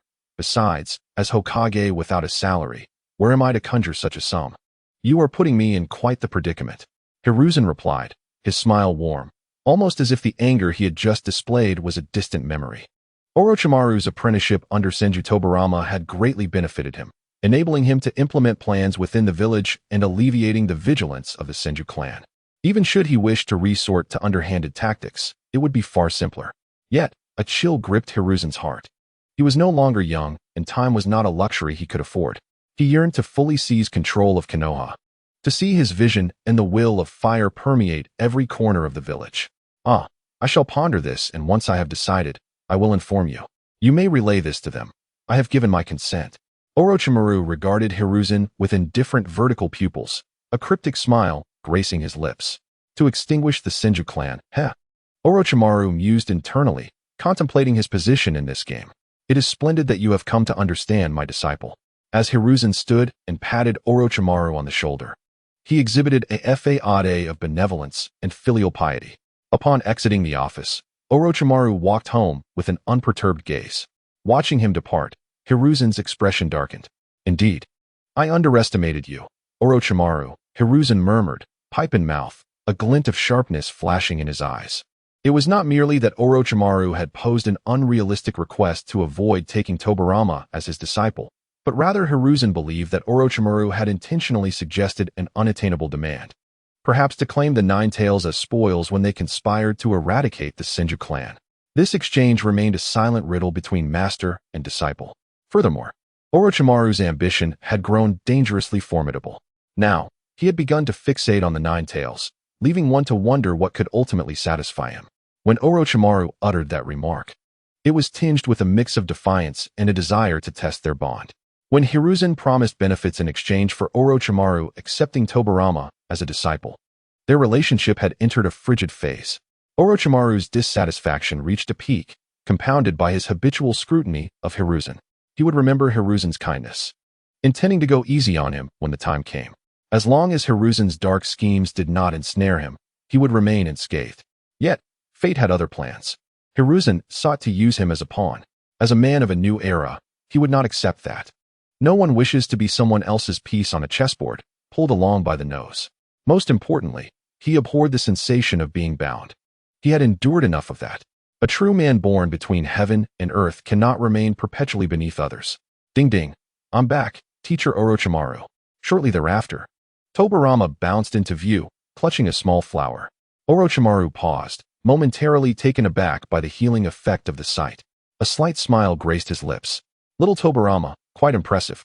You even know how to leverage privileges, he remarked, gently ruffling the boy's hair. This flower is for you, teacher Orochimaru, Tobirama said, feigning ignorance as he handed over the bloom. Chapter 63. 3 years later, the game commences. Returning to old grounds. Teacher Orochimaru, what are these balloons for? Tobirama asked, holding a collection of balloons among other playful items. Over the years, the toys had developed alongside him. Thus, you shall practice climbing trees using chakra every day, and once completed, tread upon water. Indeed, Orochimaru had directly imparted the training insights of the Rasengan to Tobirama, alongside methods to enhance chakra control. He knew little about being a teacher, yet Tobirama's environment had improved significantly compared to the conditions he had faced in the past. Now, he could only strive to teach Tobirama as much as possible, lest this endearing child end up in dire straits. Minato was now approaching 2 years of age, and Kushina was soon to arrive in Konoha. The Uzumaki clan was on the verge of emergence. Meanwhile, Orochimaru had reached the age of 18. Time flew by like a fleeting shadow. Now, he had not yet grasped the principles of reincarnation. As the years passed, Orochimaru had reached 21. Over these 3 years, his strength had stagnated. He still had not found anyone to experiment with the cells of Hashirama Senju. He awaited an opportunity, and that moment had come. As Kushina had arrived in Konoha, his power was on the brink of soaring to new heights. Tobirama had already attained the rank of Chunin, emerging as the next prodigious youth after Orochimaru. Tobirama, do you remember everything I have said? Orochimaru inquired softly, gazing at the resolute young man before him. I remember. Teacher Orochimaru, Tobirama affirmed, nodding vigorously. Now, repeat what I instructed you to do. Orochimaru spoke gently, a hint of affection in his eyes. Teacher Orochimaru instructed me to enter seclusion in a few days. Regardless of what transpires outside, I must not emerge unless Teacher Orochimaru returns for me. Until then, I shall ignore everyone, even in the event of war. Tobirama looked at Orochimaru, enunciating each word with care, a sense of unease brewing within him. Yes, Tobirama. Remember my words. Otherwise, you shall no longer call me your teacher. Keep our promise close to your heart. Orochimaru's elongated eyes, marked by purple streaks of tears, bore into Tobirama's as he spoke earnestly. Should Tobirama disregard his counsel and perish on the battlefield, he would have no words of consolation. Everything was dictated by fate. All was self-inflicted, even for his disciple. Orochimaru leisurely blended into a merchant caravan, observing the bustling life of Konoha. Orochimaru gazed deeply at the modest round tower, the Hokage's office. A sense of nostalgia washed over him, evoking long-forgotten sentiments. The game was finally about to commence. The players were preparing themselves. Sarutobi Hiruzen sat at the table, his eyes fixed upon the scroll before him. After 5 years, the land of rain had ceased its turmoil, indicating that war was indeed imminent. Are our forces ready? We must not divert any of Konoha's resources for support. Several men seated at the long table sipped their tea in silence. When the land of rain makes its move, We shall gather our ninjas en masse, ensuring that we do not raise any suspicions. Indeed, an excellent plan. Orochimaru found himself atop a familiar mountain, reminiscing about a young girl who had once hopped along while retreating. The summer sun was setting, flowers bloomed all around him, and butterflies, bees, and little insects busily pollinated the blossoms. The gentle breeze brought an inviting sense of ease. He lightly stepped onto a branch, leaping forward to behold a dilapidated little wooden house. Upon landing, he gently pushed the door open, entering as he had years prior. Yet, unlike before, the cottage was now cloaked in cobwebs and dust. The previously unseen corners revealed the house's utter decay, with leaks now evident in the roof. As he pushed open the door of the girl's former dwelling, the dust danced in the sunlight, reminiscent of an endless flurry of snowflakes. Moments later, Orochimaru stepped outside, a faint smile gracing his lips as he recalled youthful naivety, the desire to strike hard, thwarted by a stomachache that left him in disarray. Ultimately, he became the one hauling rice up the mountain. Youth is truly a marvel, he mused, though his smile soon faded, his gaze turning cold. Yet, I have not grown strong enough. Everything feels as though it has returned to the beginning, and I have aged. Orochimaru stared into the distance, memories materializing like vivid scenes in his mind, those he had slain in the past. The nightmares of the years haunted him still. He touched the gourd of wine at his waist, a wave of solace washing over him as he took a sip. Oh, the exquisite beauty of this world. What could be more splendid than this? The scenery, the fine wine, the room once occupied by a lovely maiden, all is in perfect harmony.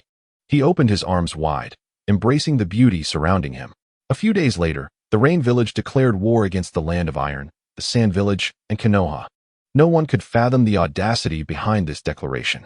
The reason for war was astonishing. The ninjas of the Land of Iron, the Sand Village, and Konoha had frequently traversed their territory without paying tolls, and they sought to encroach upon the Land of Rain. The declaration sent shockwaves through the surrounding villages, provoking them to consolidate their defenses and gather a multitude of ninjas for battle preparations. The other three major villages watched with keen interest, while the Cloud Village began to stir, seemingly poised to attack Konoha and seize fertile lands. Sarutobi Hiruzen, upon receiving this news, was furious. He waved his hand, dispatching members of the Senju and Uchiha clans to the front lines, preparing for war. An unending stream of weapons and provisions flowed towards the front, many contributed by the daimyo. With the declaration of war, a coalition began to maneuver behind enemy lines, preparing to strike the Land of Rain. The objective was unmistakable. As night fell, the forest became a gaping abyss, swallowing the sounds of all creatures. The mountains were teeming with people, and many more arrived via waterways. Orochimaru captured a mist ninja, applying the body replacement technique to assume the opponent's appearance. This was a high-level jutsu he had developed years ago. In his eyes, it was astutely effective. Using this technique, Orochimaru had infiltrated the Nin exams in Konoha. Is Orochimaru still in seclusion? Sarutobi Hiruzen inquired softly, his thumb and index finger fiddling with his pipe. Before him knelt a member of the Anbu. He relished the sensation of others kneeling before him. The situation was fraught with uncertainty. Although he had long been prepared, he had not anticipated the Cloud Village's sudden move. If he departed, he worried about his reckless apprentice causing chaos, hence his inquiry. Yes, Hokage-sama. Your disciple has hung a sign indicating he is in seclusion. Hearing this, Sarutobi's brow furrowed, and he gestured for the Anbu to withdraw. From his drawer, Sarutobi retrieved a crystal ball, its surface gleaming. After forming a few hand seals and channeling his chakra into it, an image soon materialized. The scene revealed Orochimaru, eyes closed, seated on his bed. Sarutobi felt a slight relief. Compared to the troublemaking Danzo, his wayward apprentice seemed less worrisome. He was well aware of Danzo's ulterior motives and had means to counter them. But Orochimaru remained an enigma. Feeling the gaze that had previously lingered on him vanish, Orochimaru concluded his hand seals and released the shadow clone technique. His chakra was in good condition, about several tons, he estimated. He could maintain a non-consuming shadow clone seated on his bed for a week or two without issue. This was a precaution Orochimaru had set in place, as he anticipated not being away for too long. Now, donning the visage of the Mist Ninja, Orochimaru surveyed the vast coalition before him, astonished. No wonder the Land of Rain could be annihilated in such a brief time. It was not without cause. Soon, As the first wave of troops gathered, the ninja coalition advanced with unstoppable momentum. Orochimaru merely stood beside the corpses, awaiting the system to absorb the original power of the Uzumaki. Various elemental ninjutsu were visible, alongside gleaming chains, signifying sealing techniques.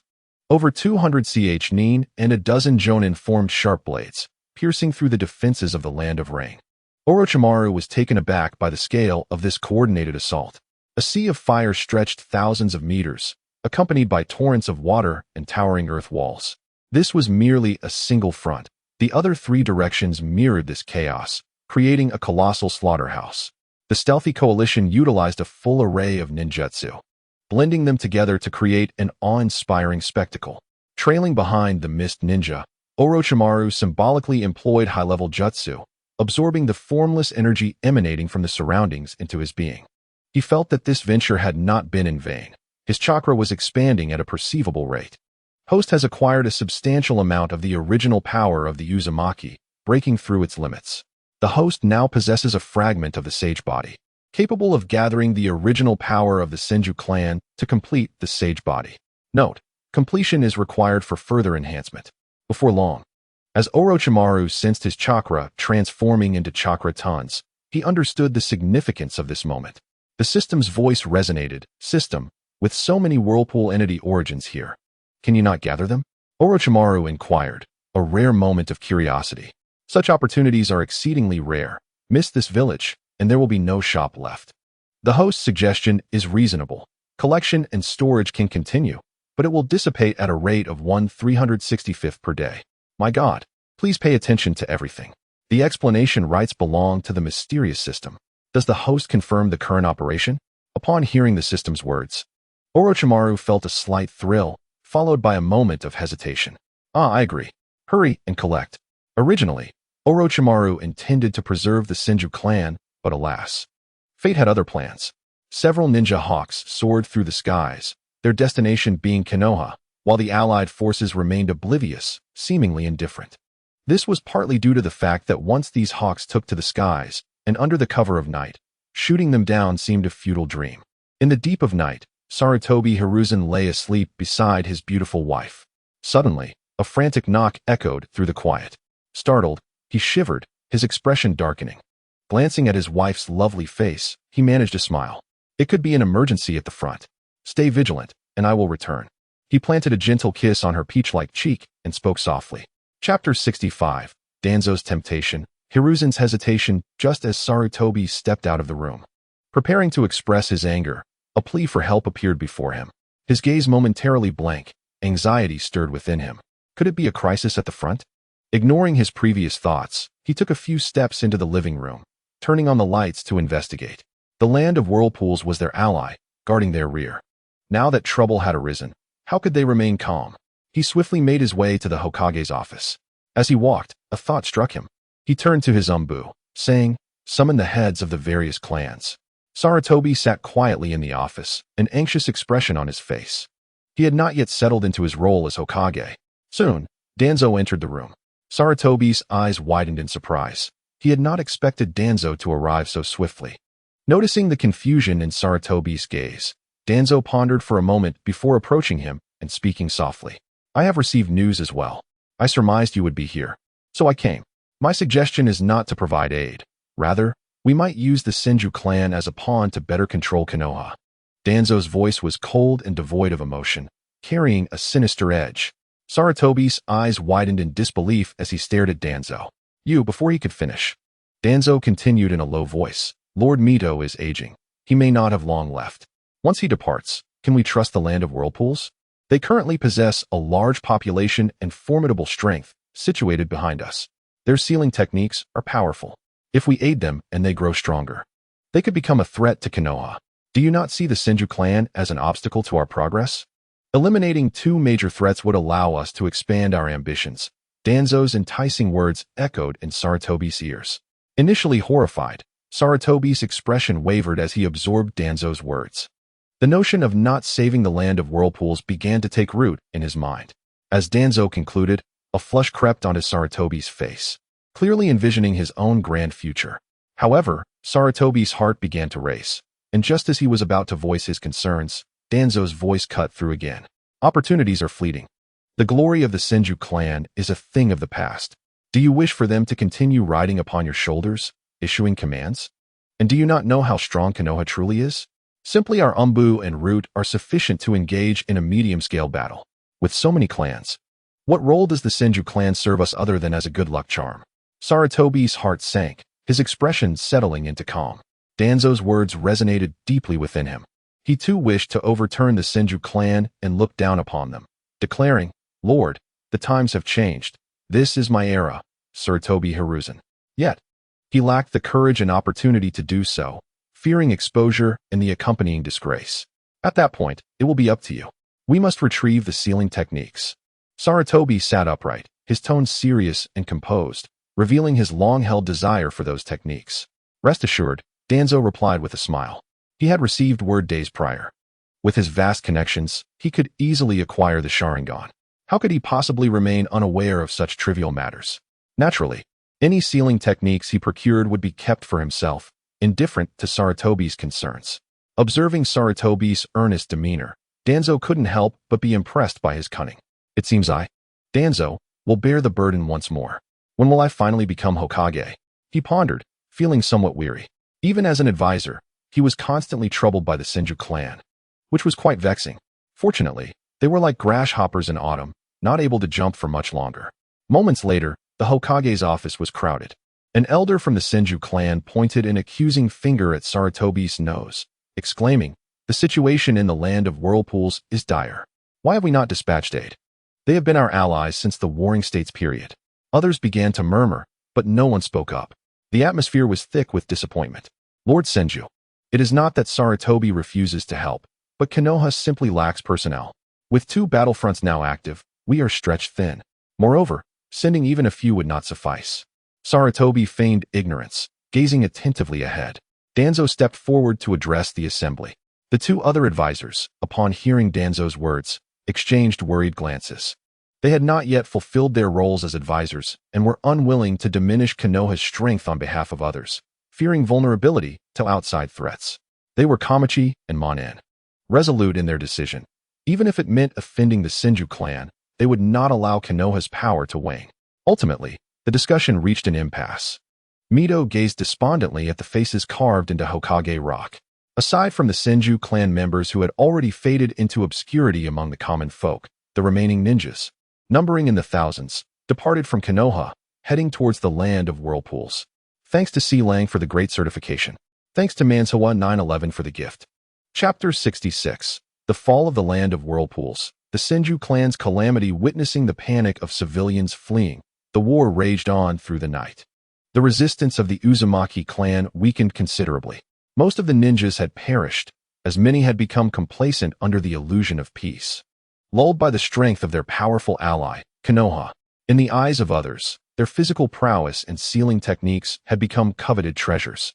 They naively cast aside their swords, oblivious to the fact that possessing a sword and being without one are 2 entirely different realities. This sword symbolizes the multitude of ninjas with formidable strength. When Orochimaru first set foot in this nation, he had only previously observed the scattered corpses in the peripheral villages, which plunged him into deep contemplation. The ninjas entering the city looted with the ferocity of bandits, disregarding the common folk, some too lethargic to engage, while others reveled in the thrill of murder, thrusting their blades indiscriminately. The allied forces of Konoha had yet to arrive, and as the resistance dwindled, the sporadic explosions gradually subsided. Orochimaru understood that apart from a few who managed to escape or were captured for study, the once great Uzumaki clan had faded into history. The land lay strewn with bodies, crumbling ruins, and devastation. As the sun began to rise, just as Orochimaru prepared to depart, he received orders to regroup. Hours later, a force of over 1,000 ninjas appeared before him, stirring a complex mix of emotions within him. It was evident that the Senju clan had been sold out long ago, and he surmised that within this coalition lay the influence of Konoha, evident from the swift dissemination of information. In comparison to the Uzumaki nation, the Senju clan exhibited a marked enhancement in strength, with numerous ninjas possessing immense power. Quick to draw their blades at the slightest provocation, placing their faith more in physical prowess than in ninjutsu, fortified by formidable healing techniques. Orochimaru had no intention of engaging. He merely retreated, poised to reap the benefits from this unfolding chaos. Despite the initial ability of the Senju clan to contend with several times their number, they soon faltered under the sheer disparity in quality. This was all that remained of the Senju's legacy, a motley assortment ranging from low-ranking ninjas to aging elite jonin, leading to inevitable complications. Their thirst for vengeance, compounded by a lack of competent leadership and a hasty, exhausting march, soon left them fatigued, even with their robust physiques. Witnessing the Senju's battle strategy, Orochimaru could not feign disappointment. It was clear that not only the Uchiha clan had grown arrogant, the Senju had not strayed far from that path either, viewing all outside their clan as mere fodder. Their audacity in charging towards a well-trained elite force of thousands was commendable yet foolish. The innate power surged within them, as the Senju's physical constitution reacted with the Uzumaki bloodline, swiftly filling the voids of the sage body. Sensing the rapid increase of chakra and perceptual abilities within him, Orochimaru recognized that he was the true victor of this farce. Initially contemplating a strategic move, he was rendered a mere observer due to the system at his disposal. Why do you not engage in battle? A squad leader from the mist, emboldened yet apprehensive, confronted Orochimaru, seeking to use him as a scapegoat to retreat. The Senju clan, despite their dwindling numbers and uneven capabilities, fought fiercely, akin to a razor-sharp sword. The allied forces suffered significant losses, for even a starving camel is larger than a horse. In contrast to the Uzumaki's disgraceful demise, the Senju demonstrated their deserved valor. Orochimaru moved with a grace that belied his reputation, causing the squad leader to crumple before him, his shoulder grasped firmly by Orochimaru. A few hesitant ninjas, witnessing this, hastily turned away, pretending they had seen nothing. Host, the initial phase of the sage body has been successfully replenished. You may await the rise in strength for further development. The residual essence of the sage body has been deposited within you. May you find pleasure in its use. Moments later, the system's voice finally arrived. Orochimaru had reached the pinnacle of his physical capabilities, granting him the means to seek vengeance and relish in his power. A flicker of complexity shone in his vertical pupils. Humans are inherently restless for what they cannot attain, yet upon gaining it, they often find themselves ensnared by doubt and nostalgia. Observing a group of young Senju, their strength lacking, retreating under the protection of their kin, Orochimaru's eyes gleamed with interest. The Senju finally recognized that they were no longer the dominant force of yore. With a subtle motion of his toes, he activated the body flicker technique. Appearing before the remnants of the young warriors after taking a wide detour to clean himself and change attire. "Are you members of the Senju clan?" he inquired. "Why do you hide your face? Do you dare show yourself?" A 17 or 18-year-old Senju remarked, noticing Orochimaru's forehead protector. Orochimaru gently removed the cloth that concealed his face. "I am Orochimaru, the teacher of Senju Hashirama. I was in seclusion when I heard of the turmoil in the Uzumaki nation and came to assist. How fares the situation?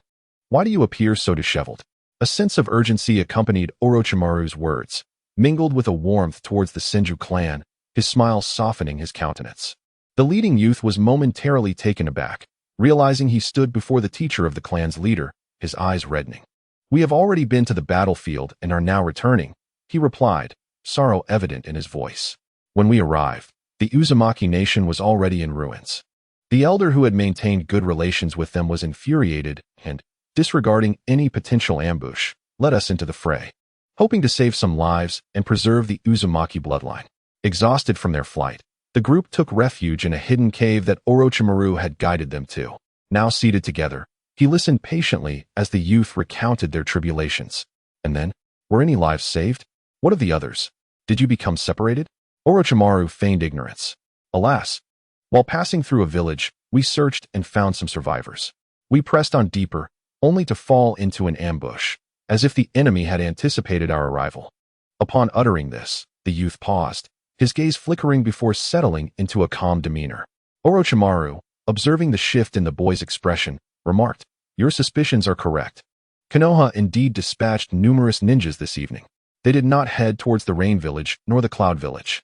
He patted the youth's shoulder, sensing his desire to retreat, yet he remained still. Upon hearing Orochimaru's words, the boy's eyes blazed crimson. "Who is responsible for this? Why would they do such a thing? Are they aware of the sacrifices the Senju clan made to establish Konoha? Our clan has produced 2 Hokages and is a direct lineage of the village. Who could be so treacherous as to betray their own?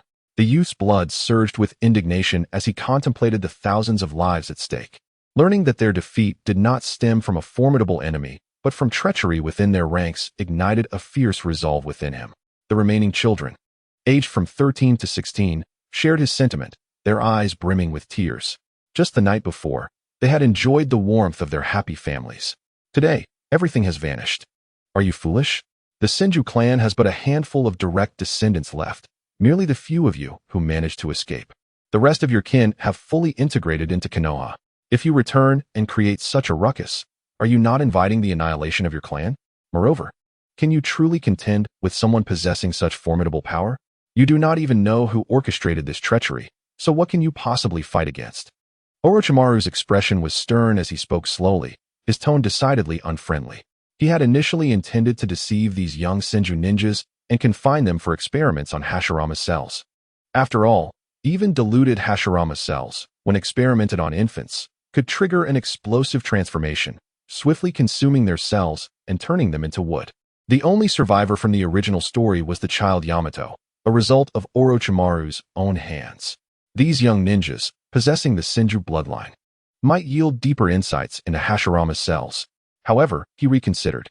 Their ability to escape and encounter him signified auspicious fortune. If a dozen of these Senju, proficient in wood release, were to emerge in the ninja world, it would create a stunning spectacle. He could also gather some Uchiha orphans, and he would become the godfather of the ninja realm. But what shall we do? The youth fell into despair. Chapter 67.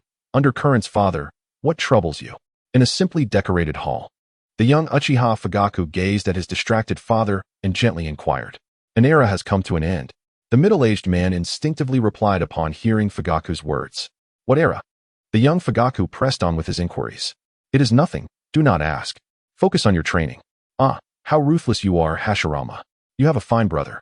Tobirama, you have met your match today. Hyuga clan. An elder reclined in a rocking chair, swaying gently with a content expression. The events had concluded completely. Those who needed information received it, while those who did not could speculate or inquire about certain matters. Grandmother, what shall we do? Tsunade stood before a woman, her face etched with sorrow. This woman was Mito Uzumaki, the wife of Senju Hashirama. At this moment, she appeared haggard, though she looked like a young girl. Her expression was weary, her eyes filled with the weight of experience. Tsunade, you must train diligently and protect your brother. Do you understand my meaning? Mito fought to suppress her grief, recalling the young Nawaki and the Tsunade before her, speaking softly. Shall we simply let this go? Tsunade's clear eyes brimmed with complexity, deep-seated resentment lurking within. I am old now, merely waiting for Kushina to grow up and complete the synchronization with the Jinchuriki. Mito stated with a sense of complexity. This village is the culmination of her husband's efforts. She yearned for a bloodbath to dispel Konoha's darkness. Yet now, with war looming, should she act in the rear, Konoha would truly find itself in peril. Upon hearing Mito's words, Tsunade's eyes filled with sorrow. Go, do not leave Konoha unless necessary. I will protect you and your brother. Mito wearily waved her hand, signaling Tsunade to depart, her gaze fixed blankly towards the clan's territory, as if she could hear the echoes of the past. Hashirama, I am sorry. I can only blame myself for not recognizing their sinister ambitions sooner, leading to the destruction of your life's work. After Tsunade left, Mito sank wearily to the ground, her eyes vacant. She bore a heavier burden than Tsunade, yet she was the sole pillar of strength. If she faltered, the situation would only worsen.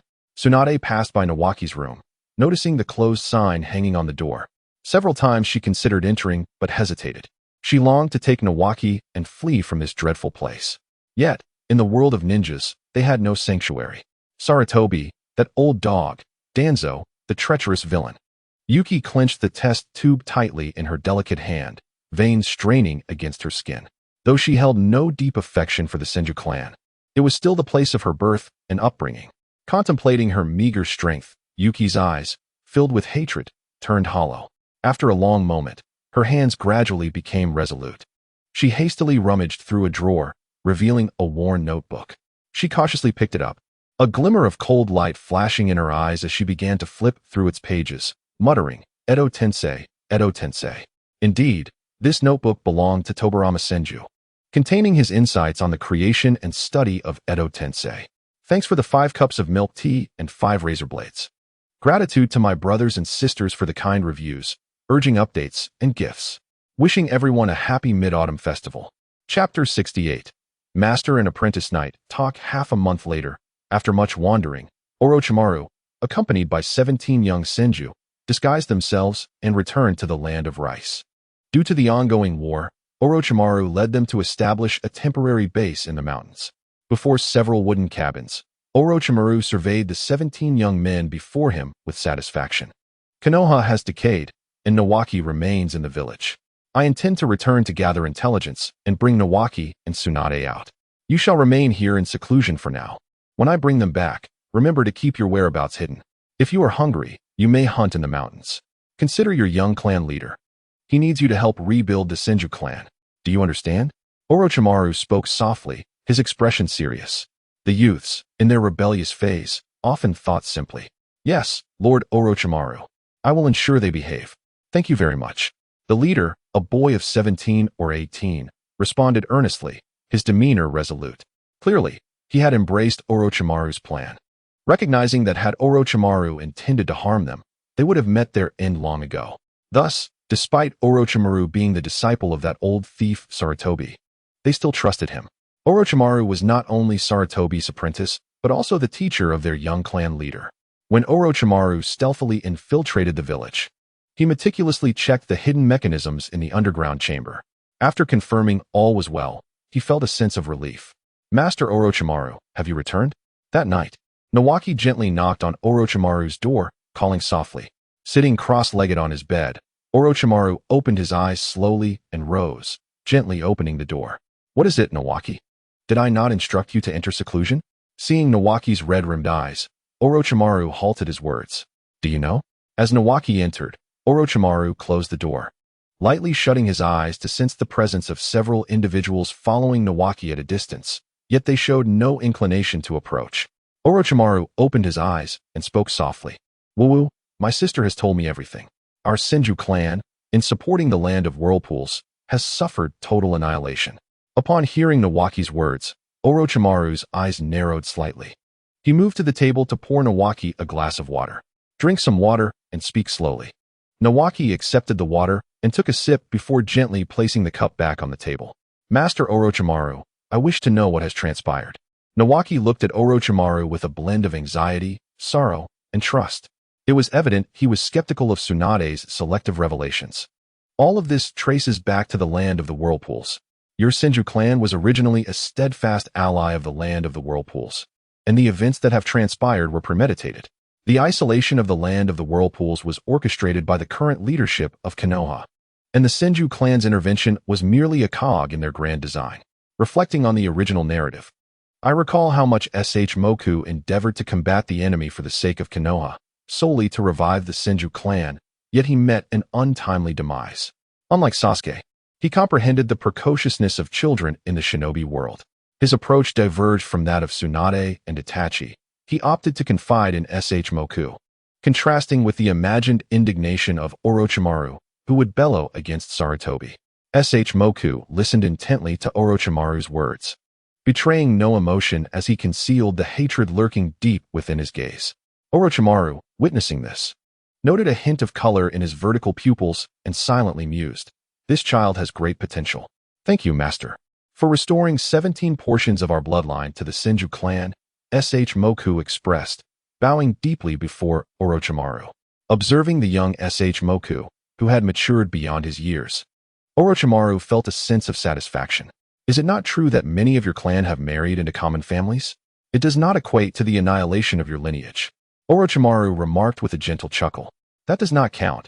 Once they integrated into Konoha, they severed their ties to the Senju name and are no longer regarded as part of our clan. This was a decree from my grandfather. And those old fools are ruthless. They could be in danger. Yet, there is little I can do," Moku replied softly. "And what will you do about it?" Orochimaru inquired, a hint of intrigue in his voice. A flash of fierce determination flickered in Moku's eyes before quickly retreating. "As my master once said, a gentleman's revenge is never late. I am still too weak. I wish to bide my time and wait until I possess sufficient strength, the 10-year-old Moku stated, exhibiting a maturity uncommon among his peers. Oh, and what will you do once you have gained that strength? Orochimaru probed further, intrigued by Moku's insights. Konoha is already decaying. I will flatten it and rebuild from the ruins, Moku declared with newfound bravado. Orochimaru rolled his eyes at the youthful naivety. You are far too young.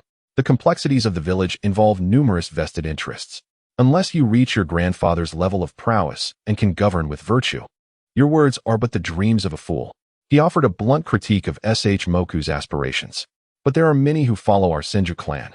Moku instinctively countered. Thus, I reiterate, you are too inexperienced and simplistic in your thinking. Without strength, who will follow you? The only ones who genuinely care for the Senju are the villagers of Konoha, yet they are easily swayed by others or blinded by petty gains, Orochimaru stated flatly, dispelling Moku's idealism. However, Moku wished to retort, but the events that had unfolded weighed heavily on him. Master, please teach me how to exact my revenge. As long as I can avenge the destruction of my clan, he implored, his eyes reddened with emotion as he gazed earnestly at Orochimaru. Orochimaru regarded his sorrowful disciple and affectionately ruffled his hair. You are not wrong in one respect. Strength is paramount. Return and see if your grandfather left anything behind. Organize it and see what you can uncover. Do not overlook your grandmother's side. Gather whatever resources you can. Her sealing techniques and your grandfather's would-release jutsu should be well documented within your clan. With a gentle smile, Orochimaru continued. Thank you for the gifts, though it feels insufficient. Character summons and inspiration capsules, your support is greatly appreciated. Gratitude to my dear friends for their commendations, urging updates, collections, comments, and gifts. I am immensely thankful. Chapter 69. The fracture at last. It has come to an end, though I had not anticipated that the Senju clan would be the first to depart the stage. Sarutobi Hiruzen stood gazing out of the window, lost in thought as he observed the bustling life of Konoha. A tinge of melancholy shadowed his gaze. He should be elated to have resolved a significant concern. The weight that pressed upon him had lifted. Yet uncertainty loomed regarding the current state of affairs on the front lines. I heard that Moku has emerged from seclusion and sought out Orochimaru. It would be prudent to send my other disciples to the battlefield for some first-hand experience of the brutal realities of war and the value of peace in Konoha. Lost in contemplation, Sarutobi Hiruzen seemed to recall something. Old man, have you summoned us for a reason? Due to Orochimaru's seclusion, Sarutobi Hiruzen had refrained from deploying Jiraiya and Tsunade. Jiraiya spoke in a calm tone, aware of the situation concerning the Senju clan. This was the first time he recognized his teacher's complexity. However, he pondered, what did it matter? He was merely a commoner. Without Sarutobi Hiruzen, he would not have attained his current status. Thus, despite his internal conflict, he feigned ignorance to mask his ambivalence. Tsunade, as usual, remained silent. A hint of weariness about her. Orochimaru quietly observed the ground, feeling no threat from Sarutobi Hiruzen anymore, opting to disregard him. However, should a confrontation arise, he still felt a twinge of apprehension. After all, this opportunistic teacher possessed the limitless one-for-one technique, and he had no desire to escalate tensions with Konoha. Even without the Senju clan, Konoha remained a formidable village. The original narrative depicted a defection that could have been far worse. If a significant incident were to occur, establishing an organization would be nearly impossible, with Konoha's shinobi relentlessly pursuing them. Furthermore, despite his strength, his subordinates could not withstand Konoha's might. His power, too, was not invincible. Thus, Orochimaru had no intention of departing from Konoha, as it still provided him with a relatively tranquil environment to conduct his experiments and thoroughly assimilate the knowledge within his mind. Orochimaru, why have you summoned me? Tsunade regarded the man before her, whose presence exuded an unsettling aura. Perceiving Tsunade's icy demeanor, Orochimaru was momentarily taken aback, but spoke softly, I wish to visit your clan. He had assigned Moku a task, and the boy had yet to return. He desired to know what Moku was up to. Our clan is virtually extinct. What is there to see? Tsunade replied flatly, as if recalling a memory. She continued, I hope you will keep your distance from Moku. Her gaze was devoid of warmth. Orochimaru was aware that he was Sarutobi Hiruzen's most cherished disciple, a fact known to both Jiraiya and Tsunade. The bond of affection extended to all within the clan. Then I shall refrain from visiting, Orochimaru said nonchalantly, not concerning himself with others' perceptions of him. He would never divulge his weaknesses or grant others the opportunity to betray him. Watching Orochimaru depart with such nonchalance, a fleeting softness crossed Tsunade's eyes before hardening into ice. You are no fool. You understand my concerns. Are you truly entangled with that old dog Sarutobi, or have you never considered me a friend? Tsunade murmured softly. Jiraiya observed the interaction between Orochimaru and Tsunade from a distance before discreetly moving aside. Shortly after, Orochimaru left, and Tsunade's expression remained frigid. A flicker of intent to act stirring within her, yet she felt powerless against the tides of those driven by complicated desires. Rope Tree, where do you intend to go now? Observing Rope Tree stealthily slip out of the room, Tsunade caught him red-handed. I am seeking Master Orochimaru, Rope Tree stated calmly. Standing before Tsunade, a stark contrast to his previous demeanor. You are forbidden from visiting Orochimaru again, do you understand? Tsunade's voice grew cold as she could not bear the thought of Rope Tree being so close to one of the perpetrators of her clan's massacre. At any moment, her brother could fall victim to Orochimaru's treachery. Oh, mind your own business. Don't look at me with that expression. If you have any anger, direct it at our family's enemies. Don't try to assert your dominance in front of me, Rope Tree instinctively retorted. Aware that those closest to us often speak the most hurtful words, while strangers are treated with courtesy. At that moment, both Rope Tree and Tsunade were filled with turmoil. Tsunade, momentarily taken aback by Rope Tree's words, became lost in thought. When she regained her composure, Rope Tree had already vanished. Rope Tree, wait. She rushed outside, attempting to stop him but tripped over the threshold, falling to the ground and rolling twice, a testament to her chaotic state of mind. Staring blankly at the sky, 2 streams of tears cascaded from the corners of her eyes. In such moments, she was merely a fragile woman, burdened with sorrow yet unable to voice her grievances. Forced to bear it all alone. Teacher, I have arrived, Rope Tree softly announced as he entered the room where Orochimaru sat cross-legged on the bed, leisurely sipping from a gourd of wine. Rope Tree's face bore a trace of a tear, clearly indicating his inner turmoil. Sit down. Pour yourself a glass of water and gather your thoughts, Orochimaru said, his gaze hazy but understanding. He continued to admire the gourd, growing fonder of it with each glance. I had a quarrel with my sister. We have never fought before, Rope Tree confessed, revealing a child's vulnerability. You are too weak, Rope Tree. This cannot continue. Before you possess absolute strength, you must learn to manage your emotions, regardless of whom they are directed towards, Orochimaru advised, reclining against the wall, his posture relaxed yet imposing. I understand, teacher, Rope Tree replied, determination igniting in his eyes. Teacher, someone has tampered with grandfather and second grandfather's belongings, and I found nothing. He spoke softly, his gaze fixed on Orochimaru. Oh, do not concern yourself. It was to be expected. I did not anticipate they would act so swiftly, showing utter disregard for your grandmother. Orochimaru remarked with a cold smile. Such behavior is truly unbecoming. I wonder if Mito has grown weary, allowing this to happen. Or perhaps it is because Rope Tree is still too young, he pondered. Have you mastered the sealing technique? I noticed your sister seems to have learned it. As evidenced by the diamond-shaped mark on her forehead, Orochimaru inquired again. My grandmother refused me, and when I confronted her, she stated that should I awaken would release. She would support me. If not, I would have to live with my tail between my legs, Rope Tree replied, a hint of disappointment in his voice. Orochimaru showed little reaction to this revelation. The technique was of no use to him, merely a means to satisfy his insatiable desire for knowledge. Now possessing Sage Body, he was unlike Hashirama, who had been burdened with countless battles, injuries to his essence, and a fervent will to survive after Madara's demise. So, you acquired nothing, correct? Orochimaru's vertical pupils bore into Rope Tree. Teacher, indeed, I found nothing, Rope Tree admitted, his head bowed in shame. Orochimaru regarded the dejected boy, his gaze devoid of warmth. I shall depart for the battlefield tomorrow. You should return home early. Your sister will be going as well. Have a good talk. We may not return for several years, he stated softly after a moment of silence. All right, teacher. Please rest well, Rope Tree replied, but upon witnessing the chilling aura emanating from Orochimaru, he refrained from saying more. He too desired to join the battlefield. Resolutely, he decided to intercept his teacher at the village entrance the following day, determined to gain experience, even if it meant rolling on the ground to allay others' suspicions. Closing the door, Rope Tree pondered deeply as he walked halfway when he spotted his sister, Tsunade, approaching. His gaze faltered. Before he could utter a word, Tsunade's gentle hand covered his, drawing him homeward. "System, are you there?" Orochimaru, having observed Rope Tree's departure, took a sip of wine and sat up slightly, feeling bored. He called upon the system in his mind for some entertainment. "Yes, my esteemed host. How may I assist you in alleviating your troubles?" The system's response caught Orochimaru off guard, and a smirk crossed his lips.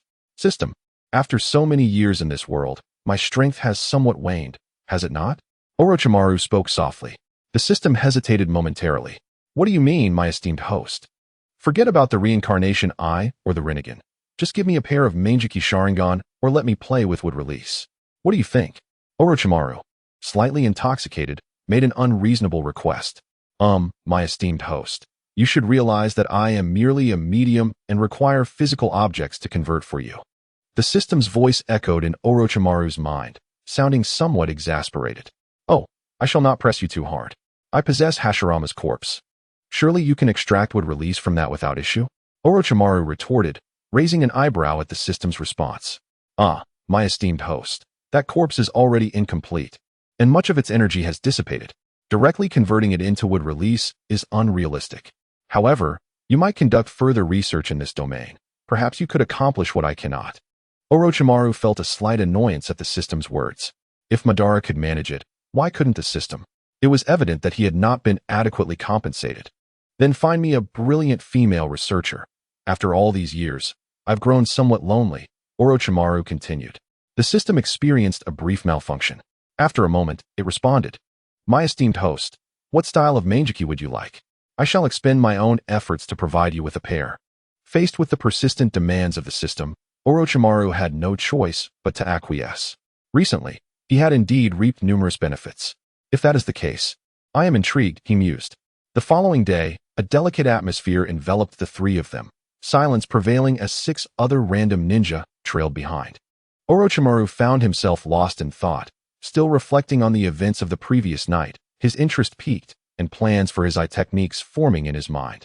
Moreover, it was an ocular technique that had never before manifested in the ninja world. The system informed him that it required a loading period, specifically 81 days. To fully integrate this eye technique capable of hunting down ninjas and accelerating progress. The seemingly irrelevant conditions and logic presented by the system appeared utterly unscientific. "Shinju, what brings you here?" As the three were on the brink of departing the village, Tsunade gazed at Shinju in astonishment. Orochimaru's expression darkened. This familiar, uncontrollable force had resurfaced. He understood within himself that this was the world's corrective power. As the sole male of the Senju clan, "I too shall take to the battlefield to vanquish foes and revive our clan," Shinju declared, having concocted an excuse after a night of contemplation that was impossible to refute. This was still the entrance of Konoha. Any event that transpired would inevitably reach the ears of the village's higher-ups. "Shinju-kun, you are still too young. Train for another 2 years and stay in the village to accompany your grandmother," Orochimaru advised after a moment of contemplation. Hearing his words, Tsunade's gaze softened somewhat. In the original narrative, she had Kato Dan, who listened to her concerns and encouraged her. Now, she possessed nothing, merely gritting her teeth to sustain this family and protect her younger brother. Ultimately, Shinju embarked on a perilous path, fully aware of the many who feared would release.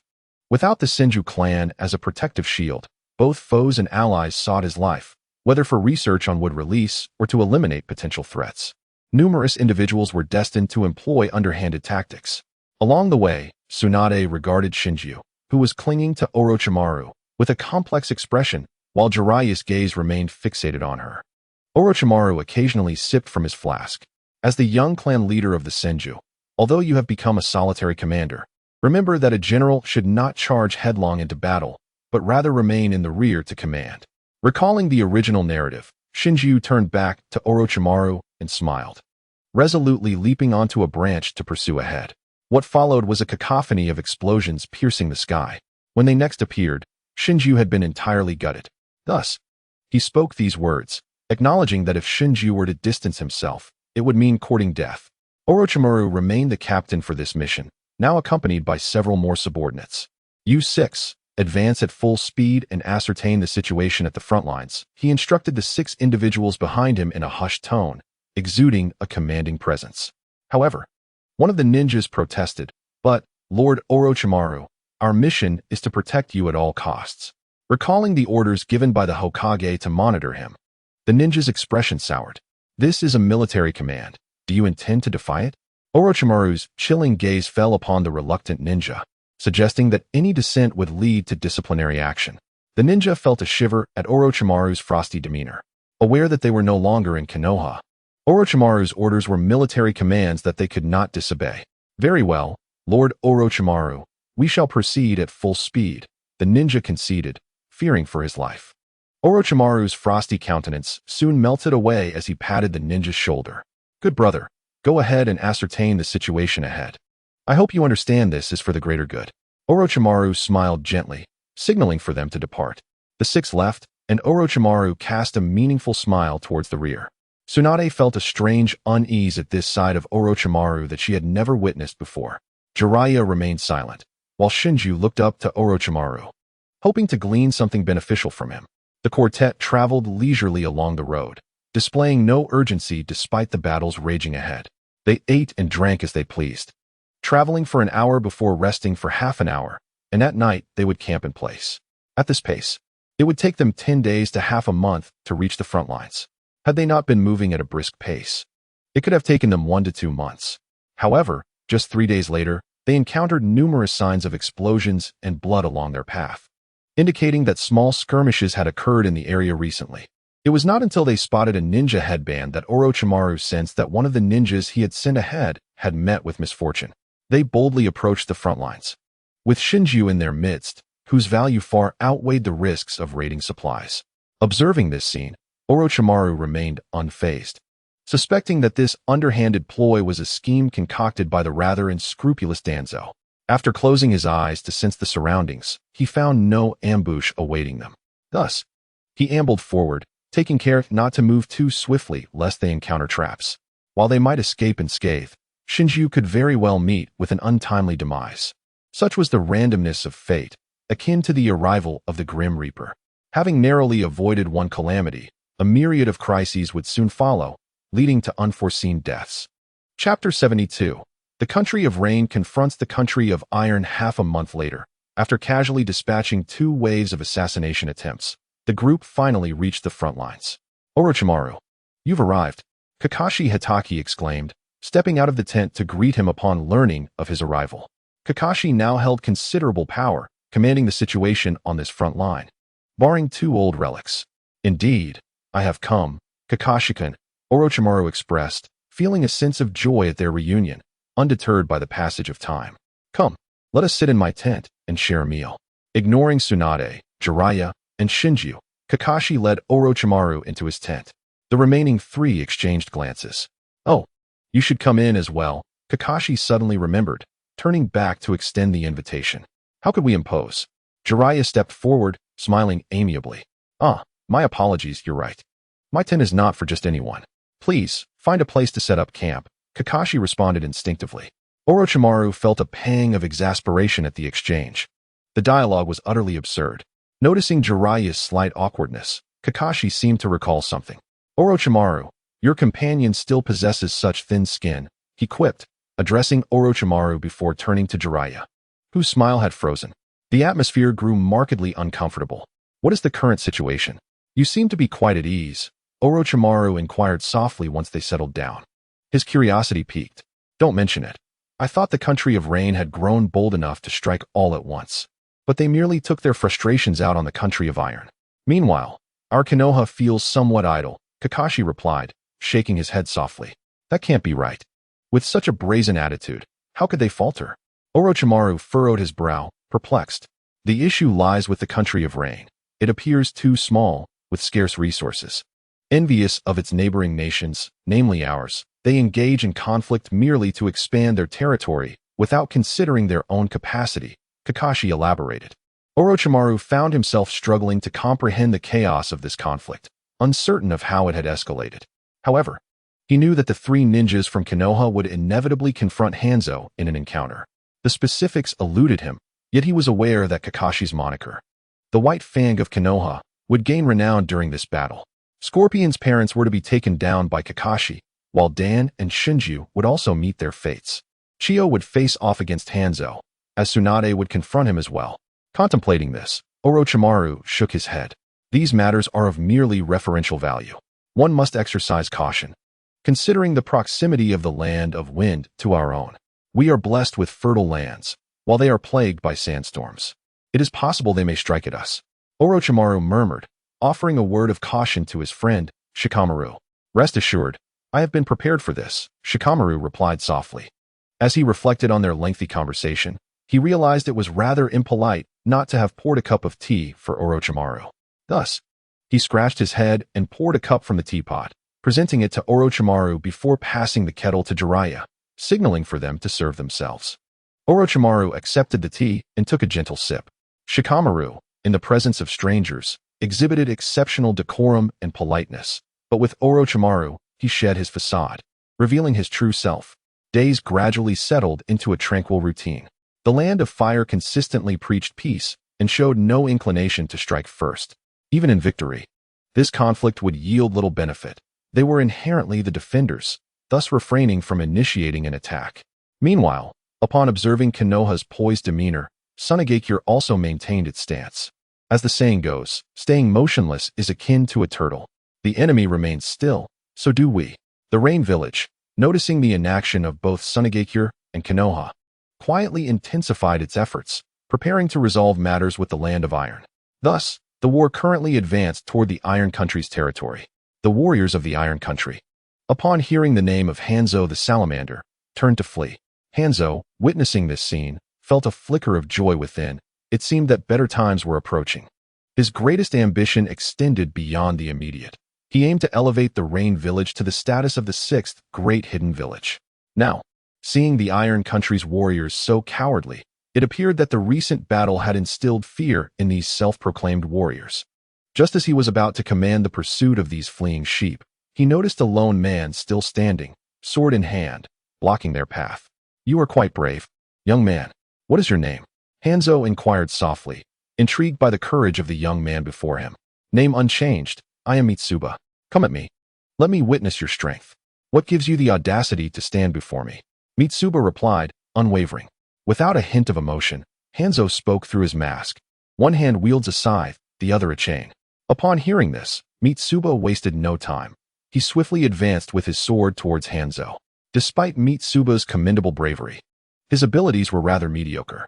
Hanzo found the encounter dull, effortlessly sidestepping Mitsuba's fierce strike. He then swung his scythe toward Mitsuba's neck, seemingly intent on severing his head. Mitsuba struggled to parry the blow, finding himself at a significant disadvantage. Yet, he showed no intention of retreating, pressing his attack despite the knowledge of his impending defeat. Witnessing this, Hanzo's pupils narrowed slightly. The tip of the scythe grazed Mitsuba's right cheek, leaving a deep scar. Mitsuba remained unfazed, gripping his sword tightly and striking at Hanzo once more. Hanzo, with a firm grip on the chain, concentrated his chakra and delivered a powerful blow to the back of Mitsuba's sword, shattering it. Without hesitation, Hanzo kicked Mitsuba in the abdomen, sending him flying several meters. Crashing to the ground, coughing up blood, desperately attempting to rise, but finding himself unable to move. His eyes stared blankly at the broken sword. The end of a person is not merely death, but the moment when they lose their conviction. Even if one were to die on the spot, they would not be a dull blade. I would proclaim to the world that you are a hero, Hanzo declared, looking down at Mitsuba. It appeared he had no intention of killing Mitsuba, instead walking toward the direction of the fleeing warriors. After all, Mitsuba had been poisoned. Mitsuba, summoning his strength, managed to rise, believing that Hanzo would spare him. Sitting up, he coughed up blood, staining his clothes. Kill me, I am their leader.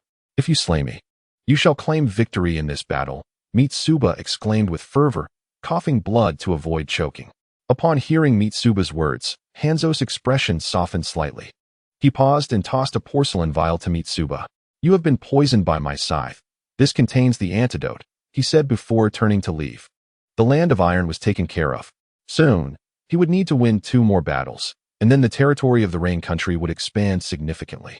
As he contemplated this, Hanzo murmured to himself, Thank you, dear friends, for the 5-star reviews, urges for updates, collections, gifts, comments, and support.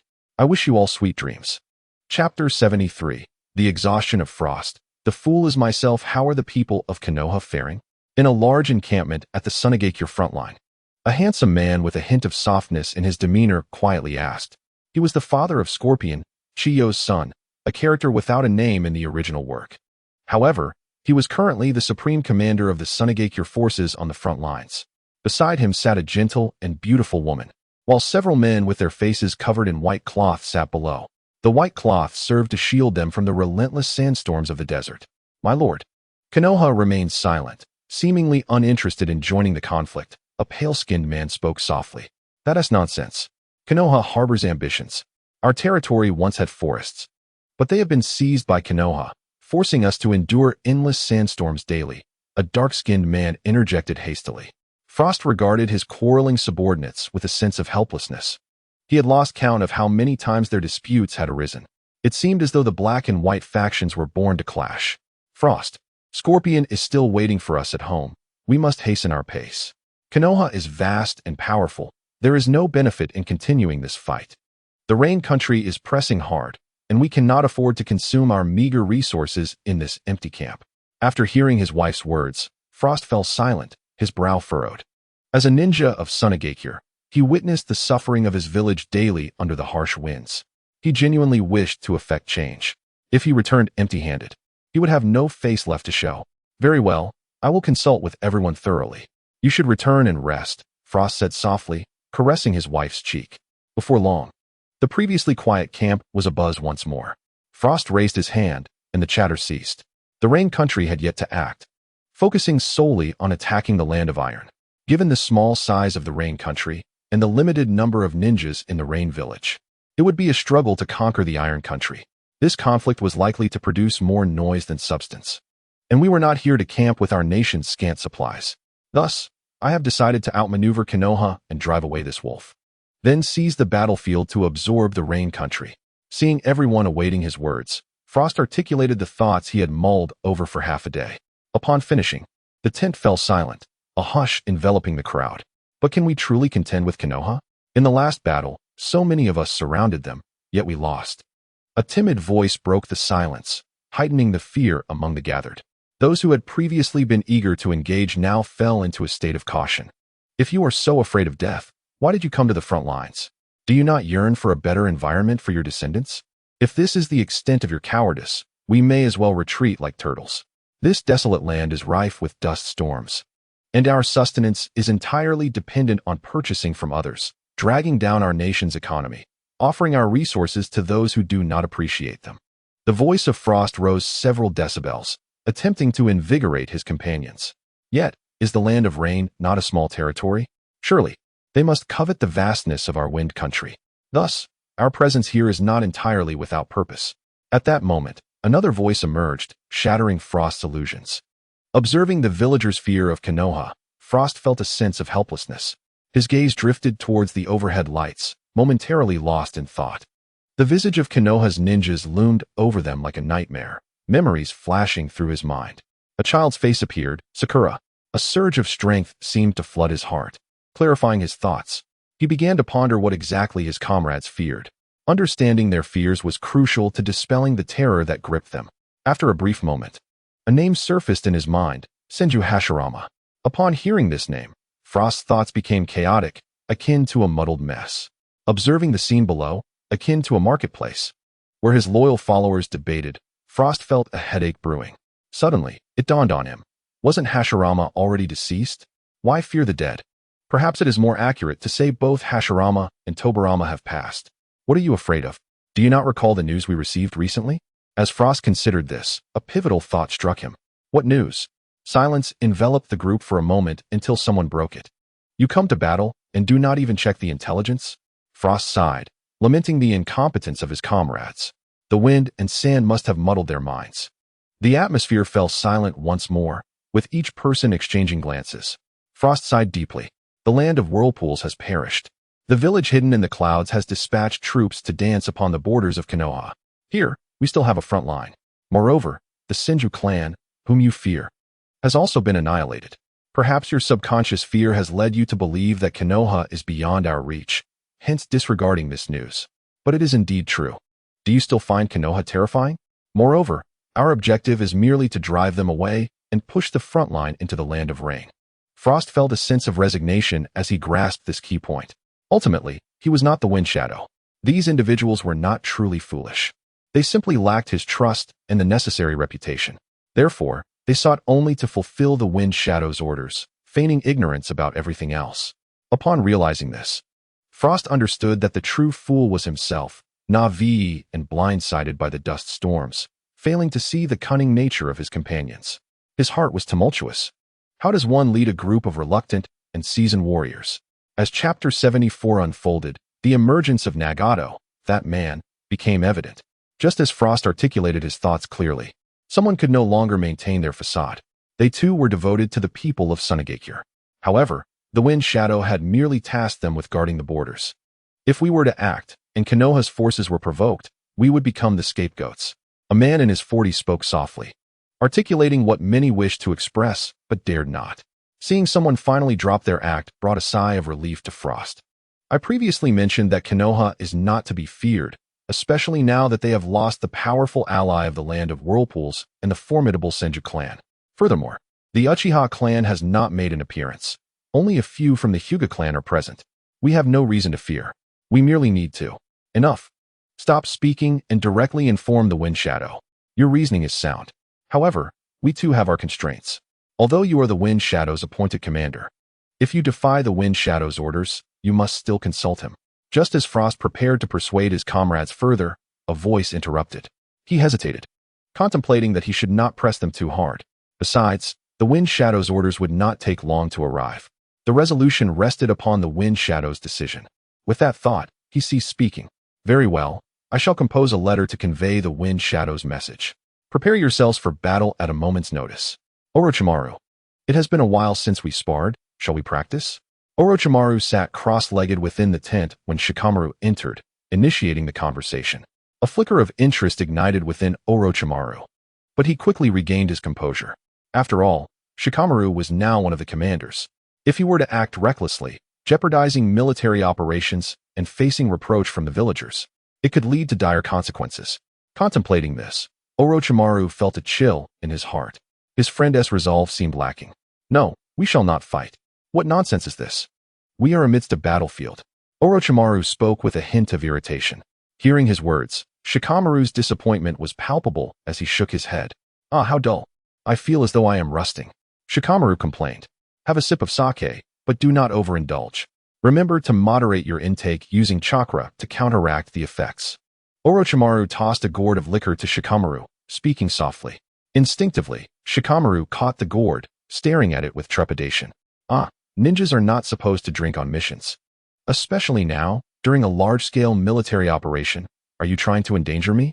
Shikamaru gulped nervously, returning the gourd to Orochimaru. Orochimaru uncorked the gourd, releasing an aromatic scent that filled the tent. He savored a sip, smacking his lips in delight. Ah, exquisite wine. Seeing Orochimaru's demeanor, Shikamaru turned away in frustration. Orochimaru was utterly disregarding decorum.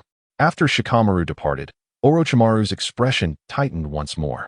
It was not a sustainable strategy to avoid conflict indefinitely. He had aspirations of capturing several ninjas for his experiments. Should he capture a Konoha ninja and expose his plans, it would lead to significant trouble. Thus, this line of thought was not prudent. In the land of rain, Fusang, you must persevere. Soon after, a wailing cry pierced the air. My child, your fate is so cruel. A woman, weak and tearful, cradled her infant. Oh, Fusang, do not despair. I shall take good care of you and your child. Observing his red-haired wife and their similarly red-haired child, the black-haired Ise spoke softly, comforting her.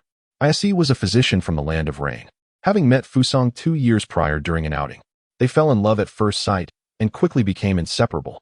Originally, Fusang had intended to bring Ise back to the land of whirlpools, but a letter from her father instructed her to wait a few years, a message she initially disregarded. Today, however, as Fusang bore her child, she learned of the demise of the land of whirlpools due to delayed news. Overwhelmed with sorrow, she experienced a premature labor. Their child, born before the completion of 10 months, entered the world. I see, our child is a boy. Have you thought of a name? Fusang gazed at her husband, her sadness unyielding. Fusang, let us name him Uzumaki Nagato, that our child may revive the Uzumaki clan. After a moment of reflection, witnessing his wife's grief, Ise spoke gently, hoping to instill some hope in her. As night fell, an elderly man with white hair and a disheveled appearance appeared at Ise and Fusang's door, his eyes bearing narrow pupils. Above the eye, there exists a series of concentric black rings, glimmering with a hint of purple light. This individual is none other than Uchiha Madara. A year ago, his eternal Manjiki Sharingan successfully evolved into the Rinnegan, prompting him to embark on elaborate plans and schemes. The couple, Ise Fuso, had recently caught his attention. Initially, he intended to transplant the Rinnegan into a child's eyes to fulfill his ambitions. However, upon realizing that ordinary children would not suffice for such a procedure, he turned his focus toward the Senju clan or the Uzumaki clan. To his dismay, just as his plans were nearing completion and he was crafting Kagaya's Black Zetsu and White Zetsu, he found that both clans had been annihilated before he could react. Although many members of the Senju clan still resided in Konohagakure, they lacked the suitable physical constitution he required. He had no time to wait. The Uchiha clan was off the table as well, for he had been betrayed by his kin, and they formed another crucial part of his designs. Bestowing the Rinnegan upon the Uchiha would lead to uncontrollable outcomes. Thus, he found himself in a rather awkward predicament. Nevertheless, adhering to his meticulous approach, Madara opted for quality over quantity and dispatched Black Zetsu and White Zetsu to the shinobi world in search of alternatives. Speaking of Black Zetsu and White Zetsu, they are remarkable entities. Black Zetsu embodies his will, while White Zetsu is a biological creation derived from Hashirama's cells. Notably, the spiral White Zetsu is particularly exceptional. It wasn't long before they discovered a surviving female from the Uzumaki clan who was heavily pregnant. This pregnancy was a sign of new life, not mere obesity. After some exertion, Madara felt utterly drained, as if half of his remaining life force had been expended. To ensure the successful use of the Rinnegan by this Uzumaki child, he infused the Rinnegan with a significant portion of vitality derived from Hashirama's cells. However, this infusion was restrictive. The vitality could only be utilized for life-saving purposes and could not be employed to amass the power of creation, as he had extinguished the source at its core. Consequently, only a fraction of energy remained to enhance Nagato's constitution, making him more compatible with the Rinnegan. Upon completing his tasks, Madara returned to his base, where the outer path statue was connected to a myriad of tubes, continuously channeling vitality into his body, allowing him to persevere and finalize his preparations. Chapter 75. A daring idea. After receiving intelligence from Shimo, the wind shadow fell silent for a moment, gazing out at the expanse of yellow sand before responding. They had nothing to lose, merely a barren land covered in sand, and a gamble was worth taking. After all, it was not a true confrontation with Konohagakure. Thus, he acquiesced to Shimo's plan. With the wind shadow's permission, Shimo took action, seizing the opportunity while the personnel of Konohagakure were lulled into complacency, preparing for a midnight raid. The troops dispatched to the front lines were not significantly different from those of Konohagakure, and with many of their shinobi adept in the use of puppets, each capable of controlling several at once. And with puppets laden with toxins, he felt a considerable advantage was at hand. For ordinary shinobi, facing sand shinobi who wield puppets and poison proved to be particularly challenging. A mere misstep could result in fatal consequences from poison weapons. Under the cloak of night, stealthy shinobi emerged from the sand shinobi camp, moving with barely a whisper. In no time, the camp was deserted. While they claimed to engage Konohagakure in skirmishes to drive them away, in truth, they intended to unleash their full might from the outset to prevent any unforeseen complications. As they approached the main camp of Konohagakure, a flare shot up into the sky, followed by a series of signal flares that illuminated the night as if it were day. Seeing this, Shimo was not surprised. The Hyuga clan was notorious for their prowess, and with them present, a successful ambush was forever out of reach. It was the cover of night that allowed them to approach so closely, a feat impossible by day. The personnel of Konohagakure would surely be fatigued, in stark contrast to their own readiness. These were their significant advantages. The battle erupted swiftly. The shinobi of Konohagakure emerged from their tents, while the sand shinobi advanced rapidly toward the encampment. They aimed to deny them any time to gather their wits. Capturing a solitary individual, they unleashed their puppets to commence a brutal assault. Many of the Konohagakure shinobi were still bewildered by the sudden onslaught. A volley of poisoned sunban rained down upon them. In this urgent moment, many of the Konohagakure shinobi, still bleary-eyed and unable to react, succumbed to the lethal toxins. Collapsing to the ground, consciousness slipping away. Without an antidote in a short time, they would become lifeless corpses. This exemplified the puppeteers' dominance over lower-tier shinobi and their control over chaotic battlefield scenarios, serving as a testament to the inflated confidence of the sand shinobi. When Orochimaru lazily exited his tent, the world outside was ablaze with flames. His tent and Shikumo's tent were not far apart, positioned centrally. The enemy could not breach their defenses in a timely manner. Orochimaru sensed that not only was Shikumo absent from the tent, but his two grown companions and apprentice were also missing. Initially inclined to seek out Shunshu for a brief check-in, Orochimaru reconsidered and halted. He was not a caretaker. Nurturing delicate flowers in a greenhouse served little purpose. Besides, Shunshu was currently under protection. Thus, he dismissed the thought and melded into the shadows. Whether to fight or not was of no concern to him. He had no need for accolades. He began to drift through the battlefield, his hand brushing against the vials in his possession, a feeling of satisfaction washing over him. Moments later, Orochimaru spotted two solitary shinobi engaged in a skirmish in a secluded corner. One was from Konohagakure, the other a sand shinobi, exchanging minor blows, each merely toying with the other. After deflecting a shuriken, the sand shinobi retaliated with a barrage of poisoned sunban, returning the attack tenfold. The Konohagakure shinobi executed a series of acrobatic maneuvers to evade the onslaught. Orochimaru watched, speechless, particularly as neither displayed any intent to employ ninjutsu. They were fighters in a tacit agreement to engage in a lackadaisical bout. With a swift motion, Orochimaru leaped into the fray, akin to an eagle swooping down upon its prey. To his astonishment, the sand shinobi hurled sunban at him, and the Konohagakure shinobi threw a couple of shuriken his way. An absurdity in the midst of battle. A faint smile graced Orochimaru's lips as he defied the laws of physics, twisting in midair to evade the incoming weapons. With a flick of his arm, two bodies lay on the ground. He hoisted one over his shoulder and retreated into the depths of the uninhabited forest. Gazing at the two shinobi he had carelessly discarded, Orochimaru rummaged through his belongings. Retrieving an imposing test tube containing at least 250 milliliters of a vibrant green liquid, Hashirama's cells. Contemplating the challenge before him, he realized he had forgotten to bring a needle.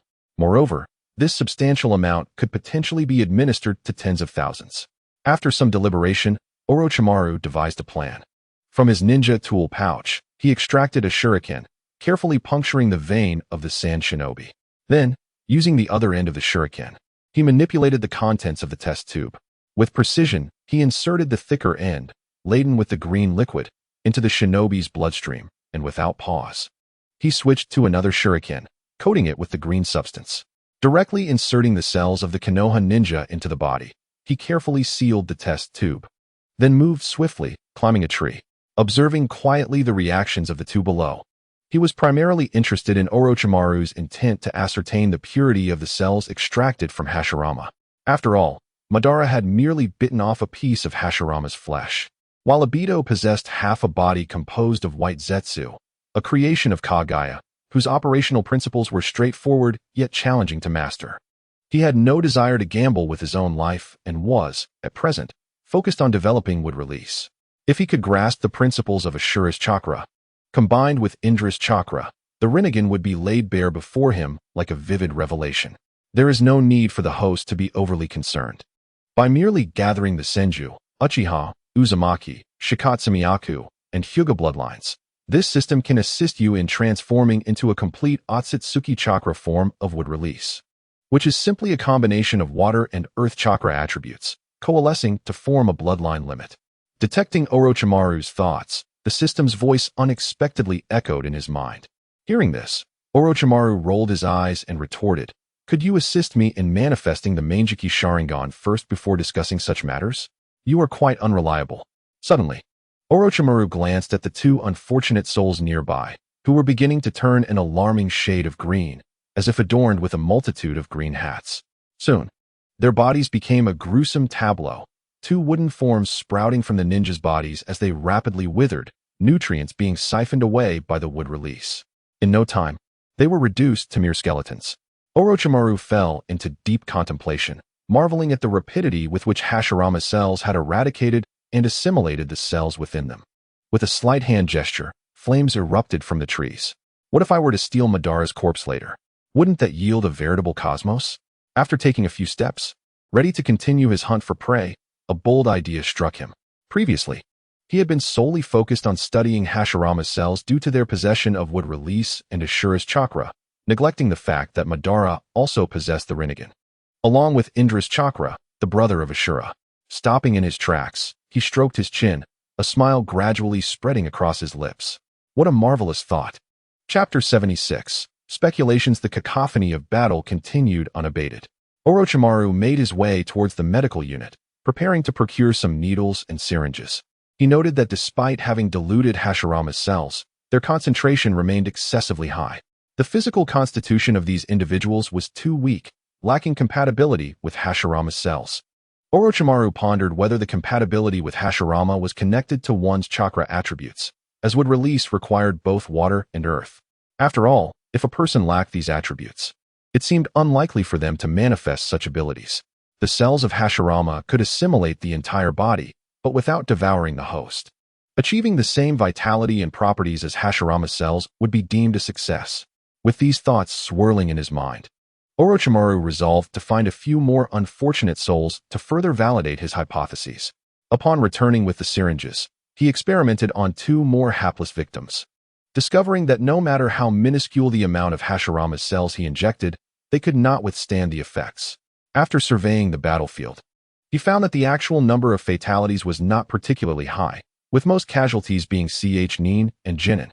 Such skirmishes had turned into a meat grinder for the lower-ranked ninjas. Orochimaru also realized he had not encountered any ninjas with water and earth attributes.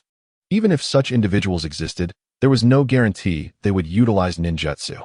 This left Orochimaru feeling that his preparations were somewhat lacking. Firstly, he had not brought the diluted potion he had developed, only a large vial of Hashirama's cells. Secondly, he had not conducted thorough research.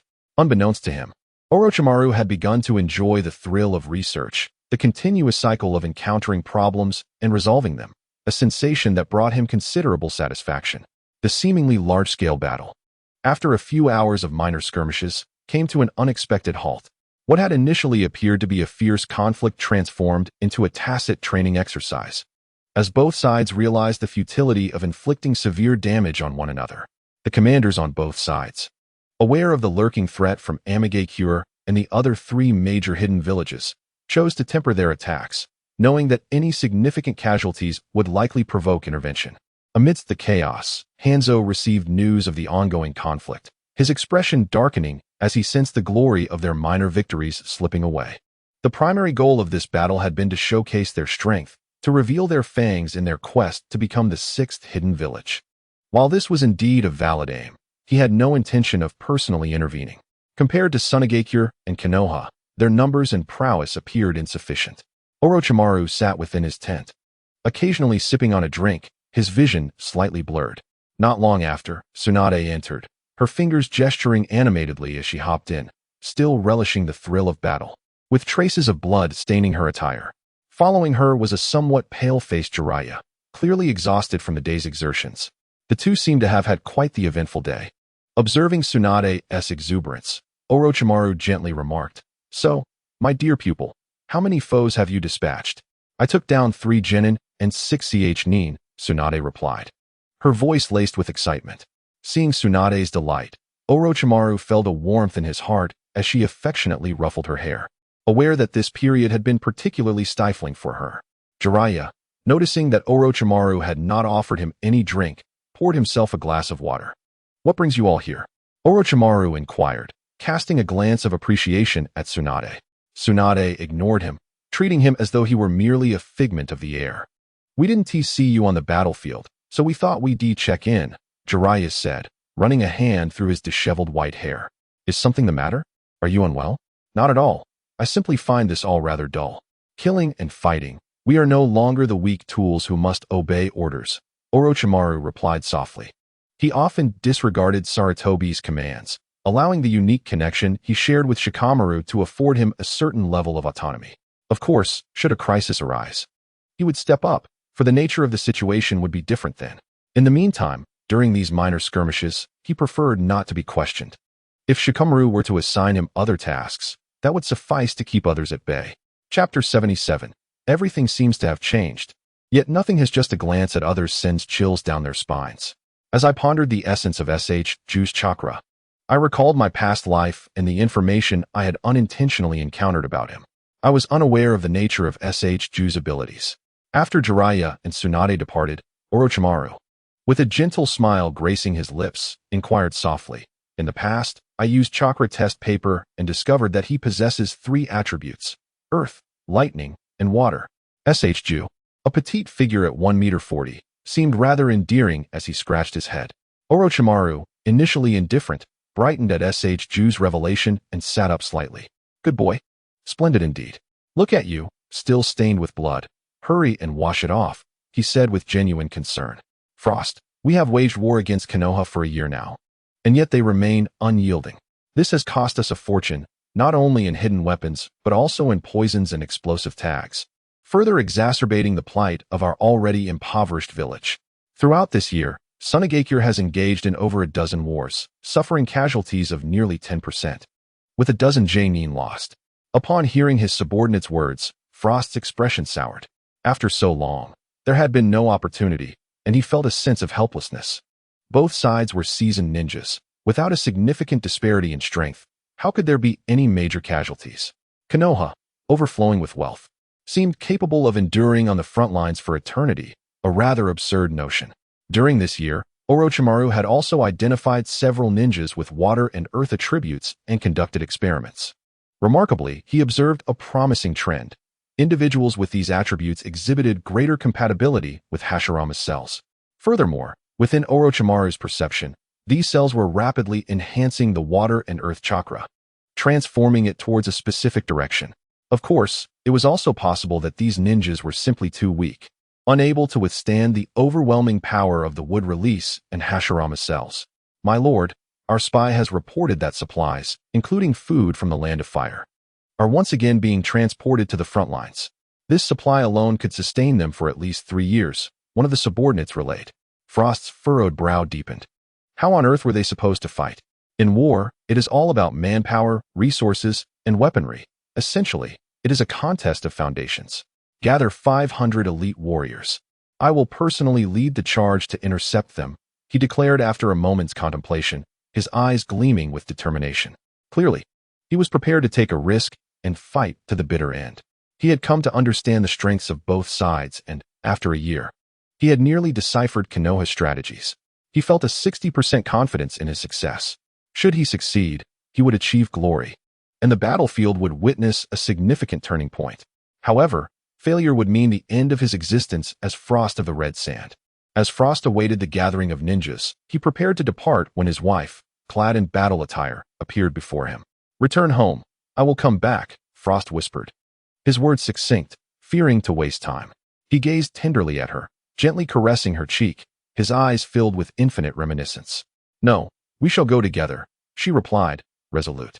She would not obey her husband's wishes this time. Frost's eyes, bloodshot and fierce, softened. "Very well, let us go together." He took her hand, leading the way, their garments billowing behind them. "My lord, they have fallen into our trap. Approximately hundreds are headed towards our booby-trapped supply route," one of the scouts reported. Upon hearing the scout's words, Ma was not overly surprised. Instead, he gazed towards Sunagakure, envisioning a certain figure in his mind. "All's fair in war. Do not blame me. You are a hero, a worthy opponent, and I shall ensure your demise is dignified." Reflecting on the encounters he had with Frost over the past year, Ma's eyes glimmered with a cold light. "Our spy has infiltrated the Land of Fire for 5 years, providing valuable intelligence. However, that spy has long been captured, and some information was deliberately leaked. This operation was commanded by the Hokage. He was merely an executor." As sunlight broke once more, Frost and his wife, along with 500 elite warriors, lay slain within the borders of the Land of Fire. They fought valiantly, taking down 5J Neen in a desperate bid to eliminate Ma, their leader. Soon after, Frost held his lifeless wife tightly, gazing mournfully towards the land of wind. Scorpion, you must be good and grow up well. Ma, observing the lifeless couple, wore a complex expression as he sheathed his short sword. Place their bodies in front of the camp. Call the sand ninjas to retrieve them and return them for burial. They are heroes. Grandmother, when will father and mother return? The young scorpion asked, gently clutching Chiyo's leg. Your parents are heroes. Once they achieve victory, they will return to be with you. Chiyo replied softly, embracing Scorpion. Now, be good and grow up well, waiting for your father and mother to come back.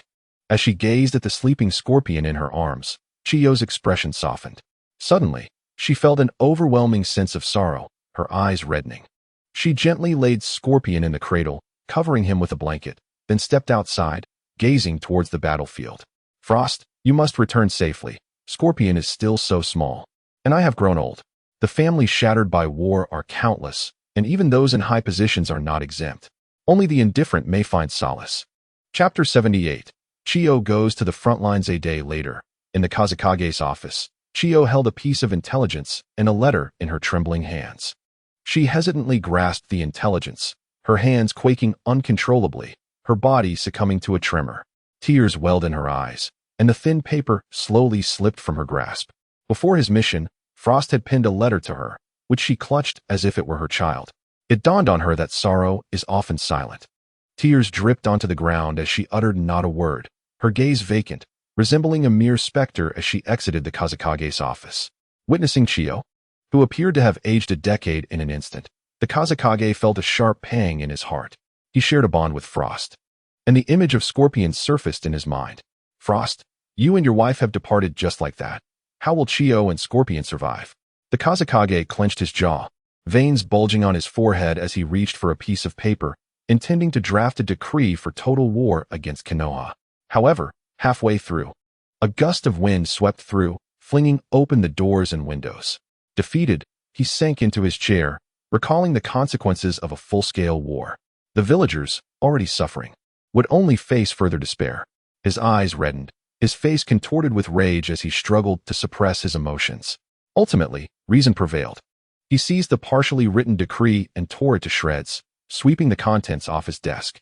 He was the Kazekage, the guardian of his people, their hope and faith. Yet he was not himself. Casting a glance at the still sleeping Scorpion, Chiyo silently suppressed her emotions as she entered the room. From beneath the bed, she retrieved a box containing a suit of armor and several scrolls. Wordlessly, she donned the armor, just as she prepared to head to the front lines. Her eyes reddened with determination to avenge her Frost. A faint rustling at the door caught her attention. Then, a small head peeked through the entrance. Grandmother, where are you going? Are you abandoning Scorpion?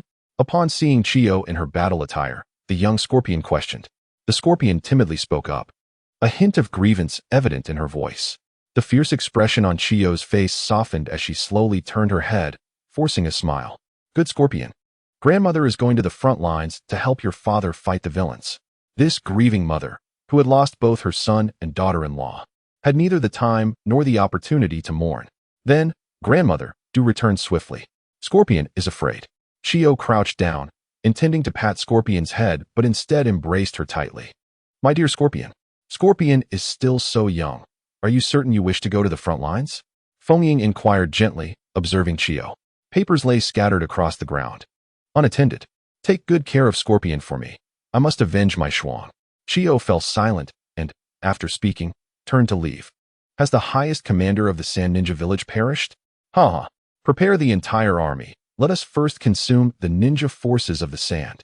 Upon hearing of Shuang's death, Hans realized the Sand Ninja were leaderless and began gathering ninjas, preparing to deal with them later.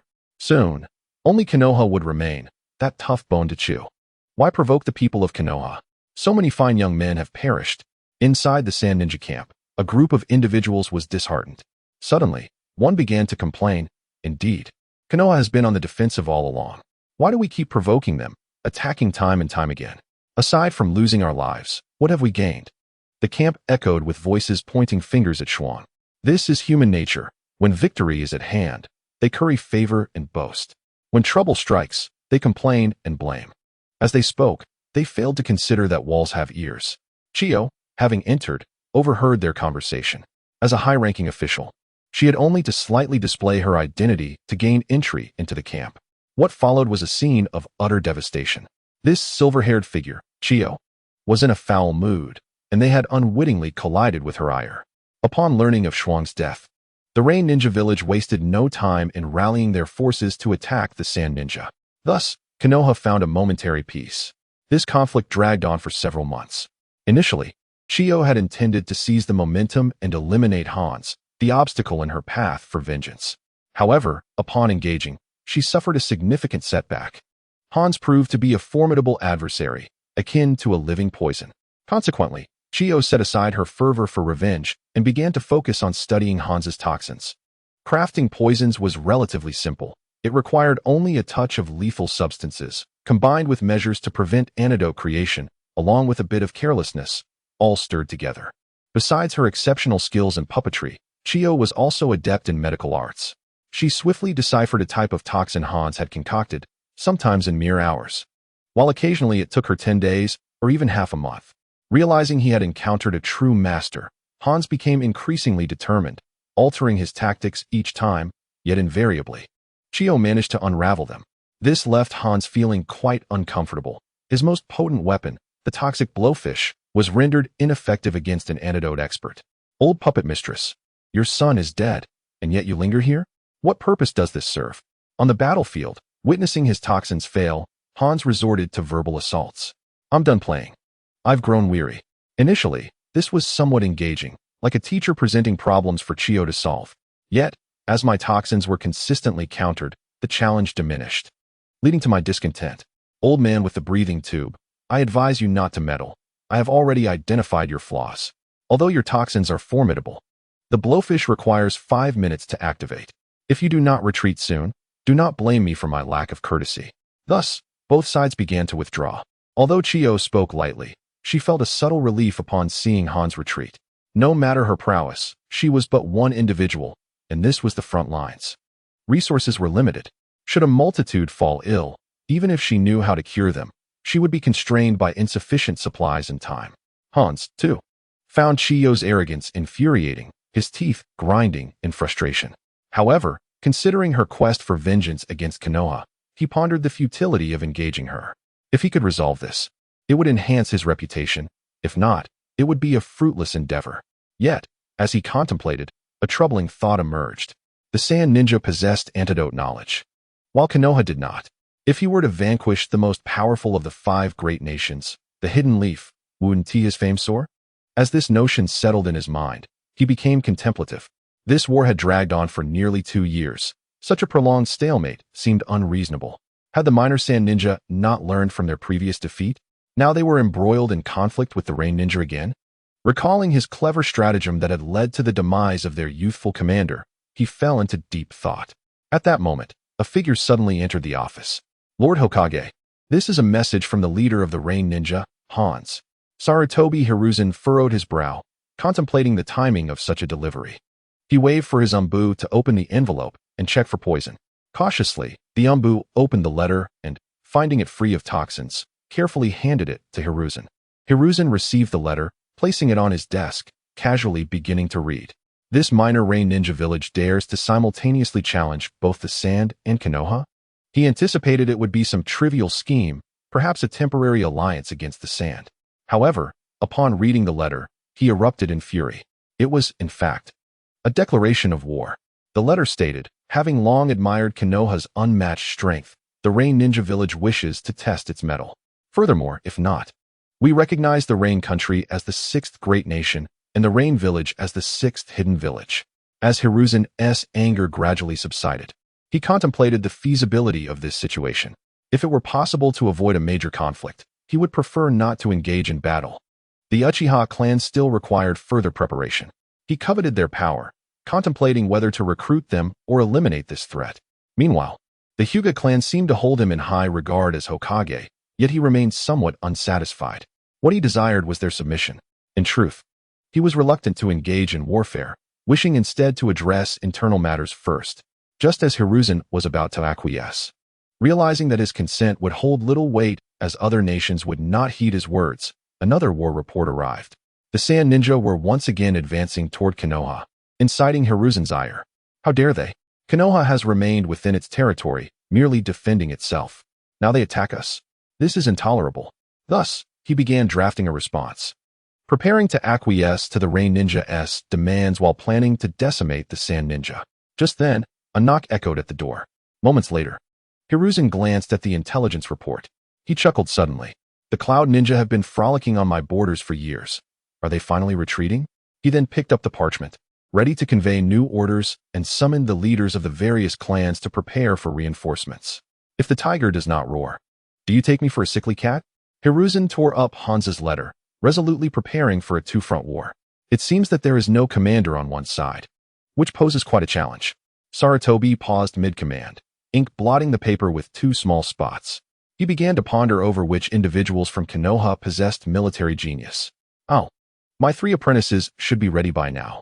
Just as Sarutobi was about to set down his pen to confer with the prominent clans, his gaze fell upon a photograph on the table featuring himself and his 3 disciples. He picked up the pen once more and resumed writing. Chapter 80. Sarutobi schemed Konoha's White Fang. Heed my call. On the battlefield, upon seeing his nemesis Chiyo, Shikaku could no longer contain himself. He opened a storage scroll and began to manipulate several puppets to assault Shikaku. Caught off guard, Shikaku realized that he had indeed made many enemies. So having a foe was only natural. After several exchanges, Chiyo was left panting, while Shikaku wore a grave expression. This elderly woman was formidable. Each time he aimed to deliver a fatal blow, Chiyo deftly maneuvered her puppets to block him, leaving him increasingly frustrated. Whenever he managed to break through her defenses, 2 Sand Shinobi would emerge to obstruct him. Recognizing that he could not kill her, Shikaku felt disheartened. He had no desire to become someone else's punching bag, especially since he had yet to receive directives from the Hokage regarding the intelligence he was to report. Thus, he lost interest in the fight, fearing it might disrupt the Hokage's plans. Chiyo watched helplessly as Shikaku retreated, her eyes burning with hatred, wishing she could drink his blood and consume his flesh. Yet, she realized that had it not been for the Wind Shadow dispatching her guards to protect her, she might have faced death herself, leaving her with a profound sense of helplessness. What a terrifying adversary. Even at this early stage of life, he was so powerful. After a while, gazing at the empty battlefield ahead, Chiyo felt as though she could still see Shikaku, reflecting on the situation. Upon returning to her camp, Chiyo wore a look of reluctant determination. She prepared to write a letter urging the Wind Shadow to send skilled fighters to eliminate the young Shikaku, lest he become a significant threat in the future. However, her attention was drawn to the medicinal herbs on the table. An idea sparked within her. Thus, the Sand Shinobi camp fell into a deep silence, a letter already dispatched to the Land of Wind, while preparations for various deadly poisons commenced. Indeed, she intended to create a toxin to shatter Konoha. As an adept puppeteer, she possessed knowledge of various poisons, enabling her to both neutralize and concoct lethal substances. What did I mishear? The old man wants us to send troops into the heart of the Land of Rain to engage the Rain Shinobi? What will happen to the civilians there? Orochimaru held a letter in his hand, having just read aloud the missive from the old man. The one voicing concern was Jiraiya, while Tsunade furrowed her brow in contemplation. Suk listened quietly, his heart devoid of emotion. Orochimaru's incessant teachings had been useful to him. However, he too had been influenced, his feelings growing somewhat detached, lacking the compassion typical for his age. This is the old man's intention. I am merely a messenger, Orochimaru stated nonchalantly. Over the years, despite their strained relationship, he could not understand why this surrogate teacher trusted him so deeply. This operation still placed him as the overall commander, with Tsunade and Jiraiya as his assistants. Did the old man not fear that he might endanger his precious disciples? After all, Tsunade was the granddaughter of Hashirama Senju. Did he intend to use him as a weapon for slaughter? Or perhaps he admired his coldness and ruthlessness. Surely he could not naively believe that Orochimaru would feel a strong sense of belonging to Konoha. Orochimaru mused, finding the situation rather intriguing. This letter makes no sense. Let me see it, Tsunade interjected, snatching the letter from Orochimaru's hand as he fell silent and entered a daze. Konoha is sending more troops, isn't it? We will know soon enough what this letter holds. Orochimaru shrugged, speaking casually. After perusing the letter, Tsunade fell silent. Taken aback by Sarutobi's intent not only to engage two nations in battle, but to bring the flames of war deep into enemy territory, forcing them to experience suffering and deterring them from waging war again. While the strategy was effective in striking at the enemy, it was undeniably cruel. Yet, considering the Senju clan's countless contributions to Konoha, it was understandable that Sarutobi would seek to eradicate his teacher, who had once been part of a celebrated clan that had produced 2 Hokage.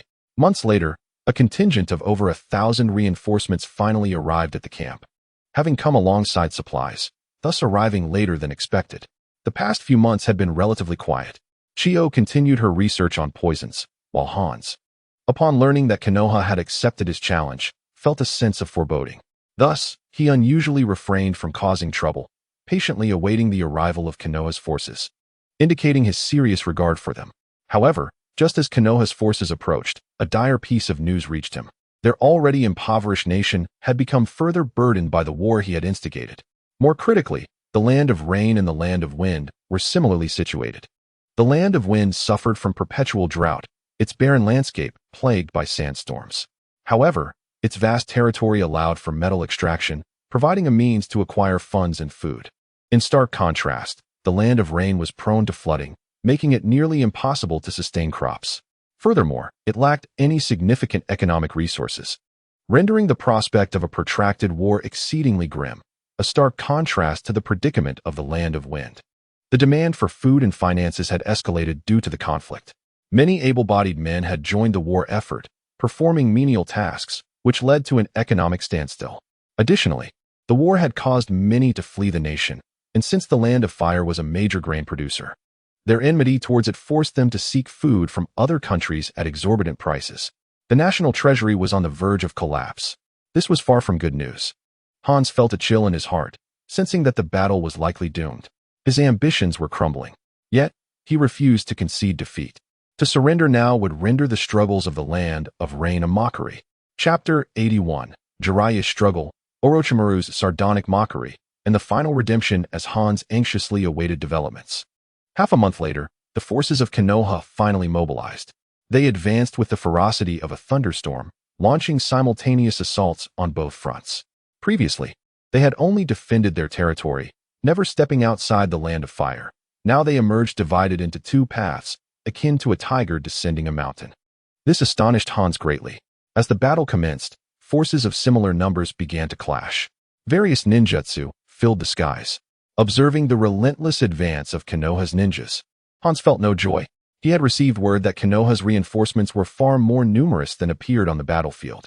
Lord Hans, these Konoha ninjas are not as formidable as they seem. If we defeat them, the fertile lands of the land of fire will be ours. One ninja, noticing Hans's unease, sought to reassure him, indicating a close relationship between them.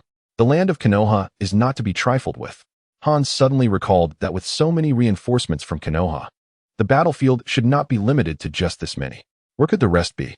Alert the rear troops immediately. Ensure we are not flanked. A civil war within our nation. Never mind, I shall go alone. Hans hastily addressed his loyal guards. Subsequently, he chose to disregard the urgent battle unfolding before him and retreated towards the rear, where their ninja forces were based. Hans's departure emboldened the Leaf Village ninjas, who intensified their assault, launching a relentless offensive without regard for casualties. Various explosive tags, hidden weapons, and jutsu were hurled towards the enemy, the sounds of explosions echoing through the air. At this moment, a throng of over 1,000 individuals, akin to a refugee procession, took a wide detour, making their way into the heart of the land of rain. They carried only the most basic supplies, predominantly weapons and explosive tags. This signified that their provisions would merely suffice to reach the depths of the land of rain. Their sustenance thereafter would rely entirely on plundering or hunting in the mountains, or perhaps subsisting on tree bark. The ninja forces of the Rain Village prepared for withdrawal, but found themselves firmly engaged by the Leaf Ninjas, who were unwilling to allow them to escape. Their objective was to instigate an internal collapse. Orochimaru, must we truly proceed with this? Jiraiya could not help but inquire as they neared their destination. It is imperative that we do. If this troubles you, consider it from a different perspective. Even if we do not slay them, they will eventually perish from old age or starvation, Orochimaru retorted curtly. But those are civilians. We have trained from a young age to protect them, haven't we? If we unleash fire upon them in their homeland, how many innocents will perish? Jiraiya responded, his eyes filled with turmoil. Observing Jiraiya's distress, Orochimaru suddenly recalled that he had never been so conflicted in the past. Then let us retreat. If we lose, so be it. They can wreak havoc upon the common folk of the Fire Nation. After all, our population is vast. They covet our land. And our Fire Nation is expansive enough to spare some territory, Orochimaru suggested softly, his vertical pupils gazing at Jiraiya. Even if they were to win, it does not guarantee they would harm our citizens. Besides, as long as we are present, how could we possibly fail? Jiraiya instinctively countered, unwilling to entertain such grim thoughts. Indeed, their motivation for war stems from their dire economic circumstances and limited territory. Worry not, for our leaf ninjas are sustained by the citizens of the Fire Nation. This guilt is trivial. As long as you, Jiraiya, uphold the righteousness in your heart, let our populous Fire Nation endure some suffering. A little land can be surrendered. A few civilians sacrificed to vent their frustrations. With so many in the Fire Nation, the other nations will each take their share, and peace shall be restored. Orochimaru stated with a hint of sardonic humor. But we shall not lose.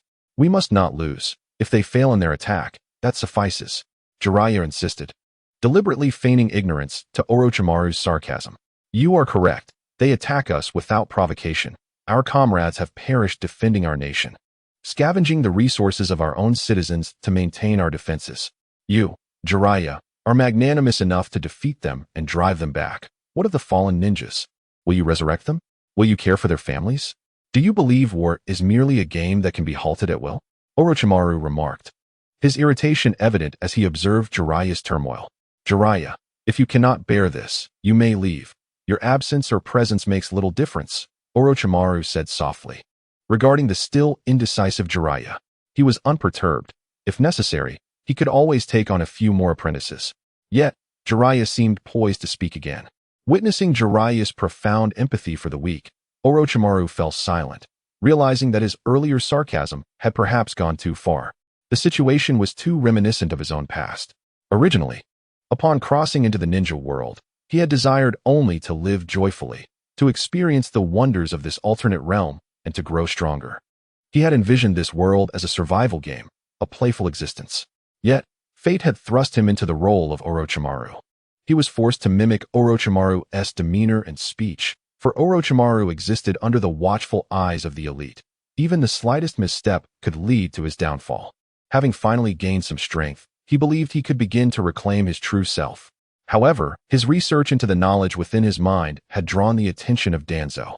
Aware of Danzo's nefarious reputation, he found himself in possession of the Uchiha clan's Sharingan, and he felt powerless against such fate. Faced with the Sharingan, he could only choose to study it. The more he delved into it, the more he encountered complications. Obtaining the Sharingan intensified his desire for power. He yearned to bolster his strength, hoping to gather more Sharingan by the time of the Uchiha massacre. However, it became evident that while Kakashi could effortlessly converse while utilizing his Sharingan, he struggled immensely even to maintain its activation. This realization left him restless. Fortune had smiled upon him, granting entry into such an intriguing world. Yet, this world, while captivating, had a tendency to consume lives without warning. Naturally, he wished to avoid a tragic demise. Thus, he sought solutions to his chakra deficiency. After much contemplation, he concluded that only a member of the Uzumaki clan could suffice. However, the Uzumaki clan faced an imminent threat of annihilation. What would he do if they were wiped out? Without an Uzumaki, he would be left powerless, unable even to conduct research on corpses. Besides, the difference between studying living subjects and corpses was vast. His scientific prowess was woefully inadequate for studying the deceased. Therefore, he resolved to venture into the land of waves, hoping for a stroke of luck. Yet, with his meager abilities, he could only attempt to study a few villagers. Capturing a ninja was an uncertain endeavor. As fate would have it, he encountered a lone woman from the Uzumaki clan. Just as he contemplated taking action, various factors dissuaded him. By nightfall, despite mustering his courage, he not only refrained from attacking, but also found himself carrying rice. Throughout this endeavor, Orochimaru recognized the profound weakness within himself. Surviving in such a dark world required strength. Mere survival was insufficient, especially in the land of waves. a region known for its peace-loving nature. Despite their affinity for peace, they too had faced annihilation. In the face of ultimate weakness and fading compassion, Orochimaru resolved to prepare a heart for research. However, he did not immediately conduct the study, instead harboring a hope that the system would provide unexpected rewards. Yet, the system proved indifferent, delivering not surprises but terrors. Having never taken a life in his previous existence, he was now compelled to kill, and not just any life, but that of beings akin to himself. Indeed, in that moment, he was as fragile as those civilians, weak and vulnerable. To speak of killing others was, in essence, to slay a part of himself. Originally, he too was a peaceful individual, aspiring to live a fulfilling life. To harm them was akin to inflicting pain upon his former self. Yet, he had no choice due to his very arrival in this world. The world's corrective force, along with the butterfly effect it brings, began to influence this realm. He feared that if he delayed for another year or two, waiting until he possessed sufficient strength, the Vortex clan would have already been annihilated. Many matters must be addressed promptly, not postponed. Thus, he commenced his slaughter. The act of killing rendered his eyes bloodshot, his body drenched in crimson, and his spirit sealed in isolation. With each life he extinguished, his heart grew colder. For in his lack of strength, he would be akin to those commoners, ruthlessly hunted down. He carved into his own heart, severing the cowardice and useless kindness that belonged to Chen Que. After that day, he transformed into the true Orochimaru, the one desired in the world of Naruto. The present mirrored the past in many ways. Their current mission was also one of plunder, seizing food and lives, destroying their peaceful and beautiful existence, dismantling their lives and their nation, entirely eroding them from within. This was the purpose of their lack of provisions. The former Orochimaru had been powerless. Now, he possessed enough strength to resist and to prevent this tragedy. Yet, he did not. Instead, he struck at Jiraiya, who sought to halt the impending disaster. Jiraiya's resolve inflicted wounds upon him, particularly when he ascended to a high place and beheld the version of himself that once dwelled below. He knew there were alternatives, yet he willingly relinquished them, conjuring countless justifications in his mind to convince himself that his actions were righteous. Much like now, when he sought to undermine Jiraiya's will with biting sarcasm, even though he understood the eventual outcome. Ultimately, Jiraiya became one of them. He wished to marginalize Jiraiya, hoping he would not follow in his footsteps and indulge in nonsense. In that moment, Jiraiya resembled his former self, while he mirrored the version of himself from his dreams. Perhaps this was a form of redemption for him. However, upon noticing that Jiraiya had no intention of departing, seemingly accepting his words, he felt a profound sorrow. What he spoke was merely an excuse for the survival of the fittest, the hunter capturing its prey. His heart grew even colder. Indeed, all that he had done was justified. Chapter 82. Disperse. We must disperse. We are nearing the land of rain. Acting collectively would render us a conspicuous target, Orochimaru whispered as they approached. A gathering of 1,000 individuals heading to the land of rain would be an obvious invitation to exposure. Unfamiliar with the terrain, when Hans reached the rear line, he learned of a refugee group comprising over 1,000 souls fleeing into the heart of the nation. His heart sank, and he lost the will to continue fighting. Retreat. We shall return. We must drive the Leaf Ninjas out of the land of rain. Seeing Hans return, the Leaf Ninjas also lost their determination and began to withdraw. After all, they had achieved their objective. Hans led his men back, unimpeded at the borders of the land of rain, allowing the Leaf to invade at their convenience and completely seize the initiative. Hans realized that leaving many men at the front served little purpose. Too many would lead to insufficient returnees, while too few would easily be consumed. Moreover, the Leaf Ninjas had already penetrated deep into the territory. Regardless, it was all a defensive battle. The outcome was inconsequential. Orochimaru, why have you scattered our forces? Jiraiya questioned, perplexed by Orochimaru's actions that left only the 4 of them. Too many individuals create a large target, making us susceptible to being caught in a net. We cannot fully utilize the true combat and destructive capabilities of ninjas. By dispersing, we may be vulnerable to separate attacks, but ninjas are adept at surviving in various environments. They possess survival skills. This approach may be more beneficial, Orochimaru explained. He recalled the original story, where they had indeed fallen into Hans's ambush. A wave of poison had taken down nearly all the Leaf Ninjas, leading to a confrontation with Hans. Realizing the slim chance of victory, Hans spared the 3, who were disciples of the Hokage, choosing not to escalate the conflict further. He conferred upon them the title of the legendary Three Ninjas of Konoha, a testament to their plight. After this battle, many ninjas and civilians teetered on the brink of starvation. Upon hearing Orochimaru's words, the three contemplated his insights. Jiraiya felt a chill in his heart. He had initially hoped to lead the ninja force to thwart disturbances against the residents, but now they had fragmented, causing widespread repercussions throughout the land of rain. There's a village up ahead. Let us procure some food, he suggested, as they ambled along. Orochimaru noticed a small village with rising smoke and whispered, "Perhaps we should refrain. Our rations can sustain us for a few more days." Jiraiya, familiar with Orochimaru's tendencies, promptly countered, "Teacher, you're mistaken. That is not cooking smoke." Katsuyu closely followed Jiraiya, her sole mission being to safeguard him from harm, indifferent to the fate of others. "Oh, it's not cooking smoke," Orochimaru echoed, his expression unchanged. Jiraiya quickly glanced toward the smoke. "Let us acquire some food. Our provisions are unpalatable." The smoke intensified, resembling a fire rather than cooking. "Curse the land of rain for declaring war. My brother perished at the hands of the sand ninjas. Now you shall experience my anguish." Alif Jainin coldly regarded the villagers, forcibly capturing them with the intent to burn them alive. Initially, he was on a mission, but upon learning of his brother's demise after completing his own task, he found it unbearable. He had promised his deceased father to protect his brother. "Do not fret, dear brother. I shall claim more lives to accompany you in death." Coincidentally, many of the ninjas in Orochimaru's unit had lost loved ones, comrades, or partners on the battlefield. They had been gathered from the original front line and rear support. One must commend Sarutobi Hiruzen for his foresight. "It seems it is indeed not cooking smoke. It must be a fire. We shall avoid it. A small fire is manageable for them. Moreover, having just suffered a calamity, they will likely be in no mood to share their provisions," Orochimaru mused, closing his eyes to sense the surroundings before gently altering their course to bypass the village. "Teacher, I've noticed several ninjas accompanying us on this mission have lost comrades in this war," Jiraiya remarked, his mood dimmed.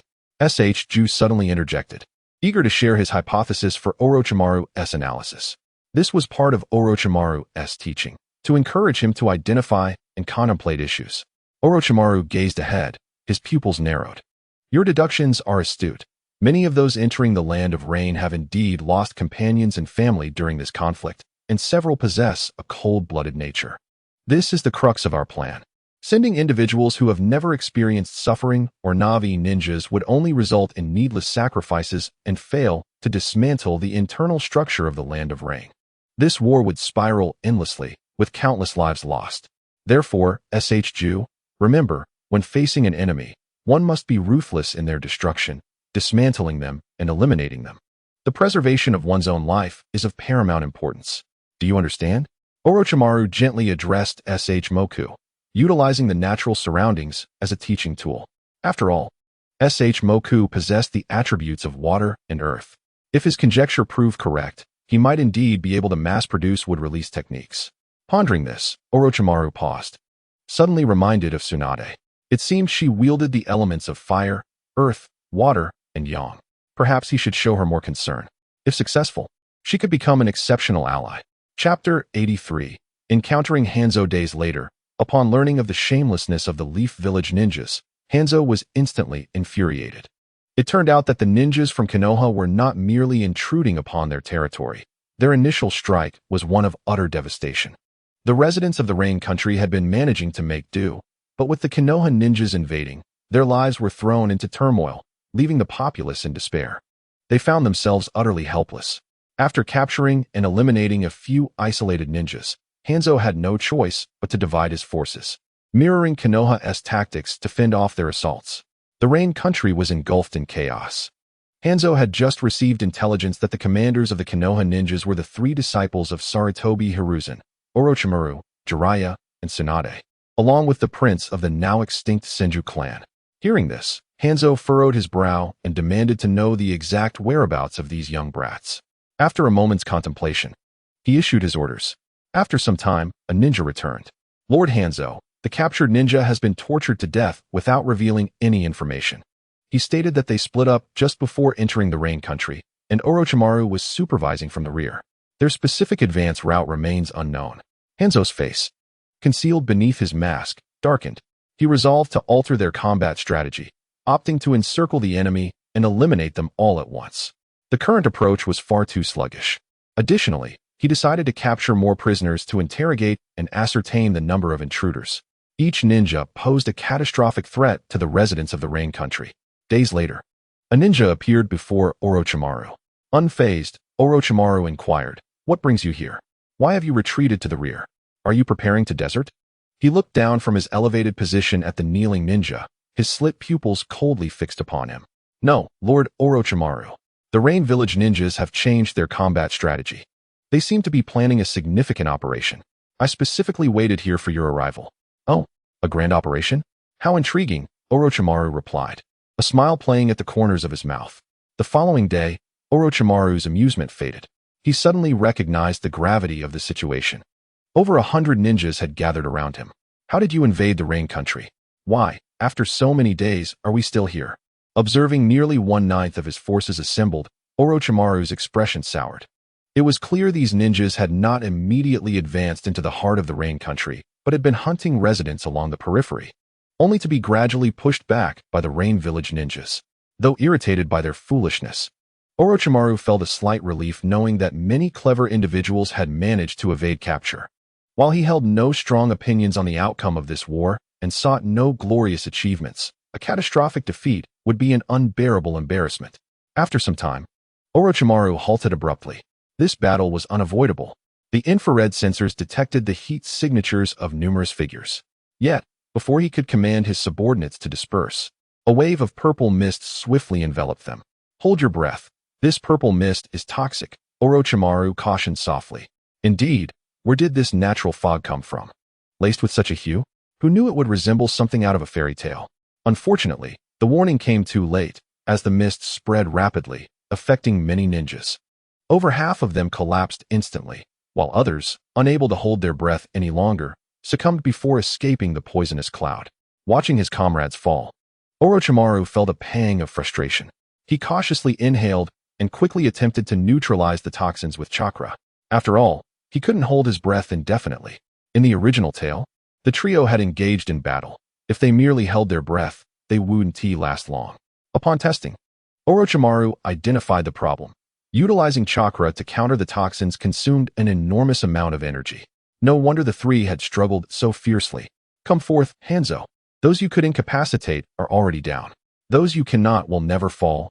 Orochimaru's voice dripped with a serpentine calm. He appeared unperturbed, devoid of any trepidation regarding the ambush. "How unfortunate for you, young one.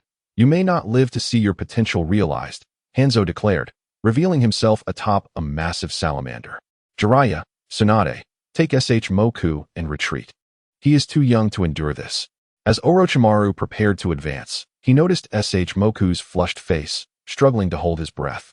"This earnest child is still trying to endure," he murmured, prompting Jiraiya and Tsunade to pause in their tracks. Tsunade felt a surge of guilt for not caring for her brother better. "Let me stay and assist you. I will take Moku to safety and return to aid you," Tsunade replied, casting a grateful glance at Orochimaru. Hanzo, observing the trio's conversation, remained indifferent. Just as his salamander's poisonous gas was running low, it began to replenish. "No need, young Hanzo. Take good care of Moku. Do not leave his side. And avoid making choices you will regret for a lifetime," Orochimaru advised softly. Perhaps it was the memory of Tsunade's potential that inspired his patience. After all, he only invested time in those he deemed valuable. Others were mere weeds in his eyes. Chapter 84. The human cannon. As he watched Tsunade lead the nearly incapacitated Moku away, Orochimaru turned his attention to Jiraiya, who had yet to depart. "You should leave as well. We are in the Rain Country, and those still affected by the toxins are at risk." Observing Jiraiya's reluctance to leave, Orochimaru urged gently. "You need to go." Jiraiya regarded Orochimaru with a deep, knowing look before silently departing. Hanzo, witnessing Orochimaru's ability to send his allies away, observed the dark-haired figure with golden slit pupils, adorned with violet eyeshadow, extending to his nose, tear-streaked and pale. As Hanzo continued to scrutinize him, Orochimaru's icy gaze met his, and he raised his hand slightly, preparing to launch his attack. Annoying poisonous mist, wind release, great breakthrough. A tempest erupted from Orochimaru's mouth. This was an advanced ninjutsu that required no hand seals. While it seemed simple, its scale and effectiveness varied with the wielder's strength.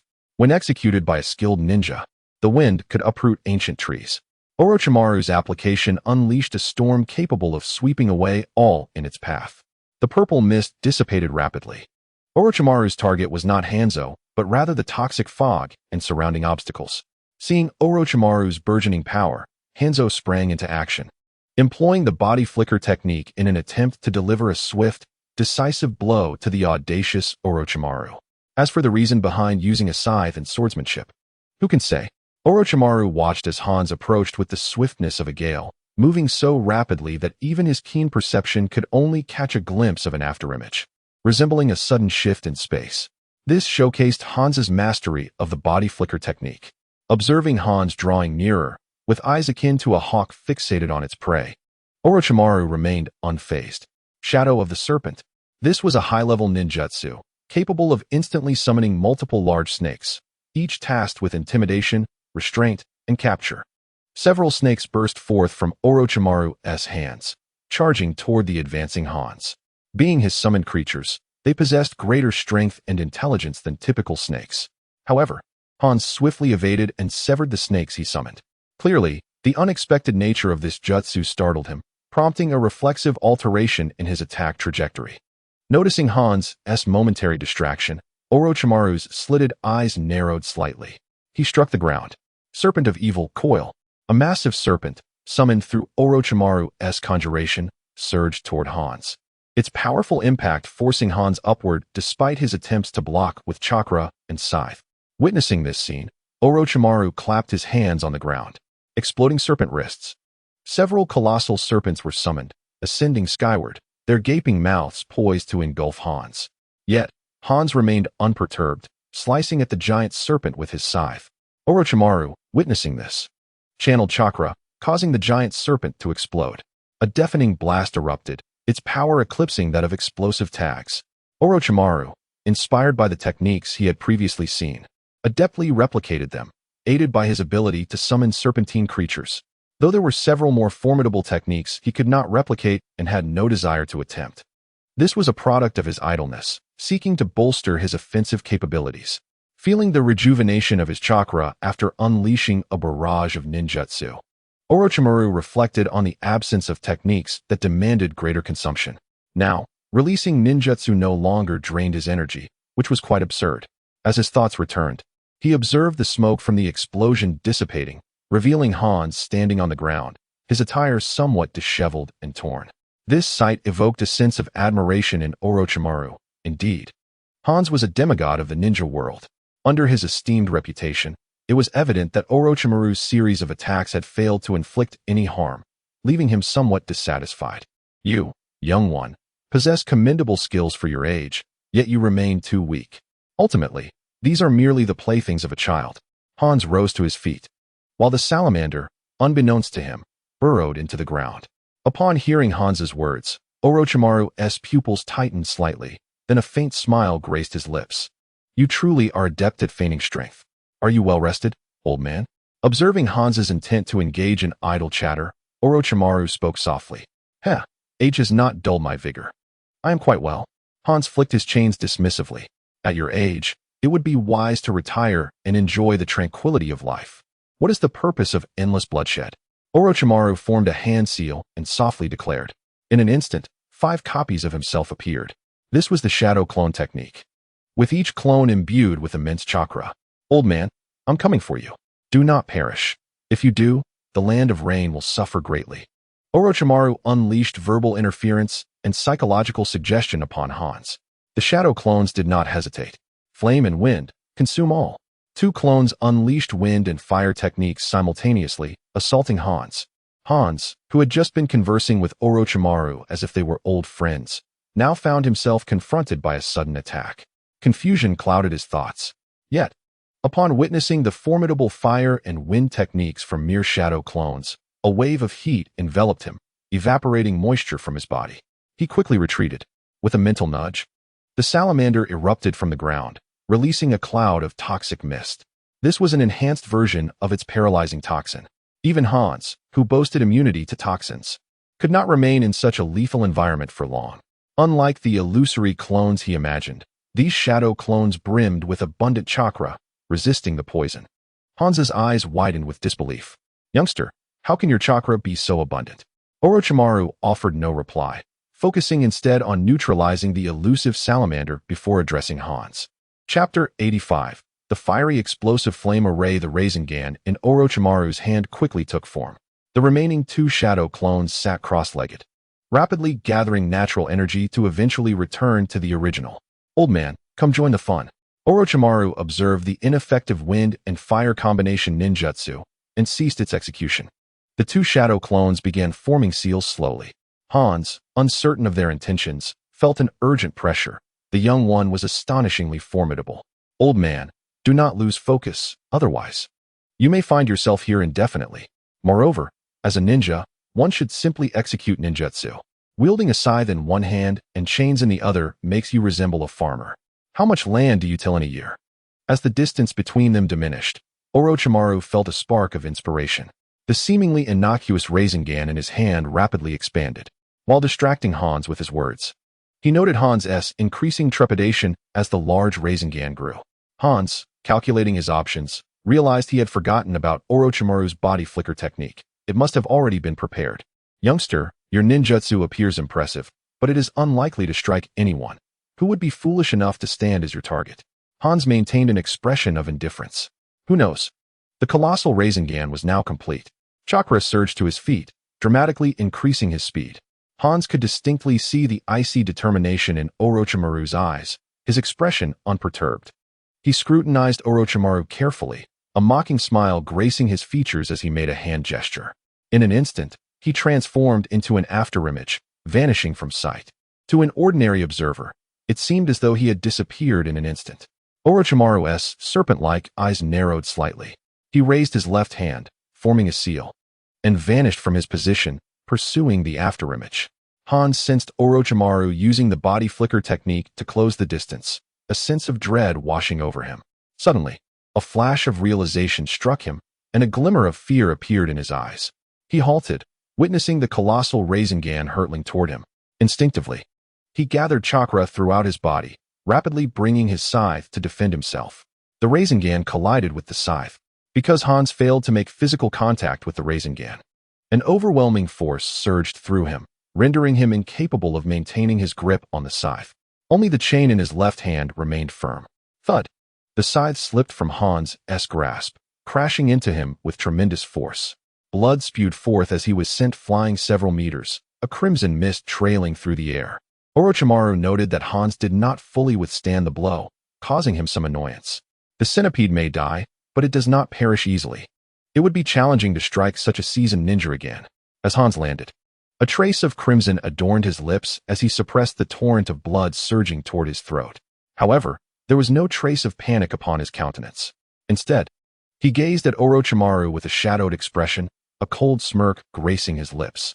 Where he had landed moments ago, he had already concealed a multitude of explosive tags beneath the surface, having lured Orochimaru into that very spot with cunning intent. Hanzo's palm struck the ground, causing the earth beneath Orochimaru's feet to gradually sink, revealing dozens of explosive tags. Orochimaru's slitted pupils contracted sharply as he beheld the tags entwined around his feet. "Old fool, be human for once." The fiery light of the impending explosion reflected in Orochimaru's eyes. Hanzo watched as the flames engulfed Orochimaru, a sense of relief washing over him, and he spat out another mouthful of blood. This was a disaster. As he beheld Orochimaru consumed by the flames, he suddenly realized that the war had clearly reached a decisive conclusion. If he were to eliminate Sarutobi's disciple, he would inevitably incur the wrath of Konoha, a burden he could scarcely bear. Yet, once the explosive array detonated, the relentless chain of explosions would be unstoppable, even for him. A minute later, the cacophony of explosions began to subside. Hanzo shook his head and turned to leave, hoping that Orochimaru had merely been wounded and not slain. A sense of melancholy enveloped him. Another fierce battle was on the horizon, and he needed to return to recuperate. Moments later, the ground began to writhe. A charred corpse slowly crumbled, and from it emerged a figure, Orochimaru. "Ah, the flawed nature of this grotesque substitution technique. Although Orochimaru appeared unscathed, his internal organs had sustained some damage and were rapidly mending under the influence of sage chakra. Watching Hanzo depart, Orochimaru made no move to pursue. He had prepared himself to be defeated by Hanzo. Should he not succumb to Hanzo, Sarutobi and Shimura would surely regard him as a thorn in their side. For if he possessed both ambition and strength, he would become a target of their disdain. Moreover, Konoha still held what he desired, the Nine Tails, a splendid companion indeed. Though he could no longer harness the beast's power, awakening its chakra mode would significantly enhance his combat prowess. Reflecting on the Nine Tails' devastating potential, he had once perceived it as a tool. Now, he contemplated keeping it close. Perhaps even extracting tailed beast chakra to teach to a young apprentice would be far more entertaining. Surveying the ravaged battlefield, Orochimaru shook his head, suddenly sensing something. He struck his chest, expelling a mouthful of blood. Orochimaru, are you all right? Moments later, Tsunade and Jiraiya approached, accompanied by SHZ. I'm fine. Hanzo is indeed formidable. The group continued onward, showing no inclination to depart from the land of rain. Yet, Orochimaru felt an unsettling sense of forgetting something. In the forest, two of Orochimaru's seated clones opened their eyes. Oh, has the battle concluded? Observing that the other clones had dissipated, one Orochimaru appeared momentarily bewildered. Indeed, it is done.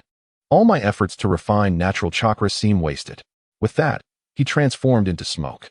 Meanwhile, the remaining shadow clone exhibited a mischievous demeanor, choosing not to disperse but instead leaping away playfully. After the shadow clone vanished, Orochimaru paid little attention, dismissing its memories. A twinge of nostalgia washed over him. Merely using shadow clones felt lacking. Perhaps, given his current prowess, shadow clones were beneath him. Multi-shadow clones might be more fitting, a single person commanding an army. Unleashing techniques of all 5 elemental natures, the visual would be breathtaking. Chapter 86. Nagato's Encounter, the butterfly effect on that day. 2 jonin from Konoha arrived outside a modest dwelling. I'm starving. Perhaps there will be an unexpected delight, one of the jonin whispered as they slowly approached the door. Nagato, how is this character pronounced? In the humble abode, the housewife Fusa was teaching the young Nagato how to read, while Ayase was grinding medicinal powder in the inner room. Mother, I know, this character is pronounced Naga, and the latter part too is my name, Nagato replied softly. However, before he could finish his sentence, the door was abruptly pushed open. Fusa instinctively turned to the entrance, only to find that the figure pushing the door was not a neighbor. She quickly pulled Nagato behind her. The Konoha ninja misinterpreted her protective gesture, believing Fusa to be a threat, and in a flash, a kunai severed her life. Nagato stood in stunned silence, unable to comprehend the unfolding chaos. In the original narrative, Nagato had been at least 5 or 6 years old during this scene, yet now he was merely 2 or 3. Who is it? Hearing the door creak and sensing movement, Ayase emerged to investigate. Upon stepping outside, he beheld young Nagato sitting on the ground, splattered with blood, while his beloved wife, Fusa, lay lifeless in a pool of crimson. He dashed towards her. Fusa, the Konoha ninja, sensing a threat from the approaching adult male, had no hesitation as he hurled another kunai. Ayase fell, collapsing into the blood-soaked earth, his pulse extinguished. Nagato stared blankly at the horrifying scene, his pupils dilating as realization struck. His parents had been slain. No. The young Nagato rushed towards the lifeless bodies of his parents.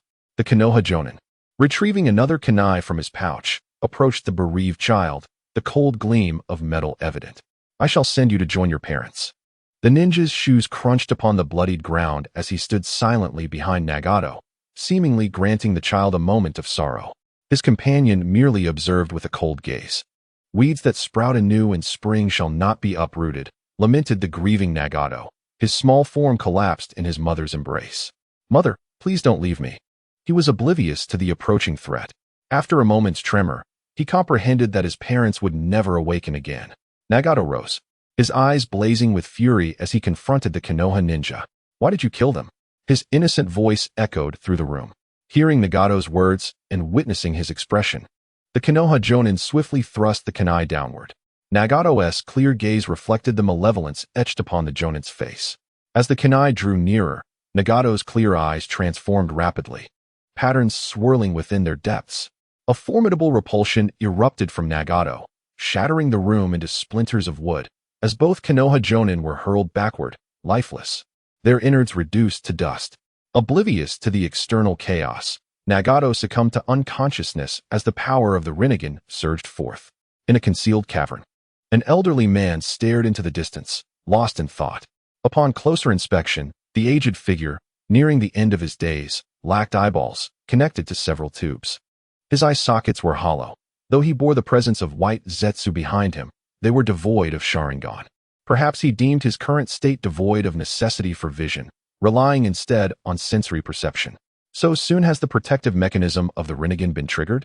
Obito murmured, while Orochimaru, situated in a nearby cave, felt a momentary shock.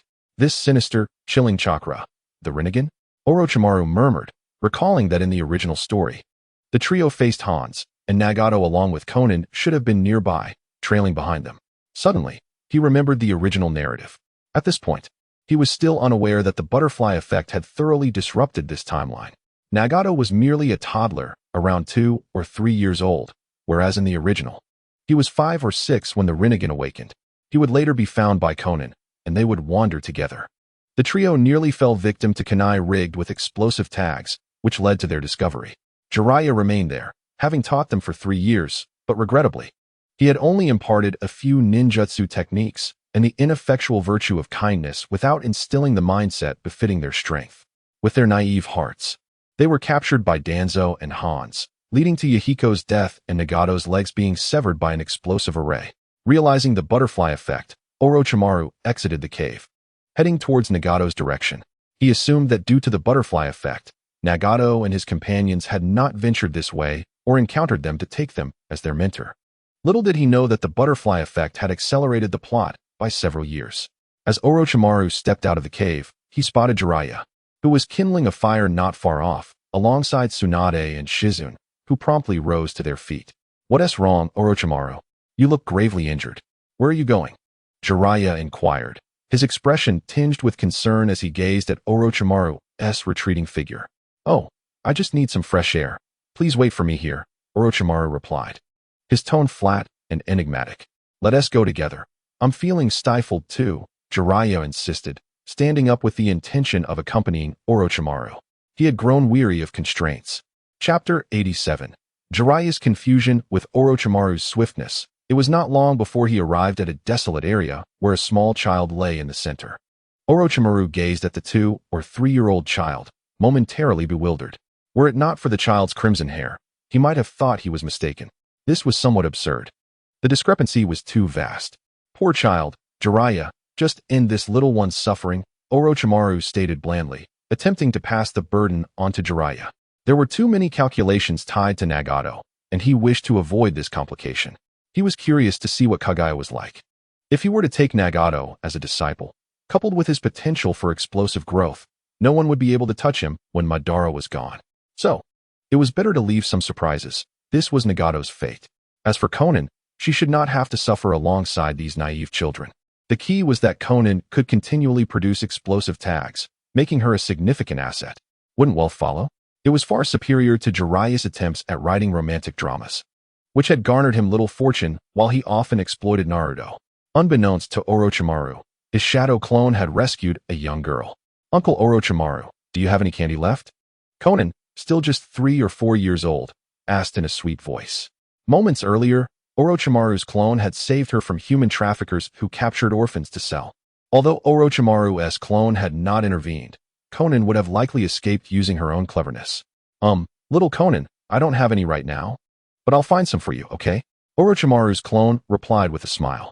Possessing all of Orochimaru's memories, yet differing in personality. This clone was not the 6 or 7-year-old he had envisioned. Konan was still quite small. With all of Orochimaru's abilities, he easily located her. "Thank you, Uncle Orochimaru," Konan exclaimed, planting a kiss on his cheek. It must be said that Orochimaru's visage, for reasons unknown, held an innate charm for children. "Oh, little Konan, you mischievous one," Orochimaru said, lifting her onto his shoulders. "We're going to fly?" Konan nervously clutched his hair, a bit anxious. Orochimaru held her legs securely, and once she grew accustomed to the height, she began to clap her tiny hands. "Oh, we're flying." It must be noted that Orochimaru's clone was quite adept at creating mischief. Typically, it went unnoticed, mirroring Orochimaru's meticulous nature. Inside the cave, after watching Conan, who had fallen asleep with a sweet smile, Orochimaru's clone playfully styled her hair into an exuberant top knot. With just a piece of red ribbon, a long spear, a ring, and a pair of jutsu, she could easily transform into a little Neza. In the villa, Orochimaru sat idly in the living room, his skin appearing somewhat rough. Of course, this was merely the result of makeup. His original appearance remained unchanged. After contemplating for a moment, Orochimaru retrieved a bottle of wine from the cabinet. With a flick of his finger, the bottle opened, and soon the aroma of wine filled the air. Propped comfortably with one leg crossed, he rested one hand on the armrest and held a glass of red wine leisurely. "The person you wanted has been brought back," he announced nonchalantly. Before long, a robust man appeared before Orochimaru, the outline of a gun subtly visible beneath his suit. "Oh, just take him to the lab," Orochimaru said, displaying no sign of disturbance, as though nothing had occurred. Jiraiya, cradling the young Nagato, lingered at the back, fearful of being slain by Orochimaru. Tsunade walked alongside Shizune. Orochimaru led the way, and the group had grown somewhat peculiar. After walking for a while, Orochimaru noticed Conan was missing and found it rather dull, deciding to return. He had initially intended to rescue Conan from her plight, but since he had not found her, he could only let it be. Of course, he maintained a laid-back demeanor. If he chose to activate his sensory abilities and encompass the land of rain, locating someone would be quite simple. However, he preferred to let fate decide. When he realized that Nagato was still a child, his interest in Conan diminished significantly. He did not wish to take on the role of a caregiver. "We're heading back. Jiraiya, what about you?" Orochimaru pondered for a moment before softly speaking. Upon hearing Orochimaru's words, Jiraiya appeared momentarily stunned. "I want to take this child back and teach him properly. Once he grows stronger, then." "You are overthinking it. This child has become this way due to the sins of our village. Bringing him back means he will harbor resentment towards Konoha, as well as the animosity Konoha ninjas hold against the land of rain. Returning with him would only bring about disaster," Orochimaru gently stated. Then, as if recalling something, he added, "Just take him back to Konoha without letting the front lines know he was brought from the land of rain." "Ah, that could work," Jiraiya considered. However, the child was still too young. In 2 or 3 years, he would be around 5. How could they manage that? Surely, they couldn't expect him to remain in the land of rain for 6, 7, or 8 years for the sake of one child. Nagato, in fact, had already awakened but kept his eyes closed, unsure of how to face them. At present, he had not yet endured the arduous struggle for survival or the difficulties of mere existence. Although Jiraiya and the others had saved him, preventing him from remaining in that sorrowful place, he held little fondness for them. After all, his parents had been killed by their comrades in Konoha. Yet, he did not harbor deep-seated hatred, for he was still too young to remember adequately. His memories of his parents were faint and fleeting, leaving him with feelings of confusion, fear, and helplessness, mingled with a hint of resentment. Unbeknownst to them, they were on the verge of destroying their once blissful home. Orochimaru's gaze was imbued with a certain depth as he sensed that Nagato had awakened, yet the latter showed no intention of opening his eyes. Reflecting on Jiraiya's tragic fate, Orochimaru pondered for a moment before softly speaking. "Jiraiya, you should release this child. After all, he is a child of the land of rain, and taking him away may not be for the best." Jiraiya, taken aback, halted in his tracks, surprised by Orochimaru's unexpected words. Instinctively, he inquired why. Tsunade and Shizune observed in silence, neither intervening nor advancing. Orochimaru merely cast a subtle glance at Jiraiya, who, though perplexed, ultimately decided to leave Nagato behind. Their group vanished from sight, leaving Nagato dazed and at a loss on the ground. "Orochimaru, why are you doing this?" Jiraiya questioned in the shadows, perplexed. Chapter 88. Breaking Through. No one conducts clinical trials. This child has been feigning sleep. His family was destroyed by our leaf ninjas. If he were to awaken, you could nurture him, but if he continues to feign sleep, you risk raising a future enemy. Beware for your own life, Orochimaru softly articulated in response to Jiraiya's query. But if he dares not open his eyes, how will he confront us? Jiraiya retorted. Orochimaru, weary of the conversation, replied, "Then go ahead and raise him. But I advise you to wait until he faces dire circumstances and understands the struggles of survival before doing so. Only then will he remember your kindness. Moreover, you must either keep him by your side or teach him ample survival skills." Yet, I can't shake the feeling that your efforts may be in vain. In this war, how many orphans can you truly care for? Orochimaru continued.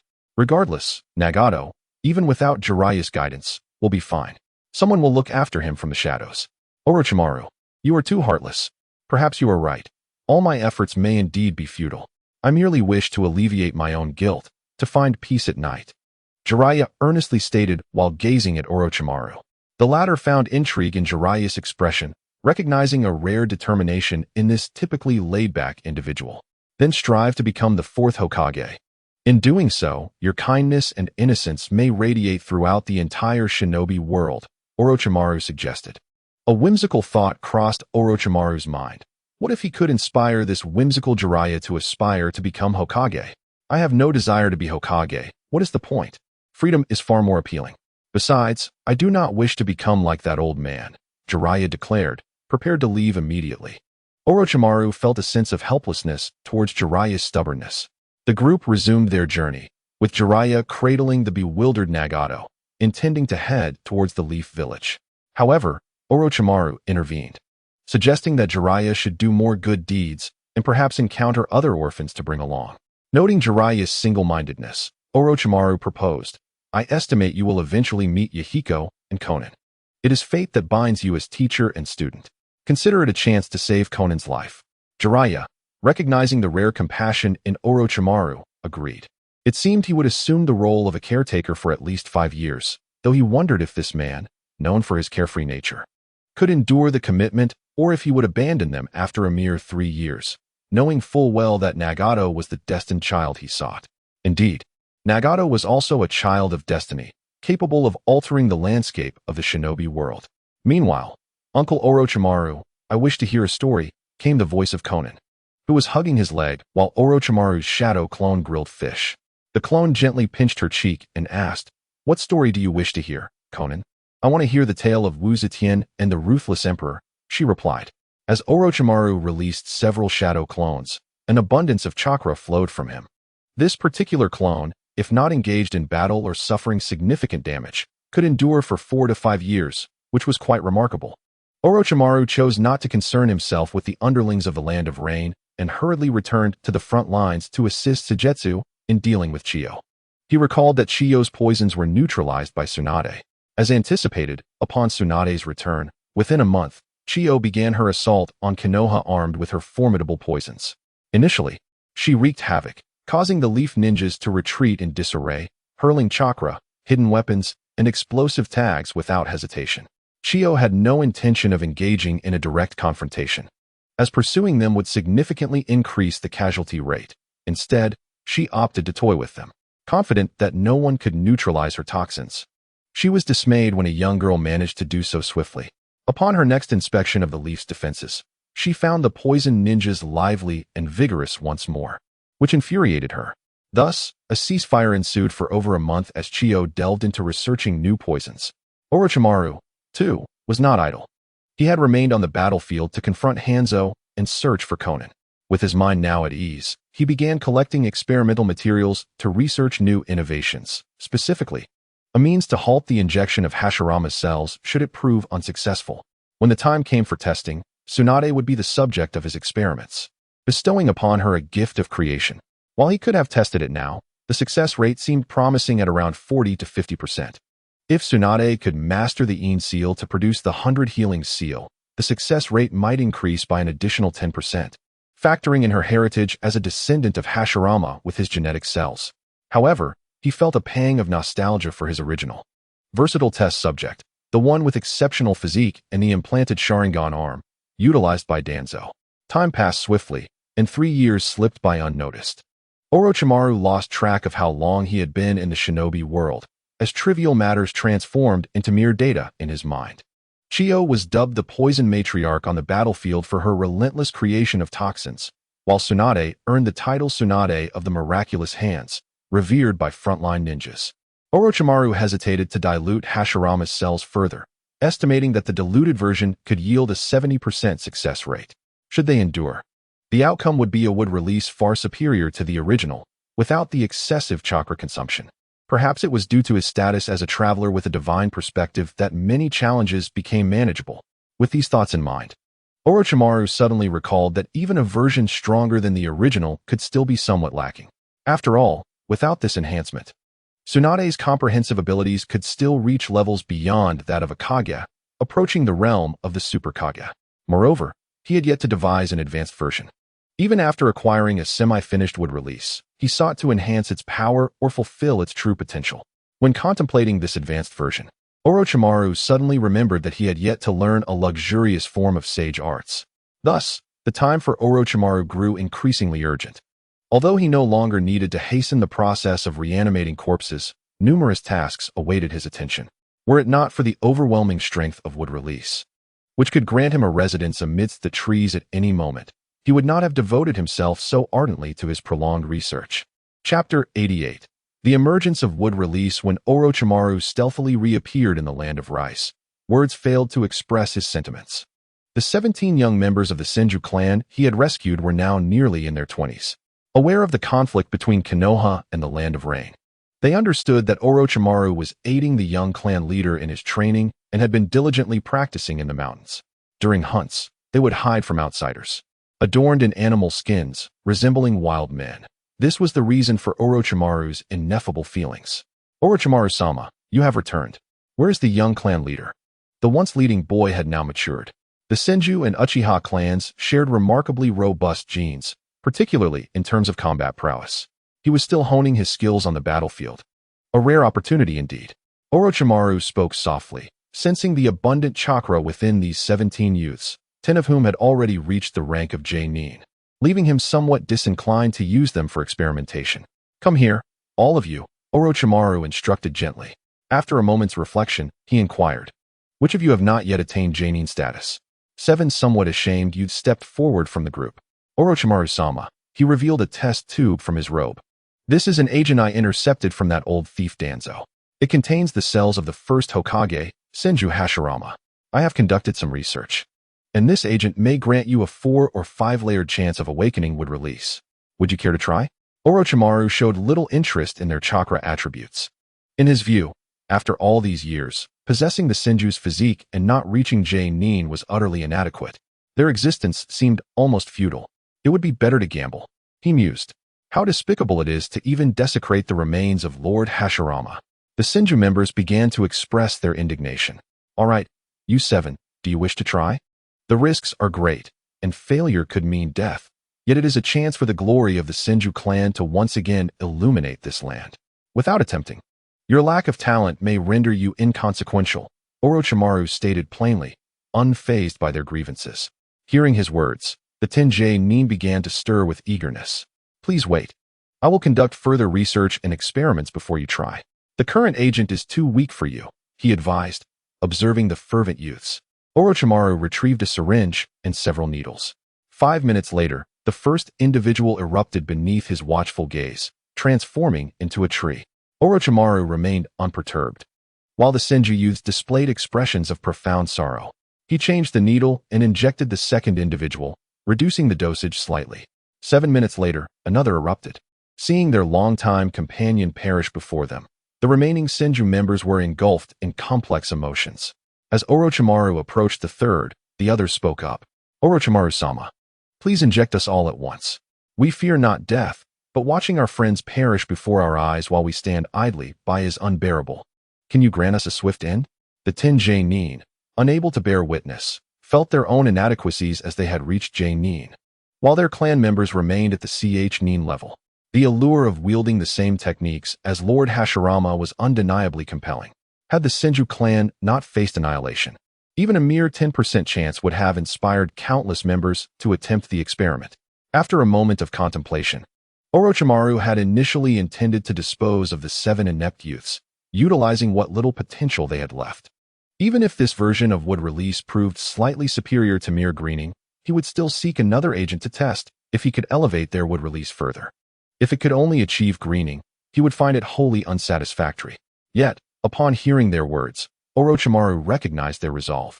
They were obedient ninjas, having persevered in the mountains for many years.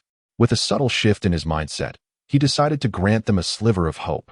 A smile emerged as he said, "Very well, step forward. Spread out a bit. Do not let your failures hinder your companions." I shall administer the agent to each of you. As he exchanged needles, 2 more individuals transformed into wood, departing from the realm of the living. Only 3 remained, their bodies emanating a luminous green glow. One Nin's arm began to morph into wood, rapidly spreading until it nearly enveloped his neck, but it abruptly halted. The wooden arm slowly reverted to flesh. Orochimaru recognized that this individual had likely succeeded. Though he had always felt confident of success, witnessing the experiment yield results filled him with an indescribable satisfaction. For he had never achieved such success before, relying solely on data and observations of the subject's internal changes. Ultimately, 3 of the 7 survived. The comprehensive attributes of this would release surpassed initial expectations. Study diligently. You do not yet possess wood release techniques, so devise your own methods of attack. When I return to Konoha, I will procure more for you. Furthermore, I have a few tasks for you. Orochimaru addressed the 13 individuals before him. Orochimaru-sama, please instruct us. The Senju members gazed at him with admiration. This man, who could even conjure wood release, seemed nothing short of a divine being. Orochimaru produced 2 vials of agents. Here are 2 vials. The first is what you just used, and the second is an enhanced version. Your task is to capture nearby residents for live experimentation, injecting them with the first agent as I did. If successful, administer the second agent. Your second task is to establish a base in the land of rice. But tread carefully to avoid exposing your Senju identity. That is all. I must take my leave now. With that, Orochimaru departed, his words a command rather than a suggestion. Chapter 89. I Techniques, Consciousness Obliteration, Spatial Transmission. Initially, Orochimaru had planned to visit the Dragon Cave to practice sage techniques, but considering the time it might consume, he decided to postpone. The Second Great Ninja War was nearing its conclusion, having raged for 3 years, with neither side able to gain the upper hand. Orochimaru, uncle, where are we going? Inquisitive little Nan, just shy of 7, held the hand of Orochimaru's clone. Where else could we go but to surrender? He replied, somewhat exasperated by the girl's innocence. He had originally intended to stir up trouble, but instead found himself playing the role of caretaker. Surrender? What does that mean? Nan asked softly. Well, to confess means to have committed a wrongdoing and then to acknowledge the error, Orochimaru remarked with a hint of irritation. But that's not right. Uncle Orochimaru hasn't done anything wrong. Why should he confess? Shaonan chirped in. Upon hearing her words, Orochimaru's clone fell into a contemplative silence. He was acutely aware of the nature of his true self.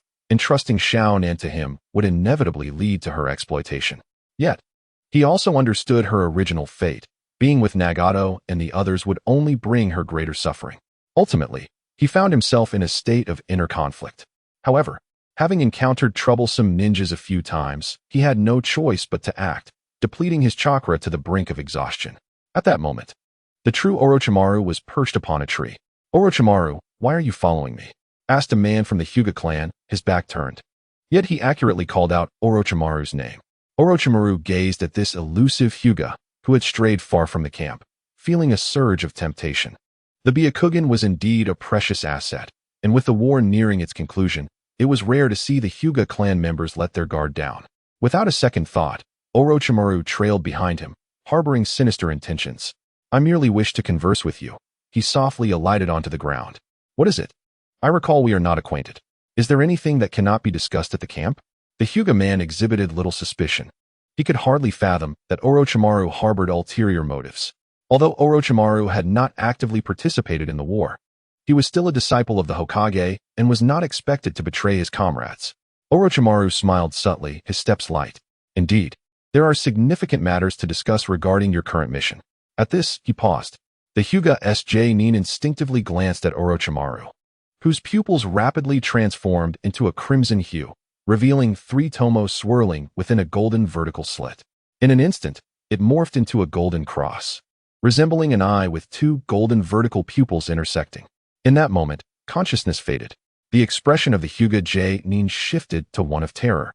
He could never have anticipated that Orochimaru possessed the Sharingan, and not just any Sharingan, but the legendary Mangekyou Sharingan. Just as he prepared to flee, he heard Orochimaru's chilling murmurs. He felt his perception, will, and consciousness swiftly dissipate, plunging into darkness. He was dead, instantaneously obliterated. This was a unique ocular technique of Orochimaru, a creation of his own. It erased the target's consciousness, perception, and will, akin to a direct assault on their very soul. However, the system, with its imperfections, especially regarding free offerings, ensured it was not without drawbacks. To maintain balance, it added a plethora of conditions. The target must gaze into his eyes for 2 seconds. His strength must surpass that of the opponent, his mental fortitude must exceed theirs, and he could only utilize it once a month. Observing the fallen Hokage Nin, Orochimaru had initially intended to extract the Byakugan. Yet, as he took a step, he suddenly felt his consciousness darken, as if he had suffered a grave injury. The world around him dimmed. What the hell? Just one ocular technique, and this happens? What are you trying to do? Orochimaru thought, bewildered, feeling as though his vision had abruptly deteriorated. Realizing he could not linger, he hastily removed the Byakugan and secured it within a container. Unyielding, Orochimaru swiftly employed his second ocular technique, eager to see what it had morphed into. Space-time transfer. This technique allowed him to instantaneously arrive at any location he had previously visited. In a flash, Orochimaru vanished from his previous spot, as if the entire encounter had been a mere illusion, leaving behind a corpse devoid of eyes. Moments later, Orochimaru reappeared in his tent. Strangely, this technique seemed to consume no ocular power at all, merely depleting a bit of physical stamina and chakra. What kind of nonsense is this? He mused. System, explain why this is happening. My esteemed host, due to the obliteration of consciousness. This is an extremely powerful offensive ocular technique, thus it bears many aftereffects. Please note, this is a lethal technique that entirely prevents the opponent from experiencing a last-minute surge of power or potential, regardless of how formidable they become post-transformation. As long as they haven't transformed and meet the passive conditions, they will be instantly eliminated, the system clarified. Initially, Orochimaru found this reasoning somewhat agreeable, yet soon came to a realization. What nonsense! Isn't the last-minute power surge a hallmark of protagonists? Am I no longer the main character? To have such a technique specifically targeting protagonists, and it's particularly taxing on the body, doesn't that just scream ultimate villain skill? And why does my space-time transfer feel so seamless? Like it has no aftereffects? He inquired further. Space-type techniques are not bound by the world's rules. Since spatial ninjutsu does not alter other entities, it incurs no aftereffects. However, your offensive techniques directly impact others, thus the world imposes stringent constraints and aftereffects, the system replied. Upon hearing this, Orochimaru gained insight. In the original narrative, the so-called strongest fire technique, Amaterasu, was equally flawed. Moreover, each time Itachi employed it, he bled. Tsukuyomi operated similarly, an ordeal for the victim, provided their ocular power did not exceed his. Using it once resulted in bloodshed and a sense of depletion. Meanwhile, Tobi, Minato, and Tobirama wielded techniques like Flying Thunder God and Kimui with ease, likely due to the same principle. Of course, Orochimaru felt no significant aftereffects because of his sage body, which automatically repaired itself. With this realization, he felt a sense of clarity, thankful that he hadn't created 2 offensive ocular techniques. Otherwise, he would be blind within days. Chapter 90. The war concludes due to the excessive consumption of resources by the Sand Village. It ultimately became unsustainable. This conflict came to a definitive end. Meanwhile, the Konoha ninjas who had infiltrated the Land of Rain were forgotten by all. No one knew whether they had perished entirely or had turned to banditry. Orochimaru paid them no mind, nor did they show any intention of returning. On the journey back, Orochimaru walked alongside Shuo Emo and Spotted Cat Dan. The only significant change in this war was that the Sannin had not acquired that disgraceful title, Tsunade's prestige sword, earning her a new title. SHZ and Dan were likely spared due to not receiving the pendants from Tsunade. Jiraiya had yet to return, having taken on 3 disciples. Nagato and Yahiko remained among them, though the female member had changed to another youthful beauty akin to Xiaonan. Shuo Emo, who should have gained considerable prestige, showed no ambition to become Hokage. Thus, Orochimaru advised her to remain low-key and analyze the situation with her, leaving Shuo Emo in a cold sweat. After all, there were only 3 leaders on this mission, and he was the youngest among them. To ensure Konoha's cohesion, if he were to achieve significant merit, Konoha would undoubtedly transform him into a widely recognized hero, embellishing his accomplishments. They would encourage the populace to procreate, to become shinobi, and to aspire to be great heroes like him, victorious even against 2 foes, and returning with a multitude of followers. Merely contemplating this sends a shiver down SHM's spine. The higher one is elevated, the harder one falls. SHM is no fool. After Orochimaru finished his discourse, he too, like Orochimaru, became a mere bystander. Orochimaru did not need to proclaim that he would attain the status of Hokage candidate. Such things were understood. As they journeyed, Orochimaru suddenly succumbed to darkness and fainted. It turned out that a shadow clone had stealthily departed nearby, vanishing without a trace. The exhaustion accumulated over the years, and a flood of memories surged into Orochimaru's mind. Even with his sage body, he could scarcely endure it. This betrayal was executed flawlessly. Fortunately, it was nighttime. After 2 hours of unconsciousness in the tent, Orochimaru finally roused. He sighed in relief that it wasn't a wood clone. Had it been, this betrayal could have haunted him for decades. Upon reviewing the memories flooding his mind, he was momentarily perplexed. This clone was far too mischievous. It sought to establish a church and inadvertently discovered Konan, intending to cultivate her into an empress. Who would believe such a tale? Konan, awaken! Orochimaru called out as he appeared in the realm of his memories, finding Konan sleeping alone in the tent. His expression was a mix of complexity as he roused her from slumber. Uncle Orochimaru, what happened? Konan inquired, her voice unexpectedly mature for her age. Oh, it's nothing of great consequence. From now on, you shall call me teacher. Orochimaru replied softly, momentarily taken aback. He had not taught Konan any ninjutsu, knowing he could not maintain the clone for long. Thus, it would be easier for his true self to guide Konan in the future. Observing how perceptive she was warmed Orochimaru's heart. The memories of the clone and Konan seemed to intertwine, making him feel as if he had always been with her. Uncle Orochimaru, didn't you say you would train me to become an empress? Why then should I call you teacher? Emperor Master sounds so much more impressive, Konan said, her eyes twinkling mischievously. Orochimaru hesitated, caught off guard by the concept of an empress. Ah, Konan, you see, a teacher is a ninja, a rather formidable one at that. I will teach you ninjutsu, so that you may become powerful. How does that sound? He proposed. But I don't want to be a ninja. I want to be an empress, she protested. You must possess sufficient strength to govern your realm effectively. Otherwise, how could you manage your nation? Becoming a ninja is the path to potentially becoming an empress, Orochimaru lamented, feeling a sense of despair. Why was she not wishing for the sun in the sky instead? All right, then I won't be an ordinary empress. I shall be a ruthless one, conquering the shinobi world and then claiming the throne. Orochimaru felt a pang of frustration. Soon after, he brought Konan back to the main camp. She quickly fell asleep, displaying her trust in him. As he gazed at her slumbering form, he pondered what excuse he would use to explain the sudden presence of a little girl, or perhaps simply place her in the land of rice, utilizing a shadow clone. However, he halted that thought. The current shadow clones were rather unruly. Summoning them without supervision could lead to chaos.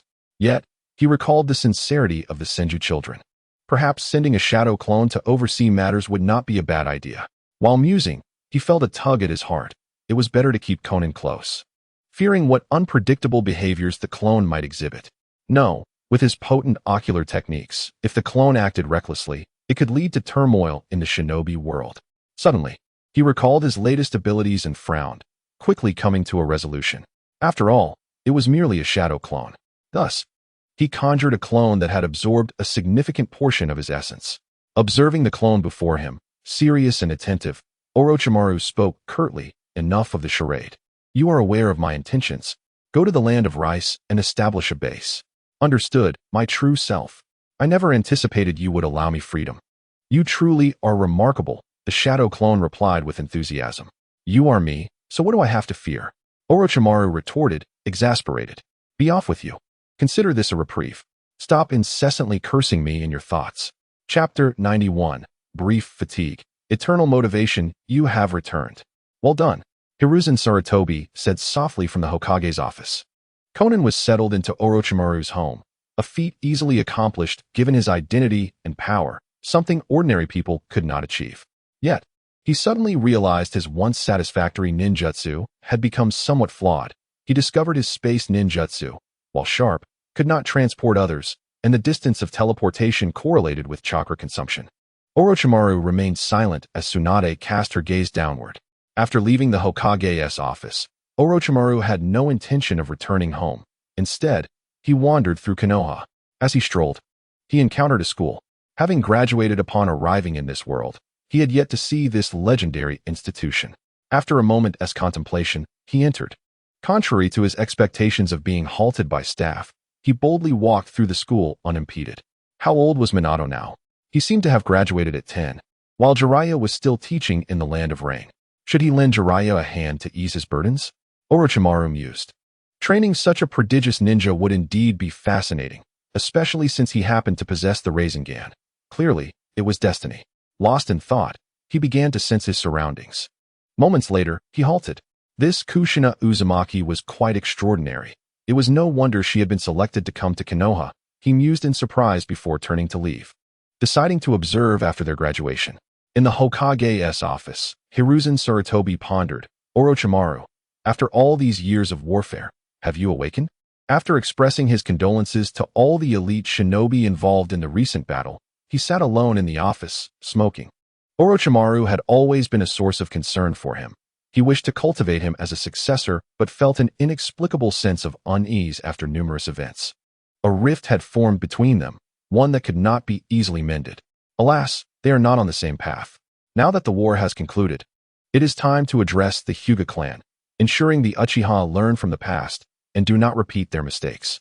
He sighed, frustrated. These worthless fools. Despite the resources I have provided, they have produced nothing of merit. Even Tobirama's son has been dissected, yet they have yielded no results. The room remained dim, and Danzo's heart was heavy. He was growing old. Orochimaru was nearing 30, yet he appeared as youthful as 18. Observing his secret chamber, untouched and unchanged, he had no intention of entering. Instead, he sipped his wine with a certain detachment. Truth be told, he felt a sense of confusion. With the acquisition of sage powers and the Manjiki Sharingan, he should have been overjoyed. Yet, he found himself discontented, lost in the realization of his newfound aimlessness. Freed from the specter of mortality, he now faced an existential void. The safety he had long yearned for, granted by the space-time jutsu, had rendered him weary and uninspired. Without motivation, even the pursuit of cultivation felt utterly mundane, akin to the ennui we sometimes experience in our lives. Perhaps it was the prolonged tension that had exhausted him. The thrilling moments seemed distant, especially as the protagonist had yet to be born. What excitement could there be? He pondered Kaguya and her insistence on waiting for the future. Surely, he could traverse the dragon veins to reach her, but how would he return? Yet, thinking of Kaguya reminded him of the Tsutsuki clan, rekindling a flicker of enthusiasm within him. His current strength remained insufficient against them. The road ahead was long and arduous. If a butterfly effect were to occur, and the protagonist faltered, it would all be in vain. No matter how potent the space-time jutsu, it was limited to the realm of ninjas and summoning. As he self-hypnotized, he felt a familiar surge of determination rise within him. Would release, Byakugan, Ninetales, Eternal Manjiki Sharingan, Rinnegan, and Rebirth Eye. A storm of ideas swirled in his mind, igniting a renewed vigor. However, the thought of waiting for Madara to manipulate Obito for the corpses made him feel somewhat lackluster. The wood release was also ensnared by barriers, awaiting experimental data. As a scientist, he refused to take risks. A success rate of 99% did not align with noble conduct. Perhaps he should explore the potential of Edo Tensei, summoning Hashirama to inquire about his insights on wood release, or even bring Tobirama forth to discuss the downfall of the Senju clan. With these thoughts, Orochimaru meticulously devised his next plan, centering on the same theme, to grow stronger and diversify his methods of attack. The ultimate goal remained to consume the fruit of the divine tree, to ascertain its sweetness, crunchiness, and moisture. Then, he would seek a way back to the Blue Star, returning with newfound power to flaunt his prowess. With this notion, he recalled the splendid days ahead, and his previously lackluster motivation surged with fervor. Chapter 92. In the dead of night, in the stillness of night. Orochimaru slowly rose from his bed. He swayed his wine gourd, gently uncorked it, and savored a delightful sip of fine wine. He then stepped into the small room adjacent to Conan's, gazing at the small child curled up under the blanket. He tenderly tucked the blanket around her before quietly exiting the room. Feeling the biting chill of the night air, he turned back to glance at the dilapidated chamber. Shaking his head softly, with measured steps, he ventured into the darkness, where snakes slithered around him, creating a magnificent sight. This skill had become somewhat superfluous. As he approached the Hokage office building, a wave of nostalgia washed over him, prompting him to comment wistfully. The snakes around him began to disperse, retreating. Sensing the hidden ANBU personnel lurking nearby, Orochimaru formed a hand seal. His figure dissipated like a wisp of wind, reappearing atop a tree. A slight exertion of his hand rendered the vigilant ANBU unconscious. After suspending the ANBU from the tree, Orochimaru vanished once more, reappearing in another location. A few minutes later, he had efficiently dealt with all the hidden ANBU. His golden, starry Manjiki Sharingan gleamed in his eyes before he vanished again. When he reappeared, it was in the daylight. At the Hokage's desk, without hesitation, he proceeded to the place etched in his memory. Having never visited this location before, he navigated cautiously. The mechanisms here had long been deciphered. Moments later, Orochimaru arrived in the secret chamber. Eyeing the colossal sealing book standing in the center and the coffin containing the first Hokage's body nearby, he paid it no mind, instead running his hands along the wall. Pressing against a brick, a delicate scroll emerged from the wall. He gently unfurled it, recognizing it as the product of Edo Tensei. With a shift of his feet, he prepared to depart, but paused to examine it further. Utilizing his Sharingan and photographic memory, he committed the contents of the scroll to memory. A few minutes later, he replaced the scroll within the wall and disappeared from the secret chamber. This technique was indeed a perfect method for thievery and borrowing. When Orochimaru next appeared, he found himself back in his room. He reclined on his bed, took another satisfying sip from the gourd, and sat cross-legged, closing his eyes to delve into the intricacies of Edo Tensei. It was a pity he lacked the notes from Tobarama's research. This technique was inherently incomplete, likely halted midway. Only his notes would capture his thoughts. Several hours later, the diligent Sarutobi Hiruzen was roused from his work by a knock at the door. "What is it?" he inquired as he opened the door, casting a stern glance at the ANBU ninja before him. "Lord Hokage, the brothers on duty in the Hokage office have all been incapacitated." Upon hearing the ANBU's words, Hiruzen's spirits lifted, and he swiftly vanished, racing toward the office, employing body flicker techniques repeatedly. At that moment, numerous thoughts flooded his mind, conjuring names such as Orochimaru, Danzo, and the Uchiha and Hyuga clans. Chapter 93. The Shadow of the Pot. As for why Orochimaru was the prime suspect, it stemmed from Hiruzen's perception of him as a man driven by ambition, likely to infiltrate the Hokage office in search of hidden knowledge. The second suspect was Danzo, as it was plausible that he had orchestrated the incident and framed Orochimaru. The corpses of Hashirama that Danzo had intercepted must have been utilized extensively, making it reasonable to seek clues from him. As for the suspicions regarding the Uchiha and Hyuga clans, their capabilities made them perfectly capable of such machinations, especially given Hiruzen's current intentions to confront them amidst this turmoil. What Hiruzen contemplated, Orochimaru remained blissfully unaware of, and even if he did, it held little significance. He was unfazed. As Hiruzen approached the building, he disregarded the unconscious ANBU, instead charging toward the office. Upon glancing at the untouched office, he internally confirmed his suspicions. He then filled himself with chakra and cautiously opened the passage to the secret chamber, stepping inside. Upon discovering the absence of anyone within the chamber, his brow furrowed. He picked up the sealing book and opened it. The sealed book remained unchanged. Subsequently, the coffin of Hashirama was uncovered, revealing no significant alterations either. Moments later, Sarutobi Hiruzen sat in his office, puffing on a cigarette, utterly bewildered. He soon deduced that someone might be contemplating the sealed book. However, upon further reflection, he found this notion to be flawed. He had left a fine hair upon the sealed book, and if anyone were indeed intent on it, their focus would surely be solely on the book, leaving no room for the observation of such a hair. As for stealing Hashirama's corpse, that was even less conceivable. If the target were Hashirama's cells, it would be illogical not to acquire more, considering the significant value of Hashirama's remains. Following this incident, the Hokage office would undoubtedly tighten its defenses, making any future actions exceedingly challenging. Thus, Sarutobi felt that such a scenario was improbable, which left him somewhat perplexed. Regarding the Edo Tensei, he had never even considered it. An incomplete technique held no utility. Wasn't Hashirama's corpse and the sealed book more enticing? This entire series of events left Sarutobi feeling somewhat disoriented. When the tobacco in his pipe extinguished, His eyes narrowed slightly. Despite harboring suspicions about individuals, he lacked evidence. Yet, that did not hinder him from using others as pawns. This victory of Konoha against two adversaries had been discreetly achieved by Shikaku and his team. Sarutobi would naturally not allow Tsunade's reputation to rise among the populace. Thus, all accolades for the triumph would be attributed to his sagacious leadership as Hokage. Furthermore, the Umbu mingled with the civilians, propagating tales of Sarutobi's brilliant strategies. Therefore, upon the return of the frontline personnel, he was prepared to address the two clans.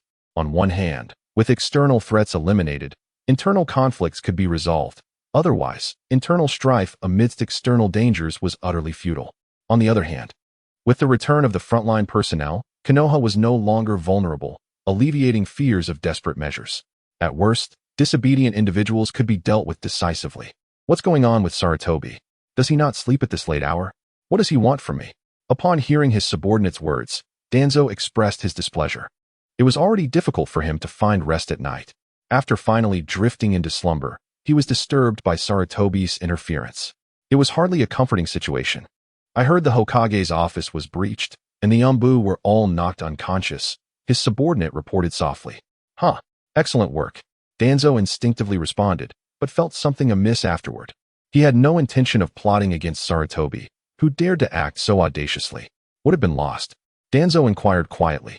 His subordinate was unsure, but speculated it must have been something important, given the late hour of the summons. The smile that had graced Danzo's lips froze. Surely, it could not be Hashirama's corpse that was lost, leading to suspicions being cast upon him, would it? As this thought crossed his mind, Danzo's brow furrowed in concern. If it truly was his doing, he remained unfazed. However, if he were wrongfully accused, it would be an egregious injustice. To gain nothing but trouble in return was deeply unsettling. He certainly could not expose the laboratory to Sarutobi's scrutiny, otherwise it would be akin to stepping into a quagmire. Contemplating this, Danzo felt disinclined to proceed, deeming it a fruitless endeavor. Tell the Umbu that I am not here. I have gone to conduct inspections in the Land of Fire. After a moment's thought, Danzo spoke softly. What is taking you so long to leave? Observing his subordinate's hesitance, Danzo felt a surge of annoyance. The Umbu said the Hokage is aware you are here and wants you to hurry over without delay. Danzo's expression transformed dramatically in an instant as he strode toward the Hokage's office. Half an hour later, his demeanor was silent and somewhat resentful, while Sarutobi leisurely sipped his tea, reclining comfortably in his chair. The sensation of power was quite pleasurable. The atmosphere grew quiet, and after a brief pause, Danzo cleared his throat. Old comrade, what brings you to summon me? He opened with an appeal to camaraderie. The Sarutobi before him was no longer the same man he could easily manipulate. You call me your old comrade. Can't we simply chat if there's nothing pressing? Sarutobi placed his teacup down gently. Danzo felt a surge of irritation, having been inexplicably thrust into a predicament, and now stood in a form of punishment. At this late hour, conversing? Have some decency, he silently berated. Yet, his face remained expressionless. I didn't summon you to discuss your trivial matters. Observing Danzo's disgruntled expression, Sarutobi felt a flicker of amusement. However, considering their shared history, he chose to speak gently. Danzo was momentarily taken aback by Sarutobi's words, feeling somewhat perplexed. What is it that you wish to discuss? He inquired softly, maintaining a facade of composure, despite the tumult within. You are aware of tonight's events. It was either the Hyuga clan or the malevolent Uchiha clan behind it. Do you know how to handle it? Sarutobi raised the teacup again, not intending to drink, but merely to warm his hands. Danzo's heart raced at Sarutobi's mention of the incident. Had his dealings with the Uchiha and Hyuga clans been discovered? But who could have leaked such information? The plans had yet to even commence. Was Sarutobi warning him against getting too close to them? Danzo's mind raced with conspiracy theories, believing this to be a trap laid to frame him while simultaneously serving as a warning. The thief was Sarutobi, and the one capturing the thief was also Sarutobi. With a sense of trepidation, Danzo departed the Hokage's office, his brow furrowed. The Uchiha clan now supported his ascent to Hokage, while the Hyuga clan was nearly aligned as well. They were merely waiting for Sarutobi to falter, at which point they would collectively overthrow this malevolent Hokage and elevate him to the position. This had all been schemed in advance. Had someone betrayed them? But that seemed implausible. According to Sarutobi's tone, it appeared he intended to act against them. Standing amidst the cold wind, Danzo pondered deeply, yet could not fathom Sarutobi's true intentions. Peering through the window, Sarutobi observed Danzo standing afar, his form rooted in contemplation. A glint of coldness flickered in Sarutobi's eyes.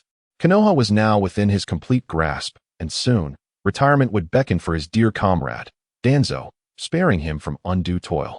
Within the confines of the room, Tsunade diligently perused a book, while Shikamaru remained focused on the table. However, the laboratory scale had significantly expanded beyond its previous confines. Minato kicked aside the blanket that covered him. "Your hair is simply stunning," he remarked, wearing a gentle smile.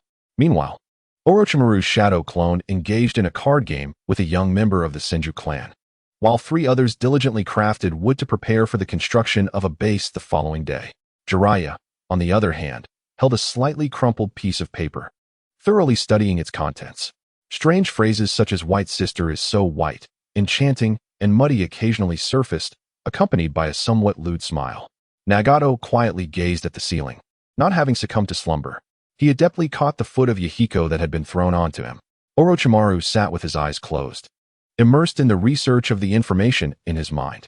As he continued his studies, the sound of snoring began to fill the room, his body leaning against the wall, feeling the numbness in his legs. The gentle flow of chakra alleviated the discomfort, and Orochimaru reclined on the bed, bidding good night to the world. On the second day, the village buzzed with gossip surrounding the Uchiha and Hyuga clans. When discussing the Uchiha, the conversation inevitably turned to the legendary figure Uchiha Madara and the might of the Sharingan. In contrast, when the Hyuga clan was mentioned, it evoked memories of their formidable prowess during the Warring States period and the power of the Byakugan.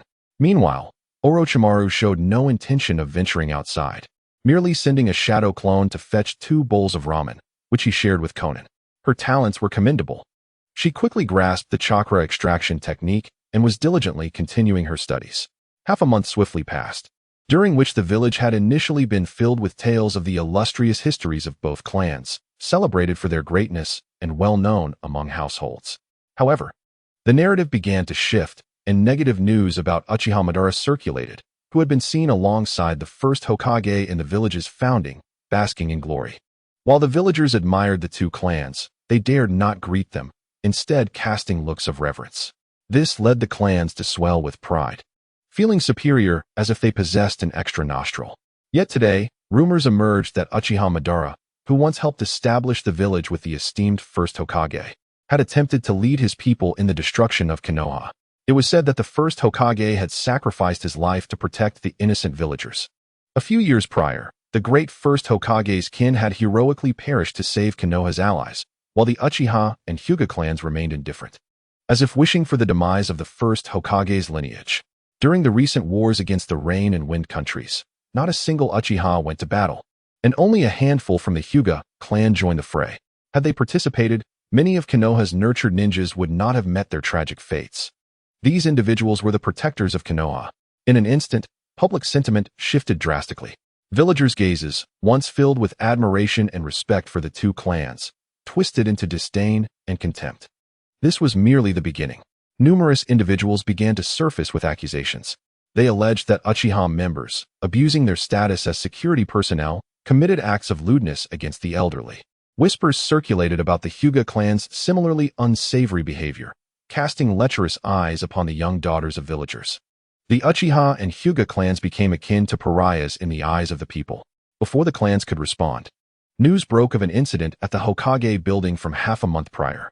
The villagers were informed of a significant event they had been oblivious to at that time. Konoha's ninjas had just returned victorious, yet some harbored ill will toward the village. That very night, an assassination attempt on the great Hokage occurred, with thousands of ninjas besieging the Hokage's office. The Umbu fought valiantly, and it was only the great Hokage who managed to repel them single-handedly. Rumors suggested these attackers were indeed from Konoha. Thousands of ninjas. How could they be gathered after the Senju clan's extinction and the decline of others?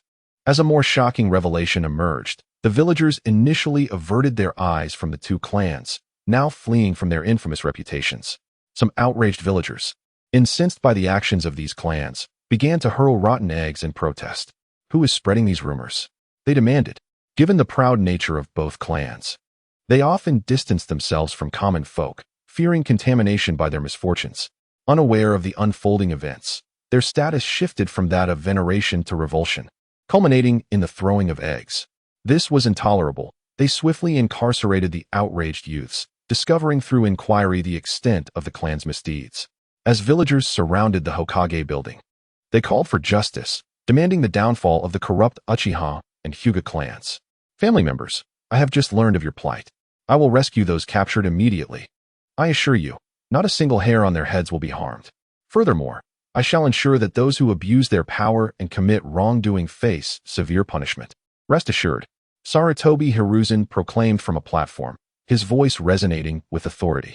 Bring the leaders of the Uchiha and Hyuga clans to me at once. I wish to see if they still recognize the law, he declared with fury. When the leaders of both clans were summoned to the Hokage's office, the villagers gradually dispersed. In principle, such atrocities should be addressed publicly, in their presence, yet Sarutobi Hiruzen showed no intention of allowing them to witness the proceedings. They could only hope for a stern resolution from him, remaining blissfully unaware of their roles as mere instruments in this grand scheme. The sources of the rumors had vanished, as if silenced forever. Sarutobi Hiruzen, seated in his office, puffed on his pipe. The leaders of the Hyuga and Uchiha clans stood before him, punished and bewildered. Caught in a fire they did not ignite. They found themselves at a loss for words, unaccustomed to such a situation. In the past, conflicts were resolved through combat, not through such underhanded tactics. Speak. Why has this escalated, particularly with you, Uchiha? I entrusted you with Konoha's protection. A few previous injustices could be overlooked, but this is beyond comprehension. Do you wish to abandon your place in Konoha? Sarutobi Hiruzen demanded, fixing his gaze upon the Uchiha leader, his voice low yet firm. Lord Hokage, this is an absolute travesty. We are being slandered. Uchiha members walking the streets have been inexplicably pelted with rotten eggs by these unruly peasants. The Uchiha leader protested. Sarutobi Hiruzen listened in silence, his expression unyielding. He sought a different response, for the outcry of the entire village against the two clans could not simply be dismissed as mere slander. As Sarutobi Hiruzen awaited the completion of the speech, he forcefully struck the table and exclaimed, "What are you staring at? The Hyuga clan has also committed numerous transgressions, and among those targeted for retribution is your clan." Observing the Uchiha clan being subjected to relentless scorn, the leader of the Hyuga clan regarded the situation with his Byakugan as if it were mere entertainment. Sarutobi Hiruzen reprimanded them vehemently, displaying outward fury while secretly relishing the turmoil. However, he soon found himself troubled. Danzo, that cunning individual, was indeed formidable when he chose to act. If faced with the ire of the villagers, Hiruzen knew he would falter. The current predicament had escalated far beyond manageable proportions, leaving him at a loss for solutions. He pondered seeking out Danzo to inquire how to address such a lethal predicament. Danzo's objective seemed clear: to pit the two clans against one another and subsequently manipulate them for his own advantage. If this continued, neither clan would find solid ground. It was absurdity incarnate. You should return and contemplate how to resolve this matter. The captured villagers must be released unharmed, not a single hair out of place. If that proves impossible, both of you clan leaders should step down and allow for a more capable successor. The words of Sarutobi Hiruzen elicited discontent from both the leaders of the Hyuga and Uchiha clans.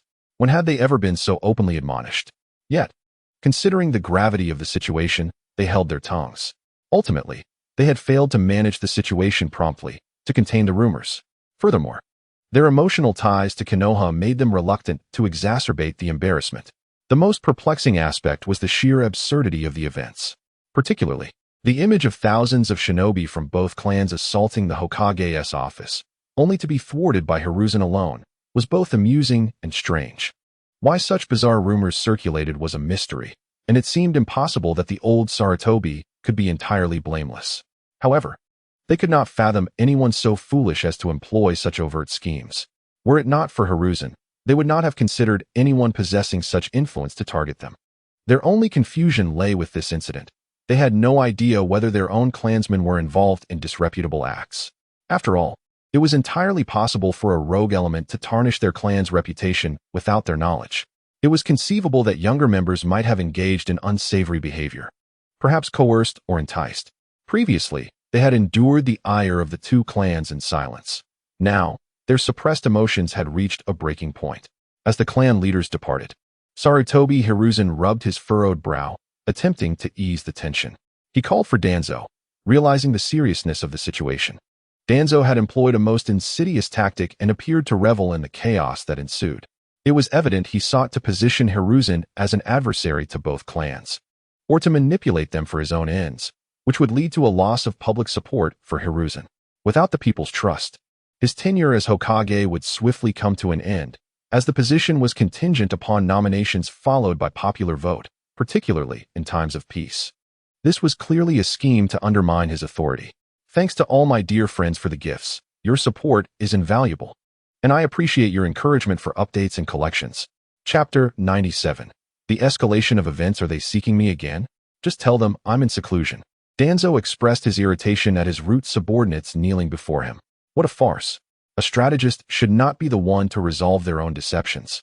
His schemes, regardless of their execution, would not allow Sarutobi to subjugate both clans for his own benefit. For Hiruzen, there was but one path, a futile endeavor.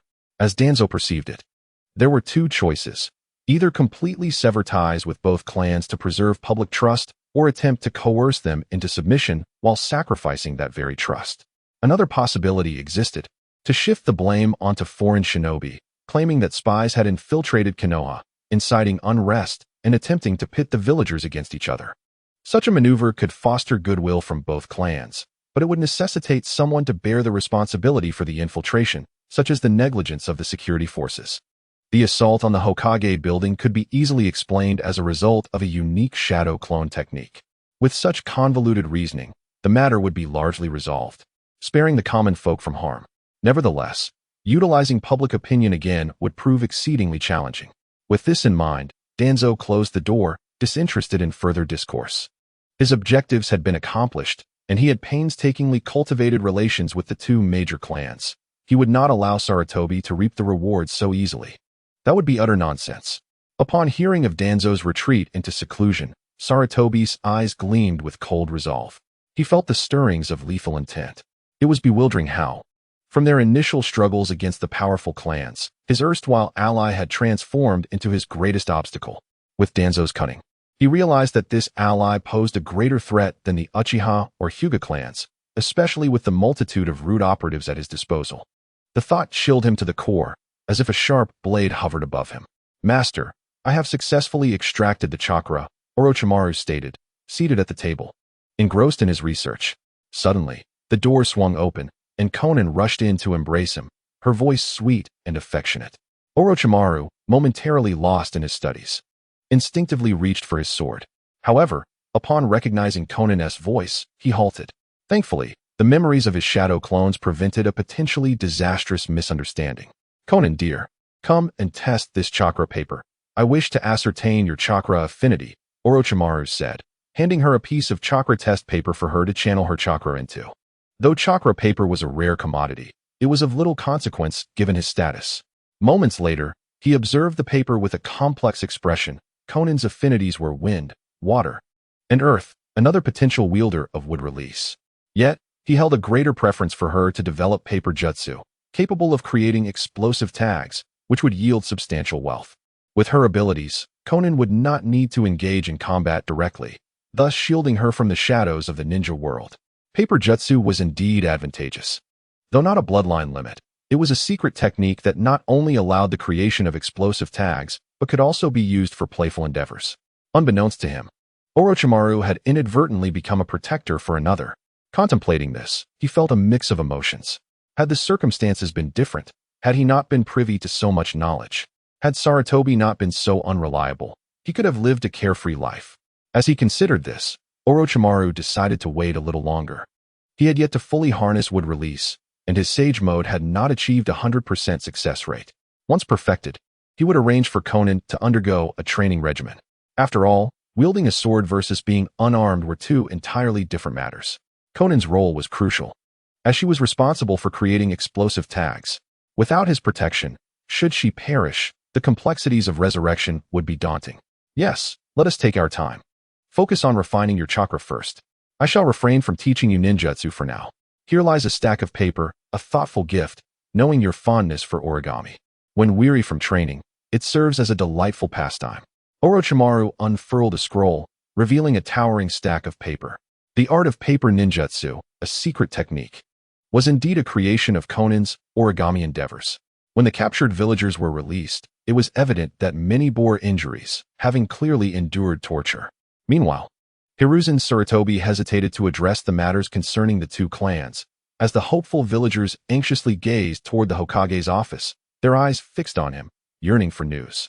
This situation involved two prominent clans, yet their anxiety was tempered, largely due to the absence of individuals who would incite unrest. Were they present, the residents would have already erupted in rebellion, likely cursing Hiruzen's Sarutobi. Such was the cunning of Danzo, choosing to remain silent at this juncture to avoid hasty actions. Sarutobi, however, felt troubled, contemplating a strategy that would satisfy both parties, aiming to bring the clans under his command to enhance his prestige among the populace. His ambition was to become the strongest and most revered Hokage, a figure whose legacy would endure through the ages. Unbeknownst to him, the public discourse was initially aimed at Shikamaru, whose popularity had soared, leading many to believe that Sarutobi should relinquish his position.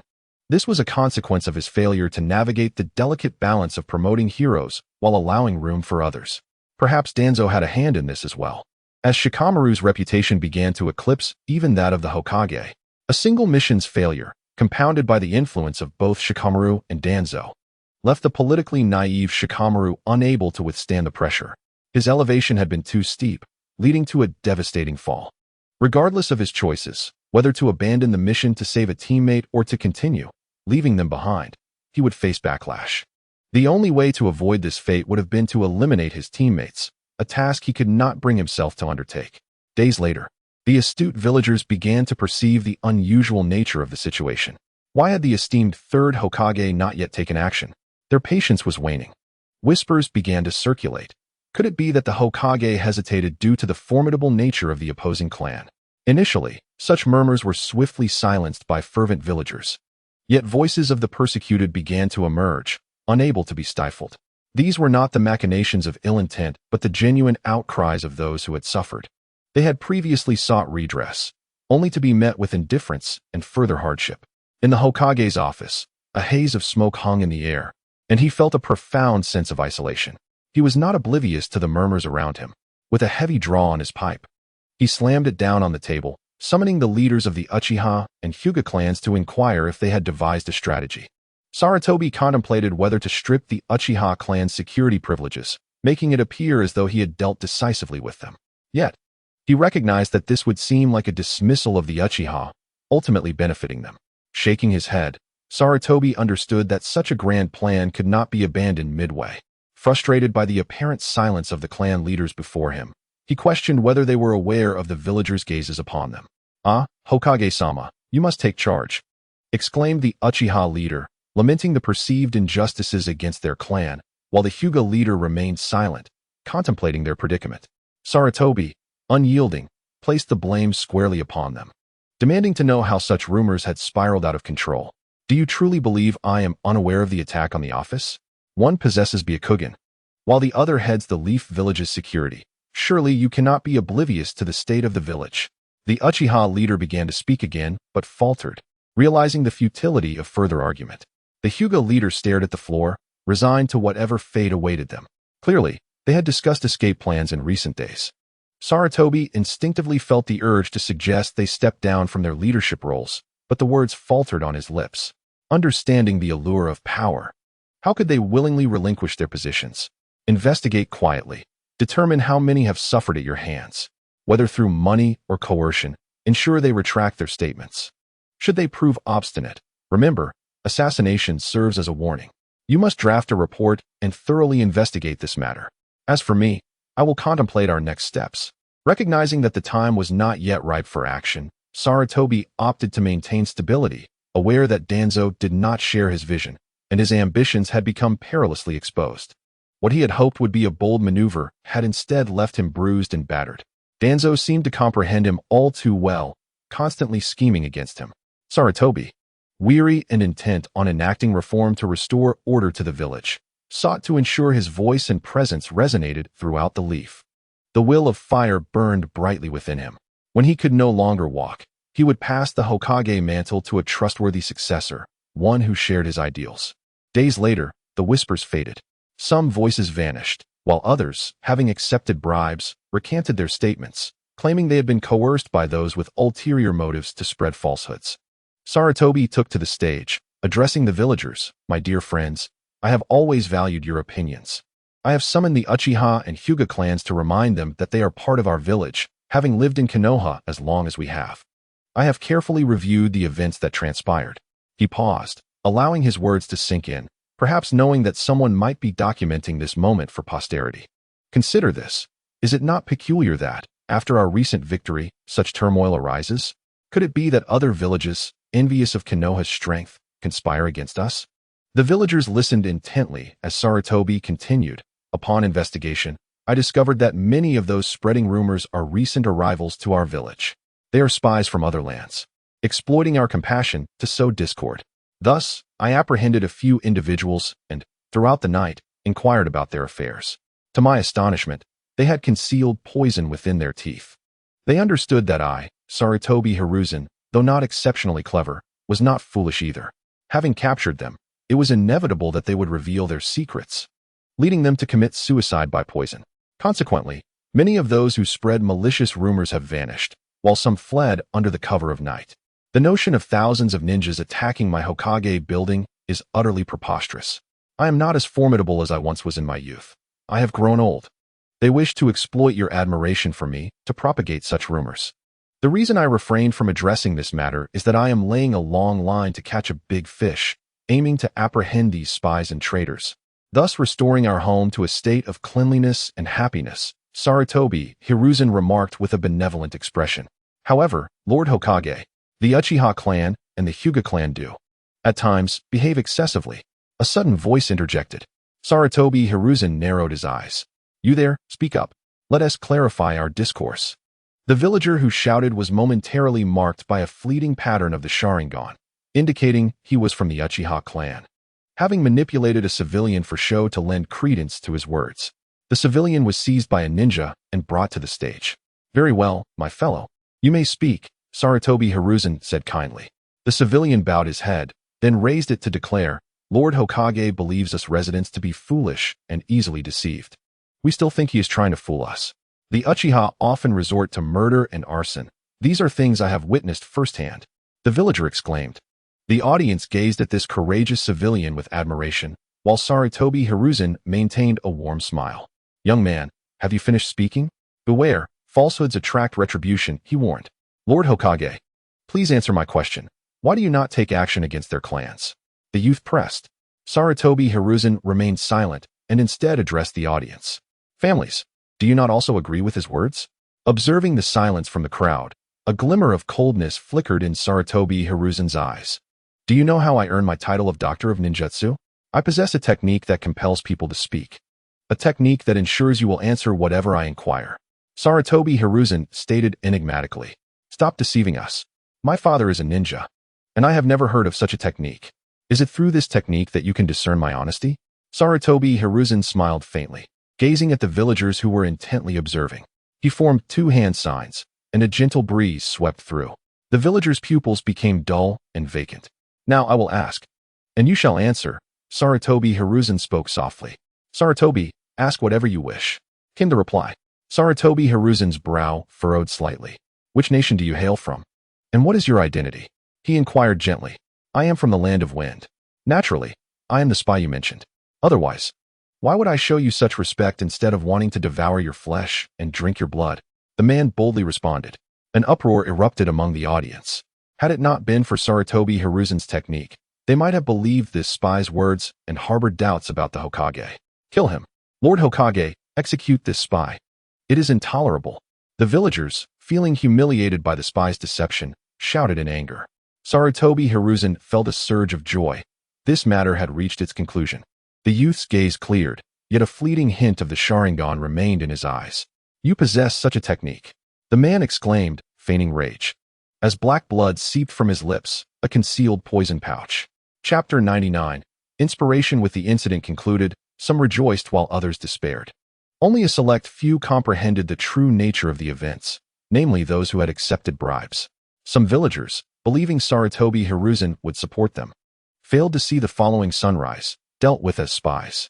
The few who had accepted bribes would not survive the night. Their usefulness had diminished, and they knew too much. Thus they were dealt with as the second wave of spies. "What brings you back?" Orochimaru asked the clone before him, careful not to disturb Konin next door. "A successful experiment has emerged. A civilian, the second stage of wood release," the clone gently replied as it exited the underground laboratory. A flicker of intrigue crossed Orochimaru's previously indifferent eyes. He had long sought an opportune moment and rarely conducted human experiments, relying instead on theoretical knowledge and occasional experiments to refine his methods. On the battlefield, he rarely engaged in such endeavors due to the multitude of eyes present. Wood release represented too much. "I shall take a look. You remain here for now," Orochimaru instructed, his gaze sharpening. Moments later, golden cross-shaped pupils appeared in his eyes. He vanished from his location, reappearing at the outpost.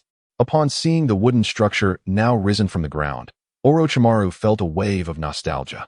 The design of this wooden edifice exuded a modern aesthetic, resembling a row of villas.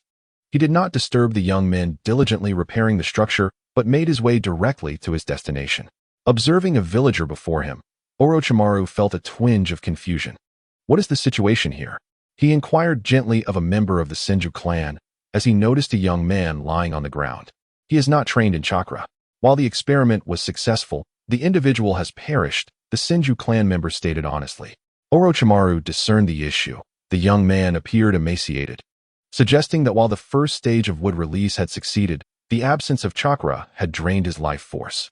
During the second attempt, his willpower had sustained him, but ultimately he had succumbed. Orochimaru felt a sense of disappointment. Initially, he had hoped that success would open new avenues, but upon the clone's report, he arrived only to find the individual deceased. Frustration welled within him as he realized another hope had been dashed. Suddenly, an idea sparked in his mind, only to be swiftly extinguished. He had contemplated establishing a ninja school here to attract students from the surrounding areas, thus creating a pipeline of children to teach them chakra refinement and subsequently test their abilities, using those with suitable attributes for experiments. This could be achieved rapidly, within a few months, yielding preliminary results. However, the current strength of this outpost was insufficient. Ninjas were fiercely protective of their secrets. Should news of such a school emerge, neighboring nations would not remain idle, seeking to eliminate any threat posed. After all, a school represents the foundation of a ninja village. If other regions began to cultivate ninjas indiscriminately, recruiting any child regardless of background, the sheer number of ninjas that could emerge from the vast population of civilians would be staggering. Thus, Orochimaru extinguished this notion, recognizing they had reached yet another bottleneck. Without a viable solution to this predicament, they would find themselves stymied once more. "Show me your experimental data, and how much of the potion remains," Orochimaru inquired softly, eager to glean any insights from the findings. Once he masters wood release, it will herald a transformative upheaval in his life. Currently, he is merely a reservoir of chakra, lacking significant ninjutsu that demands considerable expenditure. This predicament places him in an awkward position. Furthermore, his mastery over the spherical technique is rather lacking. He finds himself with little time to delve into wind release, as the allure of the Susanu's Great Buddha remains far more enticing than the spiral shuriken. Moreover, acquiring wood release could potentially unlock the mysteries of Ashura chakra through the study of Hashirama's cells, which would greatly benefit him. Perhaps it would even catalyze the development of his sage body. After all, if he were solely to focus on wood release, he could invest his efforts into the water and earth chakra attributes without expending excessive time researching Hashirama's cells. The experimentation must continue. He plans to return equipped with potions that rapidly replenish vitality. Upon reflection, Orochimaru realizes halting the experiments is not an option. He has gleaned only a fragment of data thus far, which appears to relate to willpower, yet it remains incomplete and necessitates further data. Thus, he intends to concoct potions to restore vitality. What could possibly embody vitality more than his own sage body? Consequently, he decides to utilize his own cells for research, as they lack the potent corrosive properties of wood release, making this endeavor feasible. With this thought, Orochimaru is struck by a sudden inspiration, albeit at the expense of his poor clones. When he returns, he dispels the shadow clones and assimilates their memories before summoning 2 new ones. Investigate how to convert my cells into vitality-restoring potions. Use my cells and Hashirama's cells to explore how to neutralize them. Or study how my cells can absorb Hashirama's while retaining their characteristics. As he watches the two clones depart with their burdensome tasks, Orochimaru leisurely picks up a gourd of wine and begins to drink. He is now poised to conduct dual-line research in the land of rice. He aims to bestow powerful wood release upon ordinary people, while here, he investigates the interplay between his cells and Hashirama's. This is a novel concept that had not occurred to him before. Previously, he had subconsciously regarded Hashirama's cells as overwhelmingly powerful, never daring to assert his own capabilities. Now, he places his cells on par with Hashirama's, aiming to usurp and harness their abilities. This marks a significant shift in Orochimaru's mindset. He once perceived these individuals as too formidable, fixated solely on acquiring their powers. Now, he contemplates how to seize them. His perspective has elevated to a different echelon. In the past, he was overly dismissive of his abilities, too cautious and self-preserving, remaining humble to a fault. Now, he finally acknowledges and believes in his own strength. Chapter 100. A conversation between master and disciple. Master, what brings you to seek me? Orochimaru gently inquires, observing the unmistakable signs of aging on Sarutobi Hiruzen. His feelings toward Hiruzen are quite complex. On one hand, while Hiruzen has not directly wronged him, he often intrudes into his life, scrutinizing his actions with a crystal ball, ever vigilant for misdeeds.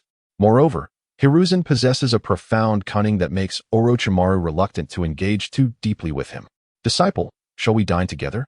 My treat, Hiruzen suggests, noticing the absence of Orochimaru's usual warm smile. The once affable demeanor of Orochimaru has been replaced by a cold, expressionless facade. His vertical pupils scrutinizing Hiruzen like a predator sizing up its prey. No need. You appear quite busy lately. Perhaps it would be best to allocate some time for your health. Orochimaru replies indifferently, devoid of emotion. Hiruzen's eyes seem unfocused, as if he is merely going through the motions. Do you harbor disdain for me? I have done no wrong by you. Merely compelled you to accept a student you did not desire. Despite appearing lackluster, you still hold the admiration of many villagers. The Senju clan remains deeply rooted in Konoha. Despite their apparent extinction, they endure within the village.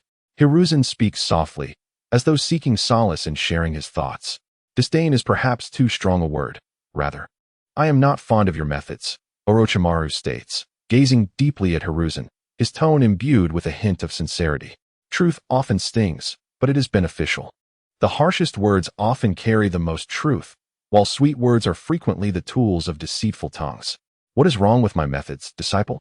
If you wish to bask in the sunlight of higher aspirations, you must first deepen your roots in the shadows, Hiruzen replies, weariness evident in his voice. Since the day he assumed the role of Hokage, he has been ensnared in a web of political maneuvering.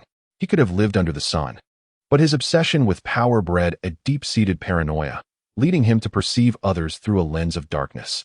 You are ill-suited for the role of Hokage. You lack the requisite strength and resolve, forever preoccupied with stability. But is true stability even achievable? The situation will only worsen, Orochimaru remarks, somewhat disinterested.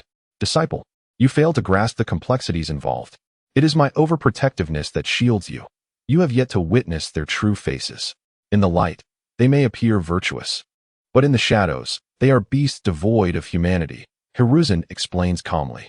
Upon hearing Orochimaru's words, Hiruzen does not react with anger, but rather offers a gentle rebuttal. That is a failure of your strength, an illusion that political machinations can secure your power by eliminating threats. If your strength were formidable enough, no scheme would withstand your might. Orochimaru finds the exchange rather tedious. Hiruzen has transformed into a man ensnared in darkness, donning numerous masks that he cannot remove. But disciple, you must understand that people age. With age comes a rapid decline in strength. One must rely on other means to protect Konoha. Konoha is the culmination of my life's work. After Hiruzen's declaration, a sense of unresolved tension lingers in the air as he puffs on his cigarette. Orochimaru's gaze sharpens, no longer obscuring the figure before him. Noticing the numerous wrinkles etched upon Hiruzen's face, he falls silent for a moment. Old man, it is time to step down. If you do so now, you may still preserve a good reputation. Continuing as Hokage will only lead to more foolish decisions, Orochimaru states. unusually dropping the pretense and addressing Hiruzen with a more familiar term. Upon hearing Orochimaru's words, Hiruzen's pipe hangs limply at his lips, his gaze distant. An unsettling thought crosses his mind. Perhaps his disciple harbors ambitions of usurping his position as Hokage. Shaking off the unwelcome notion, Hiruzen manages a smile, appearing benevolent, though lacking any genuine warmth. In the Hidden Leaf Village, the promising younger generation has yet to mature, and I am hesitant to entrust the position of Hokage to them.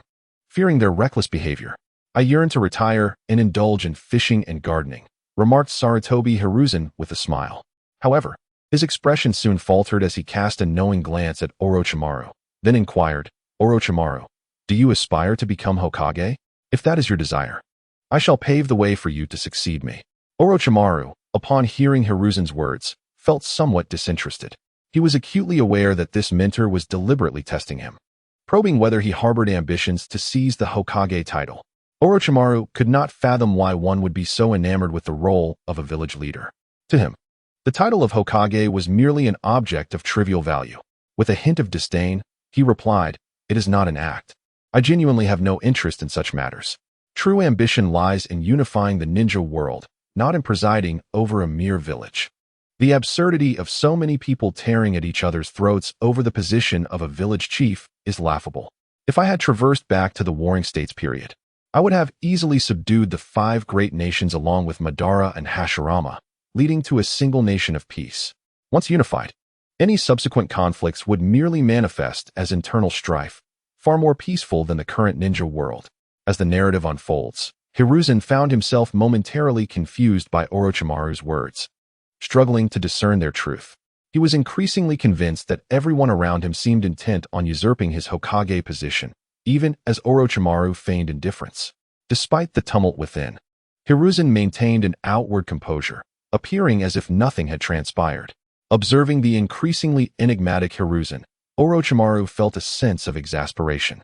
He had once resolved to guide this mentor of his, but now, the sight of Hiruzen left him feeling utterly disenchanted. Orochimaru, if you have no other matters to attend to, I shall take my leave. I have recently taken on a new apprentice and am quite busy, he stated softly. His tone calm, yet tinged with a sense of distance, akin to familiar strangers slowly drifting apart. Noticing Hiruzen's lack of response, Orochimaru turned and departed. When Hiruzen regained his senses, he found that Orochimaru had vanished, leaving the room shrouded in a haze of smoke. The assassin sheds no tears. The king raises his cup alone. He feels a profound loneliness, especially as his once radiant wife has now aged into a mere shadow of her former self. In love, humanity experiences a surge of dopamine and phenylethylamine, but this fervor can only endure for a maximum of 5 years. This is the nature of humanity, its inherent flaws, and its fickle essence. He had long since lost any affection for his partner. Reflecting on this, he retrieved a crystal ball from his drawer, leaning back in his chair, puffing on a cigarette while gazing into the misty depths of the orb. It was evident that the realm within was unfriendly, exuding an aura of malevolence. Under my wise guidance, the newly born women of Konoha appear to be thriving, their nourishment improved. Hiruzen mused to himself, his voice laced with a sense of accomplishment. As time swiftly passed, several months elapsed. Orochimaru's research yielded no groundbreaking advancements, including his studies on the creation of clones and the forbidden jutsu of impure world reincarnation. Meanwhile, Minato was approaching his graduation season. Just as Orochimaru prepared to accept this disciple with a heavy heart, he was taken aback by the sudden return of Jiraiya. Whether it was the world's natural order or mere coincidence, Nagato was still just a child of 5 or 6 years. It was surprising that such a benevolent individual as Jiraiya could step away after less than 4 years of mentorship. It appeared that Jiraiya and Minato shared a profound bond. Perhaps Minato was eagerly preparing to delve into the realm of the deceased. Contemplating this, Orochimaru felt no inclination to intervene. With Jiraiya's return, he could not begrudgingly accept this apprentice any longer. The intricacies of fate were too deep, and he was not yet equipped to bear them. Furthermore, he was deeply engrossed in his scientific pursuits, regretting not having studied diligently in the past. At this juncture, he found himself starting anew. Nevertheless, his progress was commendable, though it could not be compared to the original Orochimaru's relentless ambition. He had transformed into a figure of ordinary resolve, where scientific marvels emerged effortlessly under his guidance. What had once seemed impossible was now miraculously resolved, leading to significant breakthroughs. "Orochimaru, you're back!" exclaimed Conan, rushing to embrace him as he opened the door. Orochimaru felt a sense of helplessness. The innocence of children is inherently sensitive, and Conan, an orphan who had witnessed darkness, was exceptionally perceptive. He could only strive to interact with her based on the memories he held of their previous encounters, for Conan was destined to shine brightly within the ninja world. As he contemplated this, he realized he was somewhat lacking, as if something was amiss. Then, he remembered his financial overseer was waiting for him. Time had slipped by unnoticed. Fortunately, the secret technique held promise for immortality, requiring merely a continuous exchange of hearts. It was strikingly similar to the impure world reincarnation technique. With this thought in mind, Orochimaru resolved to enlist Kakuzu's assistance, intending to delve into the secrets of his technique. "So, Conan, how did your training go today?" he queried, regaining his focus as he recalled a jutsu suitable for her. This technique, originally designed to complement impure world reincarnation, was perilous for casual users, as it could lead to their own demise. It was the exploding tag multiplication technique, which involved placing an explosive tag on another person and continuously summoning more tags. However, the rapid explosions posed a risk to the user, potentially engulfing them in the chaos, transforming them into mere fireworks. To wield this technique effectively, one would need to prepare a substantial number of explosive tags in advance to unleash its true potential, a notion that rendered it forbidden. With this in mind, Orochimaru planned to visit the Hokage's office at night to document this technique, ensuring that when Conan mastered the art of paper jutsu and learned to create explosive tags, she could utilize it effectively, understanding the concept of a single powerful move dominating the battlefield. Coupled with paper jutsu's versatility, her chances of survival would be greatly enhanced, alleviating a burden from his heart. Yet, a lingering question plagued him. Why was he unable to succeed? A woman from the Senju clan clutched an old notebook, tugging at her hair in frustration. Understanding Tobirama's thought process and steps was futile, as it was merely an unfinished technique. For an ordinary person to reach Tobirama's heights was an impossible feat. They might not even comprehend the jumbled notes he left behind. Meanwhile, Tsunade spent her days training alongside Shiranui, showing no inclination to seek a partner. Although many are enamored by her, they are all repelled by her. It remains uncertain whether there is a curse at play. All three of Sarutobi's disciples are single. Chapter 102, Slumber, the third battle in progress. Time flows like a fleeting white horse. Minato still chose Jiraiya as his mentor. As a disciple of Jiraiya, the grandson of the Hokage, and a ninja of the Umbu, he opted for the greater good, allowing him to rescue Kushina from the clutches of the Cloud Village. Initially indifferent to this blonde-haired lad, Kushina found herself indelibly marked by Minato's gentle smile after his heroic act. Entering the bridal chamber, the happy Uchiha Fugaku successfully won the heart of his beloved. Today marked the joyous occasion of his union with Mikoto Uchiha. Orochimaru's shadow clone witnessed this moment and then departed. The original Orochimaru was already in an underground laboratory, preparing to absorb Hashirama's cells. The commotion outside was of no concern to him. Everything was set. The original's chances of success now stood at 99%. "Are you certain you wish to proceed at this moment?" Orochimaru reclined upon the operating table as his shadow clone softly spoke. "Let us begin." Although the success rate is only 99%, as a dignified traveler through time, I cannot afford to be timid. Upon hearing the original's words, Orochimaru's shadow clone silently produced a syringe and plunged it into the original's wrist. Without pausing, he utilized space transfer to reach his other half, holding a vial in hand. The needle penetrated the vein on the back of Orochimaru's hand before being hung on a rack. Then, he extracted an oversized syringe and, without a blink, forcefully injected it into the original. Afterward, a surge of chakra erupted within Orochimaru, causing the shadow clone to explode. Orochimaru succumbed to slumber. Unlike others who had transplanted Hashirama's cells, he was directly consuming them. Orochimaru's disappearance did not cause a stir in Konoha. Sarutobi had not noticed that his disciple had been absent for quite some time.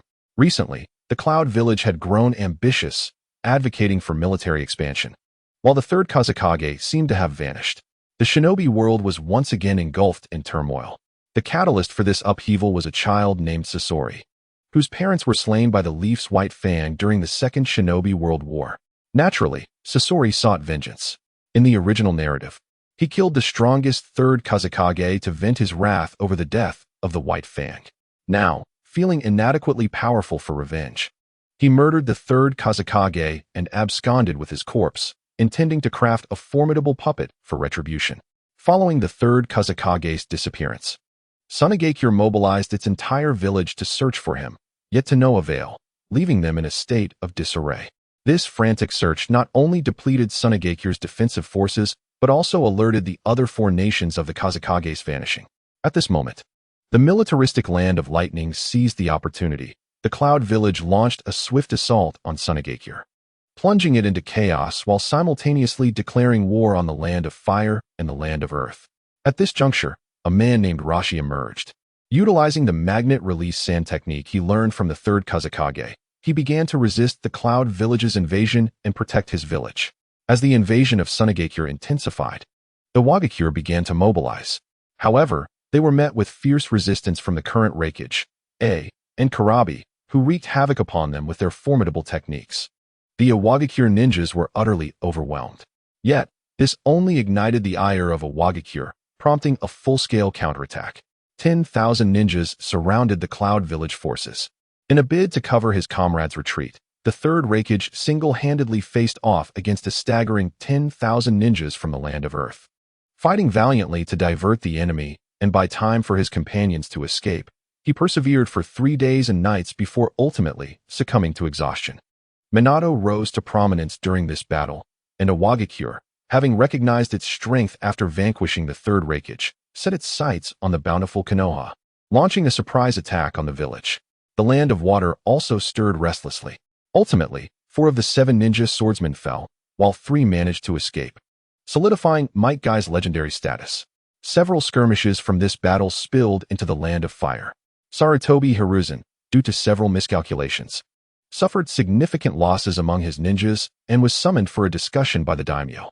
Since ascending to power, he had engaged in 2 shinobi world wars, proving ineffective and exhausting resources. Upon his return, Sarutobi, in a state of despondency, announced his intention to select a new generation of Hokage after this conflict. Meanwhile, Shikamaru, having heeded Orochimaru's counsel, became lethargic, merely going through the motions. When offered a candidate position, he promptly declined without a second thought. Tsunade, engrossed in her training, was also absent, leading to the cancellation of her candidate status. Ultimately, Sarutobi turned his attention to Jiraiya and Orochimaru. Jiraiya had vanished without a trace, and upon inquiring about Orochimaru, he discovered that he too had been missing for several years, seemingly lost. Yet, he still had a disciple, Konan, who remained in Konoha. With no other options, Sarutobi designated candidates for Hokage among Minato, Fugaku, and Hisashi, recognizing that only Minato, as Jiraiya's disciple, would not be a loss. Thus, Sarutobi provided myriad opportunities for Minato to accomplish great deeds and consistently promoted him within the village. Danzo felt discomfort at this, as he too aspired to be Hokage and contemplated supporting Fugaku and Hisashi to stir up trouble. However, considering that his greatest rival was on the verge of stepping down, he refrained from taking action, knowing that Sarutobi would stop at nothing to eliminate any opposition. Consequently, Danzo reluctantly withdrew. Konan gently tidied up Orochimaru's quarters, pondering, "Master, where have you gone? Why have you not returned for so long?" Meanwhile, Orochimaru continued his battle with Hashirama's cells, viewing the pursuit of that 99% success rate as a crucial part of his plan. In comparison to his life, gaining a little more time was a trivial matter. As for the shinobi world, several novels began circulating, gaining immense popularity, such as Ninja by Jie and Abing's Adventures. Minato was also heralded as the Yellow Flash of Konoha, with rumors circulating that encountering Minato in battle would grant one the option to abandon their mission without penalty for failure.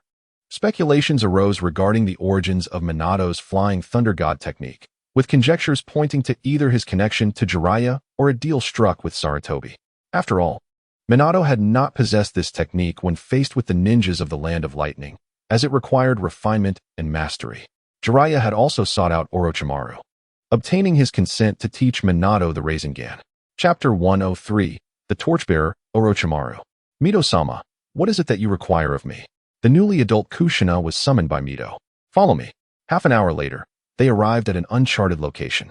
Mito concealed from everyone the transfer of the Nine Tails. Had Orochimaru not been in slumber, it likely would have resulted in a different calamity. Mito had aged remarkably, unable to hold on long enough to bid farewell to Tsunade and SHT before departing this world. Thus, an era concluded perfectly with all its figures, save for Madara, who still clung to life. However, when Hiruzen Sarutobi learned of the news, he merely sighed in resignation. On July 23rd, in the year 48 of Konoha, Sasuke was born. By October 10th of the same year, there were signs that Kushina Uzumaki was about to give birth. Hiruzen arranged for his wife to accompany her to a secluded location for the delivery. Minato anxiously awaited outside, while Jiraiya roamed the outside world. Tsunade took SHT on excursions to hone their skills and explore the ninja realm, while Kakashi was dragged out by Sakumo to clear his gloomy mind.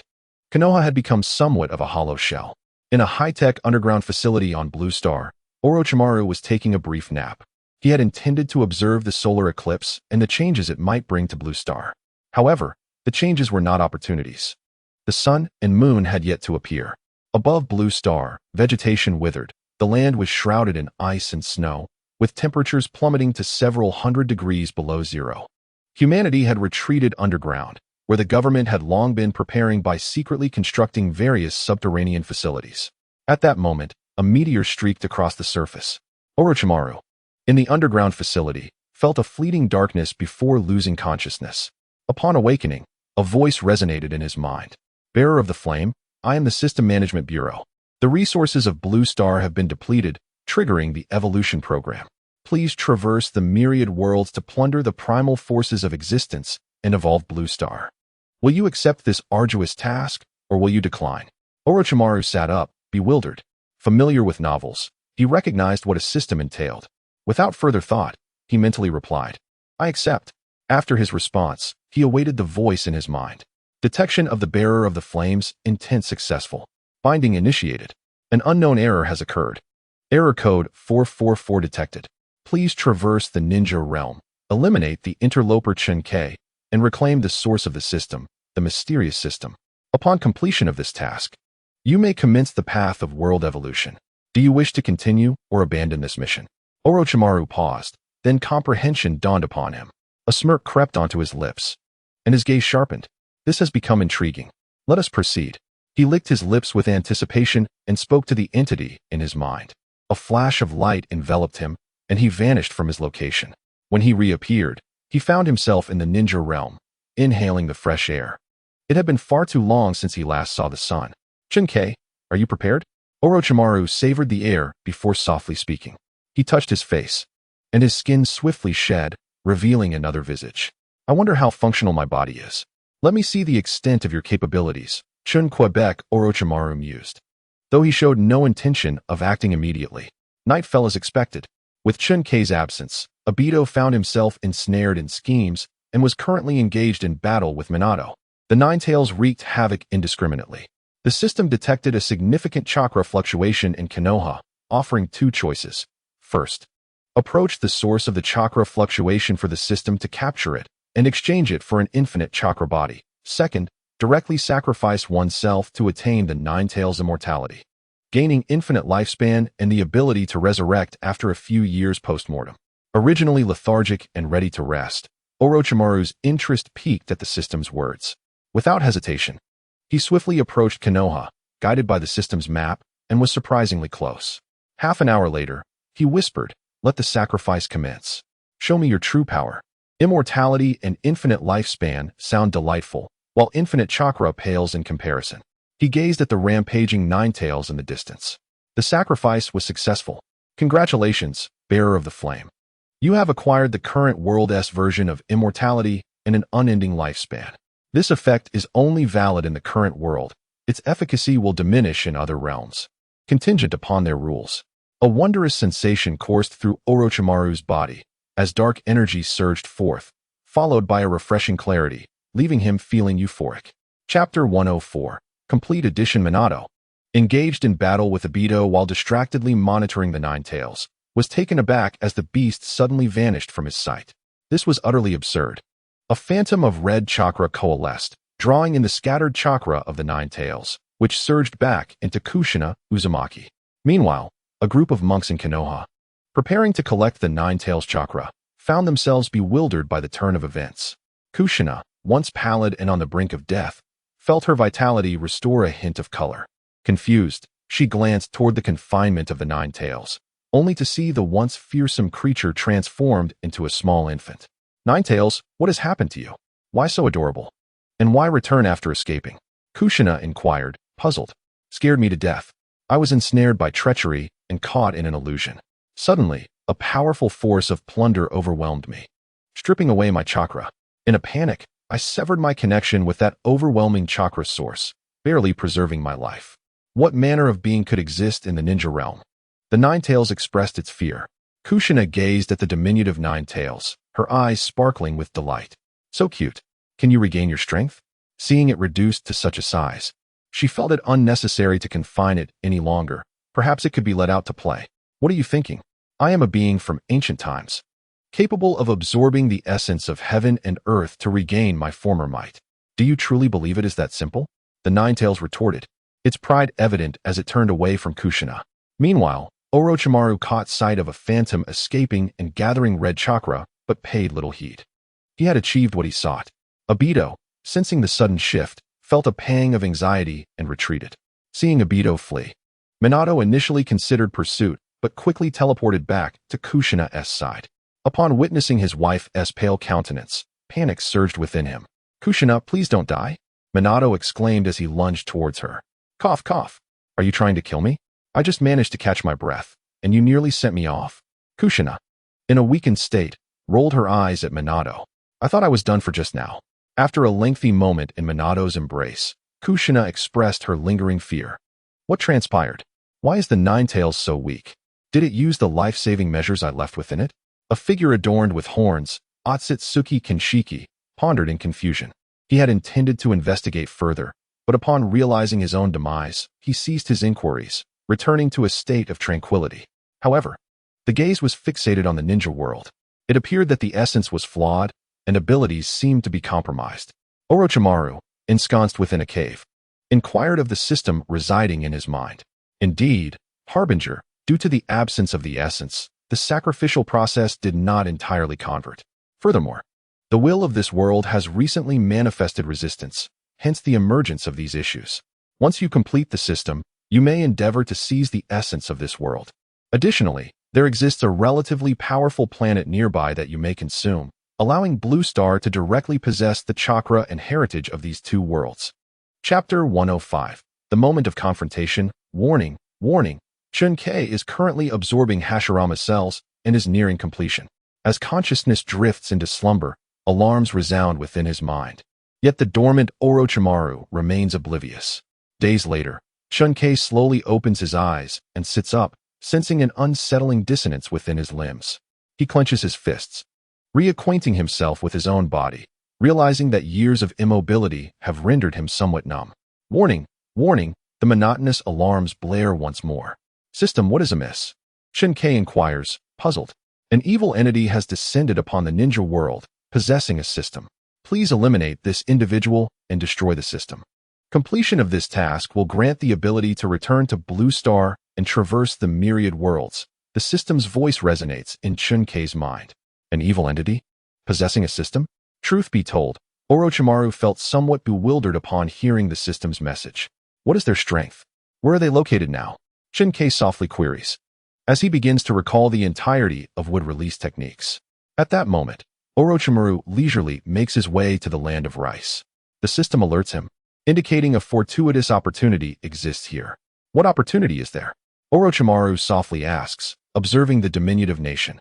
Harbinger, there is a small laboratory here, where research conducted may significantly enhance your power, the system gently replies. What is it? When I visited Blue Star, I was merely 7 years old, and memories of this place have become increasingly vague. I have already sacrificed the formidable Nine Tails. Is there any other powerful existence? Orochimaru inquires softly. Would release. The bloodline limit of the first Hokage has a half-finished product here. I can assist you in successfully acquiring this transformation. The system's voice responds softly. Orochimaru's expression becomes animated. What exactly is this system? Or rather, what entity has created it? And why does it possess such formidable power? Is there a conspiracy at play?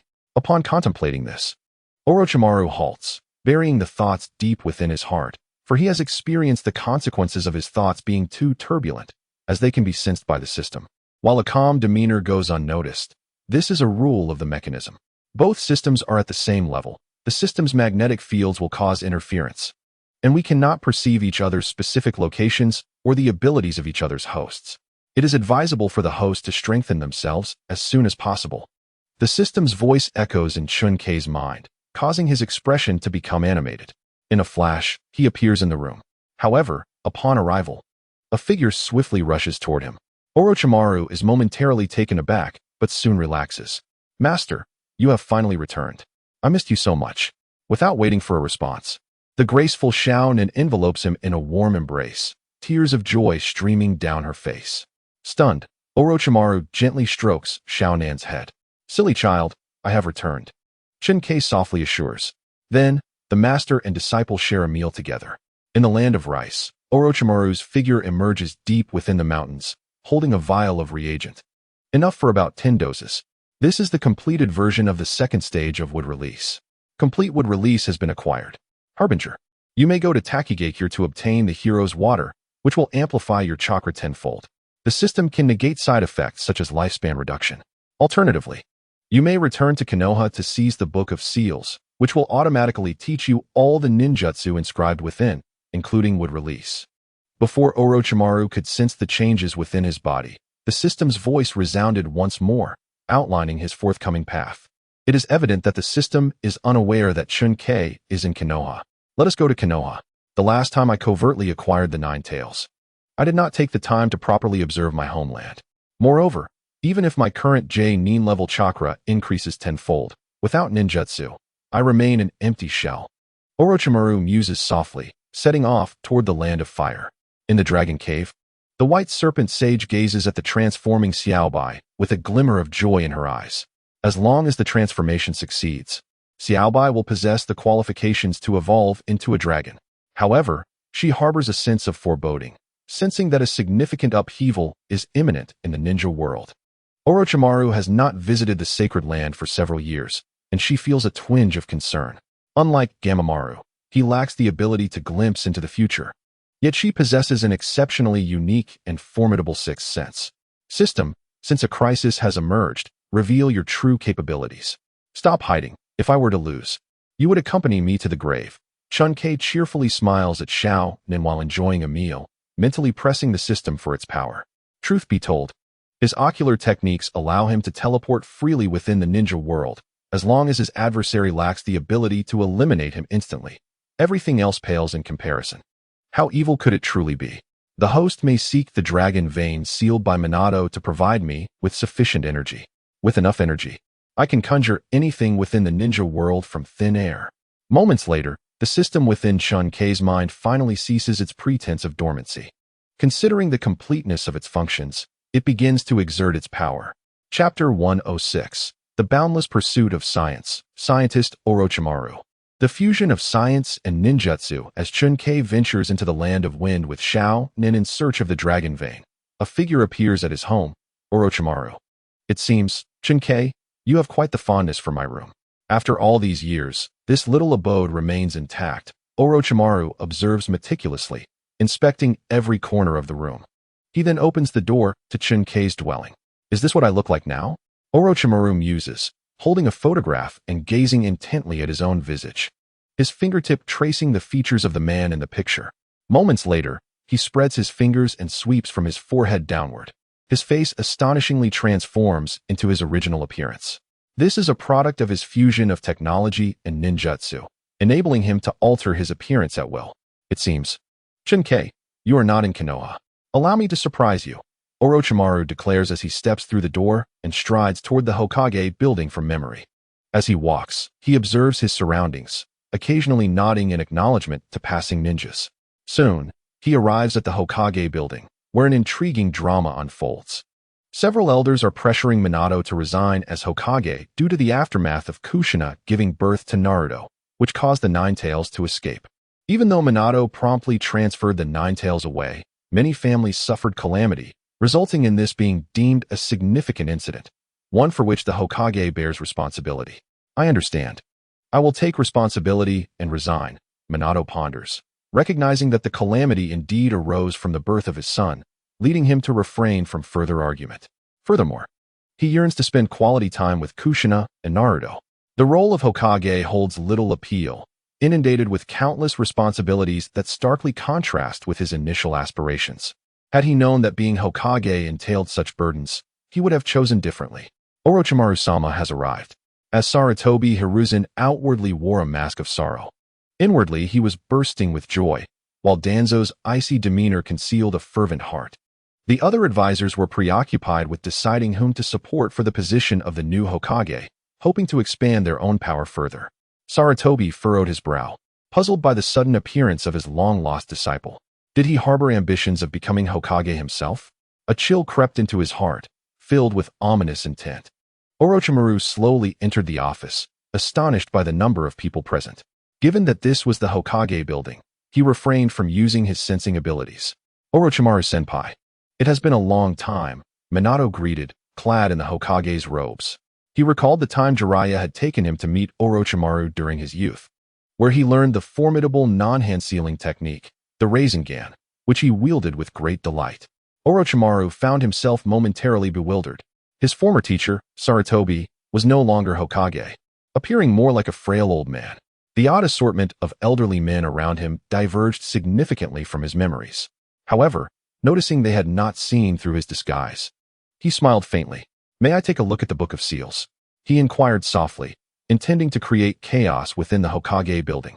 Regardless of the discrepancies with his memories, he had no intention of changing his course. Before Minato could respond, Danzo's voice boomed. "How dare you? The Book of Seals is not something you can simply demand to see. Who do you think you are?" Seizing the opportunity, Danzo vehemently berated Orochimaru, aiming to humiliate Sarutobi in this rare moment. Orochimaru felt a surge of displeasure at the audacity of this unfamiliar man, his chakra flaring violently.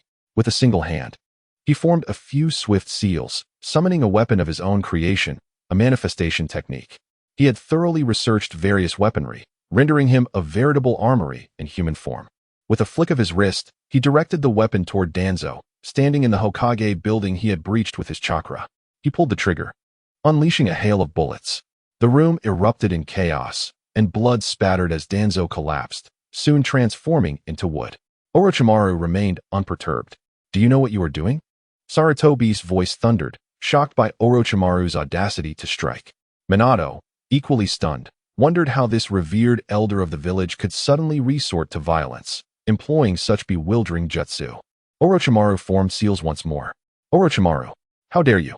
As Minato prepared to intervene, Sarutobi's authoritative shout halted him. Out of respect for the amiable third Hokage, he paused, allowing Sarutobi to handle the situation. Yet, Orochimaru showed no signs of relenting, continuing his hand seals. Moments later, a massive tank descended upon the wooden structure, causing it to collapse under the weight. The room was instantly crushed, and everyone stared in disbelief at this manifestation. The tank was the product of Orochimaru's fusion of modern technology and ninjutsu, requiring the extraction of vast amounts of iron from beneath the ground to facilitate its creation. This indicated that Orochimaru had drawn on subterranean resources to instantaneously fabricate such machinery. The principles behind the weaponry and explosives similarly defied conventional logic, blending science with ninjutsu. Chapter 107. Confusion. With a resounding crash, Minato witnessed a colossal shell hurtling towards him. Without hesitation, he moved slightly, causing the shell to vanish. A tremendous explosion echoed through the distant mountains. Orochimaru, eyes narrowed, emerged from the tank, propelled skyward by a newly added thruster. The speed of this blonde-haired youth surprised him. He had not anticipated anyone in the ninja world could be so swift. With a few quick seals, the remaining shells within the tank began to expand, primed for detonation. Minato, sensing the subtle chakra-induced disturbance, vanished in an instant, moving with such speed it appeared as if he had not moved at all.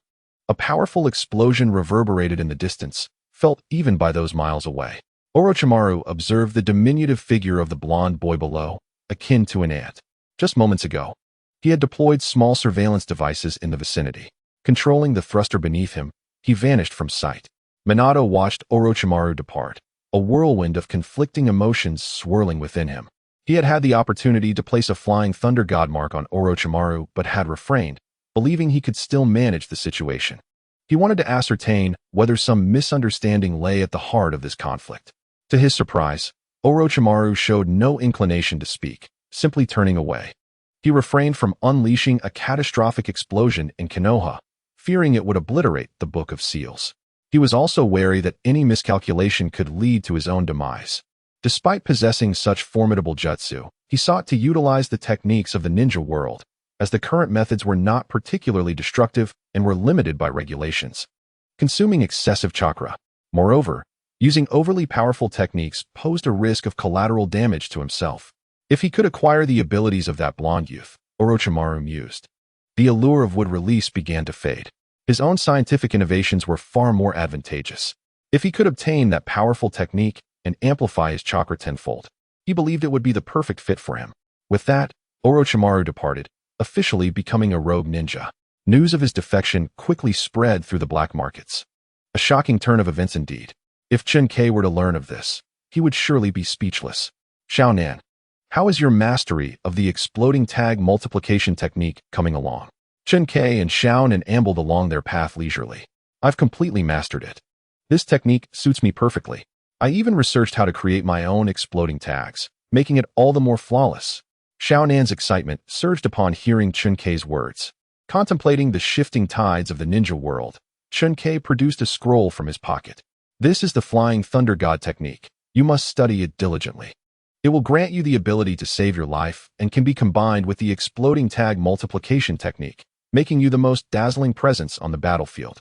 He gently ruffled Xiaonan's hair, speaking softly. A blush crept across Xiaonan's face. Yes, sensei, I will strive to follow closely in your footsteps. Unbeknownst to her, her aspirations of becoming an empress began to shift. Chen Que remained oblivious, instead focusing on obtaining the dragon vein to explore its energies and potential applications. He also planned to visit the land of rice to assess the progress of his experiments. In his spare moments, Chen Que contemplated wood release, pondering how he might simplify the hand seals to achieve instant results. What Chen Que was oblivious to was that if Orochimaru were to discover the Book of Seals, he would swiftly master all its contents, including the Flying Thunder God technique. At that moment, it would be akin to deities clashing in a celestial battle, where combat would be reduced to mere sounds, with no visible figures, as they traversed from the southern reaches to the northern expanse. Meanwhile, the Akatsuki organization had solidified into a formidable entity. Nagato had been successfully brainwashed by Obito, and Yahiko could not escape his grim fate. At this juncture, Nagato felt more isolated than in the original narrative. The woman who had replaced Conan had also ascended to one of the 6 paths. He was devoid of any conversational companion. The only one left was Obito, who was nothing but a deceiver. A fortnight later, Orochimaru lingered near Konoha, adept at disguising himself, making it impossible for anyone to detect his presence. Coupled with the system's ability to obscure his aura, he remained undetectable, save for Chen Que.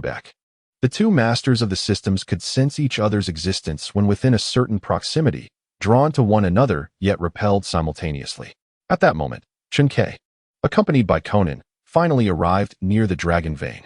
A series of beeping sounds resonated in his mind, an alert from the system. Within 1,000 meters, the sound would activate.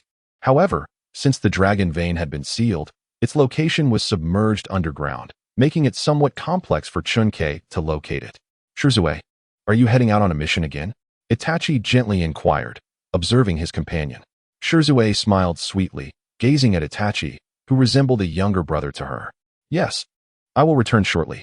Itachi quietly watched as Shirzue departed. After a brief pause, he turned to leave.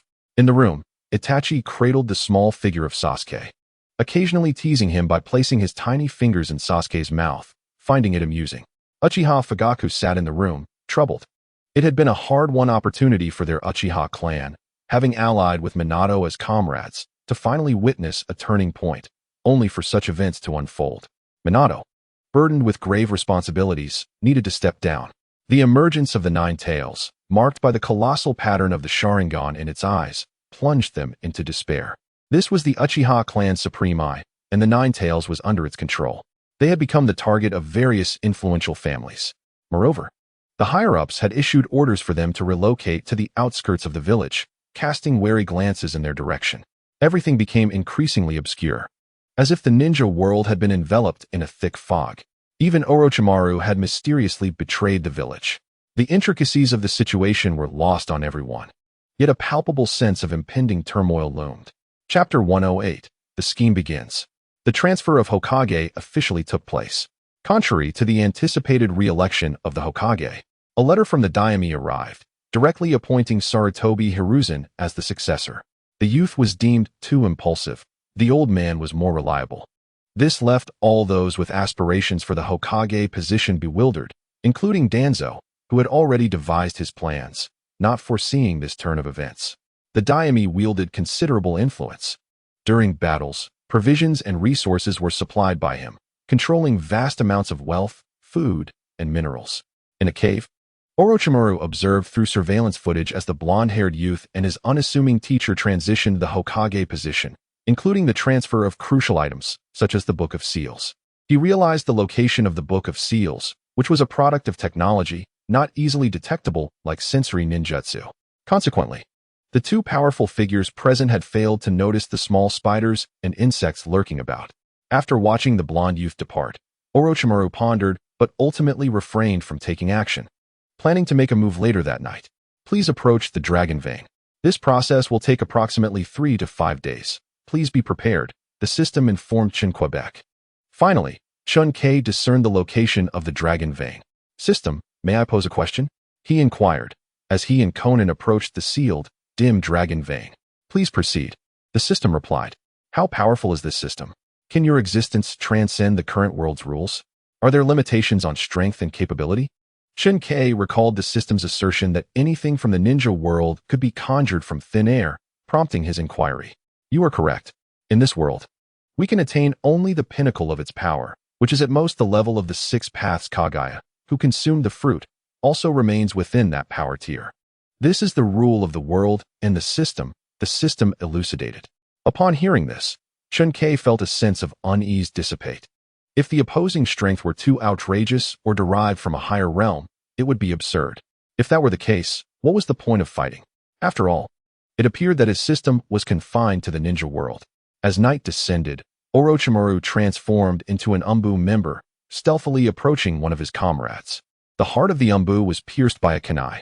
He could never have anticipated why this companion would suddenly strike. Without hesitation, Orochimaru acted, knowing the scent of blood would quickly spread. In a flash, he moved to another Umbu's position. The Umbu, believing he was well concealed, remained oblivious to the spider lurking above, fixated on him.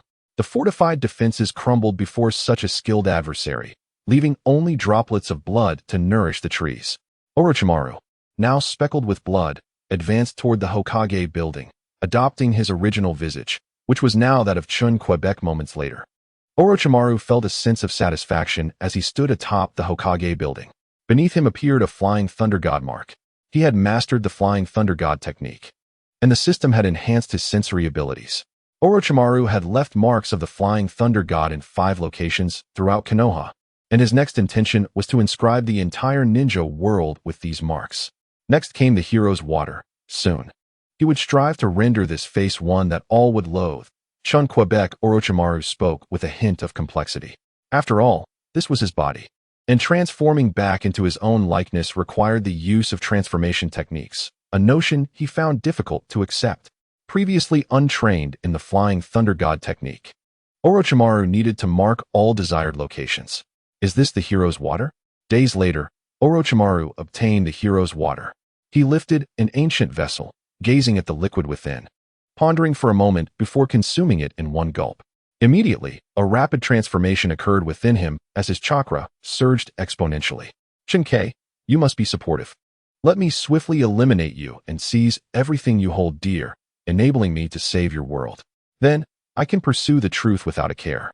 Indeed, for Orochimaru, the desire for strength was secondary. He was far more inclined towards research, unraveling the truths of the world. Power, no matter how formidable, was meaningless to him without knowledge. He preferred to be a wise individual.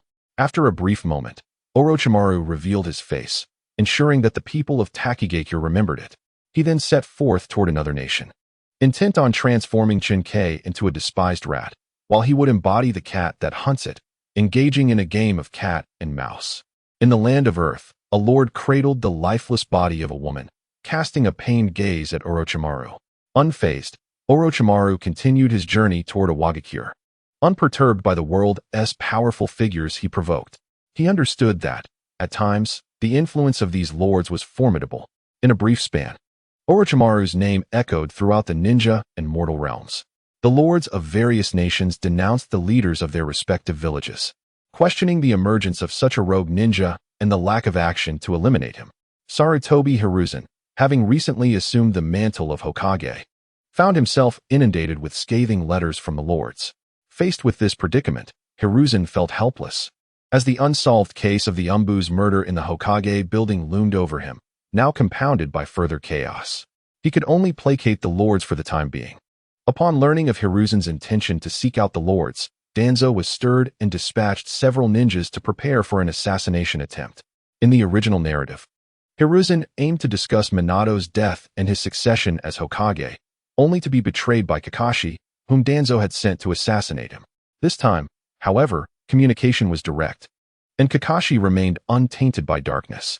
In Chapter 109, a voice echoed in Chen Ke's mind, announcing the completion of the energy accumulation. "Do you have any desires, host? The energy is substantial this time. As long as your requests are reasonable, I can fulfill them." Startled, Chen Ke, who had been in this realm for 5 days, set aside his bowl. Xiao Nan, puzzled, inquired softly, "Teacher, is my cooking unpalatable?" "It is quite delicious. You should continue eating," Chen Ke replied gently, contemplating the system's words. After a brief moment, he thought, "I wish to taste the flavor of a chakra fruit." Unashamedly, he communicated with the system. The system faltered momentarily before responding. "You're thinking too far-fetched. How about you manifest the Rinnegan for me?" Chen Ke suggested once more. The system explained, "Although the energy from the dragon vein is ample, it cannot provide for your desires. However, since you possess Ashura's chakra within you, it can seamlessly complement Indra's chakra." Considering Chen Ke's erratic thoughts, the system proposed that completing Indra's chakra would be the simplest task, allowing it to conserve some energy for future endeavors. It wasn't that the system was stingy, rather, certain matters required a gradual approach, as only self-evolved abilities would suit him best. After all, gathering the essence of all things, or the Otsutsuki chakra, remained the most effective path for Chen Ke at this juncture. "Very well, let us proceed with the completion," Chen Ke communicated within his mind, gazing into the distance in contemplation. Upon hearing his decision, the system wasted no time, transferring waves of energy into Chen Ke's body. Moments later, he sensed no immediate change, feeling somewhat bemused. Just as he was about to speak, the scenery before him brightened. His previously nearsighted vision was restored, prompting a moment of reflection. Yet, another question arose: how to activate the Rinnegan after acquiring Otsutsuki chakra? Rather than departing, he remained in place for a month, diligently studying would release. After making progress, he decided it was time to return. Gently patting Xiao Nan's head, he said softly, "Now that we possess sage mode and sage power, is it not only a matter of time before the evolution of the sage's eye? Moreover, I have nearly grasped would release." As Chen Ke and Xiao Nan approached the main road to return to Konoha, a passerby spotted Chen Ke, rubbed his eyes in disbelief, and hurried away. Moments later, a group of ninjas surrounded Orochimaru. "Are you the infamous Orochimaru, the public enemy of the ninja world?" The leading ninja sneered. Chen Ke, bewildered, asked, "Is there something you need?" "Humph. What need is there? The public enemy Orochimaru has continuously provoked the lords of the 5 great nations, slain their most beloved consorts, infiltrated their villages, and wreaked havoc. Your bounty has reached a staggering 10 billion. So, hand over your life." Taken aback, Chen Ke was momentarily stunned. Before he could inquire further, the ninjas charged at him. Without hesitation, he formed hand seals. Moments later, would release. Advent of the tree world. The ground trembled, transforming the area into a vast forest spanning thousands of meters, all still within the Wind Country's territory. Observing several bound ninjas who had not perished, Orochimaru approached them and asked, "Was it entertaining? Speak of the misdeeds I've committed." "Go ahead, do as you wish," Chen Ke replied coolly, his eyes narrowing as he flicked his fingers. The trees writhed, ensnaring the leader. The sound of bones fracturing echoed as if juice was being extracted from fruit, the blood absorbed by the trees as nourishment. Turning to the others, Chen Que gently inquired, "Shall I continue?" Noticing their silence, he flicked his fingers again, repeating the grim process. By the third time, one ninja could no longer endure the torment. "I beg you, Orochimaru, spare me. I was merely caught in a moment of greed," he cried, trembling in fear. "Tell me what I wish to know, and I may let you go." Chen Que said softly. "What do you wish to know?" the ninja asked, his face flushed with urgency. "I wish to learn of my recent deeds and admire my handiwork." Chen Que chuckled lightly, harboring a hint of speculation. "You first caused chaos in the Hokage building, destroying it and becoming a rogue ninja. Then you wreaked havoc across the ninja world, antagonizing the lords of the 5 great nations and offending even the smaller surrounding countries." Contemplating the ninja's words, Chen Que began conversing with the system in his mind. "System, it seems he has discerned my identity." The system fell silent, reviewing Chen Ke's wish list. After a moment's selection, it proclaimed, "Congratulations, host, on mastering Clap of the Hands, an ability that allows you to summon any ninjutsu requiring hand seals with a mere clap." Upon hearing this, Chen Que felt an overwhelming surge of memories flood his mind. All the ninjutsu he knew were being analytically simplified. Ultimately, it culminated in a method where he could execute ninjutsu by merely clapping his hands, aligning the chakra flow within him. "System, you truly understand." Chen Que murmured softly after a lengthy pause.